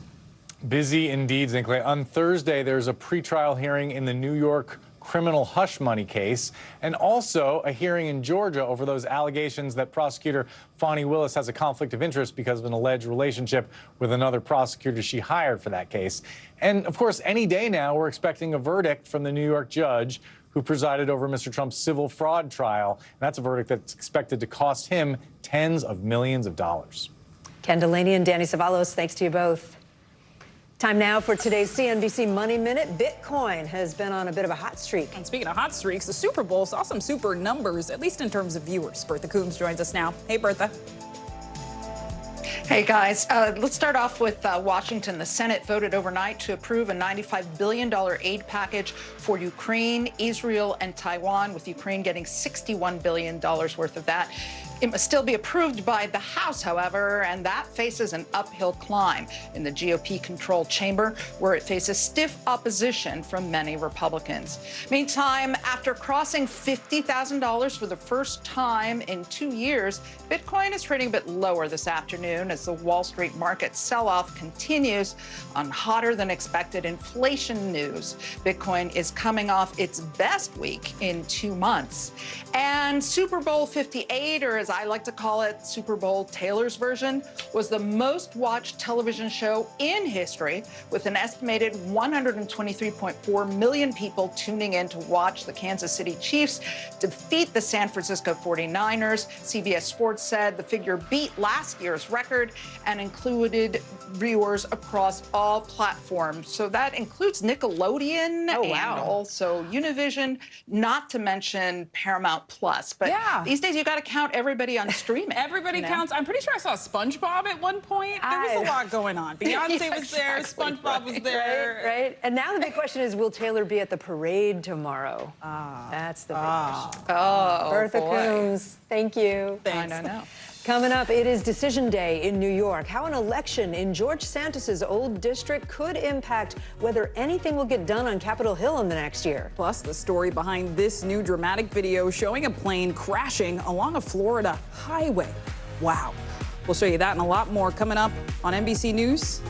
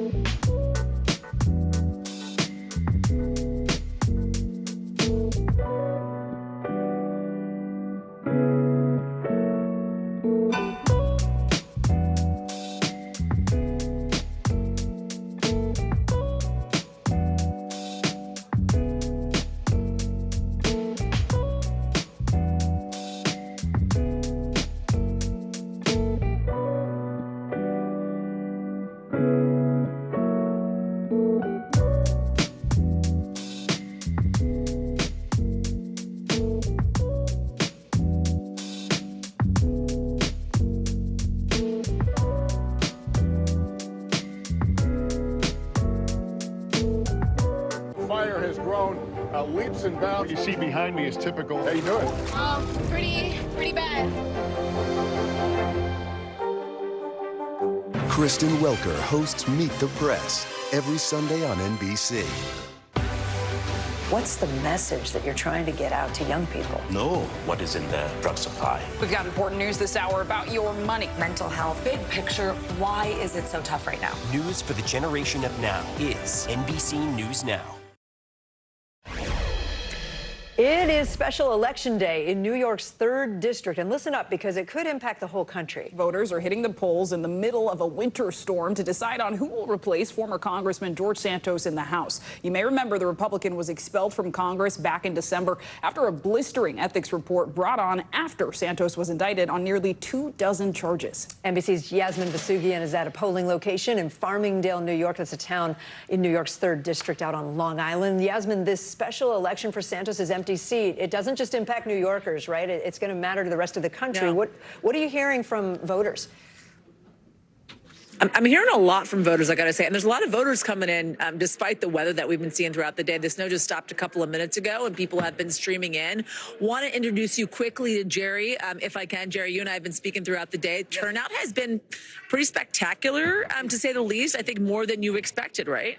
Much more than I expected. I expected somewhere around 200 or so, but we're already over 350. So it's up there. We're doing really well. It's up there, and it's likely to probably increase too as the snow has stopped here.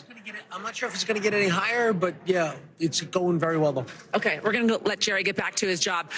Kay Zinkley, you talk about how this is actually going to be affecting the rest of the country, right? Because you think about the slim majority that Republicans have in the House right now, and we saw that evidenced with the vote on to impeach Mayorkas, right? So you think about how important this is specifically to Republicans. And then we're hearing about how this is kind of a referendum on the general election come November. A lot of people that are turning out today, some folks saying, all right, I'm going to be voting for Swazi, and then subsequently saying, I'm going to be voting for Biden in November. And then, or they're saying they're going to be voting for the Republican candidate, and they're going to be voting for Donald Trump in November. Really a referendum on the general election. I want you to hear from some of these voters, and then we'll talk on the other side.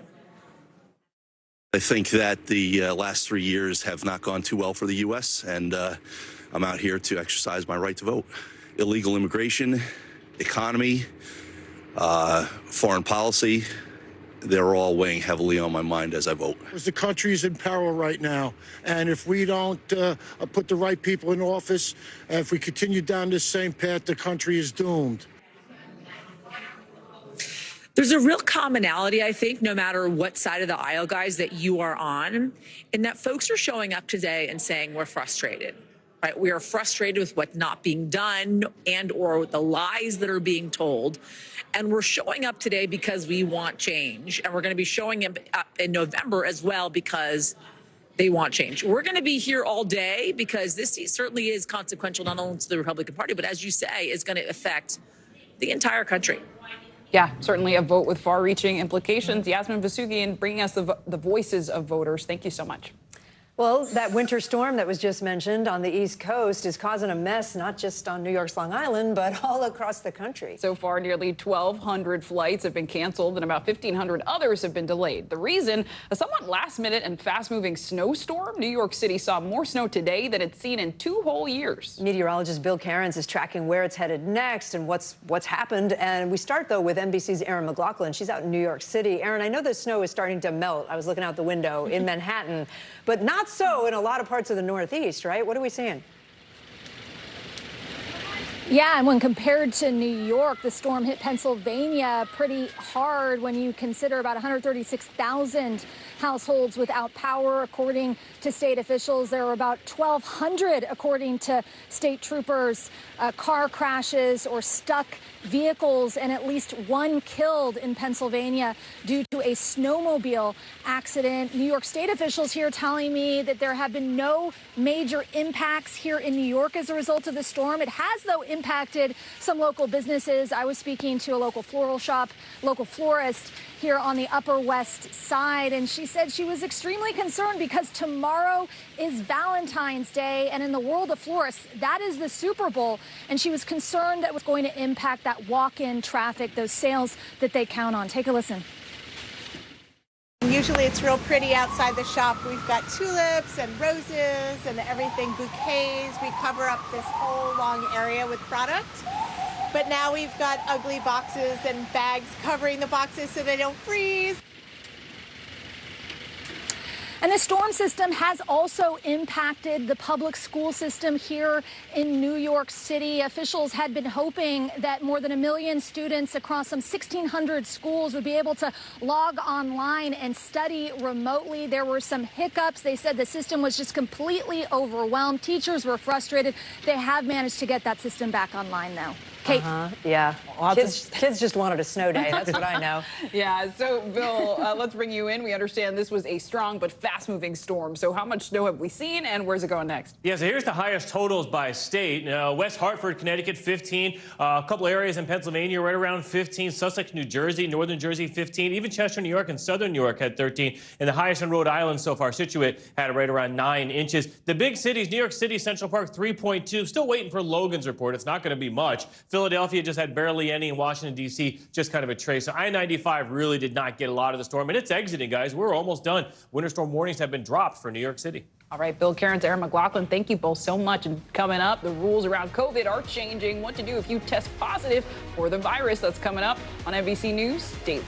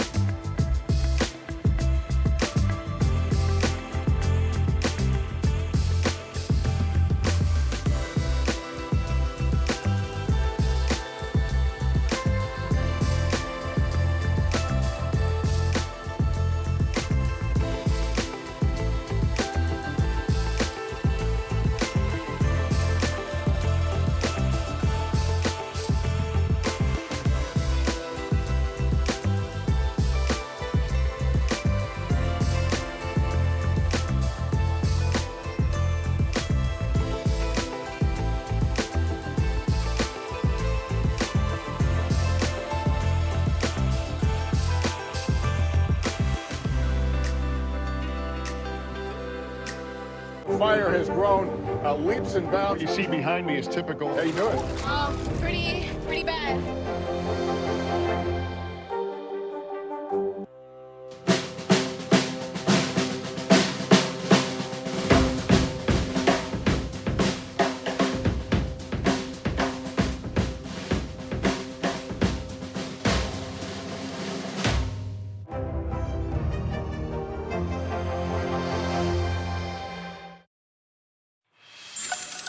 Here in the U.S., getting your driver's license is an important coming-of-age milestone, right? But Gen Z seems to be hitting the brakes on that tradition. NBC News correspondent Dana Griffin explores why younger people are less likely to get behind the wheel.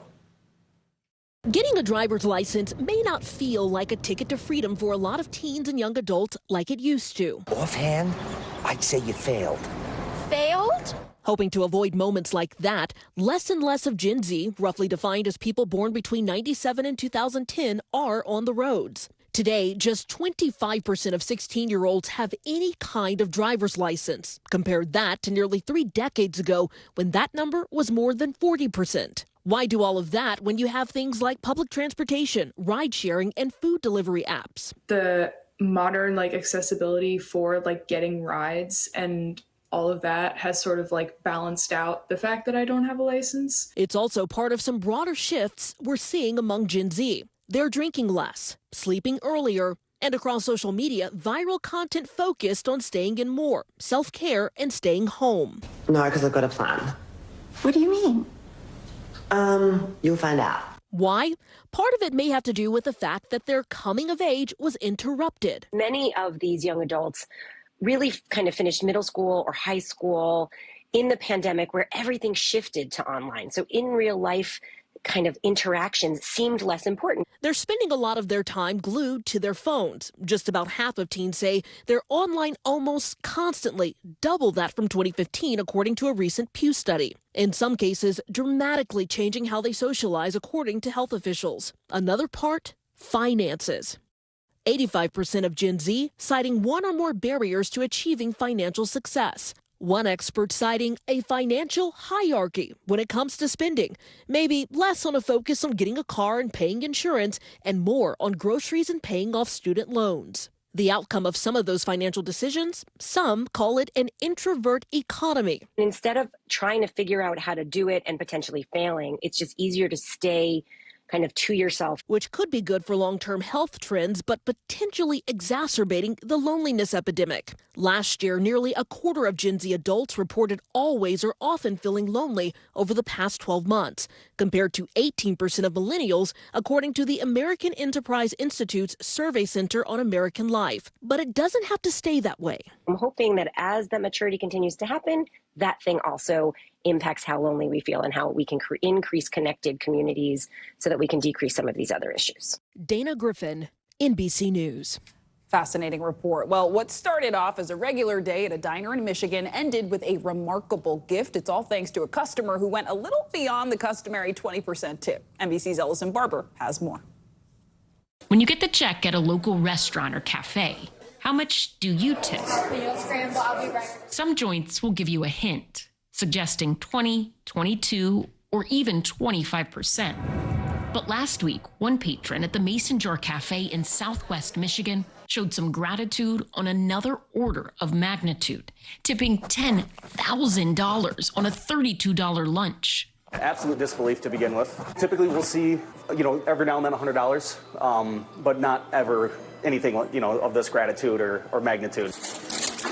Manager Tim Sweeney was shocked to see this kind of tip. I had a conversation with him, and he wanted to proceed. Turns out, this act of kindness was far from random.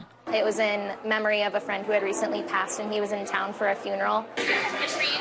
The customer, who wished to remain anonymous, requested the tip be split among the staff. Waitress Paige Mullick says she'll use her share to help pay off some of her student loans. Lower that interest every bit I can. The cafe is sharing this picture of the tip on Facebook with the caption, "I'm crying, you're crying, we're all crying." If a little bit goes a long way, a big tip like this has the potential to change lives. Anytime you can lend a hand and change somebody's life, whether it's a small act or a large act, it's very important to just keep that in the forefront, keep that top of mind. Ellison Barber, NBC News.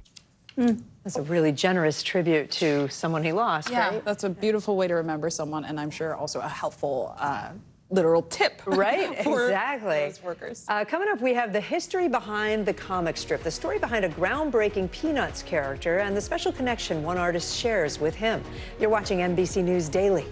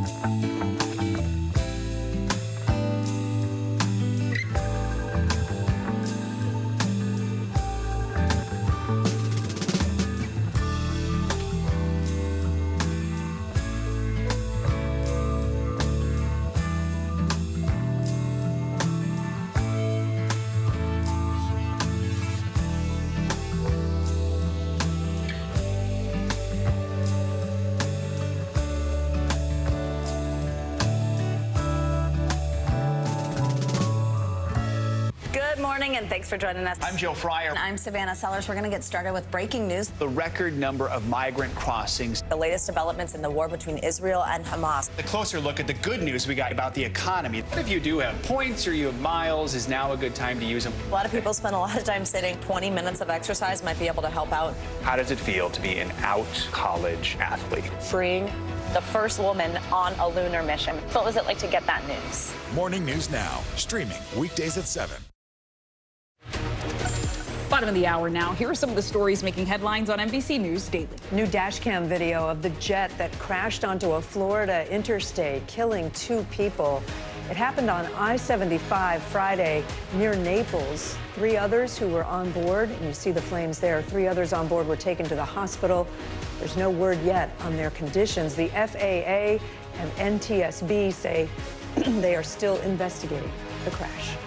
The CDC is planning to end its guidance that Americans who test positive for the coronavirus should isolate for 5 days. That's according to a Washington Post report citing 4 agency officials. Under the new guidelines, the agency would recommend that people end isolation once they've been fever-free for 24 hours and if their symptoms are mild. It's not yet clear if the new guidelines would still recommend masking for 10 days. This is the first time the CDC has loosened its isolation recommendations since 2021. A World War II-era steamship that sank more than 80 years ago has been found at the bottom of Lake Superior. The 244-foot ship was known as the SS Arlington. It was found beneath 650 feet of water after a decade-long search. Only the ship's captain was on board when it sank in 1940. Why the Arlington sank remains a mystery. Urgent new efforts are underway today to negotiate a possible ceasefire in the Israel-Hamas war. CIA Director Bill Burns met with his Israeli counterpart in Egypt today. Both sides are trying to agree on terms that would secure the release of the more than 100 hostages still being held in Gaza. NBC News foreign correspondent Raf Sanchez joins us now from Tel Aviv. So, Raf, what's the latest on this possible deal being discussed right now?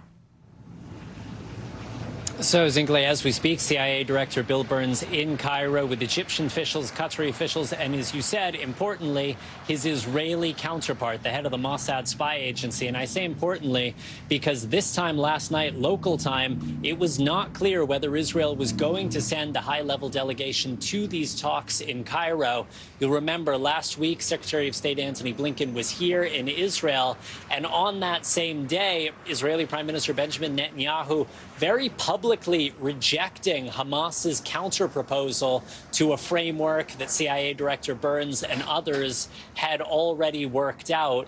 I spoke earlier to Ruby Hen. He's the father of Itai Hen, an Israeli-American soldier who is being held in Gaza. And his message to these officials is stay at the negotiating table and do not leave until there's an agreement. Take a listen. There's a window, and we need to seize that window. And I look at my president, as well as the other international leaders, seize the moment. Don't let this slip. Now, these talks are happening in the shadow of this looming Israeli offensive into Rafah, the southernmost city in the Gaza Strip.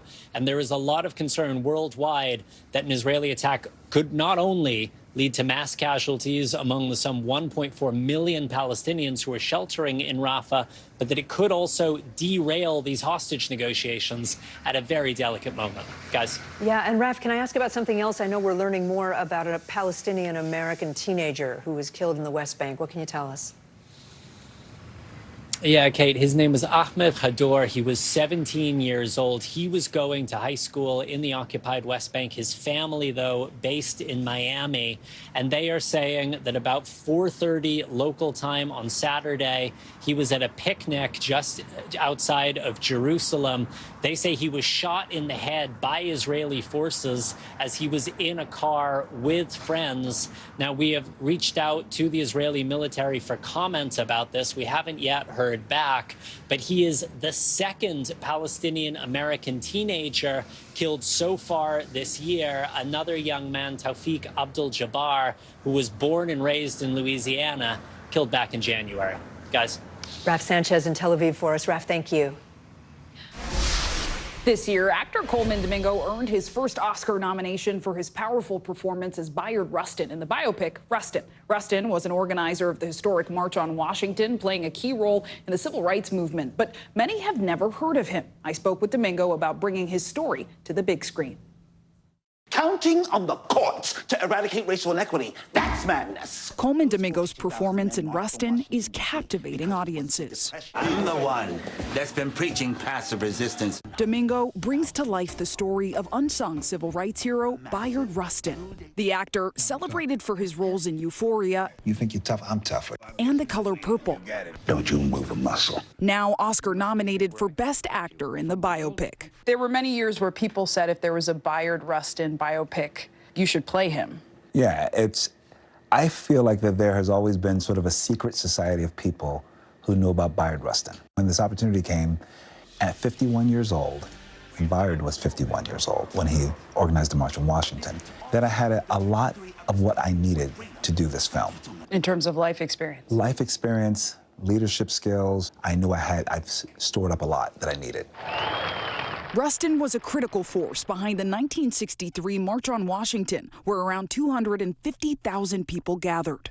The organizer seen here behind Dr. Martin Luther King Jr. Anything you learn about him surprise you, Rustin? There's so much that surprised me about him.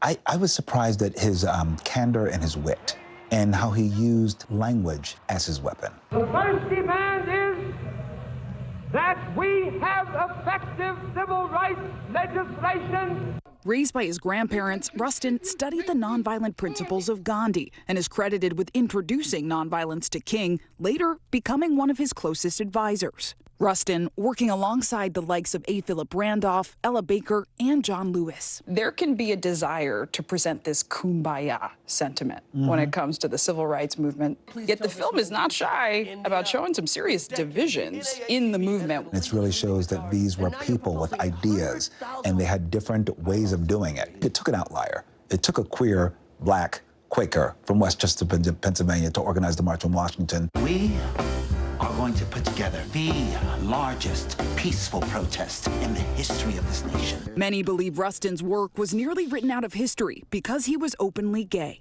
On the day that I was born black, I was also born a homosexual. I think it would be easy to just, talk about his thoughts and ideas and not give you the whole human being.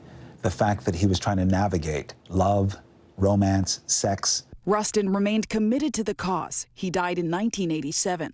President Barack Obama, an executive producer of the film, posthumously awarding Rustin the Medal of Freedom in 2013. Domingo says now is the time for Rustin's story to be told. What do you think his legacy is in this country? Bayard Rustin was somebody who devoted his entire life to civil and human rights. These people weren't superheroes. They were just doing what was in front of them. They were ordinary human beings doing things that were extraordinary. What do you say? And I gotta say, Kate, one of my favorite things about this assignment, this interview, is how much I learned. I didn't know all this history about Bayard Rustin. Yeah. And what was also striking, Domingo almost left acting 9 years ago. Oh, wow. And now he's got this Oscar nomination. Now look at this. Yeah, I just learned a lot from watching your report. Thank you so much for that, Zinkley. Of course. Well, depending on where you live today, may feel like any other Tuesday. Or in New Orleans, it may feel like Fat Tuesday. That means Mardi Gras, the biggest party of the year. NBC's Sam Brock shows us what this generation's old tradition means to the city and the local economy. Today is officially the day. Fat Tuesday, Mardi Gras in New Orleans. The energy, of course, coursing through the entire city. I'm standing in front of the Rex floats here right now. Rex, the king of Carnival, of course. This is the oldest parading organization, more than 150 years old. As you look at all of these floats, there are 29 of them, 450 riders, and so many traditions that are time-honored and linked to Mardi Gras, which includes the colors purple, green, and golds. And of course, we got to have our king cake and eat it too. Right now, Mardi Gras, the city of New Orleans, bracing for its most epic festivities in decades. New Orleans' message is loud and clear. Mardi Gras is back and better than ever. There's nothing like being in New Orleans, and there's nothing like being going to Mardi Gras. A whirlwind month of carnival season celebrations leading up to today's Fat Tuesday festivities, with hundreds of thousands of people expected to fill the streets of New Orleans, a triumphant return to post-pandemic crowds. It does feel like it's back, and people are having so much fun. Locals celebrating time-honored traditions. We cook, we have gumbo, we have jambalaya, we have pastelaya, and everybody shares. And everybody looks out for everybody. Alongside tourists experiencing their first Mardi Gras. I'm 84 years old. It's my very first ever Mardi Gras. I like that music and I like that energy, so I'm excited. It's all expected to boost the New Orleans economy by $900 million, a staggering 300% growth for the Mardi Gras season since 2009. We know that the hotels were virtually sold out this past weekend. We're hearing from our restaurants that they've been absolutely packed. We know at one point the French Quarter had to close to vehicle traffic because there were so many people. On Monday night, parades like the Crew of Orpheus kicking off with Harry Connick Jr. on hand, a procession of colorful floats, music, and of course, lots of beads. Neil Patrick Harris serving as this year's celebrity monarch, a role once held by former New Orleans resident, our own Hoda Kotb.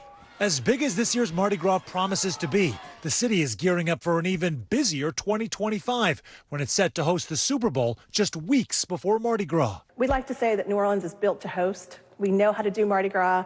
It's also what we believe makes us a great city for the Super Bowl. A city trumpeting its culture and sense of community like only the Big Easy can. It's kind of like the one time in the year where everybody, no matter where they're from, what part of New Orleans, they're all coming together having a great time. The event starts at 10:30 local time and goes about 4 hours. It's roughly a 5-mile parade route, and it goes right through the cultural heart and touchstone of New Orleans. We're talking about St. Charles Avenue with these majestic mansions and oak trees and all the families that will be dotting the streets. As you see these floats behind me, 6 of them are iconic and they are there every single year. 20 are recreated every single year, reflecting different narratives, different mythologies about the city of New Orleans. It takes about a month to make one of these, and they are meant to be enlightening and culturally enriching for this city as it gears up right now for one of the best days of the entire year. In New Orleans, Sam Brock, NBC News. Love that, Sam. Thank you so much. Well, coming up, why getting a pet can teach important lessons to your family and kids. Sit, stay, and join us after the break. First time for today's Daily Snapshot. The Northeast isn't the only place blanketed by snow. Check out these snow-covered trees, also known as snow monsters, spotted in the Far East on Mount Zao in Japan. It is one of the few places globally. They do kind of look like monsters, don't they? Yeah, they do. One of the places where a combination of snow, wind, and low temperatures traps the trees and forms these kind of icy shapes. Isn't that interesting? I love that. It's like you guess the shapes of clouds, but not often do you get to guess the shapes of the snow trees.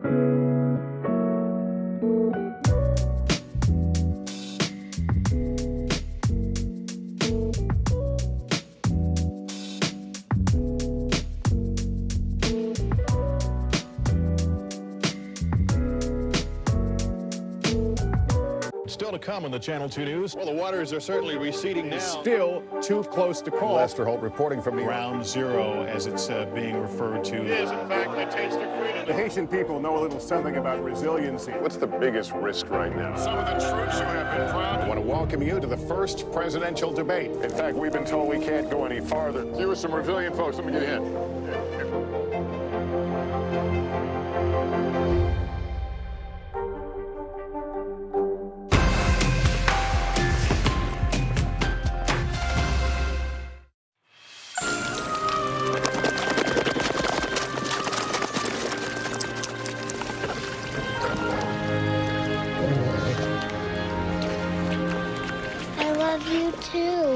Oh, what's not to love in today's modern parenting? We're talking about the impact of having a family pet. Nearly 87 million households in the U.S. own a pet, according to a recent survey by the American Pet Products Association. Pets can really play a significant role in helping kids grow and develop. So joining us now is Grace Bastidas. She's the editor-in-chief of Parents, a site that focuses on helping families. Grace, great to see you.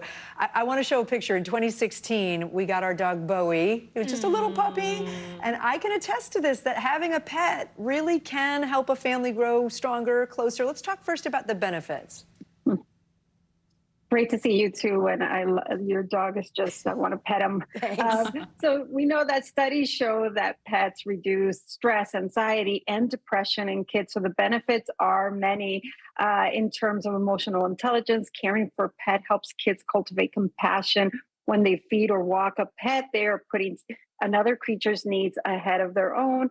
And it also helps kids build empathy as they learn to understand the pet's nonverbal communication. Also great for responsibility. As you know, having a pet at home makes kids feel capable and independent. They see the difference they can make by feeding their pet when they're hungry or playing with them when they're bored. I love that. And clearly having a pet helps improve kids' social skills, can help the family. So if someone is thinking about getting a pet, what should they consider?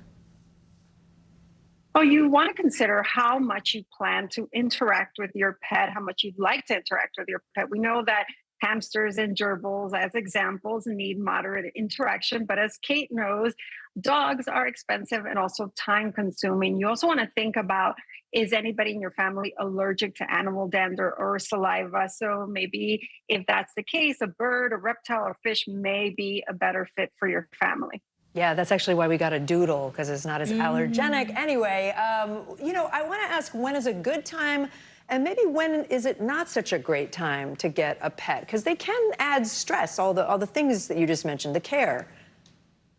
So before you bring a pet home, decide if you can handle the time commitment of caring for a dog or a cat. And puppies need to go out every hour. They need to be fed 3 times a day. And most pets require regular stimulation and exercise. Also, think about your budget. Even if you adopt a pet, it's going to cost you. So you'll need to budget for expenses like food, vet visits, toys, treats, health insurance. And consider your home. Do you have the space for a pet? You'll need a crate if you have a dog, or a litter box for a cat, and a lot of other supplies. And Grace, can you break down further for us the specific social skills that a kid can get when a family gets a pet? I know as a kid, I really wanted one, so I hope my parents are listening here. She's still holding that. Yes, so pets provide companionship, support, and unconditional love, which can really contribute to a child's happiness, especially when they're upset or angry. They're a source of comfort for them. And because pets are non-judgmental, really inspires kids to be themselves. And for children, being comfortable in their own skin can really go a long way in navigating those peer relationships. And as Kate mentioned, it helps families bond because you all will take the dog out for a walk or play with a pet, or really enjoy having that extra creature in your house. Yeah, but I'll be honest, though, my husband does most of the work, okay? I'm just going to say it, Chris, right there. What should we be aware of about safety issues? So safety should always be top of mind with any pet. So teach your kid to be gentle, to treat the pet with respect. The animal shouldn't be teased, scared, or cornered. With little kids, you really want to emphasize not to squeeze them or pull their hair, and to really give them space when they're eating and sleeping. And always have an adult supervising when the child is interacting with the pet, especially if they're younger than 4 them for years, and model appropriate behavior so that your child learns from you how to have a great relationship with their animal. Yeah, that's so great. Grace, thank you. I have a 21-year-old who wants to come home to see the dog, you know, so it definitely does. Love that. Mom, Dad, that could be you. That could be you. All right, well, we got a lot. It's not too late. It's not too late. We got more news ahead. You're watching NBC News Daily.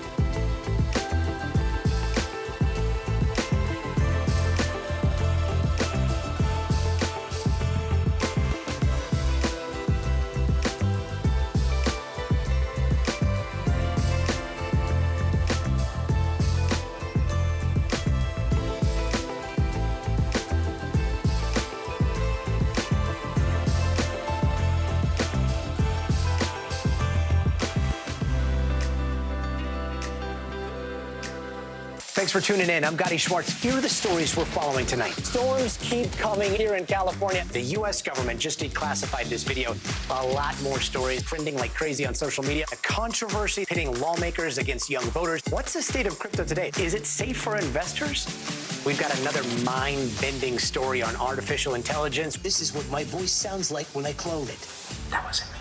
You gotta see this. Stay tuned now. Weeknights at 8 Eastern, 5 Pacific on NBC News Now.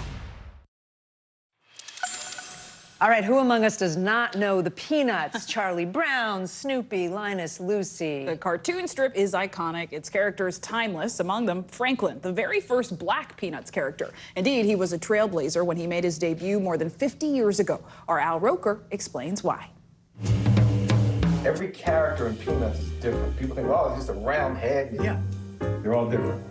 Beautiful. Growing up in West Philadelphia, Rob Armstrong could draw just about anything. Encouraged by his mom, Dorothy, he wanted to follow in the footsteps of his hero, Charles Schulz. Charles Schulz is the reason I'm a cartoonist, plain and simple. When he added Franklin to the cast of Peanuts, I was only 6. I was always opening the newspaper to read about Snoopy, Charlie Brown, but when I saw this little boy who was like me, I realized that I could achieve this. And my mother realized I could achieve this. By the time I was 10, I was attending an art program. I was the only child in it.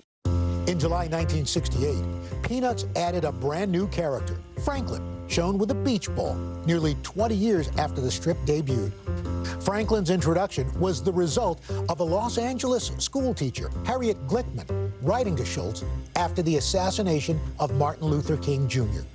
There's an interesting story behind why Sparky added Franklin. Talk about that. The world was on fire, man. This was the late 60s. Harriet Glickman said if Charles Schulz can add a black character to his cast, I bet things would simmer down, that we'd find common understanding and appreciation for one another. She was right. Rob went on to pursue his dream, graduating from Syracuse University. And by 26, he was a syndicated cartoonist with Jumpstart. I signed my deal in 1989. It was with the same syndicate that distributed Peanuts. So I'm sitting there, ink still wet on my contract, and I said to my editor, can you introduce me to Charles Schultz? He's my hero. And blah, blah, blah. And that's how it sounded, like wah, wah, wah to her. And she says, why don't you package up one of your favorite comic strips and send it to him? And I sent him a strip that mentioned Snoopy in it. In 1990, Rob coming face to face with Schultz. There I was walking into Sparky Schultz's studio, and on the wall is Hang On Snoopy, framed. Wow. He said, Jumpstart has what Peanuts has. Got great characters. That's the whole thing. And I cannot unhear that. Yeah. It's vivid. It's what I think about when I have moments of doubt. So that was the beginning of a friendship. 4 years later, Rob was contacted again by his mentor. He called me and said, I realized that Franklin has no last name. How would you feel if I gave him your last name? I'm still choking back tears. Yeah. I was blown away. Told him I was honored. Mr. Franklin Armstrong. I didn't tell anyone for 12 years. I felt it was too personal for that. I was a little embarrassed. But Rob finally opened up while delivering a speech at the Schultz Museum in 2006. Jeannie Schultz, his widow, walks up to me after I finished and said, this changes everything. I don't know how much she contributed to this becoming a big deal, but people did begin to hear about Franklin being Franklin Armstrong. And now Rob and a team of creatives, with the blessing of Jeannie, have fleshed out a colorful origin story for Snoopy Presents Welcome Home Franklin. Today, at 61 years old, Rob also wants to be an example for the next generation of Black animators, giving scholarships to HBCU students through the Armstrong Project. There's bound to be a young artist of color wanting to do what you've done. What are your words to that person? It's not impossible. It's just going to be tough. Don't quit. Don't ever quit. Al Roker, NBC News. Wow, wow, wow. Wow. Beautiful. Thank you, Al. That was just... And just a living representation of seeing is believing that you can exist in a space, and that's really what that story shows. I'm Kate Snow. I'm Zingle Samoa. Thanks so much for being with us. You're watching NBC News Daily, and you can keep watching us streaming free 24/7 right here on NBC News Now. Watch us wherever you stream live. The news continues right after this.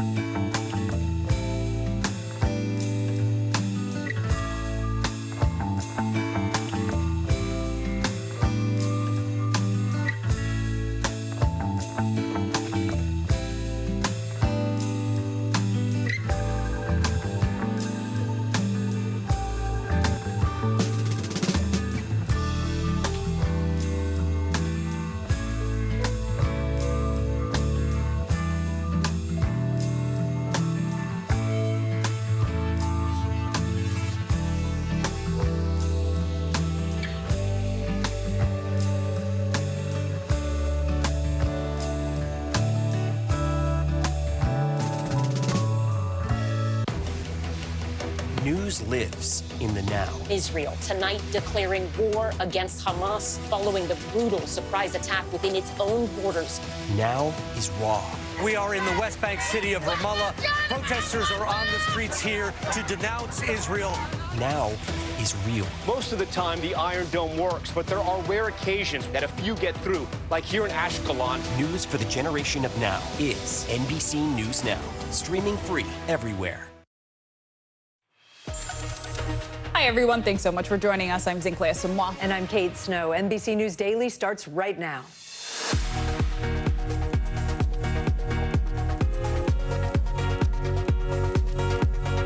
Today, Tuesday, February 13th, 2024, legal jeopardy. This is a pivotal week for former President Donald Trump. One of his cases is even in the hands of the Supreme Court. The decisions we're waiting for and when they could drop. Crucial talks. The heads of the CIA and Israel's spy agency are meeting today. Topping the agenda, a potential hostage deal with Hamas. What it could mean for the fighting on the ground in Gaza. Warning signs, disturbing new details about the shooting inside Joel Osteen's megachurch. What we're learning from the shooter's long history of warning signs. And taking heart. Heart disease kills one person in the U.S. every 33 seconds. The steps that you can take today that could save your life.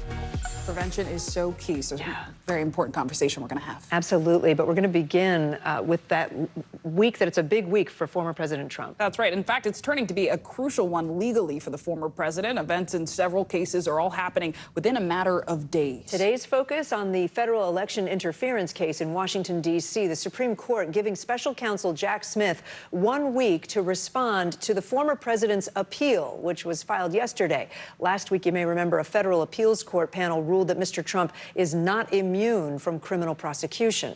NBC News Justice and Intelligence correspondent Ken Delanian's in Washington, D.C. NBC News legal analyst Danny Savalos here with us in the studio. Ken, we'll go to you first. What are the arguments that we're hearing from the former president's lawyers? Well, Kate, they argue that Mr. Trump's claim that presidents have absolute immunity from criminal prosecution for official acts presents a, quote, novel, complex, and momentous question that warrants careful consideration on appeal. And they say that the D.C. Circuit Court opinion that there is no presidential immunity is, quote, a stunning breach of precedent and historical norms. They note that in 234 years of American history, no president was ever prosecuted for his official acts.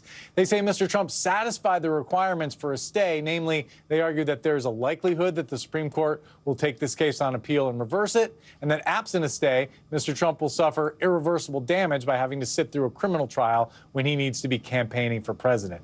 Interestingly, it takes 5 justices to grant a stay. So if Mr. Trump doesn't succeed here, it will say a lot about the chances of the Supreme Court taking up this appeal and granting him the outcome that he wants. And Danny, let's bring you in here, because if we put this in context, back in December, the special counsel had asked the Supreme Court for an immediate decision regarding immunity. That was denied. So how might this impact things that are going on now? The Trump team has already taken Jack Smith's words from December and put them in their brief, saying essentially, you know who asked for the Supreme Court to review this case? Not just us, but the special counsel himself. Of course, when he did in December, Jack Smith was really had a different mission, and that mission was to speed this appeal as quickly as he could to the Supreme Court, not necessarily to the high court, but to some final resolution as quickly as possible. Now, of course, the roles are reversed. Jack Smith has gotten a decision from the Court of Appeals that he likes, so he would do anything he could to keep that circuit court opinion and persuade the court to no longer take the case, which is something we lawyers do, depending on the needs. In December, he wanted the court to hear it. Now, Jack Smith will probably argue that the Supreme Court, you don't really need to hear this case anymore. Ken, let me go back to you. What are the legal events on the calendar for the former president over the next few days, and any decisions expected anytime soon? Yes, so on Thursday, Kate, there's a pretrial hearing in the New York criminal hush money case, and also a separate hearing in Georgia over those allegations that prosecutor Fani Willis has a conflict of interest because of an alleged relationship with another prosecutor she hired for that case. And as you alluded to, any day now, we're expecting a verdict from the New York judge who presided over Mr. Trump's civil fraud trial, a verdict that's expected to cost him tens of millions of dollars. Kate? Ken Delaney and Danny Savalos, thanks to you both. And today we're learning new details about the death of an American citizen in the occupied West Bank. The State Department confirming the death of a 17-year-old boy today comes as urgent new negotiations are underway in Egypt. CIA Director Bill Burns is meeting today with his Israeli counterpart, discussing a deal to secure the release of the more than 100 Israeli hostages still held in Gaza. NBC News foreign correspondent Raf Sanchez joins us now from Tel Aviv. So, Raf, let's start with the death of that American citizen in the occupied West Bank. What more do we know? So, Zincle, his name was Ahmed Khador. He was 17 years old. He was going to high school in Ramallah in the occupied West Bank. But his family was originally from Miami. And they say around 4:30 p.m. local time on Saturday, he was out at a picnic. He was in a car with friends, and he was killed by Israeli forces who opened fire on that car. Now, we have reached out to the Israeli military. We haven't yet heard back, but he is the second Palestinian-American teenager killed so far this year. Tawfiq Abdul-Jabbar was killed earlier in January, also in the West Bank. He was born and raised in Louisiana, and he is one of more than 300 Palestinians who have been killed in the West Bank since October 7th. So all eyes obviously on Gaza, but unprecedented levels of violence in the West Bank also. Guys. And Raf, the other big story today, negotiations over a possible ceasefire, a possible hostage release. Where does that stand? So, Kate, CIA Director Bill Burns in Cairo meeting with his Qatari, Egyptian, and also Israeli counterparts. And Israeli is important because last night it was not clear whether Israel was going to send a high-level delegation to these talks or not. You'll remember last week when Secretary of State Antony Blinken was here in Israel, Israel's Prime Minister Benjamin Netanyahu very publicly rejected a Hamas counter-proposal as part of these negotiations, saying it was delusional. Earlier today, I spoke to Ruby Hen. He is the father of Itai Hen, an Israeli-American soldier who has been held in Gaza these some 130 days. And his message to these officials in Egypt is stay at the negotiating table until there's a deal. Take a listen. There's a window, and we need to seize that window. And I look at my president as well as the other international leaders, seize the moment. Don't let this slip. And a lot of concern right now about this looming Israeli assault on the city of Rafah in southern Gaza. Concern not just for the 1.4 million Palestinian civilians sheltering there, but also that it could derail these hostage negotiations at a very delicate moment. Guys. All right, Raf Sanchez on the ground in Tel Aviv. Thank you. New numbers out today show inflation cooled a bit last month, but less than experts predicted. Consumer prices rose 3.1% in January compared to a year ago. That is down from December, but still higher than economists had forecasted. NBC News senior business correspondent Christine Romans is here with us to break it all down. Christine, first of all, just what stands out from today's report? Yeah, stubborn, frustrating. A lot of people wanted to see 2.9% for inflation, wanted to get a 2 at the front of that number, and we just didn't quite get it there this time around. I think a few things happening here. You have beginning of the year price increases for things like daycare and healthcare and auto insurance. These are all things that went up. Food prices rose again. Housing costs rose again. So rent prices went up. And that's a little bit confounding because I'll be honest, a lot of economists have been saying that shelter inflation, they expected that to start to ease sometime this year. And it just didn't happen. Look at January's number there, even hotter than December. The relief we got was in energy prices down. Also, used car and truck prices still coming down. Remember, they went up a lot during the pandemic, so they came down a little bit in the month. So if you're in the market for a used car, you got a little bit of relief there. Christine, I wonder, how do today's inflation numbers keep pace with the wages? Wages are rising faster than this. Wages in January up 4.5%. So if you're talking about inflation at 3.1%, that means the paycheck is stretching farther than the grocery bill is rising. But I was looking at these grocery bill numbers, because all of the improving economic news, overall cooling inflation. Look at these numbers. Gas is less today than last year. Milk is less than last year. Bread and eggs pretty much right on par. So why do people feel so lousy about inflation? It's because if you go back to January 2020, we ran these numbers, grocery bill is 25% more expensive today than it was before the pandemic. 25%. And that's something that you do every week or every 2 weeks, right? So people just viscerally feel that. And so I think that's the big problem here. But the price levels are still high. Yeah, so to that point, the economy as a whole, I wonder how you think things are going because the markets today are not reacting very well to all this. It's a terrible day in the stock market. Just don't look at your 401k today. Give it a couple days because it's a tough 1% to 2% declines across the board here. It's because investors look at this number and they realize it's not going to be a straight path to 2% inflation that the Fed wants. The Fed can't cut interest rates. Everyone wants interest rates to be cut, those borrowing costs to lower. That would be good for personal finances and for business finances. Probably not happening in March for sure now, and maybe not till later this year because inflation is still higher than the Fed would like it to be in an overall strong economy. I mean, I asked people to give me a letter grade on the economy. They all give me B+, A, A-, but this inflation thing is still sticky. All right, Christine Romans with the latest. Thank you.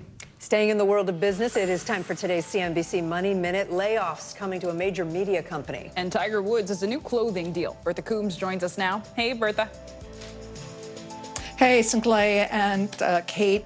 Paramount Global announced layoffs today involving about 800 employees, or 3% of its workforce. This after Bob Bakish said that the company needed to operate in a leaner way and spend less.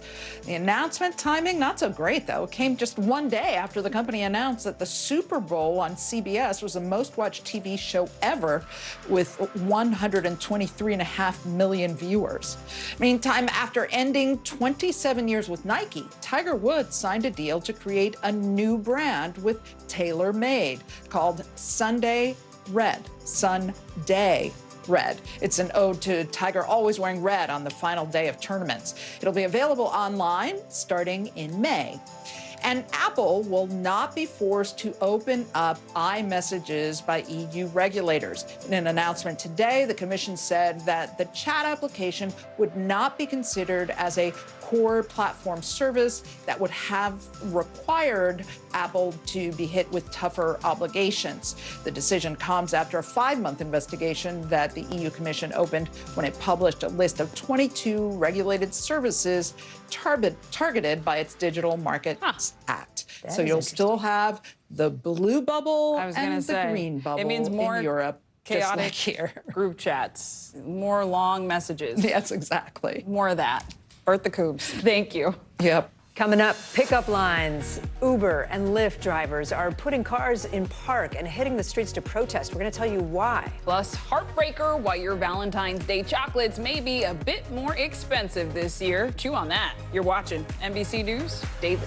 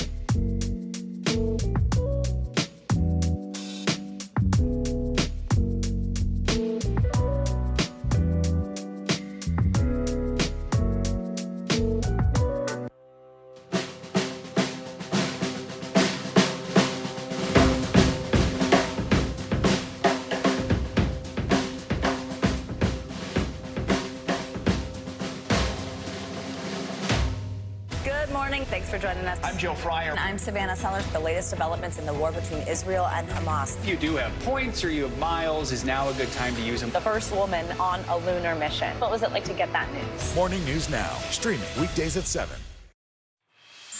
We're learning more about warning signs that the Texas megachurch shooter may be dangerous as investigators also search for a motive. Police say the shooter opened fire Sunday in between services at Pastor Joel Osteen's megachurch in Houston. Neighbors of the shooter are now coming forward saying they called police multiple times over the years, complaining about harassment and concerning behavior. NBC News investigative correspondent Tom Winter joins us now. So, Tom, first off, tell us where this investigation stands and what investigators are specifically honing in on. Sure. So, I think when this initially happened, investigators get to the scene. They have a very chaotic scene, obviously a 7-year-old who had been shot, her son. And so they're trying to figure out what happens or what happened leading up to it. They see the gun where Palestine is written on it. They see anti-Semitic writing. So you start to think one way, could this be a terrorist attack or a hate crime? Those things, this certainly could be. But on top of that, then you start to go back into this individual's mental health history, those warning flags that both of you mentioned. That's something that investigators are definitely focused on as well, the well-documented history, in their words, of a mental health problem here, including an emergency detention order in 2016. It'll all be part of a broader investigation into why this happened and how could it have happened. And here's the other part of this is that neighbors are now speaking out about their personal experiences with the shooter. And they didn't want to be identified, but let's look at some sound that we have. I have reported this, and it's gone on deaf ears. We cannot do anything more than what we did. We tried to stop this. We tried to help her, we tried to help us, and we tried to help the public. Tom, that's pretty clear. They are concerned that they tried and they said things and nobody did anything about it. Can you tell us what's possible in Texas? So from our perspective, we'll take a look at this and examine the laws in Texas, which does not have some of the types of red flag laws that other states have, number one. Number two, we'll take a look at it from a standpoint of who was told what and when, and was the law applied as it should have been. But as we just saw with that mass shooting in Lewiston, Maine at the bowling alley, their family had clear concerns as to what was going on, but there's a difference between having concern about something, I think this individual could act out, I think they could do something wrong, and then getting it to a point where it meets whatever that state's particular legal thresholds are. And each state is different in this. Some states, it's much easier to meet those thresholds to take away somebody's guns or to get them medical care. In some states, it's a lot harder. All right, Tom Winter with the latest for us. Thank you. Well, later today, House Republicans will try once again to impeach Homeland Security Secretary Alejandro Mayorkas over the administration's handling of the southern border. Their first attempt to impeach Mayorkas failed last week when 3 Republicans sided with Democrats. If tonight's resolution passes, all eyes will quickly turn to the Senate, who'd be required to conduct a trial. NBC News Capitol Hill correspondent Julie Sirkin joins us now. So, Julie, House Majority Leader Steve Scalise is returning to Washington today from his cancer treatment. How confident are Republicans that they have the votes this time around to actually impeach the secretary, and how risky of a move is it? Well, it's very risky because we saw what happened last week, Zingley, and it's certainly one in which they're counting every single vote. Just a couple of hours ago, our team caught up with the vote counter, Tom Emmer. He's the guy who makes sure they have the votes on the floor, and he indicated to our team that they do have the necessary Republican support behind this. Certainly with Steve Scalise back in town, that would indicate as much. They are watching very closely that special election to replace George Santos on Long Island that we've all been talking about. This really is potentially one of their last opportunities to impeach Mayorkas. And then, of course, that would go over to the Senate, where Democrats would likely kill this effort altogether. And Julie, let me switch gears and ask about another issue playing out today. Early this morning, the Senate passed, they pulled an all-nighter, right, and passed a long-awaited aid package for Ukraine and Israel. President Biden spoke about it a short time ago, pushing the House to vote for it too. But I know there's been a lot of opposition. Where do we stand? Yeah, exactly. A lot of opposition indeed. Speaker Johnson even saying just a couple of short moments ago, telling reporters that let the House work its will out, let the members figure this process forward. But he said, and he reiterated, that national security starts with the border. Obviously, we know border security is not part of this effort after Republicans blocked a bipartisan bill in the Senate from advancing. They did pass that Ukraine aid, the Taiwan aid, aid to Israel and humanitarian assistance as part of that $95 billion package this morning. It's not just Biden calling on Johnson to act, and it's not just Schumer, the Democratic leader in the Senate. It is also Minority Leader Mitch McConnell, who in a statement this morning said the Senate was on the right side of history when it comes to this. We'll see what the House decides to do, but certainly they're pursuing this impeachment of Mayorkas first. Okay, Julie Sirkin, a lot to follow. Thank you. Coming up, a 12-year-old trapped on a 300-foot cliff. He's okay, though. How firefighters saved him and how he got stuck there in the first place. You're watching NBC News Daily.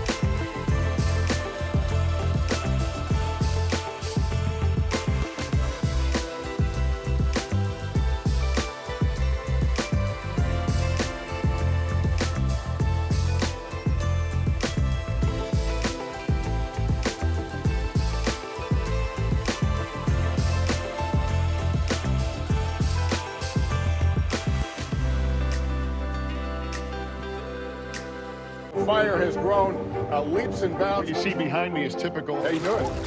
Pretty bad.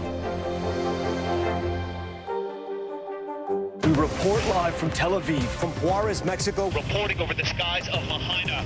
Every weeknight, it's your news playlist. Top Story with Tom Yamas, streaming weeknights at 7 on NBC News Now.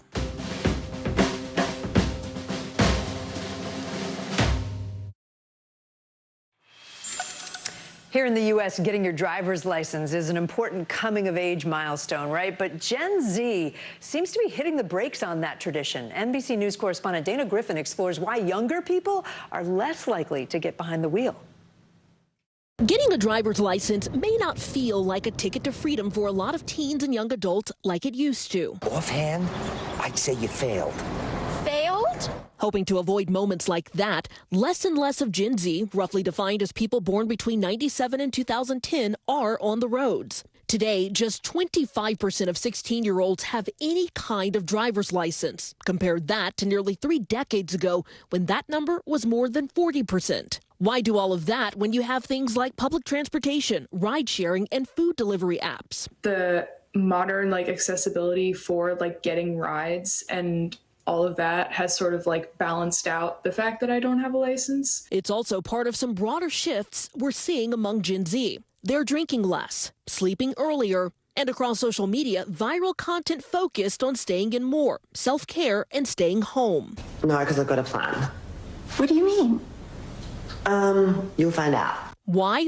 Part of it may have to do with the fact that their coming of age was interrupted. Many of these young adults really kind of finished middle school or high school in the pandemic where everything shifted to online. So in real life kind of interactions seemed less important. They're spending a lot of their time glued to their phones. Just about half of teens say they're online almost constantly, double that from 2015, according to a recent Pew study. In some cases, dramatically changing how they socialize, according to health officials. Another part, finances.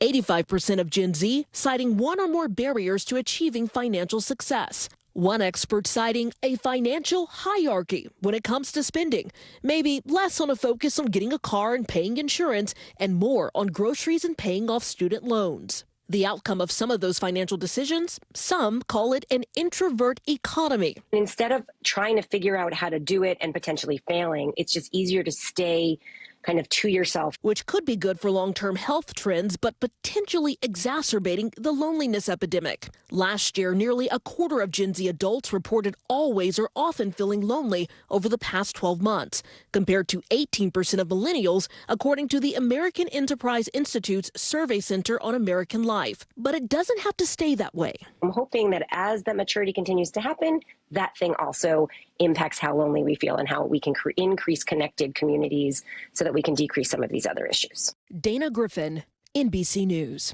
Fascinating report. Well, what started off as a regular day at a diner in Michigan ended with a remarkable gift. It's all thanks to a customer who went a little beyond the customary 20% tip. NBC's Ellison Barber has more. When you get the check at a local restaurant or cafe, how much do you tip? I'll be right. Some joints will give you a hint, suggesting 20, 22, or even 25%. But last week, one patron at the Mason Jar Cafe in Southwest Michigan showed some gratitude on another order of magnitude, tipping $10,000 on a $32 lunch. Absolute disbelief to begin with. Typically we'll see, every now and then $100, but not ever anything, of this gratitude or magnitude. Manager Tim Sweeney was shocked to see this kind of tip. I had a conversation with him and he wanted to proceed. Turns out this act of kindness was far from random. It was in memory of a friend who had recently passed, and he was in town for a funeral. The customer, who wished to remain anonymous, requested the tip be split among the staff. Waitress Paige Mullick says she'll use her share to help pay off some of her student loans. Lower that interest every bit I can. The cafe is sharing this picture of the tip on Facebook with the caption, "I'm crying, you're crying, we're all crying." If a little bit goes a long way, a big tip like this has the potential to change lives. Anytime you can lend a hand and change somebody's life, whether it's a small act or a large act, it's very important to just keep that in the forefront, keep that top of mind. Ellison Barber, NBC News. That's a really generous tribute to someone he lost, right? That's a beautiful way to remember someone, and I'm sure also a helpful literal tip. Right, for exactly. those workers. Coming up, we have the history behind the comic strip, the story behind a groundbreaking Peanuts character, and the special connection one artist shares with him. You're watching NBC News Daily.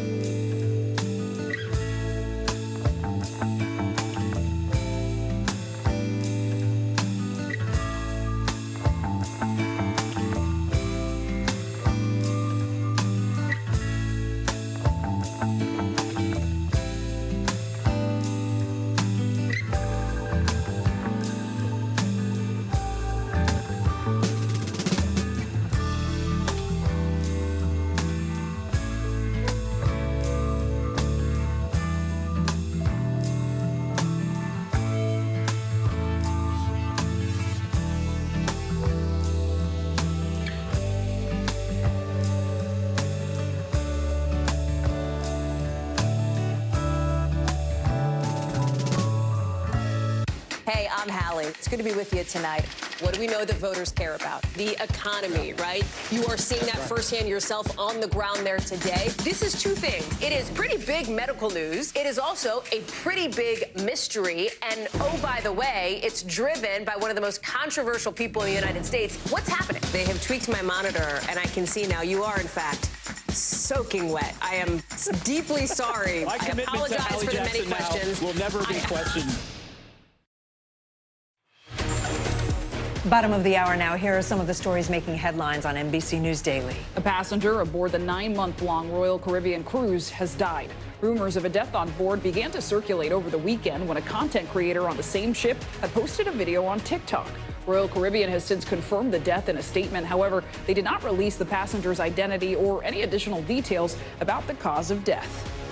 New video shows a high-flying rescue from San Francisco over the weekend. A 12-year-old boy had to be rescued by firefighters after getting trapped on a cliff by the sea. He had climbed down a sandy bluff and couldn't get back up. A firefighter had to be lowered on a cable from a helicopter, you see it there, to grab him. He was hoisted to safety with no injuries. And here's some Valentine's Day news that may break your heart and bank. Global cocoa prices hit record highs heading into the holiday. The rising prices are largely due to crop damage caused by extreme weather and disease in West Africa. That region is a top producer of cocoa. So don't be surprised if chocolates for your Valentine are a bit more expensive this year, Kate. All right, Zinkley, thank you. If you're trying to catch a flight tonight, you could run into some problems. That's because nearly 1,200 flights have been canceled. More than 1,500 others have been delayed. The reason? That fast-moving snowstorm in the east. New York City saw more snow today than it's seen in 2 years. NBC News correspondent Aaron McLaughlin joins us now from Central Park. Aaron, I know it's maybe starting to melt a little bit, but you've been out there all day long. Kids have got to be having fun. What's it like? Yeah, well, this is first, as you said, Kate, significant snow in at least 2 years. The first time in 2 years that New York City has had to activate those snow plows and their snow emergency plan. That being said, I was just on the phone with a state official who said that they're breathing a sigh of relief. He said it was not that bad, about 4 inches falling at LaGuardia Airport, and they had expected 6 to 8 inches. And so, as you can see behind me, it's been a beautiful day here at Central Park. Plenty of tourists out enjoying the snow. A different story, of course, for some local businesses. I was talking to a florist, and she was pointing out, you know, tomorrow is Valentine's Day. That effectively is the biggest day of the year for her business. And she was extremely concerned about the impact of the snow on traffic into her shop. Take a listen to what she had to say. This is your Super Bowl. It is. And it's snowing. I know. Not great. Not the best. 2 days ago, it was like in the 60s. And now it's snowing, and it's going to potentially impact business, yeah? Hopefully not. Maybe with walk-ins a little bit. You know, people are sort of scared away a little bit of the snow. So while state officials say no big impacts as a result of this storm here in New York State, elsewhere, comparatively different story. In Pennsylvania, for example, 136,000 people without power. 1 person was killed in a snowmobile accident. That according to state officials. Kate. Yeah, the roads were bad in some areas. And Aaron, I have to ask about the students in New York City. They had to switch to remote learning today. They didn't get a snow day. And then there were some issues, right? Yeah, no snow day here for students at New York's public school system. The mayor was pretty emphatic that he wanted kids to continue to learn. He's very concerned about learning loss. And yet, when hundreds of thousands of students tried to log on to that remote learning system this morning, they were unable to. Upsetting a lot of school officials. They said they had planned for this. They had a whole system in place to try and make sure that this went smoothly. It did not. Nevertheless, in subsequent hours, they did manage to get that system back online so that kids could log into their classes. Right. Sure, the kids were thrilled about that. Aaron McLaughlin. Aaron, thank you. It may be a little harder to get a ride or have dinner delivered on Valentine's Day this year. That's because thousands of Uber, Lyft, and DoorDash drivers are expected to go on strike tomorrow. NBC News correspondent Maggie Vespa explains why. This strike is set to include all the major players in the rideshare industry: Uber, Lyft, even DoorDash. So if you're getting your romantic Valentine's Day meal delivered, this impacts you too. Big organized rallies are promised in several cities across the country, including here in Chicago. But organizers of this strike really want to make a splash on the holiday, so they're calling for all drivers to walk off the job nationwide. Americans looking to head out or order in on Valentine's Day may not be feeling the love, with delivery and rideshare drivers from Uber to Lyft to DoorDash set to strike tomorrow. We are going to strike on February 14th. Yes, Valentine's Day, but we are not showing any love for Uber that day. A coalition representing rideshare workers calling for massive strikes. One representative saying thousands of drivers nationwide could call out, and it's not just your commute that could be affected. With a major storm on the East Coast, many Americans may be planning to order in for a wintry Valentine's Day. But the strike also reaching delivery drivers. Drivers, Uber Eats, DoorDashers, I'm here to remind you guys that do not drive on that day. Stay home. It's the first major strike since Uber and Lyft went public 5 years ago. What do we want? Justice! There could be chaos for those planning a Valentine's Day getaway, too, with organizers calling for rallies and for drivers to turn down airport trips in major cities across the country, from Philadelphia to Chicago to Austin. The Justice for App Workers group writing, "We're sick of working 80 hours a week just to make ends meet, being constantly scared for our safety, and worrying about being deactivated with the click of a button." It comes a week after Lyft said it would guarantee weekly earnings for drivers, a first in the ride-hailing industry. Lyft now saying we are constantly working to improve the driver experience. Uber has said that drivers earn about $33 an hour when they are being used, and says only a minority of its drivers participate in such strikes.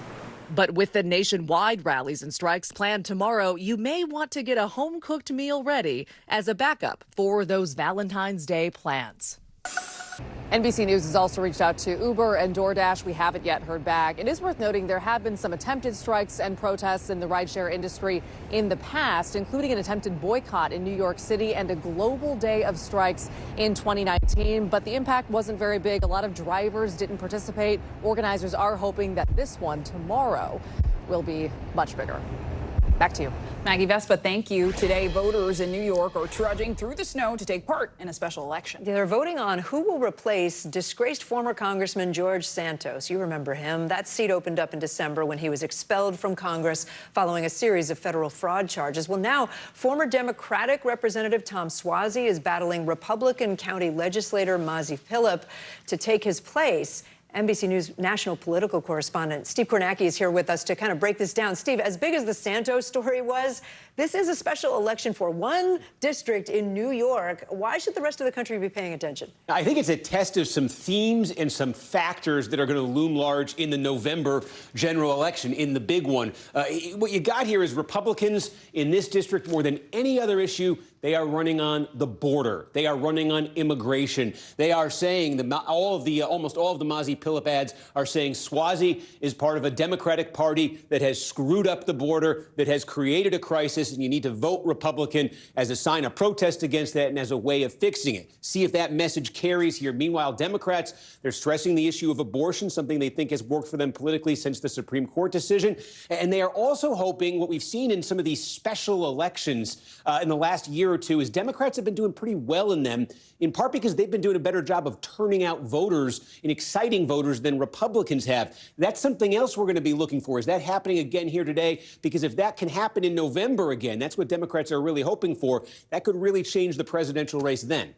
And Steve, notably, this is happening in a swing district. These voters elected George Santos as a Republican, but how close could this race be? And that's the other reason, pardon me, I think to really watch this. This is the type of district, too, that is going to decide probably the November election. This is a suburban district, suburban swing voters. There's less than 24 districts in the entire country that are like New York's third in that.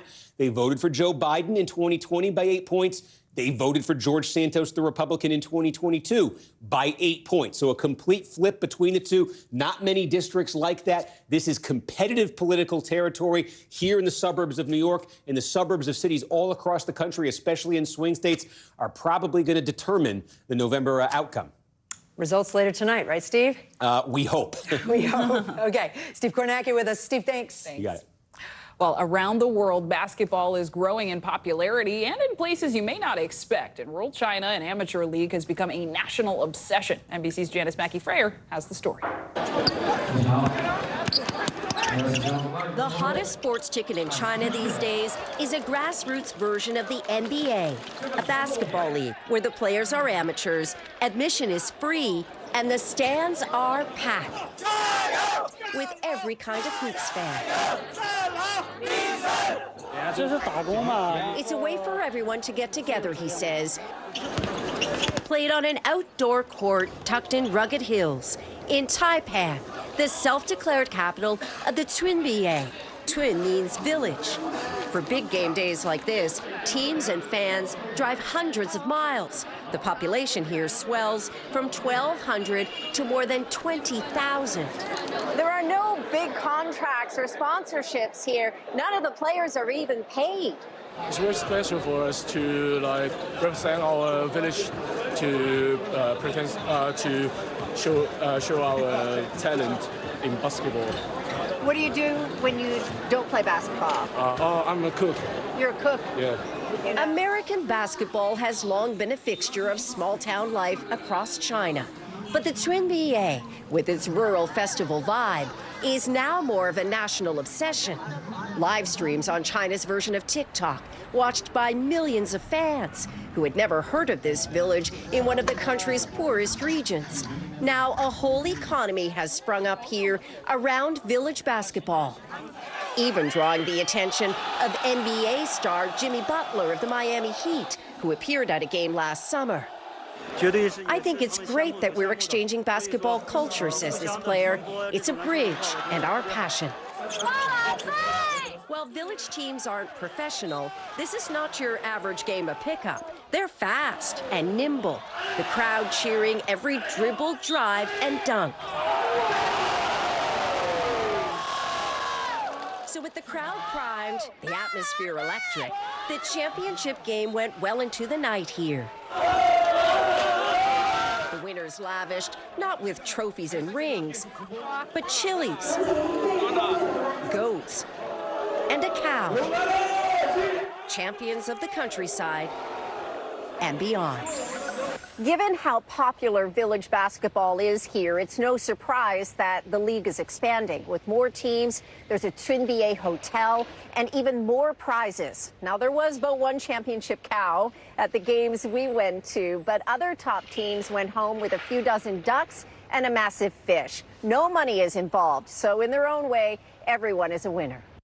Okay, Janice, thank you so much. Well, coming up, heart disease kills one person in the U.S. every 33 seconds. What you can do starting today that really could help save your life. But first, time for today's Daily Snapshot. The Northeast is not the only place blanketed by snow right now. Check out these snow-covered trees, also known as snow monsters, spotted in the Far East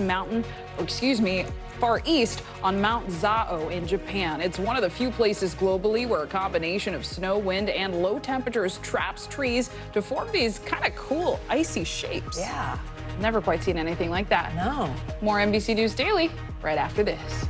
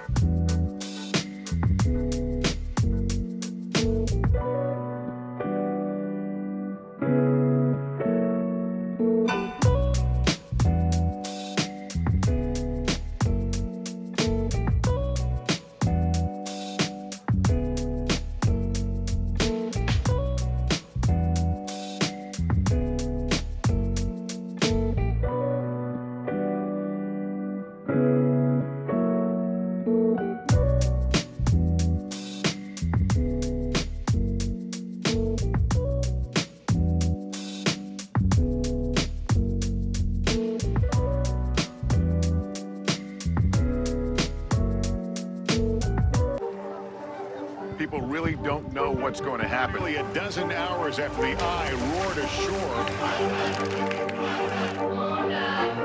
More good people than bad people, you know, right? 5 seconds.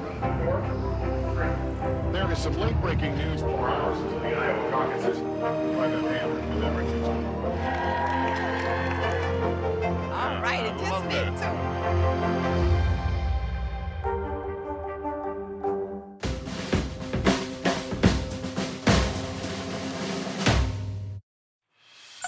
In today's Daily Health, we're talking heart health. Heart disease is the leading cause of death for both men and women in the U.S. In 2021, 1 in every 5 deaths was attributed to heart disease. According to the CDC, 1 person dies every 33 seconds in the U.S. from cardiovascular disease. Joining us now is registered dietitian Amy Goodson. Amy, thank you so much for being with us. Yes, thank you for having me. So there's a lot of risk factors here. The CDC says high blood pressure, high blood cholesterol, and smoking are all major risk factors in this. About half of Americans have at least one of those 3. That's a lot of people. Yes. How did we get here? But also, what other medical conditions and habits should people be looking out for? Well, the one thing I like to remind people is that many of the lifestyle factors that increase our risk for heart disease are lifestyle factors, which means that they're controllable and that we can change them. So some of the things that contribute to heart disease are a lack of exercise, diets that are low in fiber and high in saturated fat. You mentioned smoking, and then people that drink too much alcohol. So more than the guideline of 1 drink a day for women and 2 for men. But the great news is that people can start making a change today and working on some of these things to improve their heart's shape. Well, let's go there. So flip the question, what can we do right? What can we do better to help our heart? Yeah, so first, exercise. That's one of the best ways that you're going to get your heart in shape, per se. And so we want people exercising regularly. That's going to help reduce weight. So we know that being obese or overweight is a contributor to heart health and heart disease issues. So losing weight, we mentioned blood pressure. So exercise can help reduce your blood pressure by strengthening your heart. And then it can also help lower your bad or LDL cholesterol and then increase your good or HDL cholesterol. So one of the keys to our heart health is definitely to get moving. I love that. And it's not just like slow walks, right? You want to get your heart actually pumping. You do. So the American Heart Association and the CDC both say 150 minutes of moderate to intense physical activity a week. So if you think about that, that's 5 days a week, 30 minutes a day. So getting that heart rate up. But the good news is that that can even be divided into 3 10-minute segments. So I'll tell people, think about a morning break at work walk, a lunchtime break, and an afternoon break. That makes it a lot more doable for people and thinking about how am I going to get 150 minutes in? I know, I was looking at the 150 going, I don't know if I do that. Yes. When we talk about diet, because I know people say heart-healthy diet is good, but I'm not sure what that means. What should we be adding to our diet or maybe subtracting? Both. So the goal is to consume a high-fiber, low in saturated fat diet. So when we talk about high fiber, that's going to be increasing your intake of fruits and vegetables and whole grains like brown rice and oats, quinoa, those types of foods. And then on the reverse side, decreasing our intake of saturated fat. So we're typically going to find saturated fat in fried foods, baked goods, pastries. I like to say if it's white, thick, and creamy, so think gravies and sauces and salad dressings, many of people's favorites. But it's not to say you can't ever eat those. We just want to reduce our intake of those, and then also limiting our added sugar that we're going to find in lots of packaged snacks, as well as in those sugar-sweetened beverages. So up the fiber, lower the saturated fat, and that really will create a heart-healthy diet. You know, the American Heart Association, organizations like CDC have such great options for, you know, different recipes and good tips. So those are places that people can check out. And what about genetics? What role does family history play in all this? Family history plays a role, obviously, when we talk about high cholesterol, high blood pressure, and heart disease. But the key is what environment are you putting those genetics in? So oftentimes if you put those in genetics in a non-active, higher fat, low fiber, non-nutrient rich diet, we might see heart disease manifest faster. On the reverse side, if we put those same genetics in a family that's active and they're eating colorful produce and nutrient rich foods like lean proteins and healthy fats, we may not see that as exhibited. So the key is just getting those lifestyle factors in check for a healthy heart. I love it. Super practical. Amy Goodson, thank you so much. And thanks for watching. We got a lot more news ahead. You're watching NBC News Daily.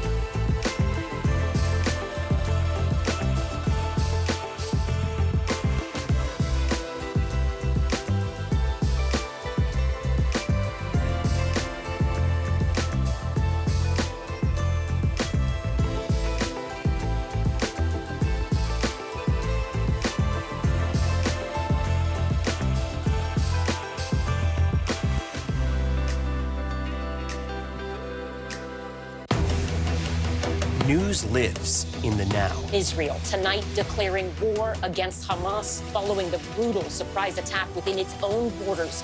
Now is raw. We are in the West Bank city of Ramallah. Protesters are on the streets here to denounce Israel. Now is real. Most of the time, the Iron Dome works, but there are rare occasions that a few get through, like here in Ashkelon. News for the generation of now is NBC News Now, streaming free everywhere. All right, who among us does not know the Peanuts? Charlie Brown, Snoopy, Linus, Lucy. The cartoon strip is iconic, its characters timeless, among them Franklin, the very first black Peanuts character. Indeed, he was a trailblazer when he made his debut more than 50 years ago. Our Al Roker explains why. Every character in Peanuts is different. People think, oh, it's just a round head. Yeah. They're all different. Beautiful. Growing up in West Philadelphia, Rob Armstrong could draw just about anything. Encouraged by his mom, Dorothy, he wanted to follow in the footsteps of his hero, Charles Schulz. Charles Schulz is the reason I'm a cartoonist, plain and simple. When he added Franklin to the cast of Peanuts, I was only 6. I was always opening the newspaper to read about Snoopy, Charlie Brown, but when I saw this little boy who was like me, I realized that I could achieve this. And my mother realized I could achieve this. By the time I was 10, I was attending an art program. I was the only child in it. In July 1968, Peanuts added a brand new character, Franklin, shown with a beach ball, nearly 20 years after the strip debuted. Franklin's introduction was the result of a Los Angeles school teacher, Harriet Glickman, writing to Schulz after the assassination of Martin Luther King Jr. There's an interesting story behind why Sparky added Franklin. Talk about that. The world was on fire, man. This was the late 60s. Harriet Glickman said if Charles Schulz can add a black character to his cast, I bet things would simmer down, that we'd find common understanding and appreciation for one another. She was right. Rob went on to pursue his dream, graduating from Syracuse University, and by 26, he was a syndicated cartoonist with Jumpstart. I signed my deal in 1989. It was with the same syndicate that distributed Peanuts. So I'm sitting there, ink still wet on my contract, and I said to my editor, can you introduce me to Charles Schulz? He's my hero. And blah, blah, blah. And that's how it sounded, like wah, wah, wah to her. And she says, why don't you package up one of your favorite comic strips and send it to him? And I sent him a strip that mentioned Snoopy in it. In 1990, Rob coming face to face with Schulz. There I was walking into Sparky Schulz's studio, and on the wall is Hang On Snoopy, framed. Wow. He said, Jumpstart has what Peanuts has. Got great characters. That's the whole thing. And I cannot unhear that. Yeah. It's vivid. It's what I think about when I have moments of doubt. So that was the beginning of a friendship. 4 years later, Rob was contacted again by his mentor. He called me and said, I realize that Franklin has no last name. How would you feel if I gave him your last name? I'm still choking back tears. Yeah. I was blown away. Told him I was honored. Mr. Franklin Armstrong. I didn't tell anyone for 12 years. I felt it was too personal for that. I was a little embarrassed. But Rob finally opened up while delivering a speech at the Schulz Museum in 2006. Jeannie Schulz, his widow, walks up to me after I finished and said, this changes everything. I don't know how much she contributed to this becoming a big deal, but people did begin to hear about Franklin being Franklin Armstrong. And now Rob and a team of creatives, with the blessing of Jeannie, have fleshed out a colorful origin story for Snoopy Presents Welcome Home Franklin. Today, at 61 years old, Rob also wants to be an example for the next generation of black animators, giving scholarships to HBCU students through the Armstrong Project. There's bound to be a young artist of color wanting to do what you've done. What are your words to that person? It's not impossible. It's just going to be tough. Don't quit. Don't ever quit. Al Roker, NBC News. Wow, wow, wow. Wow. Beautiful. Thank you, Al. That was just... And just a living representation of seeing is believing that you can exist in a space, and that's really what that story shows. I'm Kate Snow. I'm Zingle Asamoah. Thanks so much for being with us. You're watching NBC News Daily, and you can keep watching us streaming free 24/7 right here on NBC News Now. Watch us wherever you stream live. The news continues right after this.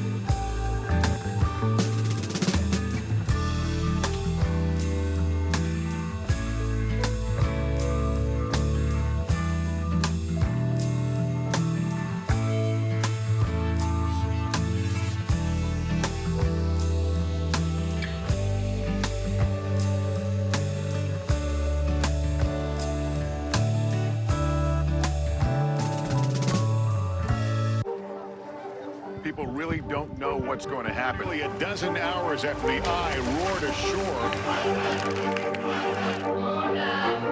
More good people than bad people, you know, right? Yeah, 5 seconds. 4, 3. There is some late-breaking news 4 hours into the Iowa caucuses by the Hammer delivering these. All right, it just fit, too.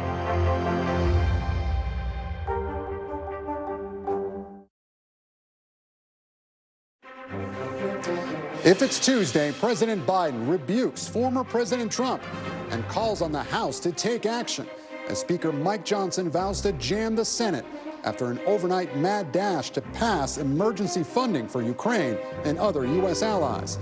Plus, voters head to the polls in the special election to replace disgraced New York Congressman George Santos. It's a bellwether contest that could give both parties major clues about the fight for control of Congress and the White House. And former President Trump wants his daughter-in-law to help lead the Republican National Committee in a new push to transform the party in his image, with primary rival Nikki Haley ramping up her attacks and time running out.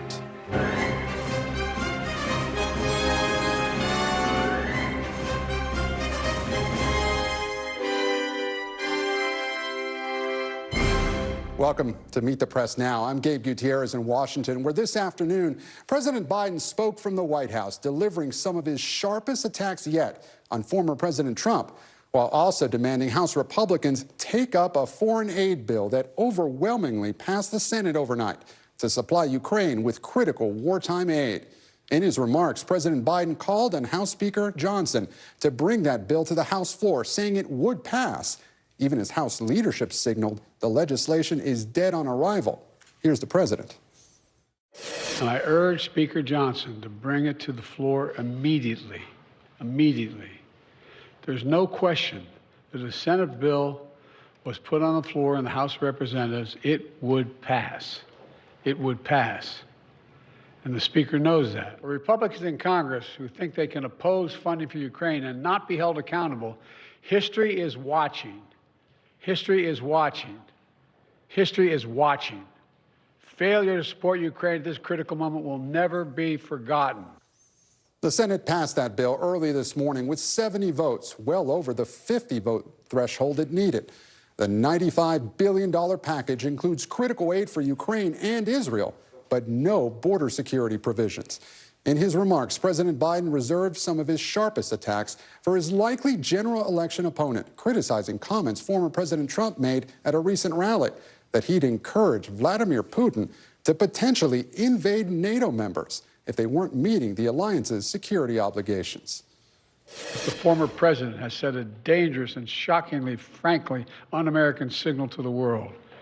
Just a few days ago, Trump gave an invitation to Putin to invade some of our allies, NATO allies. No other president in our history has ever bowed down to a Russian dictator. Well, let me say this as clearly as I can.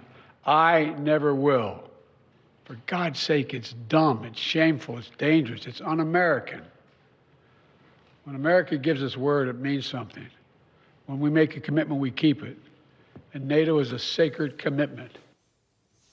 President Biden's remarks this afternoon, of course, also come as the White House tries to dispel concerns about his fitness for office following last week's scathing special counsel report, which said he struggled with memory issues. And joining me now is senior White House correspondent Kelly O'Donnell and NBC's Ryan Nobles. He's on Capitol Hill. Kelly, I want to start with you. We heard that strong rebuke of former President Trump over his comments on NATO and Putin. Did those drive the comments, did they drive the president's decision to come out today on the supplemental? I think very much so. And there are lots of days when we hear from the president or the former president in the campaign space, and it is a level of normal rhetoric that will not be remembered. This is different, and it is notable, and it stands out. And that's why it is so newsworthy today, because President Biden is coming forward and very clearly setting a line that is about more than just the current vote, more than just this election, but a more sweeping argument about the place of U.S. credibility in history when he's talking about the NATO alliance and when he goes after former President Trump so conspicuously, forcefully, and deliberately on this issue. It really sets today's remarks apart from a lot of the other things we see day in, day out here in Washington, Gabe, as you know it. And certainly the president is trying to accomplish getting that funding, as he outlined, that it is important for those members, especially in the House Republican Conference, not to bow to the electoral wishes of Donald Trump, but to take a more serious, sober, and big picture view on this vote. But the direct attack of President Joe Biden against his predecessor in ways that we would rarely, if ever, ever discuss, that no president would use that language, that it's dumb, that it's un-American. It's easy to be numbed by all of this in the day in, day out of sort of crazy rhetoric that happens in the political space. This is distinctly different. The president made these remarks from the state dining room in the White House, not caught up in the fervor of a campaign event. It was pointed, it was planned, and it was meant to deliver a signal, not only to lawmakers today, but a much bigger message about what America stands for and the country's obligations to allies and other powers around the nation and around the world. So, Kelly, this was Plan B on foreign aid funding. This bill was, but as you know, House Speaker Johnson says the House won't take it up. So does the White House have a Plan C here? Well, the president is trying to use, in effect, the bully pulpit today to compel the House Speaker, who has the power here, about bringing this forward. If that fails, there's a real serious problem, because this is where divided government and co-equal branches of government really come into a potential gridlock. There is broad bipartisan support for this funding, and the border piece that was at issue had been presented, and that has also been ignored, largely because former President Trump discouraged Republicans to be in line with that.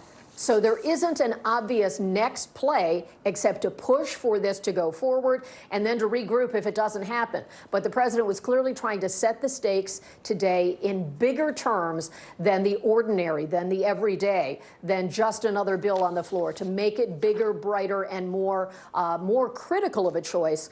And that will put pressure on lawmakers. Historically, when there's an overwhelming majority in a Senate vote like this, typically the House does act and calls on members to vote.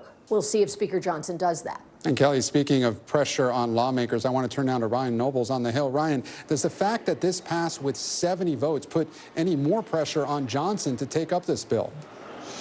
Well, Gabe, I spent the afternoon talking to House Republicans, asking them that same exact question, and it doesn't at this point. They do not seem to be moved at all by the fact that there were 22 House or Senate Republicans that voted for this measure.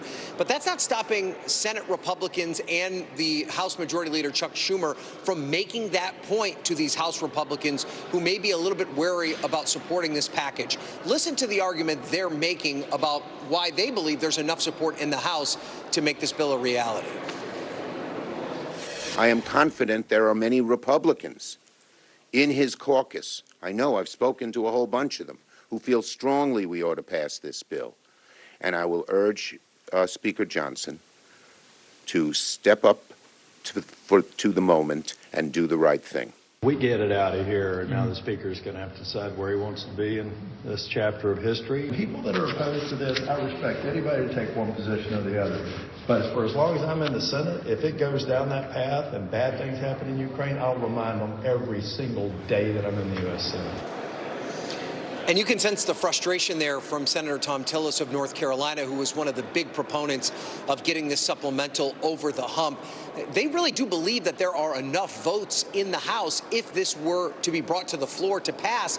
The problem is they do not believe, and Speaker Johnson has signaled that it won't even make it to that point. And the Speaker is the one who really controls all the floor action and can decide whether or not this even gets a vote. Right now, it's a roadblock for this piece of legislation, and there are no signs that the bill will find a way around it, Gabe. And Ryan, Senator Graham, a longtime supporter of Ukraine, voted no on the supplemental, saying instead that the money should be a loan to Ukraine. How significant of a shift is that, and what's the reaction been to that?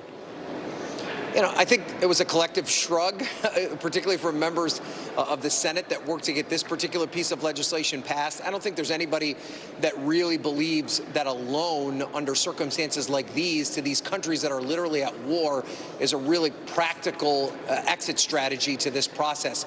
And furthermore, it's not likely enough to bring along skeptical Republicans who don't believe that there should be any funding for Ukraine in any way, shape, or form, loan or no loan. Now, maybe you could convince some of them. I know I talked to Congressman Ralph Norman of South Carolina a few minutes ago, who said maybe if it had offsets, if it weren't just something that was adding to the national debt, he'd at least consider it. But the idea that you could come up with some sort of structure whereby this aid package could be paid back in the future, no one believes that's based in reality. And even if it were, the likelihood that it would bring enough to the table to get the bill passed really seems like a fantasy. Kelly O'Donnell at the White House and Ryan Nobles on Capitol Hill. Thank you both so much. And as we noted, President Biden warned House Republicans that opposing the bill that would send $60 billion in aid to Ukraine would be, quote, playing into Putin's hands. The president referenced reports of Ukrainian troops running out of ammunition on the front lines. So joining me now from Mykolaiv, Ukraine, is NBC's chief foreign correspondent, Richard Engel. Richard, I've been watching your reporting today. Earlier today, you were in Kherson, which at one point, almost 2 years ago, was under Russian control. How are Ukrainians reacting to domestic politics here in the U.S. and this impasse that Congress is in? They're watching extremely closely. And I think the American audience is watching most closely what is happening in the United States because it impacts Americans directly. Probably the second place in the world where they're watching it as closely, or maybe even in some cases more closely, is here in Ukraine, because their fate is totally intertwined with American politics. This country is dependent on American military supplies, is dependent on the missile defense systems that arrive.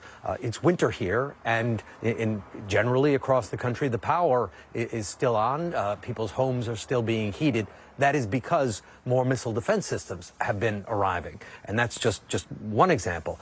In the city of Kherson, which is about an hour's drive from here, Russian troops are trying to advance. They are outgunning the Ukrainians about 5-1. In some places along the front line, the Ukrainians are outgunned 10-1.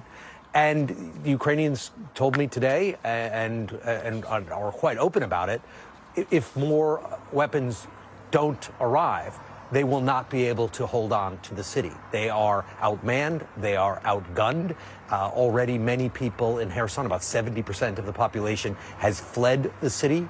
So they need assistance, and they need it quickly, because Russian troops are just a few hundred yards away from the city center, from the downtown center of Kherson. And that's just one example along the long front line that stretches from here in southern Ukraine all the way to the Far East. Clearly outgunned. And Richard, I want to ask you about this complicated relationship that Donald Trump and President Zelensky have had. Of course, it led to the first impeachment of the former president. So how are Ukrainians reacting to the possibility that Trump could return to the White House? With deep skepticism, a lot of fear.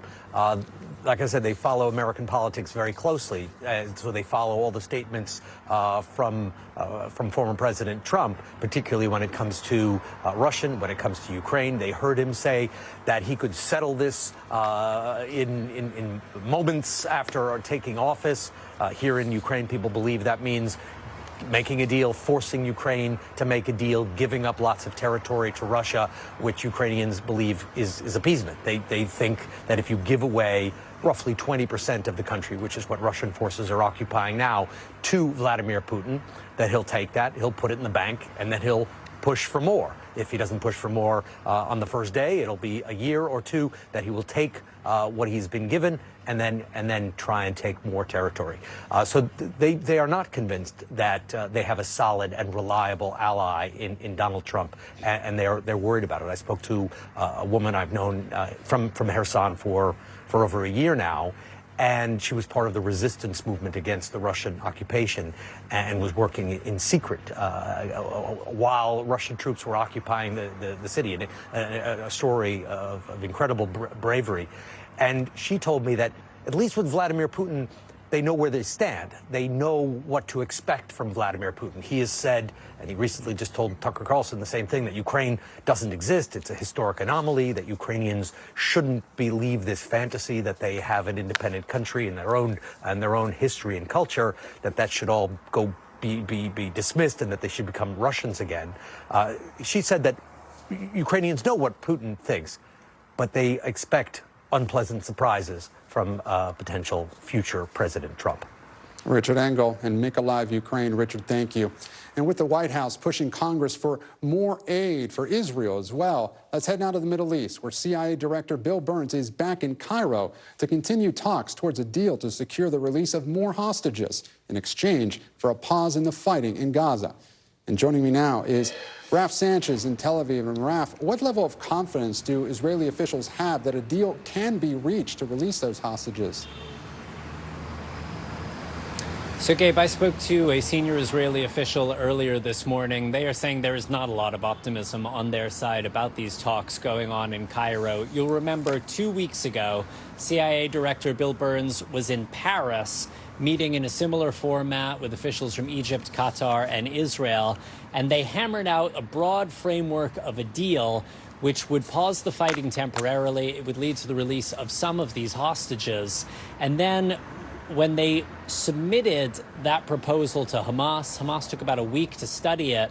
And last week, when Secretary of State Antony Blinken was here in the Middle East, Hamas came back with their counteroffer. And according to this Israeli official, it basically was completely divorced from what was agreed in Paris. This Israeli official saying Hamas basically just wrote their own proposal. So he is saying there are still major gaps. It is worth stressing, Gabe, that this is a negotiation. The Israelis, like Hamas, do not want to appear like they want this deal more than the other side does. They don't want to have to make concessions. So a grain of salt with all of these briefings that we are getting from senior officials.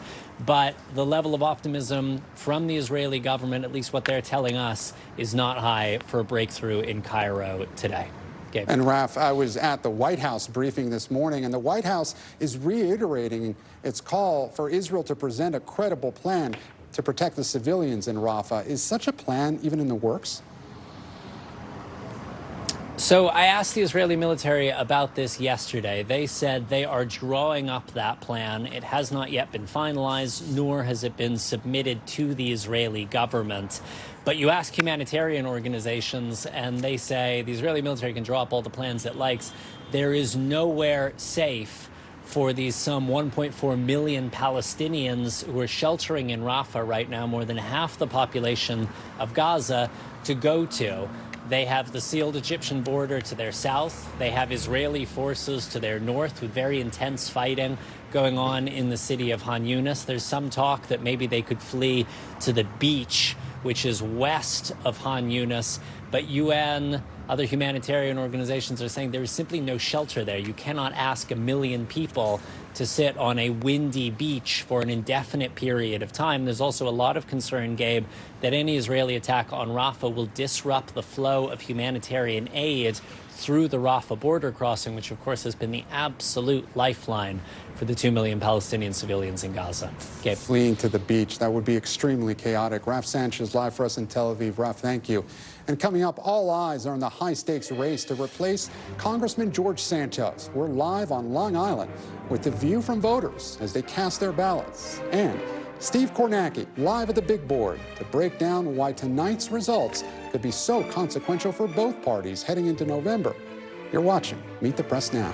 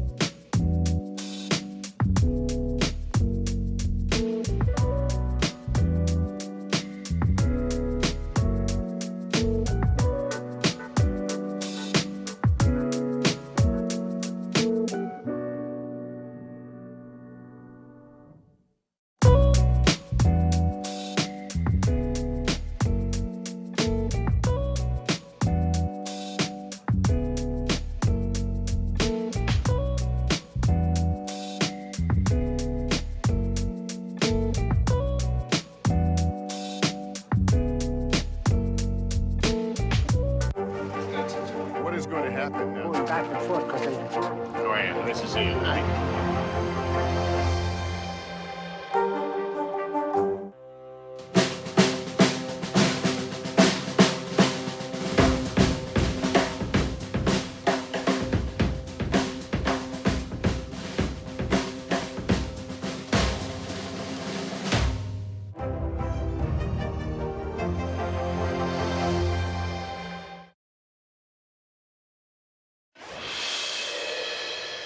Welcome back. As we like to say around here, if it's Tuesday, someone somewhere is voting.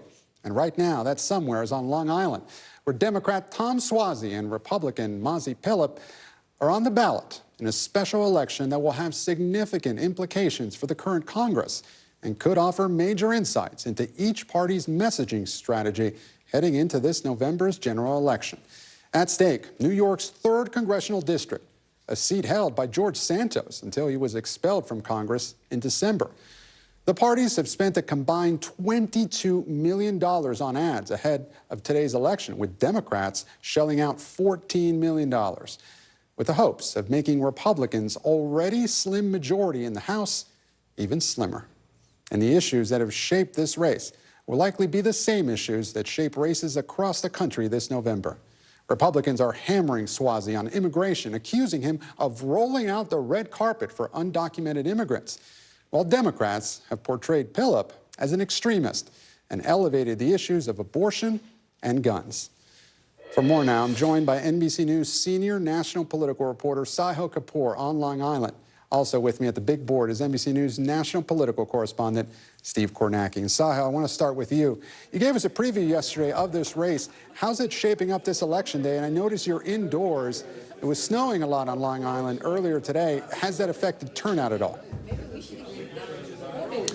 Well, Gabe, there's certainly a fear within both parties and a real anxiety about turnout diminishing as a result of the snowstorm. How exactly that materializes remains to be seen. Whether one party or the other faces more diminished turnout also remains to be seen. This race is between Tom Suozzi, the Democratic nominee who's a former congressman in this very district, represented it for 6 years before he left to run a failed bid for governor in 2022. The same year George Santos was elected. He used to be the mayor of Glen Cove. He's got deep roots in this area. The Republican nominee is Mazi Pillup. She's a Nassau County legislator for just the last 2 years, relatively new to politics. Her life story has taken her from Ethiopia, where she was born, to Israel, and eventually to the United States just under 2 decades ago. That's the battle line in this race right now. It's these two candidates, and it's still all to play for. The snowstorm has slowed down in the last couple of hours, and just anecdotally, I've seen this polling location in Syosset pick up in terms of voters coming in. And Sahil, we've been talking about how this could impact Congress and the razor-thin majority for Republicans there. What do you think? I mean, how critical is this race for the House? Yeah, it's very important. Currently, Republicans have a tiny majority, 219 votes to Democrats' 212 votes. That's paper thin. Just last week, we saw they tried to impeach DHS Secretary Alejandro Mayorkas, and it came down to 1 vote. If the Republicans had this vote in this seat, that historic, spectacular failure would have ended up being an unusual success in terms of impeaching a cabinet member for the first time in 150 years. So what's thinner than paper thin? Speaker Mike Johnson would not like to find out, which is why Republicans are so eager to hold on here. I believe we have a cut of some voters in terms of their issues that they talked about were most important. Let's play that. Most important right now, I would say normalizing our government again, getting people back to work that lost their jobs during the pandemic, like myself, and making sure that my children have safe streets to go out and play on. The abortion issue, the immigration issue, the economics, the ability to be partisan, to be open, to be able to... You mean bipartisan? Bipartisan, right. To be able to communicate so that maybe we can get something done. Now, the issues you just heard there from those voters, immigration, public safety, crime, abortion, those are very much the issues that are playing out in other similar bellwether battleground districts all over the country. So what happens here can tell us a lot about where the battle for the House and maybe even the presidency is headed, Gabe. Sahil Kapoor, live for us on Long Island. Sahil, thank you. I want to turn now to Steve Kornacki at the big board. And Steve, I know you live for this stuff, so give us a rundown of how to watch tonight's returns. It's going to be interesting here. This 3rd congressional district, this is a suburban district, and it actually takes in more than 80%. I will say about 80% of the vote is going to come from one county, and that is where Sahil just was, Nassau County, Long Island, quintessential suburb, commuters, higher incomes, housing developments, all of this. About 80% of the vote's going to come out of Nassau County, and the rest, about 20%. This is actually a part of New York City here, a part of the borough of Queens, but it's sort of far edges, the far eastern edges of Queens, and it really is kind of in a lot of this more suburban in character, even in the New York City portion of this district. What's significant about the 3rd Congressional District of New York is there are fewer than 20 districts in the country that did this. In the 2020 presidential election, New York's 3rd District voted for Joe Biden. It voted for him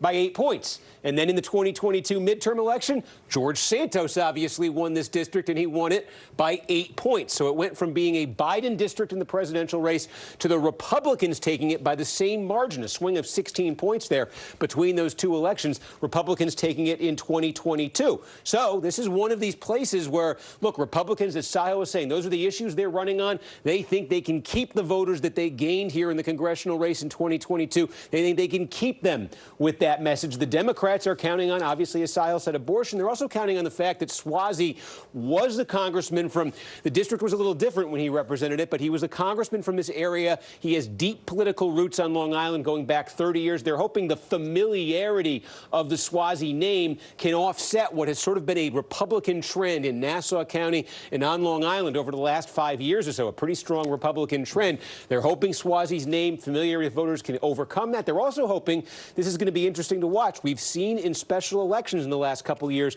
Democrats have really kind of been overperforming in special elections. Their voters have been more mobilized and energized to go out and vote in special elections than Republicans. Is that going to be a storyline that emerges here tonight? Because Democrats are hoping it will, obviously, tonight, and that will be a feature of the November race, a more motivated Democratic base than Republican. And Steve, you mentioned that huge swing from 2020 to 2022 from Democrats to Republicans. What do you attribute that to? It's interesting because we all talked in 2022 about the red wave that didn't happen. It did in Nassau County, and it did on Long Island. This was one of the, there were a few parts of the country where what Republicans were counting on happening in 2022 actually did happen, and this is one of them, the suburbs of New York City, especially on Long Island. And I think one of the things that worked here for Republicans is, first of all, this is, as we say, this is right outside New York City. Obviously, there's been a lot of attention in the last few years to crime in New York City, to quality of life, changes in the New York State bail law here, and a state and a city that are overwhelmingly run by Democrats. And it seems there might have been a reaction to that in the suburbs of Long Island. So that's another factor here. Are we going to see a reaction to New York City, New York State politics and sort of some issues in New York City here in the suburbs tonight? Steve Kornacki, I know we'll be watching, and so will you. Up next, age-old questions for Democrats. Congressman Dean Phillips will be here on set to discuss the future of his long-shot primary campaign against President Biden. You're watching Meet the Press Now. Stay with us.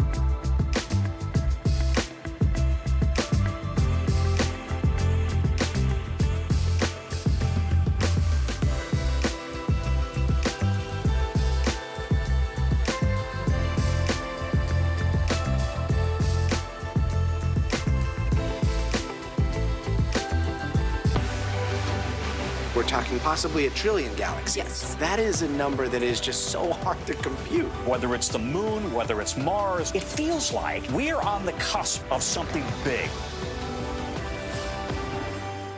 Good morning. Thanks for joining us. I'm Joe Fryer. And I'm Savannah Sellers. The latest developments in the war between Israel and Hamas. If you do have points or you have miles, is now a good time to use them. The first woman on a lunar mission. What was it like to get that news? Morning News Now, streaming weekdays at 7.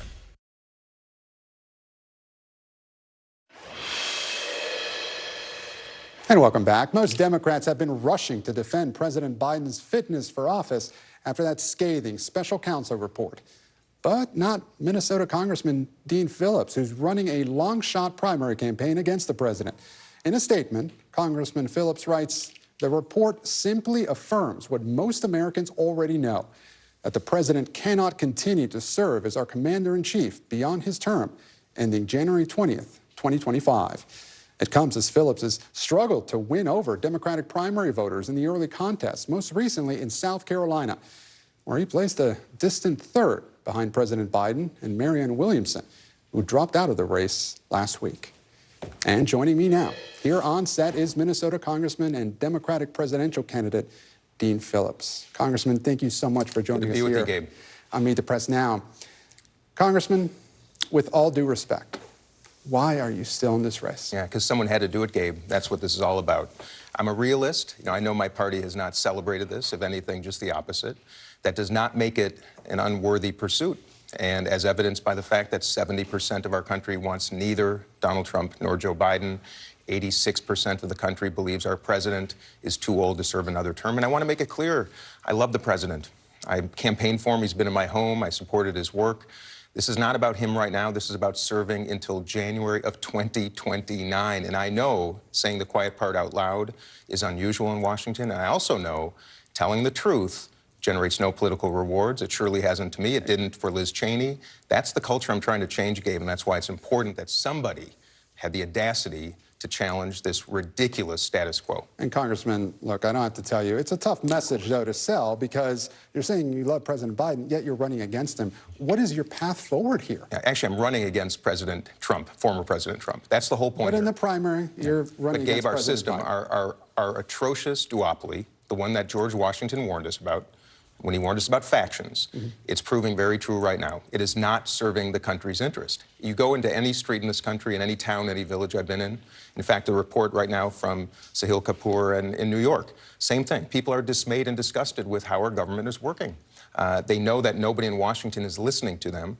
They also know that both parties are not elevating people that people want to vote for. And the worst part about it is we have a crisis of participation where Americans are not coming out and voting in primaries. They haven't come out. Low percentage. Oh no, but that's, like I said, I'm not a fool to not recognize that the Democratic Party is not thrilled by me right now. But that's not what this is about. So why not run as a third party? Why run as a Democrat? Because I'm trying to help my own party. I'm trying to wake it up. Trying to wake it up to people to listen to what's going on. Costs are out of control for families. Chaos at our border. I've been trying this for years now. It's been a crisis for years. A lot of people, though, say you're hurting your own party. That you're taking away votes either from President Biden or perhaps, you would take votes away from Nikki Haley. Yeah. Well, I'd call it tough love. And the fact is, if we continue this way, operating this way, we're going to continue to lose to people like Donald Trump, like we did in 2016 by doing exactly the same thing. Look, I didn't come to Congress thinking this would be a long career. I had a very nice life. Woke up the morning after the 2016 election. My daughters were in tears. I promised them I would do something, and I flipped a 60-year Republican district blue. Well, but Gabe, this is what this is about. My party is not listening to America. My party is actually suppressing debate, suppressing voters, and suppressing candidates. I'm trying to wake it up. And there's a whole generation of outstanding young Democrats that are able to serve, ready to serve. I asked Gretchen Whitmer to run. I called J.B. Pritzker. Gavin Newsom, Vice President Harris, come on. Don't let the party tell you when it's time to meet the moment. I've been doing this for a year and a half, Gabe. It's an important, very, very important mission. Congressman, you said your party is not listening to America, but is America listening to you so far? No. In fact, I'm glad you asked the question. You know how many invitations I've had to MSNBC in 4 months? 1. CNN did a town hall for every one of the GOP candidates, not one for me. So, of course, does that make it hard for someone who's not well known? Of course. And that's part of the problem in this country right now. There are a handful of people picking and choosing who America is exposed to, and I'm trying to say it's time to change that. We need competition, we need a new generation, and if that's my legacy, and if I inspire one young person in this country to actually be audacious once in a while, to speak the truth when nobody wants to hear it, then it was a success, and it already has been. Congressman, I want to move to the special counsel report. We mentioned your statement there off the top. A lot of President Biden's allies have called the report gratuitous and politically motivated. Do you agree? I think we're going to hear if we get the recordings of it, people can listen for themselves. I think that's important. Look at Merrick Garland appointed him, so I have to say, you know, he was appointed by a Democrat with a Democratic president to conduct this special counsel's investigation. He was first appointed by former President Trump as U.S. Attorney. But Merrick Garland appointed him to do this. Fair enough. We all know. And I don't know. I don't know the answer to the question. By the way, this is not. I want to make it really clear to people watching. The president is not suffering a cognitive decline right now, but clearly he's suffering a physical and communicative decline. Everybody who looks at television and sees him can know that. The issue is not right now. He's going to serve for another year until January of 2025. We all know that. The issue is, do we feel comfortable with him serving until January of 2029? Should we feel comfortable with Donald Trump? No, neither of them. I want to highlight something you just said, though. You said that you want to see the transcripts here. Several House Republicans... not the transcripts. I want to hear the recordings. Hear the recording. I think that's what I mean. Look, not I. Okay, so you don't want just the transcript. You want to hear the Sure. actual recording. Several House Republicans have asked for that. Have asked the DOJ. The White House has not said one way or the other. They talk about there may be classified information in these recordings, but you say for sure that it should all be released. You know, Gabe, we live in the United States of America. Why is transparency such a problem right now? Why is the president not debating? Why is he not answering questions? Why is he not doing press conferences? Why didn't he do the Super Bowl interview? Why is he not in front of voters unscripted? Yes, release the recording. Let Americans at least become confident. All I'm asking is that we not lose to Donald Trump, Gabe. That's all I'm asking. And my party right now is the facilitator of bringing Donald Trump back to the White House. That's my contention. And frankly, most Democrats know that, other than the ones that are protecting their own interests. And Congressman, since our time is short, I want to move to your day job on Capitol Hill. The Senate, as we've been reporting, just passed that supplemental. It now heads to the House. Speaker Mike Johnson signaling that he probably won't bring it to the floor. Do you support this supplemental as it stands? Now that it has the humanitarian aid in it, and also Ukraine and Taiwan, yes, I do. But there's truth that we should absolutely be addressing the crisis at our border. It's a human crisis, it's a national security crisis, now a constitutional crisis. The fact that our Congress has not addressed that since I've been in Congress for 5 years is atrocious. And quickly, are you aware of any efforts to force a floor vote? There's a likelihood of a discharge petition, but that takes some time. Likelihood? I'd say that's being discussed right now. I'd imagine Leader Jeffries, I know it's on his mind. At the end of the day, at least given an up or down vote, that's the job of the Speaker of the House. It's not the Speaker of the Republican Party. It's the Speaker of the United States House of Representatives. And right now, the world is laughing at us. Congressman Dean Phillips, thank you so much for joining us here on Meet the Press Now. We really appreciate it. Thank you. And after the break, Nikki Haley fires back at frontrunner Donald Trump as the former president takes aim at her active duty husband. We'll have the latest from the campaign trail. You're watching Meet the Press Now. Stay with us.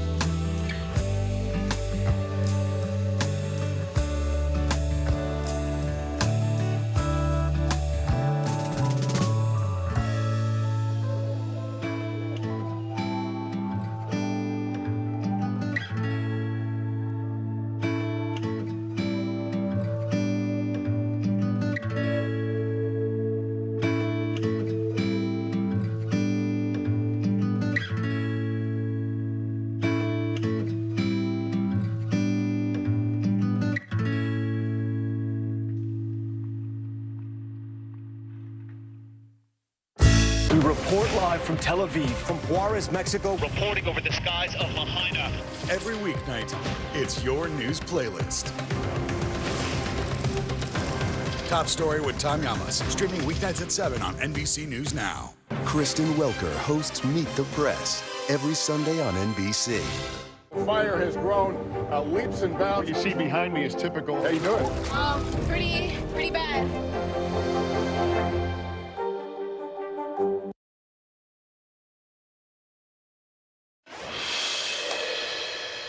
Welcome back. Turning now to the 2024 Republican primary race, where Donald Trump appears emboldened as he moves closer to securing the Republican nomination.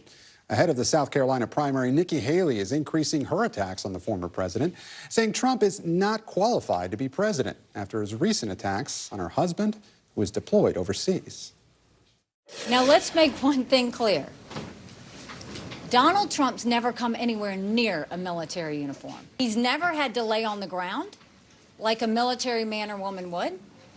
He's never had to fight for survival like so many of them sacrifice to go do. The most harm he's ever come across is whether a golf ball hits him on a golf cart. This wasn't a slip of the tongue for Trump. When he goes off his teleprompter, that's him speaking from the heart. And it's a pattern. But even as she blasted Trump, Haley dodged the question of whether she would vote for him if he's the nominee. Yet another reminder of Trump's power over the party. Meanwhile, the former president appears to be literally trying to remake the Republican Party in his name, endorsing the North Carolina GOP chair to replace current RNC chair Ronna McDaniel, and calling for his daughter-in-law to be the RNC's number 2. Joining me now is the panel. NBC News Capitol Hill correspondent Ali Vitale, who's been following the Haley campaign, White House correspondent for NPR, Deepra Shivram, Democratic strategist Amisha Cross, and former Republican Congressman from Illinois, Rodney Davis. Thank you all so much for joining us here on set. So, Ali, let's turn to you if I can get that out. So you cover the Haley campaign. Yeah.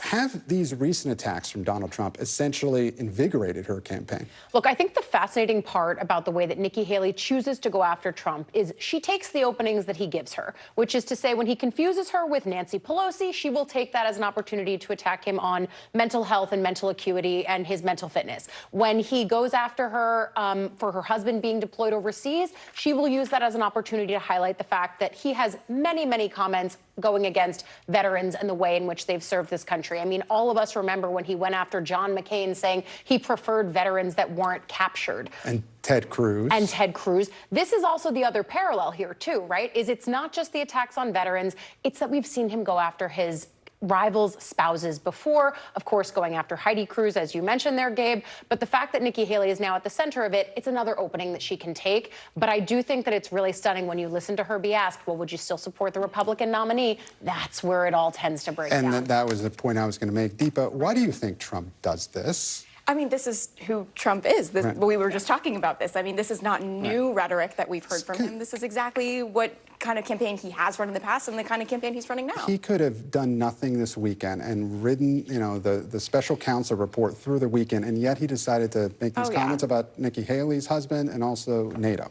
Right. And you know what? This is the kind of stuff from Trump that we hear from him that makes his base excited. They want to hear this kind of flagrant rhetoric from him. They want to hear him going after his opponents. And when I go out on the trail, I hear from voters, this is what I like about him. I want him to say these things. I want him to go after his opponents this way, even though he's so far ahead of Nikki Haley, even though we already kind of know what's going to happen in 2 weeks in South Carolina, they still want him to speak like this, and he knows that. Congressman, Donald Trump is literally remaking the party in his name. Now he's endorsing his daughter-in-law to be co-chair. Is this party just getting Trumpier and Trumpier, and how far does it go? Well, the party clearly has gotten Trumpier and Trumpier since 2016. And that's one reason I'm not in Congress right now. But you got to remember, this is the RNC we're talking about. Outside of Republican politics in Washington, nobody knows what they do. This is something that is small potatoes, but what is big potatoes is the upcoming presidential election. And that is where we're going to have a rematch. And what gets me is a lot of Republicans like me would have been asked, are you going to support President Trump? Well, when there's a binary choice, if Democrats were asked the same question, even though they're frustrated with Joe Biden, like my good friend Dean Phillips, who just left the studio, they're going to say yes. So don't be surprised when Republicans say we want Republican policies. But is there any way to put the genie back in the bottle? I know you're no fan of redistricting, but where do we go from here? Is there any way to go back? Well, what made you say I'm not a fan of that? I mean, come on. Illinois did such a fair job for Republicans. Eric Holder, if you're listening to me, protest. But in all seriousness, the genie bottle in politics nothing ever goes back in. It becomes the status quo. It becomes a situation you're dealing with. What we can hope for is the ebb and flow of our nation's history when it comes to political violence and political rhetoric that's really focusing on the far ends of the spectrum. It happened when we had many political bombings in the late 60s and early 70s. Thank God we don't have those now. I got a feeling that after an election like this, where you're going to have the far right and the far left converge against each other, maybe we'll get back to a little normalcy. Amisha, we heard from President Biden today. He came out forcefully for the supplemental funding request. He blasted former President Trump yet again. How do you think he did? I thought he did really well. I mean, President Biden has a lot that he's up against right now. Obviously, the age question isn't going away, even though 4 years ago to today, all of us are 4 years older than we were in 2020. Yeah. However, I think that it really matters that he's leaning into this conversation, that he's positioning himself as a strong leader, that he's talking about the things that matter. And quite frankly, coming off of a weekend where what should have been a news headline was, quite frankly, Donald Trump trying to get rid of all of our treaties related to our processes in the Middle East, but also protecting Europe and our allies. That should have been something that people cared about more than the documents case. But now I think that the thing that he has to prove, quite frankly, is that he's with it. Obviously, people who work with him in D.C. get it. Hell, even certain Republicans get it. We heard from Mitt Romney. We heard from several other Senate members as well that he does. However, the frustration is on the campaign trail, the age question doesn't get away, so he's got to prove himself. And look, I don't know if you saw The Daily Show last night and Jon Stewart, and he made this point. Look, a lot of people behind the scenes are talking about how sharp President Biden is. And look, I've seen some of his speeches. He can be very sharp. But is it a messaging question? Jon Stewart was talking about, well, if he's so sharp behind the scenes, why doesn't somebody film that? So does his team need to do a better job of getting that message across? Well, we're seeing that happen. He just, started a TikTok this past week. I don't even have a TikTok. He just did that. He's meeting with families. He's talking to individuals across. To win the Super Bowl. That's right. Exactly. I mean, the Taylor Swift fix is in. He needs to be in front of people. And I think that for Joe Biden, that is one of his top, gold stars. When he is meeting with people individually, he does an amazing job. Getting him to go to and having those conversations with folks on the ground in the battleground states, that's where he needs to be. And Allie, I want to turn to you because you do cover Capitol Hill. I want to play something Speaker Johnson said this afternoon. Let's take a listen. You want to fund Ukraine. National security begins with border security. We have said that all along. That has been my comment since late October. It is my comment today. Allie, you cover the Hill. Where does this go from here? And do you think Speaker Johnson is going to budge in any form? This feels like a really bad game of who's on first, because first they put forward a supplemental that has no border in it, and Republicans say we need the border in it. Then they do a lot of cajoling and a lot of negotiating behind the scenes to put the border in, and they're like, no, it's not enough border, so we're not going to do it at all. Now they're here with a supplemental package that they all say they want in the first place, but it doesn't have the border in it because they said they didn't want the border in it. It's really confusing, and I think to the extent that our conversation here is a conversation about what happens in D.C. versus what happens in the minds of voters, this is something that could have really palpable impacts in the minds of voters, not just to the extent that they would see the impacts of border changes or the impacts of America's role on the world stage, but also just the idea that immigration is one of the key things that we all hear about when we're out on the campaign trail. Knowing that Washington could do something about it could be a real moment in the American electorate. And of course, that's why former President Trump is saying don't do anything about it. But I think that that's one of the key things here is when you look at Washington and just how feckless this House Republican majority has been. Many of your friends there, I'm sure they're tearing their hair out because that's what we do when we cover this building, because everything is always moving. The goalposts are never the same, and that's why you can never actually see success legislatively. And Allie, speaking of the immigration issue, Deeper, I want to bring you in. Just tonight, the House is getting ready to vote to impeach Alejandro Mayorkas, the DHS secretary, again. Where do you think this gets them? I mean, probably nowhere from what we've seen. And what it does get the White House, to your point about talking about, Republicans kind of running in circles here when it comes to this border bill, when it comes to, aid for Ukraine, and also this impeachment process, it really does give the White House, and we've seen this game at the White House all the time, the president and his team the ability to point to all of this madness and say, so what are we getting done here? And Congressman, I want to give you perhaps the final word. What do you make of this fight, this immigration fight? Does it make any sense what Republicans are trying to do? I understand why it may make political sense, but I want to get your take on it. Well, I've said this publicly for years. I think immigration is the new third rail of politics. Look, you want to talk about feckless. The Democrats, when President Obama was in the White House, they had 60-vote majority. They had an overwhelming majority in the House of Representatives.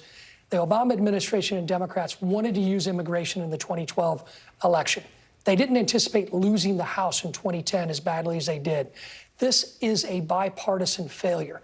Look, we had opportunities when Republicans controlled the House, the Senate, and the White House, and we couldn't get out of our way. And the then feckless Democrats did nothing to help us pass those bills. I take your point. It's been a bipartisan failure for many decades. But right now, is it a bipartisan failure or is it a Republican failure? Well, it's a huge bipartisan failure. Look, if there's any issue when it comes to executive orders being ruled by the Supreme Court to be valid, a la Obama-era DACA, it's immigration. The Biden administration, through executive actions, could do something. If Republicans actually came to their senses and passed an immigration package, a border security package, you know who they'd be saving? Joe Biden from himself and his fellow Democrats. But you just said if they came to their senses and passed it, shouldn't they pass it? And therefore, it's a Republican failure at this point. No, it's a failure, too, if it's not being addressed in a legislative way in split government, which you can always understand that there could be a chance that they're not going to come to an agreement. The Biden administration, with a stroke of a pen, through executive actions, can fix this problem. A leading Republican helped author this. What do you mean? Also, Republican governors have been asking for this for quite some time, particularly in Texas.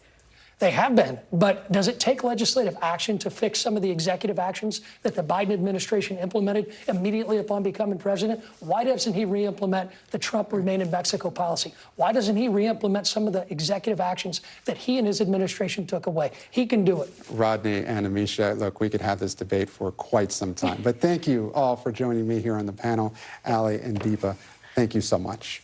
And still to come, election year inflation in America remains stubbornly high. And we'll dig into more key takeaways from today's report and what it could mean for interest rates, the economy, and the prices you pay. You're watching Meet the Press Now.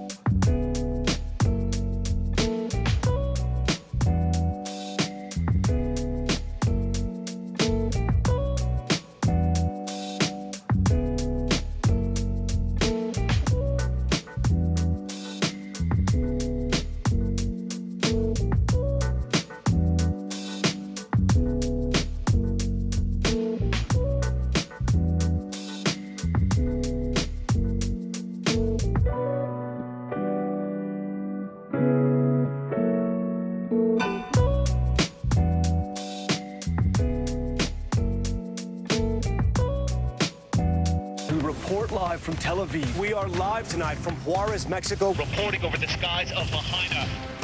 Here in Florida. The time to evacuate has come and gone. You were seeing people just running for their lives? People running for their lives. Hundreds of Israelis have gathered to demonstrate. What do the people in Gaza, do you think, what do they need most? A place where Palestinians and Israelis have found common ground. Every night, it's your news playlist. Top Story with Tom Llamas. Streaming weeknights at 7 on NBC News Now.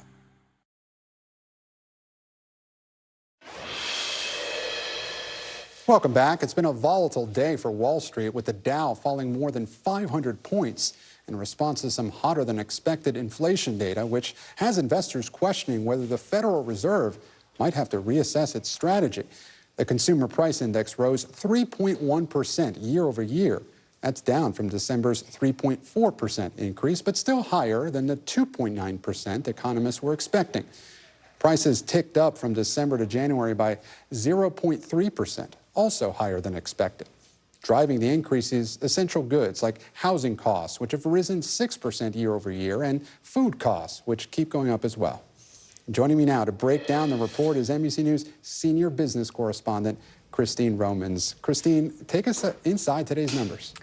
Yeah, that shelter number, housing costs, that was a real surprise. Economists have been saying they were hoping those numbers were going to start to soften heading into this year. And that's like 2/3 of the overall headline reading was that housing number. And then food prices as well. You've seen grocery prices start to moderate. Restaurant prices up, though, pretty big. And that's just still continuing this trend of inflation that has caused the American public to have just such a sour mood overall about the state of things. I mean, Gabe, grocery prices over the past 4 years are up 25%. So even if grocery prices just go up a little bit, I mean, that's on top of 3-4 years of price gains. So that's just another stubborn number here. Yeah, no kidding. 25% is a huge number, even if inflation is cooling somewhat. Christine, I want to ask you, how might the Federal Reserve respond to this report? Well, and that big reaction you saw in the stock market today is your clue here. I mean, the stock market and investors have been hoping the Fed would start lowering interest rates soon. But you have an overall strong economy and inflation that is still well above the Fed's 2% target. So the thinking here is the Fed's not going to be in any rush to lower borrowing costs. And of course, that affects all of us. Credit card interest rates are at record highs. Mortgages are back above 7%. Companies, it's expensive for companies to borrow money. So all of this sort of feeds into the economic outlook for the year. I think a Fed rate cut is out for March, maybe later in the summer. Christine Romans, thank you so much. Good to see you. And I'm Gabe Gutierrez. I'm back here tomorrow with more Meet the Press Now. The news continues with Hallie Jackson right now.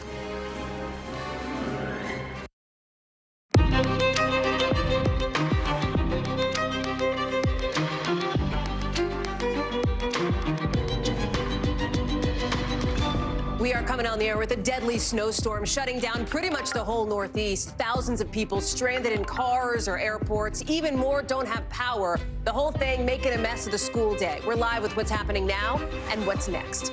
That snow not stopping voters on Long Island, making their pick to replace controversial former Congressman George Santos. But this is bigger than just one seat in the House. Why what happens tonight could help us read the tea leaves for November. And speaking of November and the election year, tonight you've got Nikki Haley accusing Donald Trump of trying to take the election by suggesting his own daughter-in-law should help run the GOP. We're live on the trail with that and a closer look at what's motivating her voters. Plus, the new court documents our team is just now getting in Texas, showing the woman who opened fire in a Houston megachurch has intentionally hurt her child in the past, her 7-year-old son, now fighting for his life. Plus, a new interview with his grandmother about the warning signs she saw. And huge layoffs tonight at Paramount, not even 24 hours after record viewership at the Super Bowl. Why this could point to maybe an exit strategy for the company a little bit later on in the show. Hey there, I'm Hallie, and tonight it's the kind of storm the Northeast hasn't seen in years, now turning deadly, killing one person with roads, flights, power grids all snarled up. People are starting to dig out. Look at this, after snow blanketed all these big cities. In Pennsylvania alone, nearly 100,000 people are without power. And whiteout conditions have made driving kind of a nightmare. PA State Police say they responded to more than 1,200 crashes or stuck cars today alone. And in one town in that state, a person died when he collided with the downed power line while on a snowmobile. In the air, some 1,200 flights are canceled, 2,000 delayed because of ground stops. And in New York City, plows hit the streets for the first time in 2 years. It's been this long. It's been 2 years since the city's seen that much snow, with Central Park looking like a winter wonderland. And while kids from several school districts across Boston, Connecticut, New Jersey got snow days, those at New York public schools had remote learning, although early morning technical issues delayed the starting bell. Meteorologist Bill Cairns is standing by with where this storm is headed next, but I want to get to Aaron McLaughlin out first in snowy Central Park. It's been a couple of years since New Yorkers have seen a scene like the one you're standing in, Aaron. Yeah, that's right, Hallie. As you said, this is the most snow New York City has seen in some 2 years, deploying those snowplows for the very first time. Still, I was just on the phone with a state official who told me that this was not as bad as what they had expected, as what was originally in the forecast. It was originally forecasted New York City would see some 6 to 8 inches of snow, and it saw some 3 to 4 inches. So state officials breathing a sigh of relief. They're telling you they've seen no major impacts, at least for New York State. I'll tell you who's not breathing a sigh of relief, though, is local businesses. I was speaking to a florist here on the Upper West Side. Remember, tomorrow is their Super Bowl. It's Valentine's Day. Their business really relies on people walking into that flower shop, buying flowers to give to their loved ones. And she was worried that this snow, though short and sharp, lasting only a matter of hours, could impact that bottom line. Take a listen to what she had to say. We didn't know it was coming, so I just did everything normally, and when we found out that the storm was coming, I actually gave one driver the day off and just used one to just run everything just to minimize risk. And while New York State may have emerged from this storm comparatively unscathed, that is, of course, not the situation for other states in the Northeast. You mentioned Pennsylvania, 136,000 households there without power, 1,200 cars either collided or stuck in the snow, and at least one fatality in that state alone. And then in Connecticut, snow got up to 15 inches. Hallie. Aaron, we talked about how school districts in some cities were shut down. Kids had a snow day, but in other spots, like in New York, it was remote learning. New York Public Schools said this was a test for that kind of thing. They had a lot of complications this morning. From what we're hearing from parents, does it feel like the district failed that test? Well, I think failed is a strong word. I don't think they deserved an F in this case, but it did not go well, Hallie. We heard from the mayor in advance of the storm say that he did not want kids out here in places like Central Park making snowmen. He wanted them in classrooms in some way, shape, or form, being at remote learning and learning. Although when everyone went to log on this morning, we're talking about over 1 million kids across some 1,600 schools. Hundreds of thousands of them were not able to log on. Public officials saying that that was due to a glitch with the software. That was soon fixed, although a lot of city officials here expressing that dissatisfaction. They knew that this was going to be a possibility. They thought they had prepared, and then they saw those glitches, and it's learning loss here in the city, especially in light of all of the learning loss experienced during the pandemic, is a huge concern. So this did not go well from that standpoint, Hallie. Aaron McLaughlin live for us there in New York. Thank you. Meteorologist Bill Cairns is joining us now. And Bill, 24 hours ago, you and I talked about how this storm could be a boom, could be a bust. Turned out it was pretty much right on track, right? Yeah, boom in some areas, bust in others. Let's talk with the booms first. These are the highest amounts in each state. So Connecticut, West Hartford, 15 inches of snow. You looked like you were going to get a foot. And then we were like, nah, storm's going south. You're only going to get 3 to 6 inches. And then like a mega band sat right over Hartford. Pretty incredible. Pennsylvania, they had the most power outages. At one point, 140,000 people in eastern PA were without power. Northern New Jersey got nailed. Southern New York and spots in Rhode Island. We're still getting those in, but right around 8 to about 12 inches. But the big I-95 cities, no, it was just too warm in many situations. D.C. is soft lakes. Boston, we only got 0.1. You got robbed. Philadelphia, barely any at all. New York City Central Park, 3.2. But if you weren't in any of the parks in New York City, it didn't look like you got any snow at all. It was just white rain melting on the roads and the pavement. So as far as the winds go, they're going to be kicking down this evening. We're still pretty gusty, gust to 40 out on Cape Cod, but even Boston's pretty light now. So this storm is gone.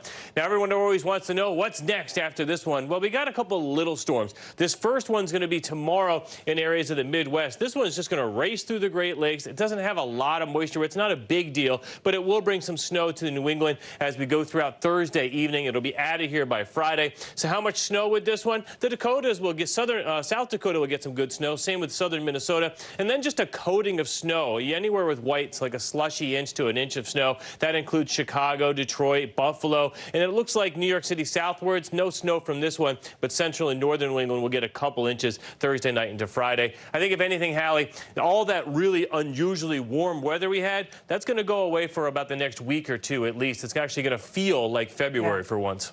Okay, well, we'll see. Bill Cairns, thank you very much. Lots to cover, I know. Appreciate it. Let's take you to this roller coaster ride on Wall Street tonight, going from a record high to its worst day in nearly a year tonight. You see the Dow, the S&P, the NASDAQ, all in the red. Why? Because of these new numbers out showing us inflation may be more stubborn than we thought. It's going down a little bit, but it's not going down quickly enough in the eyes of some. At 3.1%, less than what it was in December, but still not where the expectation was, where people had hoped it would be. If you take a look here, essentials are still right around the same price they were last year, like for eggs and bread. Gas and milk are down, but just a few cents. Christine Romans is joining us now. Help us make sense of it. We say a lot the market is not the economy, but just yesterday we were talking about the Dow hitting a record high. Just Friday, the S&P was at a record high. Now it's the opposite kind of situation. We have whiplash. Yeah, well, it's because, look, there's this hot, as they say, CPI reading, inflation reading. Everybody wanted to see headline inflation with a 2 in front of it, 2.9% maybe. You got 3.1. That's better than December. So that is progress on the inflation front, but it's not as good as people wanted to see. And inside these numbers, some stubborn price gains. Look at what it costs to eat in and eat out. What I've been hearing from a bunch of the fast food companies is they're noticing that people are buying groceries instead of eating out a lot because the eating out prices are rising still kind of quickly. And also in these numbers, Hallie, shelter, that's housing, that's rent, right? Up 6%. That was, again, hotter than a lot of folks had expected. And that's about 2/3 of the headline CPI number was just because of that, those costly prices for actually living. And just having a roof over your head driving so much of that. You mentioned, Christine, that there are those who wanted to see a 2-point-something in that inflation number. I assume that that means the people in charge of the Fed, right? They want to see inflation go down. That's not the case. I mean, it's going down a little bit. Yeah. They want to see it going down more quickly. So what does this mean for them and the potential for rate hikes? Where do we stand on that? So the Fed's target inflation rate is 2%, and it uses a different gauge, but similar to the CPI. And look, you're still pretty far from there. And, you know, when you look at the big spike in inflation, right, and then it came off, it's been stubborn here. Now, this is what the Federal Reserve has done to try to combat these high prices, right? They've been raised interest rates and then they paused. And the expectation was the next move is going to be a cut because inflation's under control and maybe they have to goose the economy a little bit if it slows. Well, what do we know about the economy? It's pretty good. And inflation is still a little too high. So that kind of suggests that the Fed does not really quickly here need to lower interest rates anytime soon. So a lot of people are pushing back their expectations for when those borrowing costs come down. And they matter to everybody. Your credit card interest rate, if you get a new car loan, if you're refinancing a mortgage, if you're trying to buy a house, if you're a company that's looking to expand and issuing debt, I mean, those high interest rates really matter.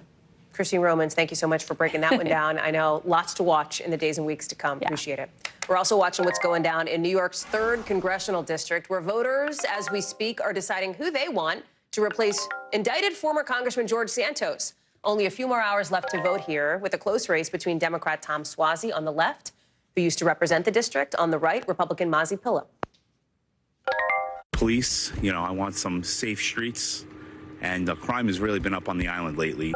I would say illegal immigration, economy, foreign policy.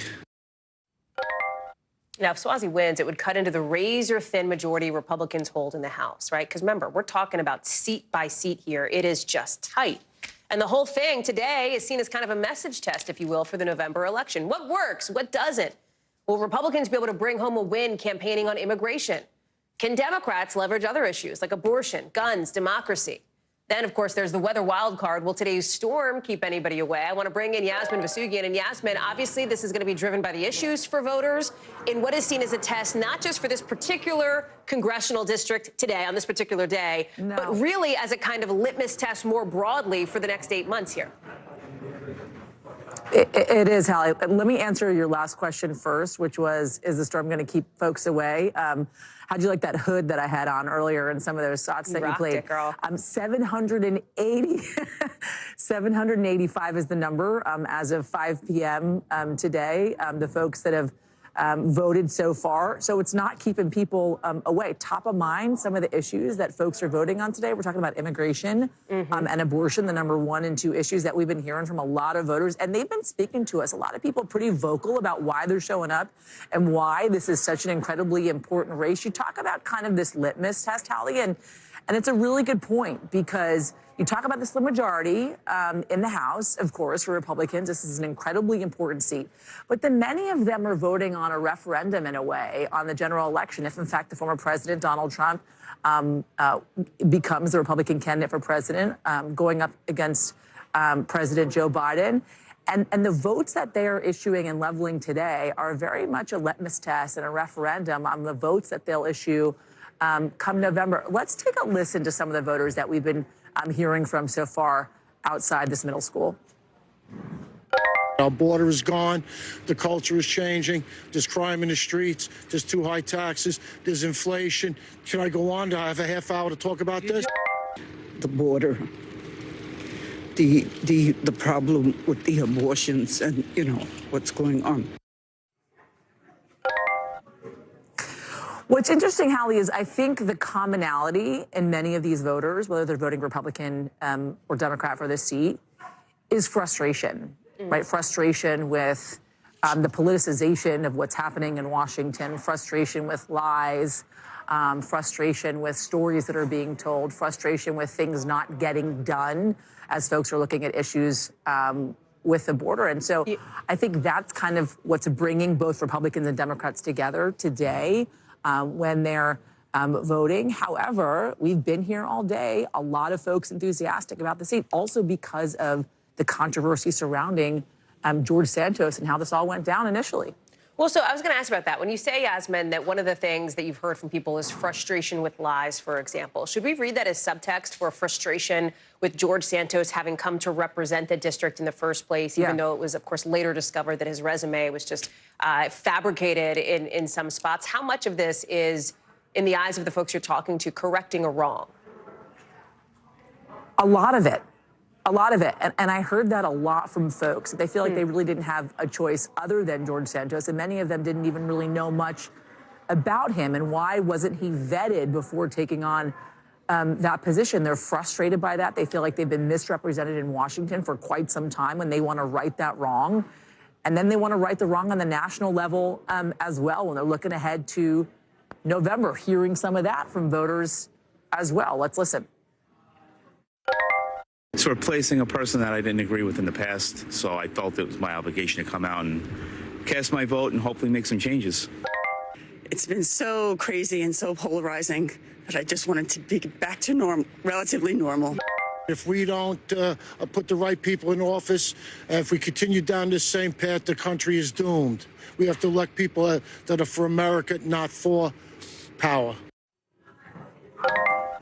And what's interesting, you know, Hallie, you and I talk about this a lot, and we talk about this going into election years all the time, which is women are very much deciding votes in some of these things. And I heard a lot of just kind of exhaustion from women, right? Enough is enough. Let's get back to normal. Let's get back to decorum. And I heard that from woman after woman that I spoke to outside of this polling site. Yasmin Vasugian, we're glad to have you there. We're glad to have you on the show with so much to watch tonight and so much to read into, I think, in the days to come. Appreciate you, Yas. Talk to you. In the next couple of hours, House Republicans are going to try for a do-over, voting again to attempt to impeach the Homeland Security Secretary. House Republicans are feeling pretty good about their odds this time, since one of their members, who was being treated for cancer during last week's failed vote, is now back in D.C. But even with the slimmest of majorities, right? They've got this slim majority. So it means that an illness, a delayed flight, any Republican absence could put this vote in jeopardy for them. And here's the thing. Let's say it does pass. It's basically DOA in the Senate anyway. You've got Senate Democrats and a bunch of Republicans, too, telling the House they should instead take some action on what the Senate just passed overnight, this $95 billion aid package. Remember, this is this sort of monster bill that was supposed to address issues on the border. It has no border funding in it now, but there's some other stuff in it, aid to Israel, aid to Ukraine, et cetera. While the border aid went away in that package, the issues at the border have not, with some sections seeing some significant upticks in migrant encounters in just the last few weeks. I want to bring in our team covering this. David Noriega on the ground, right on the border between San Diego and Tijuana. But let me start with Ryan Nobles, who's up on Capitol Hill. So it's interesting The right hand not talking to the left hand, and by that I mean the House side is doing something the Senate side's probably not going to do anything with. The Senate side is passing a bill the House side's probably not going to do anything with, and so you know do the math on that, and it's deadlock. Yeah, you really summed up what life on Capitol Hill has been like over the past 8 months. Back to you, Hallie. Thank you, Ryan. Yeah, exactly, Hallie. And yeah, I mean, and I think the simple act of impeaching Alejandro Mayorkas, which isn't simple, I don't mean to frame it as such, but something you would think Republicans could easily get over the finish line, has been a real struggle. And tonight will be an example of whether or not they can even cobble that together, their second crack at this. And you're right to point out that there's any number of things that could prevent that from happening, people coming in late, a flight delay, a sickness. You know, it's based on the number of people who show up, not just the total number of people in the conference. So we expect that they'll have the votes. They should have the votes, but anything could happen to derail that process. But as it relates to the supplemental package, this is one of these weird circumstances, Hallie, where there's actually probably enough votes in the House of Representatives to get this $95 billion package passed. The issue is that House Speaker Mike Johnson is signaling he's not even going to give it an opportunity to get to the floor. And that's something that's very frustrating for the negotiators here on the Senate side who brought this package to life, and also President Biden, who believes it should be passed and then signed into law. Listen to what the president said today.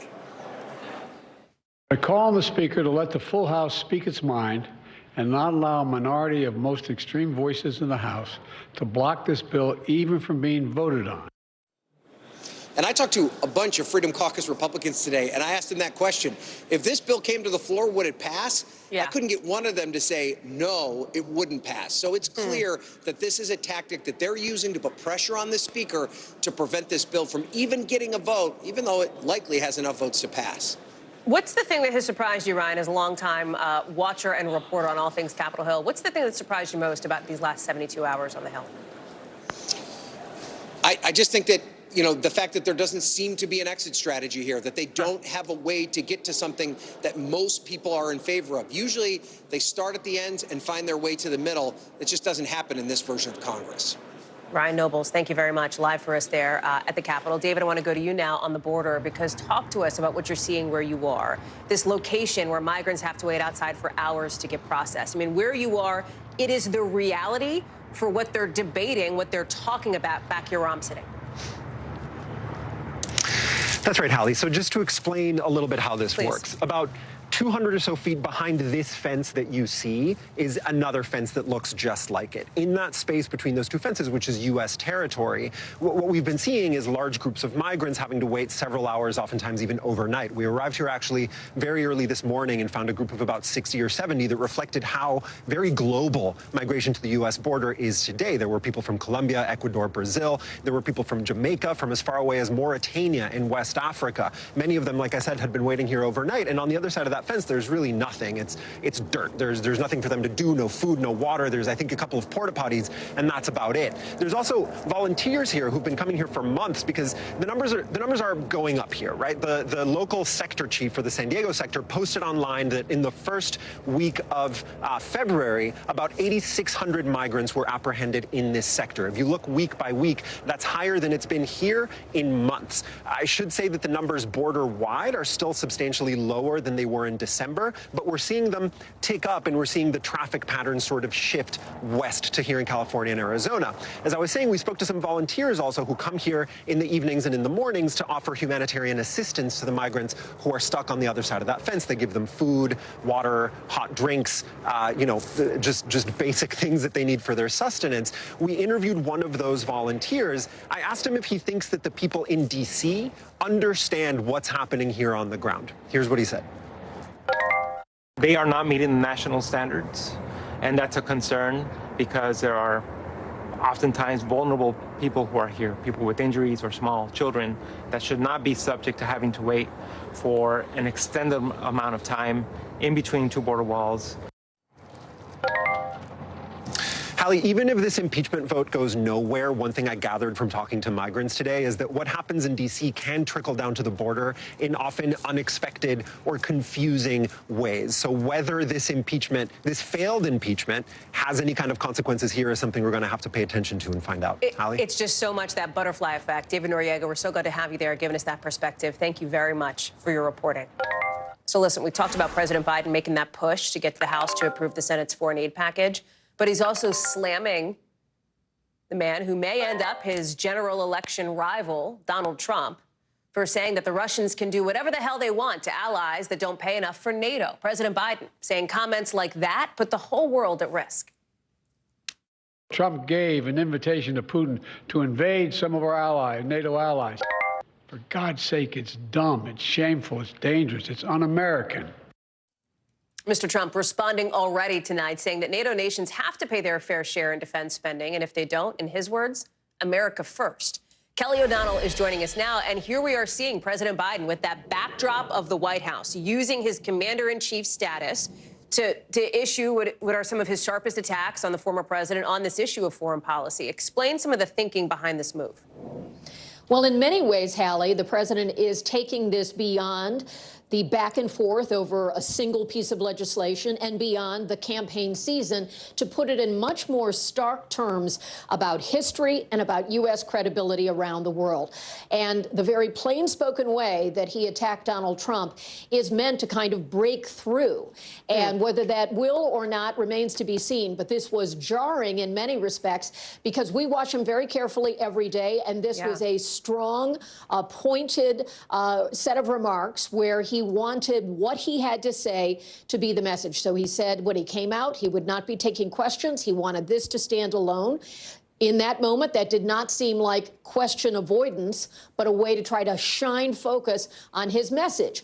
And so this is very stark. And the former president can try to walk back his NATO comments, but the alliance, which has kept much of the world free from war for 7+ decades, is one that requires a careful unity and credibility. And so it's not simply about paying your rate of your GDP to meet the threshold. President Trump, in his time in office, talked about that kind of thing a lot. He urged member nations to spend more. This is about something bigger than that, where Joe Biden as president is saying you're holding the door open for Vladimir Putin to run into Europe, and that is something that the U.S. cannot stand by and allow. So the president is trying to call this out in a much bigger way than the sort of ordinary day-to-day rhetoric of either governing or the campaign or any of that. So it really stood out because of that, Hallie. Kelly O'Donnell with that smart reporting, as always, from outside the White House. Kel, thanks. We've got to get to some other breaking news into us now with NBC News learning in just the last couple of minutes that the judge in former President Trump's New York civil fraud trial is expected to lay down a decision on Friday unless something unexpected happens. This is according to somebody with direct knowledge of the situation. So remember, okay, we're looking ahead to Friday. This is the same case where the same judge found back in September that Mr. Trump repeatedly committed fraud by basically overinflating how much he and his company were worth to the tune of billions of dollars. So the judge is now going to decide how much Mr. Trump has to pay in fines, up to $370 million, and whether or not to ban former President Trump from the New York real estate industry for life. Remember, a civil trial, not a criminal one. Looking ahead to Friday on that. You know where you'll find the news that day, right here on NBC News Now.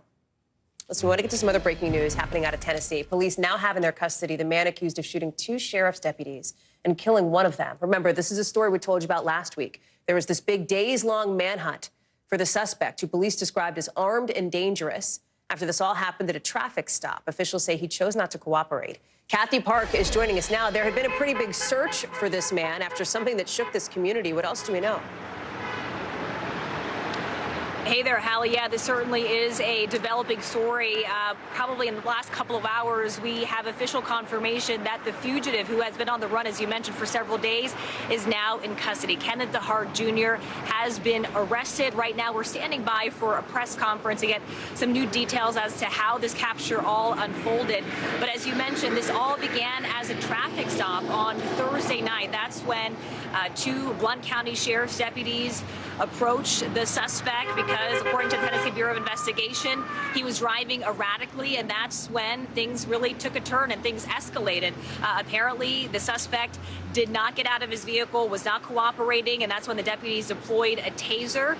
And then during this encounter, we're told by authorities, that's when the suspect, DeHart Jr., began firing at the deputies, killing Sheriff Deputy Greg McGowan and also also injuring Sheriff Deputy Shelby Eggers. She was hospitalized briefly, but is now recovering from her injuries. But Hallie, this certainly has been a tense couple of days. This community has been mourning, grieving the death of one of their own. Sheriff Deputy Greg McGowan, his patrol vehicle is now covered in flowers and personal messages as a sign of the grief of this community. And this comes just ahead of the official funeral for the deputy. But once again, the fugitive, Kenneth DeHart Jr., is now in custody. He was arrested, according to officials, about 20 miles north of where we are in Knoxville, Tennessee. But this is something that several agencies have been on top of. They've been working around the clock ever since Thursday night when this news broke. And the sheriff was adamant, he was confident that he would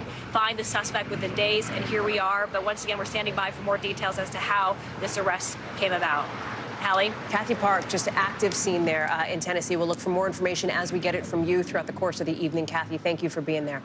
Coming up, a lot more to get to here on the show, including some new court documents detailing what exactly led up to that shooting at a Houston megachurch, the warning signs, and who they came from. Plus, later, what researchers think this huge mega structure under the Baltic Sea really is.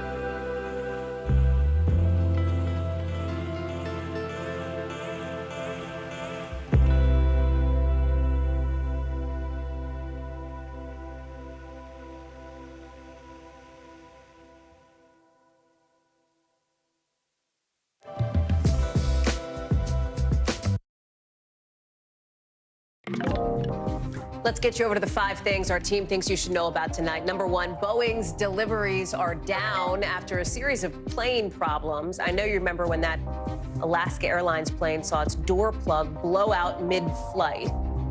Now, Boeing says it sent out just 27 planes last month, the lowest number since September. Boeing says it's going to get its act together and work on quality and safety. Number 2, King Charles flying back to London today for what may be more treatment for cancer. He came from the Royals estate in Eastern England, where he went to church over the weekend. His first time in public since his cancer diagnosis was announced. Number 3, right about now, people are heading out to the polls in Indonesia to vote in the presidential election there. But instead of filling in a little circle, they're using a hammer and nails to make their picks. Officials say that's because some people there don't really use pens or pencils. It's the 3rd biggest democracy in the world. Both China and the U.S. want influence in the area. If nobody wins 50% of the vote, they'll have a runoff in June. Number 4, the FDA and the makers of this Chicken Street taco meal kit are recalling it because of possible listeria contamination. This is Rizzo Lopez Foods, and they've already seen some other dairy products recalled. The FDA says nobody reported getting sick from the kit, I should say. People can return it for a refund. Number 5, researchers found a bunch of stones lined up at the bottom of the Baltic Sea. Turns out it was probably a wall built during the Stone Age, 10,000 years ago. It might have been used for hunting reindeer. You can see a 3D model of part of it here. Researchers say it could be Europe's oldest megastructure. It could change the way we think about hunter-gatherers from back in the day. Let's take it to Texas now, because some court documents just into us are giving us new details on what may have led a woman to open fire inside a Houston church over the weekend, a Houston megachurch led by celebrity pastor Joel Osteen. These court documents from 2022 say the shooter intentionally hurt her son at least 2 times. Remember, that little boy, now 7 years old, was hurt in the shooting. He is now fighting for his life, according to officials, in critical condition. Now, in 2021, the shooter's ex-husband told a court that she, the attacker, would physically attack him and on multiple occasions chased him out of the house with knives. The boy's grandmother, who's the shooter's ex-mother-in-law, tells the Houston station KHOU in an exclusive interview that her family tried to get her help. There were red flags for 6 years, and we raised them and we flew them high, and nothing was done. All of that potentially having something to do with these scary scenes when the shooter sent people running for their lives in a situation that ended with that little 7-year-old in critical condition. A 57-year-old man was also hurt. He has been released from the hospital. The attacker was killed by 2 off-duty officers working security at the church. Tom Winter is joining us now. So, Tom, a lot of new info coming into us from these court documents. That new interview, of course, with the grandmother. It seems like the warning signs had been building really for years, and yet she was able to have a gun. How'd that happen? That's right, Hallie, and able to have a gun, and apparently at one point, according to that deposition and according to those court documents, had stored the gun in the then 3-year-old, her 3-year-old son's diaper bag, just to give you a sense of what was going on there in that household. I think when you look at it, the grandmother also made a Facebook post saying the fault lies in the Child Protective Services of Montgomery County, which is north of Houston, and Harris County, which is where Houston is. They refused to remove from custody a woman with known mental illness and this son who is now 7 years old and is lying in a hospital in an extremely critical condition. You know, when you look at this case in its totality, Hallie, there's certainly appear to be a number of warning signs, but of course at some point you need to apply the law to it from law enforcement. Look, this will take some time to figure out whether or not steps were missed here, whether or not there were adequate laws in place to be able to make sure this individual didn't have a gun. And it's something today that we spoke to former ATF special agent in charge as to exactly some of the factors that go into this.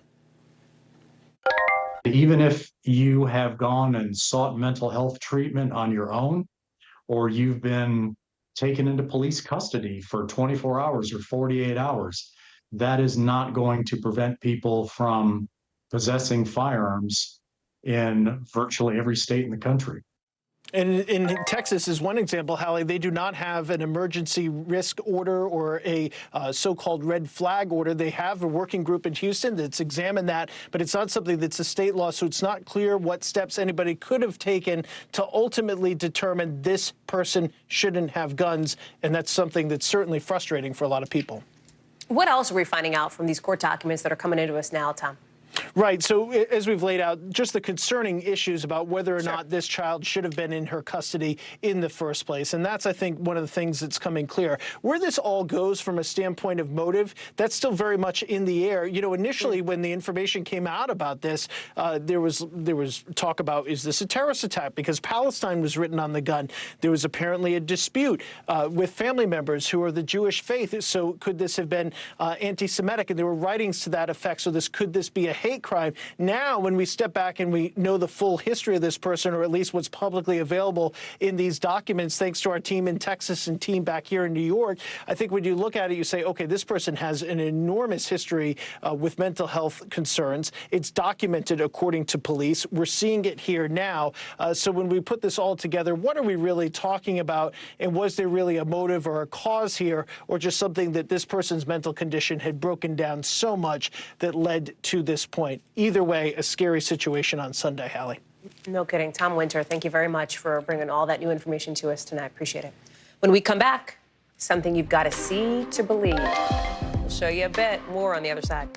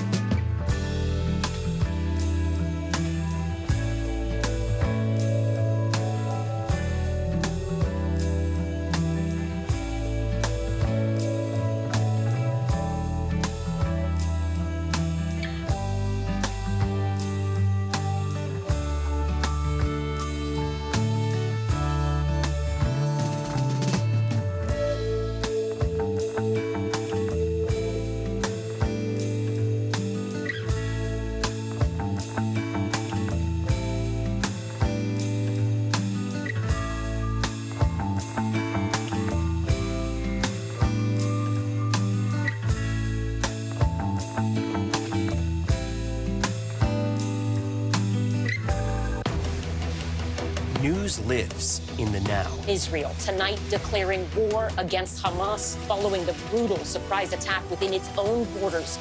Now is raw. We are in the West Bank city of Ramallah. Protesters are on the streets here to denounce Israel. Now is real. Most of the time, the Iron Dome works, but there are rare occasions that a few get through, like here in Ashkelon. News for the generation of now is NBC News Now, streaming free everywhere. NBC News covers hundreds of stories every day, and because it can be tough to read or watch or listen to them all, our bureau teams have done it for you. This is what they tell us is going down in their regions in a segment we call The Local.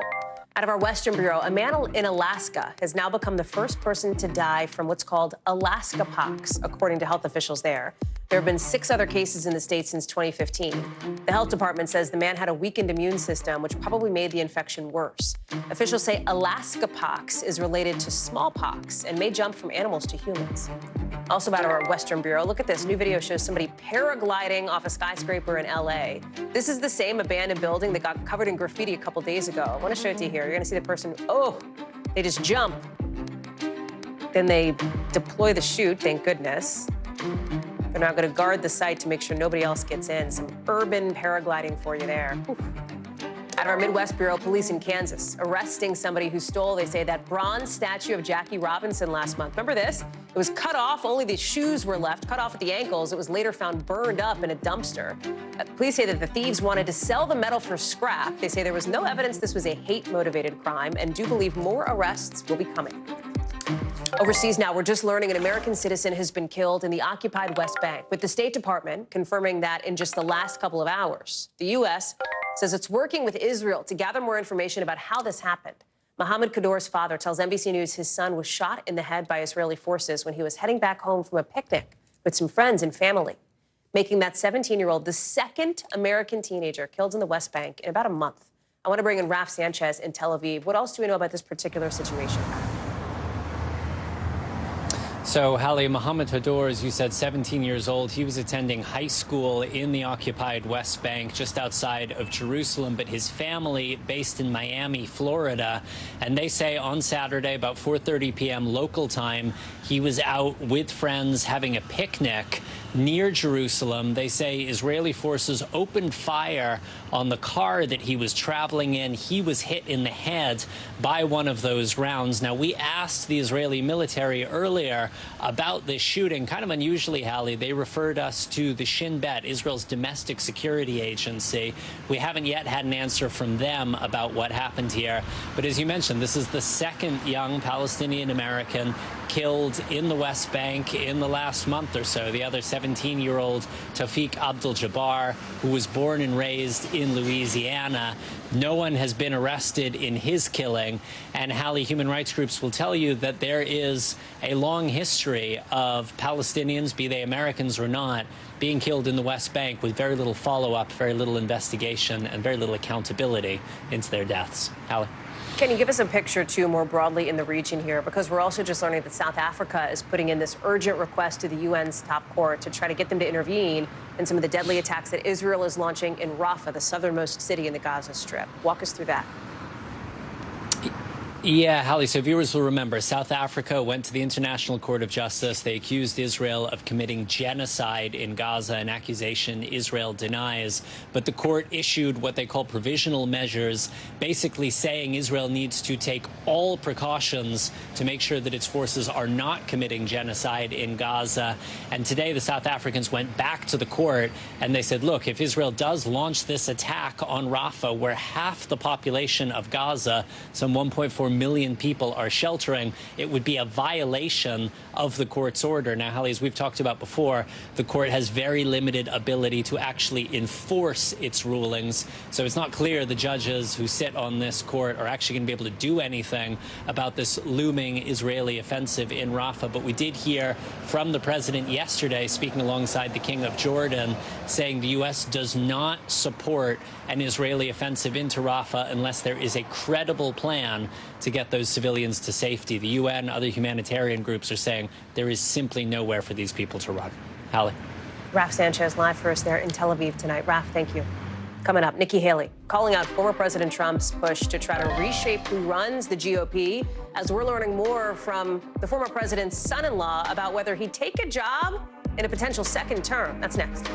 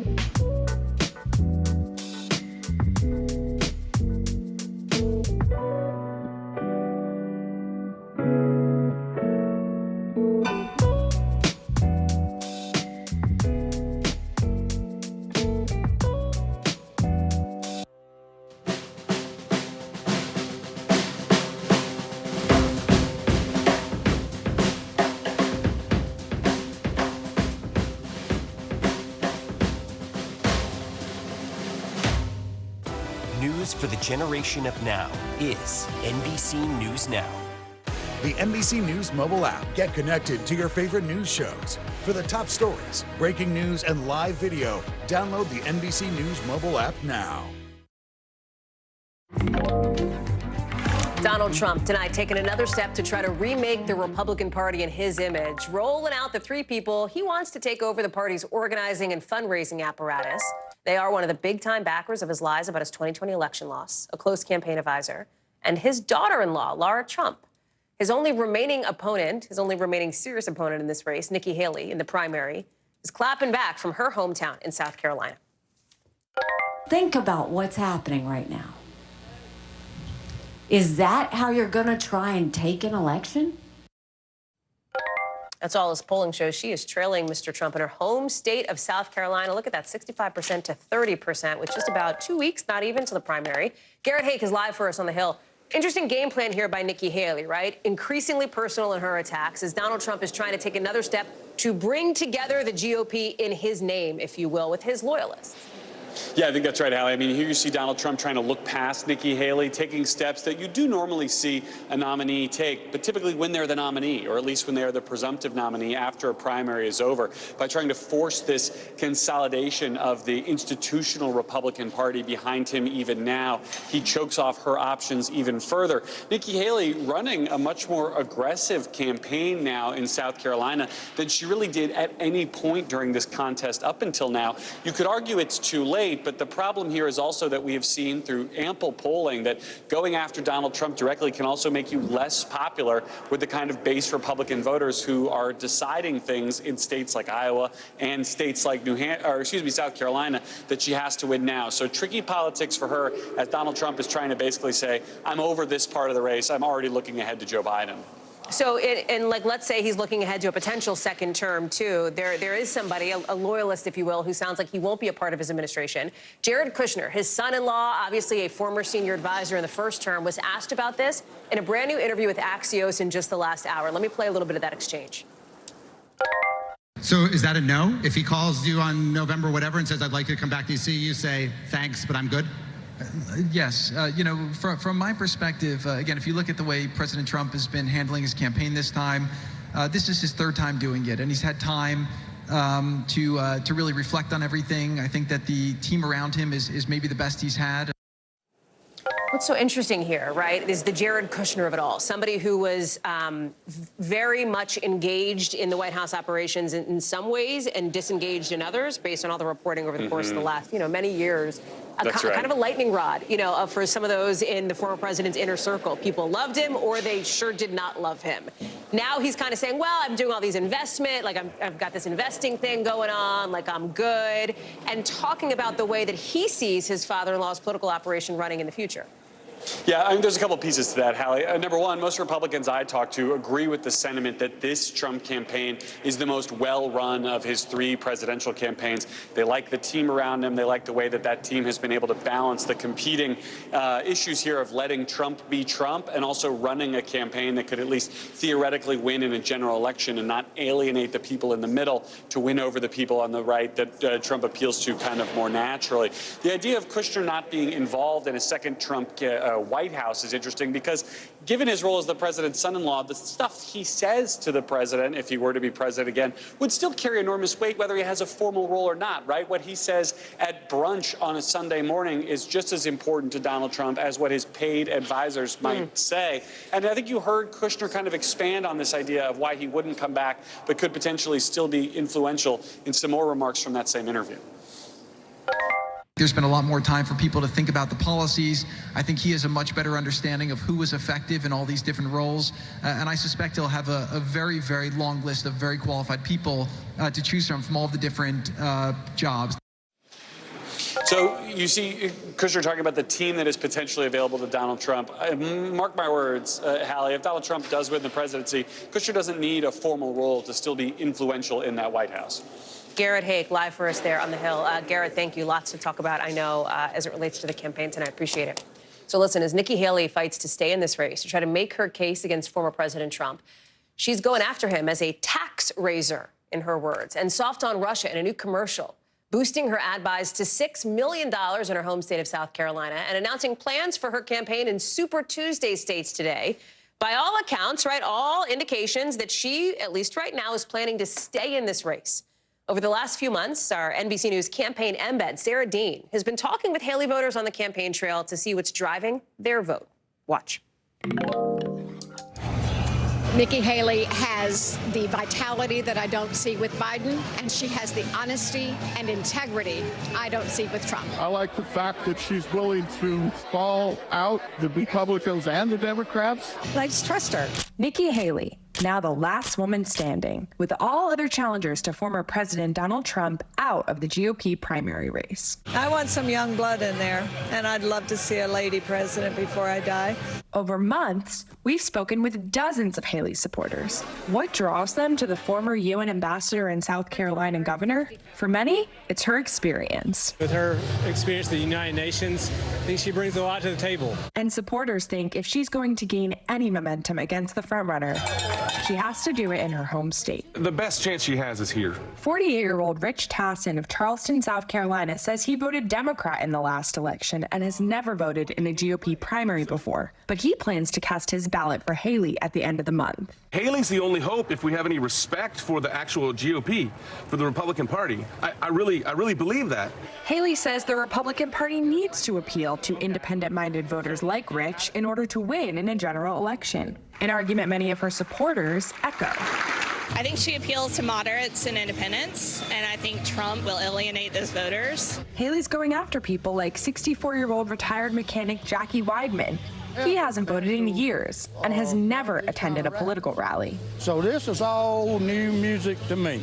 But in Maudlin, South Carolina, he stood on stage alongside Haley with a sign. I haven't seen nobody in 15 or almost 20 years that was worthy of my vote. And I hope and pray that the people of the United States will start looking in another direction instead of toward these colossal fossils, as I call them. Elizabeth Cole of Charleston, South Carolina, has a similar story. This is actually the first political event I've ever been to, first T-shirt I've ever worn, because I just really believe in what Nikki represents. If there's one thing most Haley supporters I spoke with agree on, they don't like Trump, even if they voted for him twice. It's too much luggage. I don't want the drama, and Donald had his chance. I voted for him. Now I want to move on to someone else. The chaos. It just got to be to the point where it was so detrimental that it wasn't worth it. And as a Trump supporter, having to defend some of the stupid things he said, I could not him. Sarah Dean, NBC News. Our thanks to Sarah for that report. Some other breaking news we're getting in literally the last 5 minutes or so. The Defense Secretary, Lloyd Austin, is now out of the hospital. The Pentagon says he has now fully resumed his duties. Remember, we told you about this last night on the show. Austin had to go to Walter Reed Medical Center for a bladder issue that forced him to cancel a trip to Europe. He'd been treated for prostate cancer back in December. That created some fallout because the president didn't know that there were complications from a surgery he later had. We're going to have more details for you from this Pentagon briefing and the Pentagon information as we get it. Still to come, why Paramount, which owns CBS, is laying off hundreds of people, even after getting record Super Bowl ratings.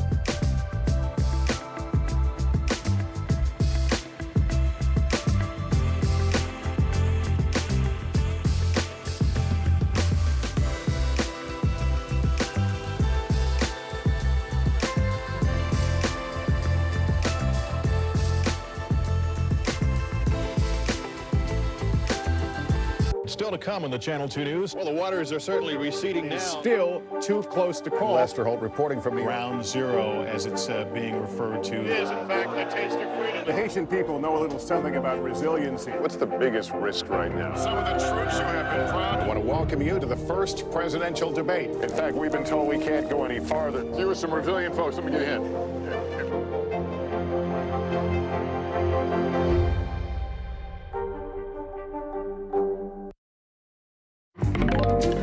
One of the world's oldest media companies at a crossroads tonight, with Paramount announcing it's going to fire 800 people. That's something like 3% of the company. The timing's super interesting here. Paramount owns CBS, which, as you probably heard, just had the Super Bowl, and that did a huge number. More than 123 million viewers across all of Paramount's platforms. 8 million more people watched this year than last year, and it had more viewers than any other TV program ever, except for the moon landing back in 1969. How about that? Moon landing, Taylor Bowl, top two. As an added bonus, Paramount raked in an additional $35 million. Why? Because of those overtime ads. More football means more money, but apparently not enough to stop the bleeding at Paramount. Chloe Malas is joining us now. They got a lot of buzz with some of these innovative ideas, like that Nickelodeon broadcast of the Super Bowl when, like, SpongeBob was at the anchor desk going after my job and your job. But as we're seeing here, big numbers do not always mean big profits.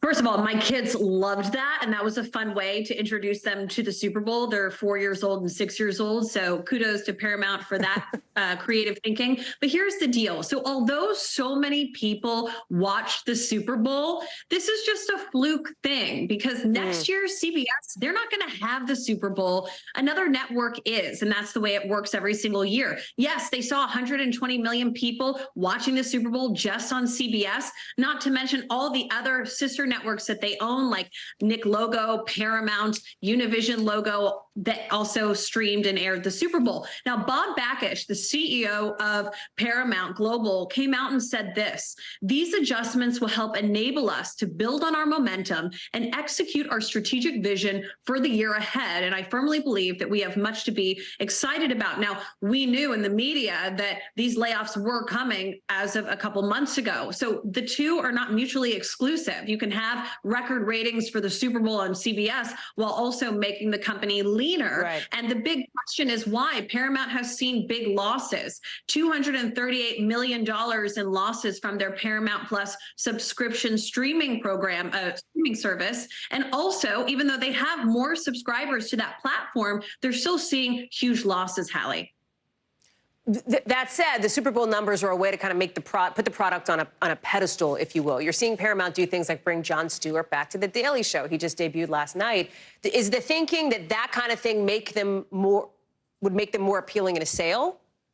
So that's the big question. Sherry Redstone, the daughter of Sumner Redstone, she owns 10% of CBS Paramount. Is she going to merge with perhaps a Warner Brothers Discovery? Now, Axios broke that story, Sarah Fisher, and we know that, also CNBC has reported that there are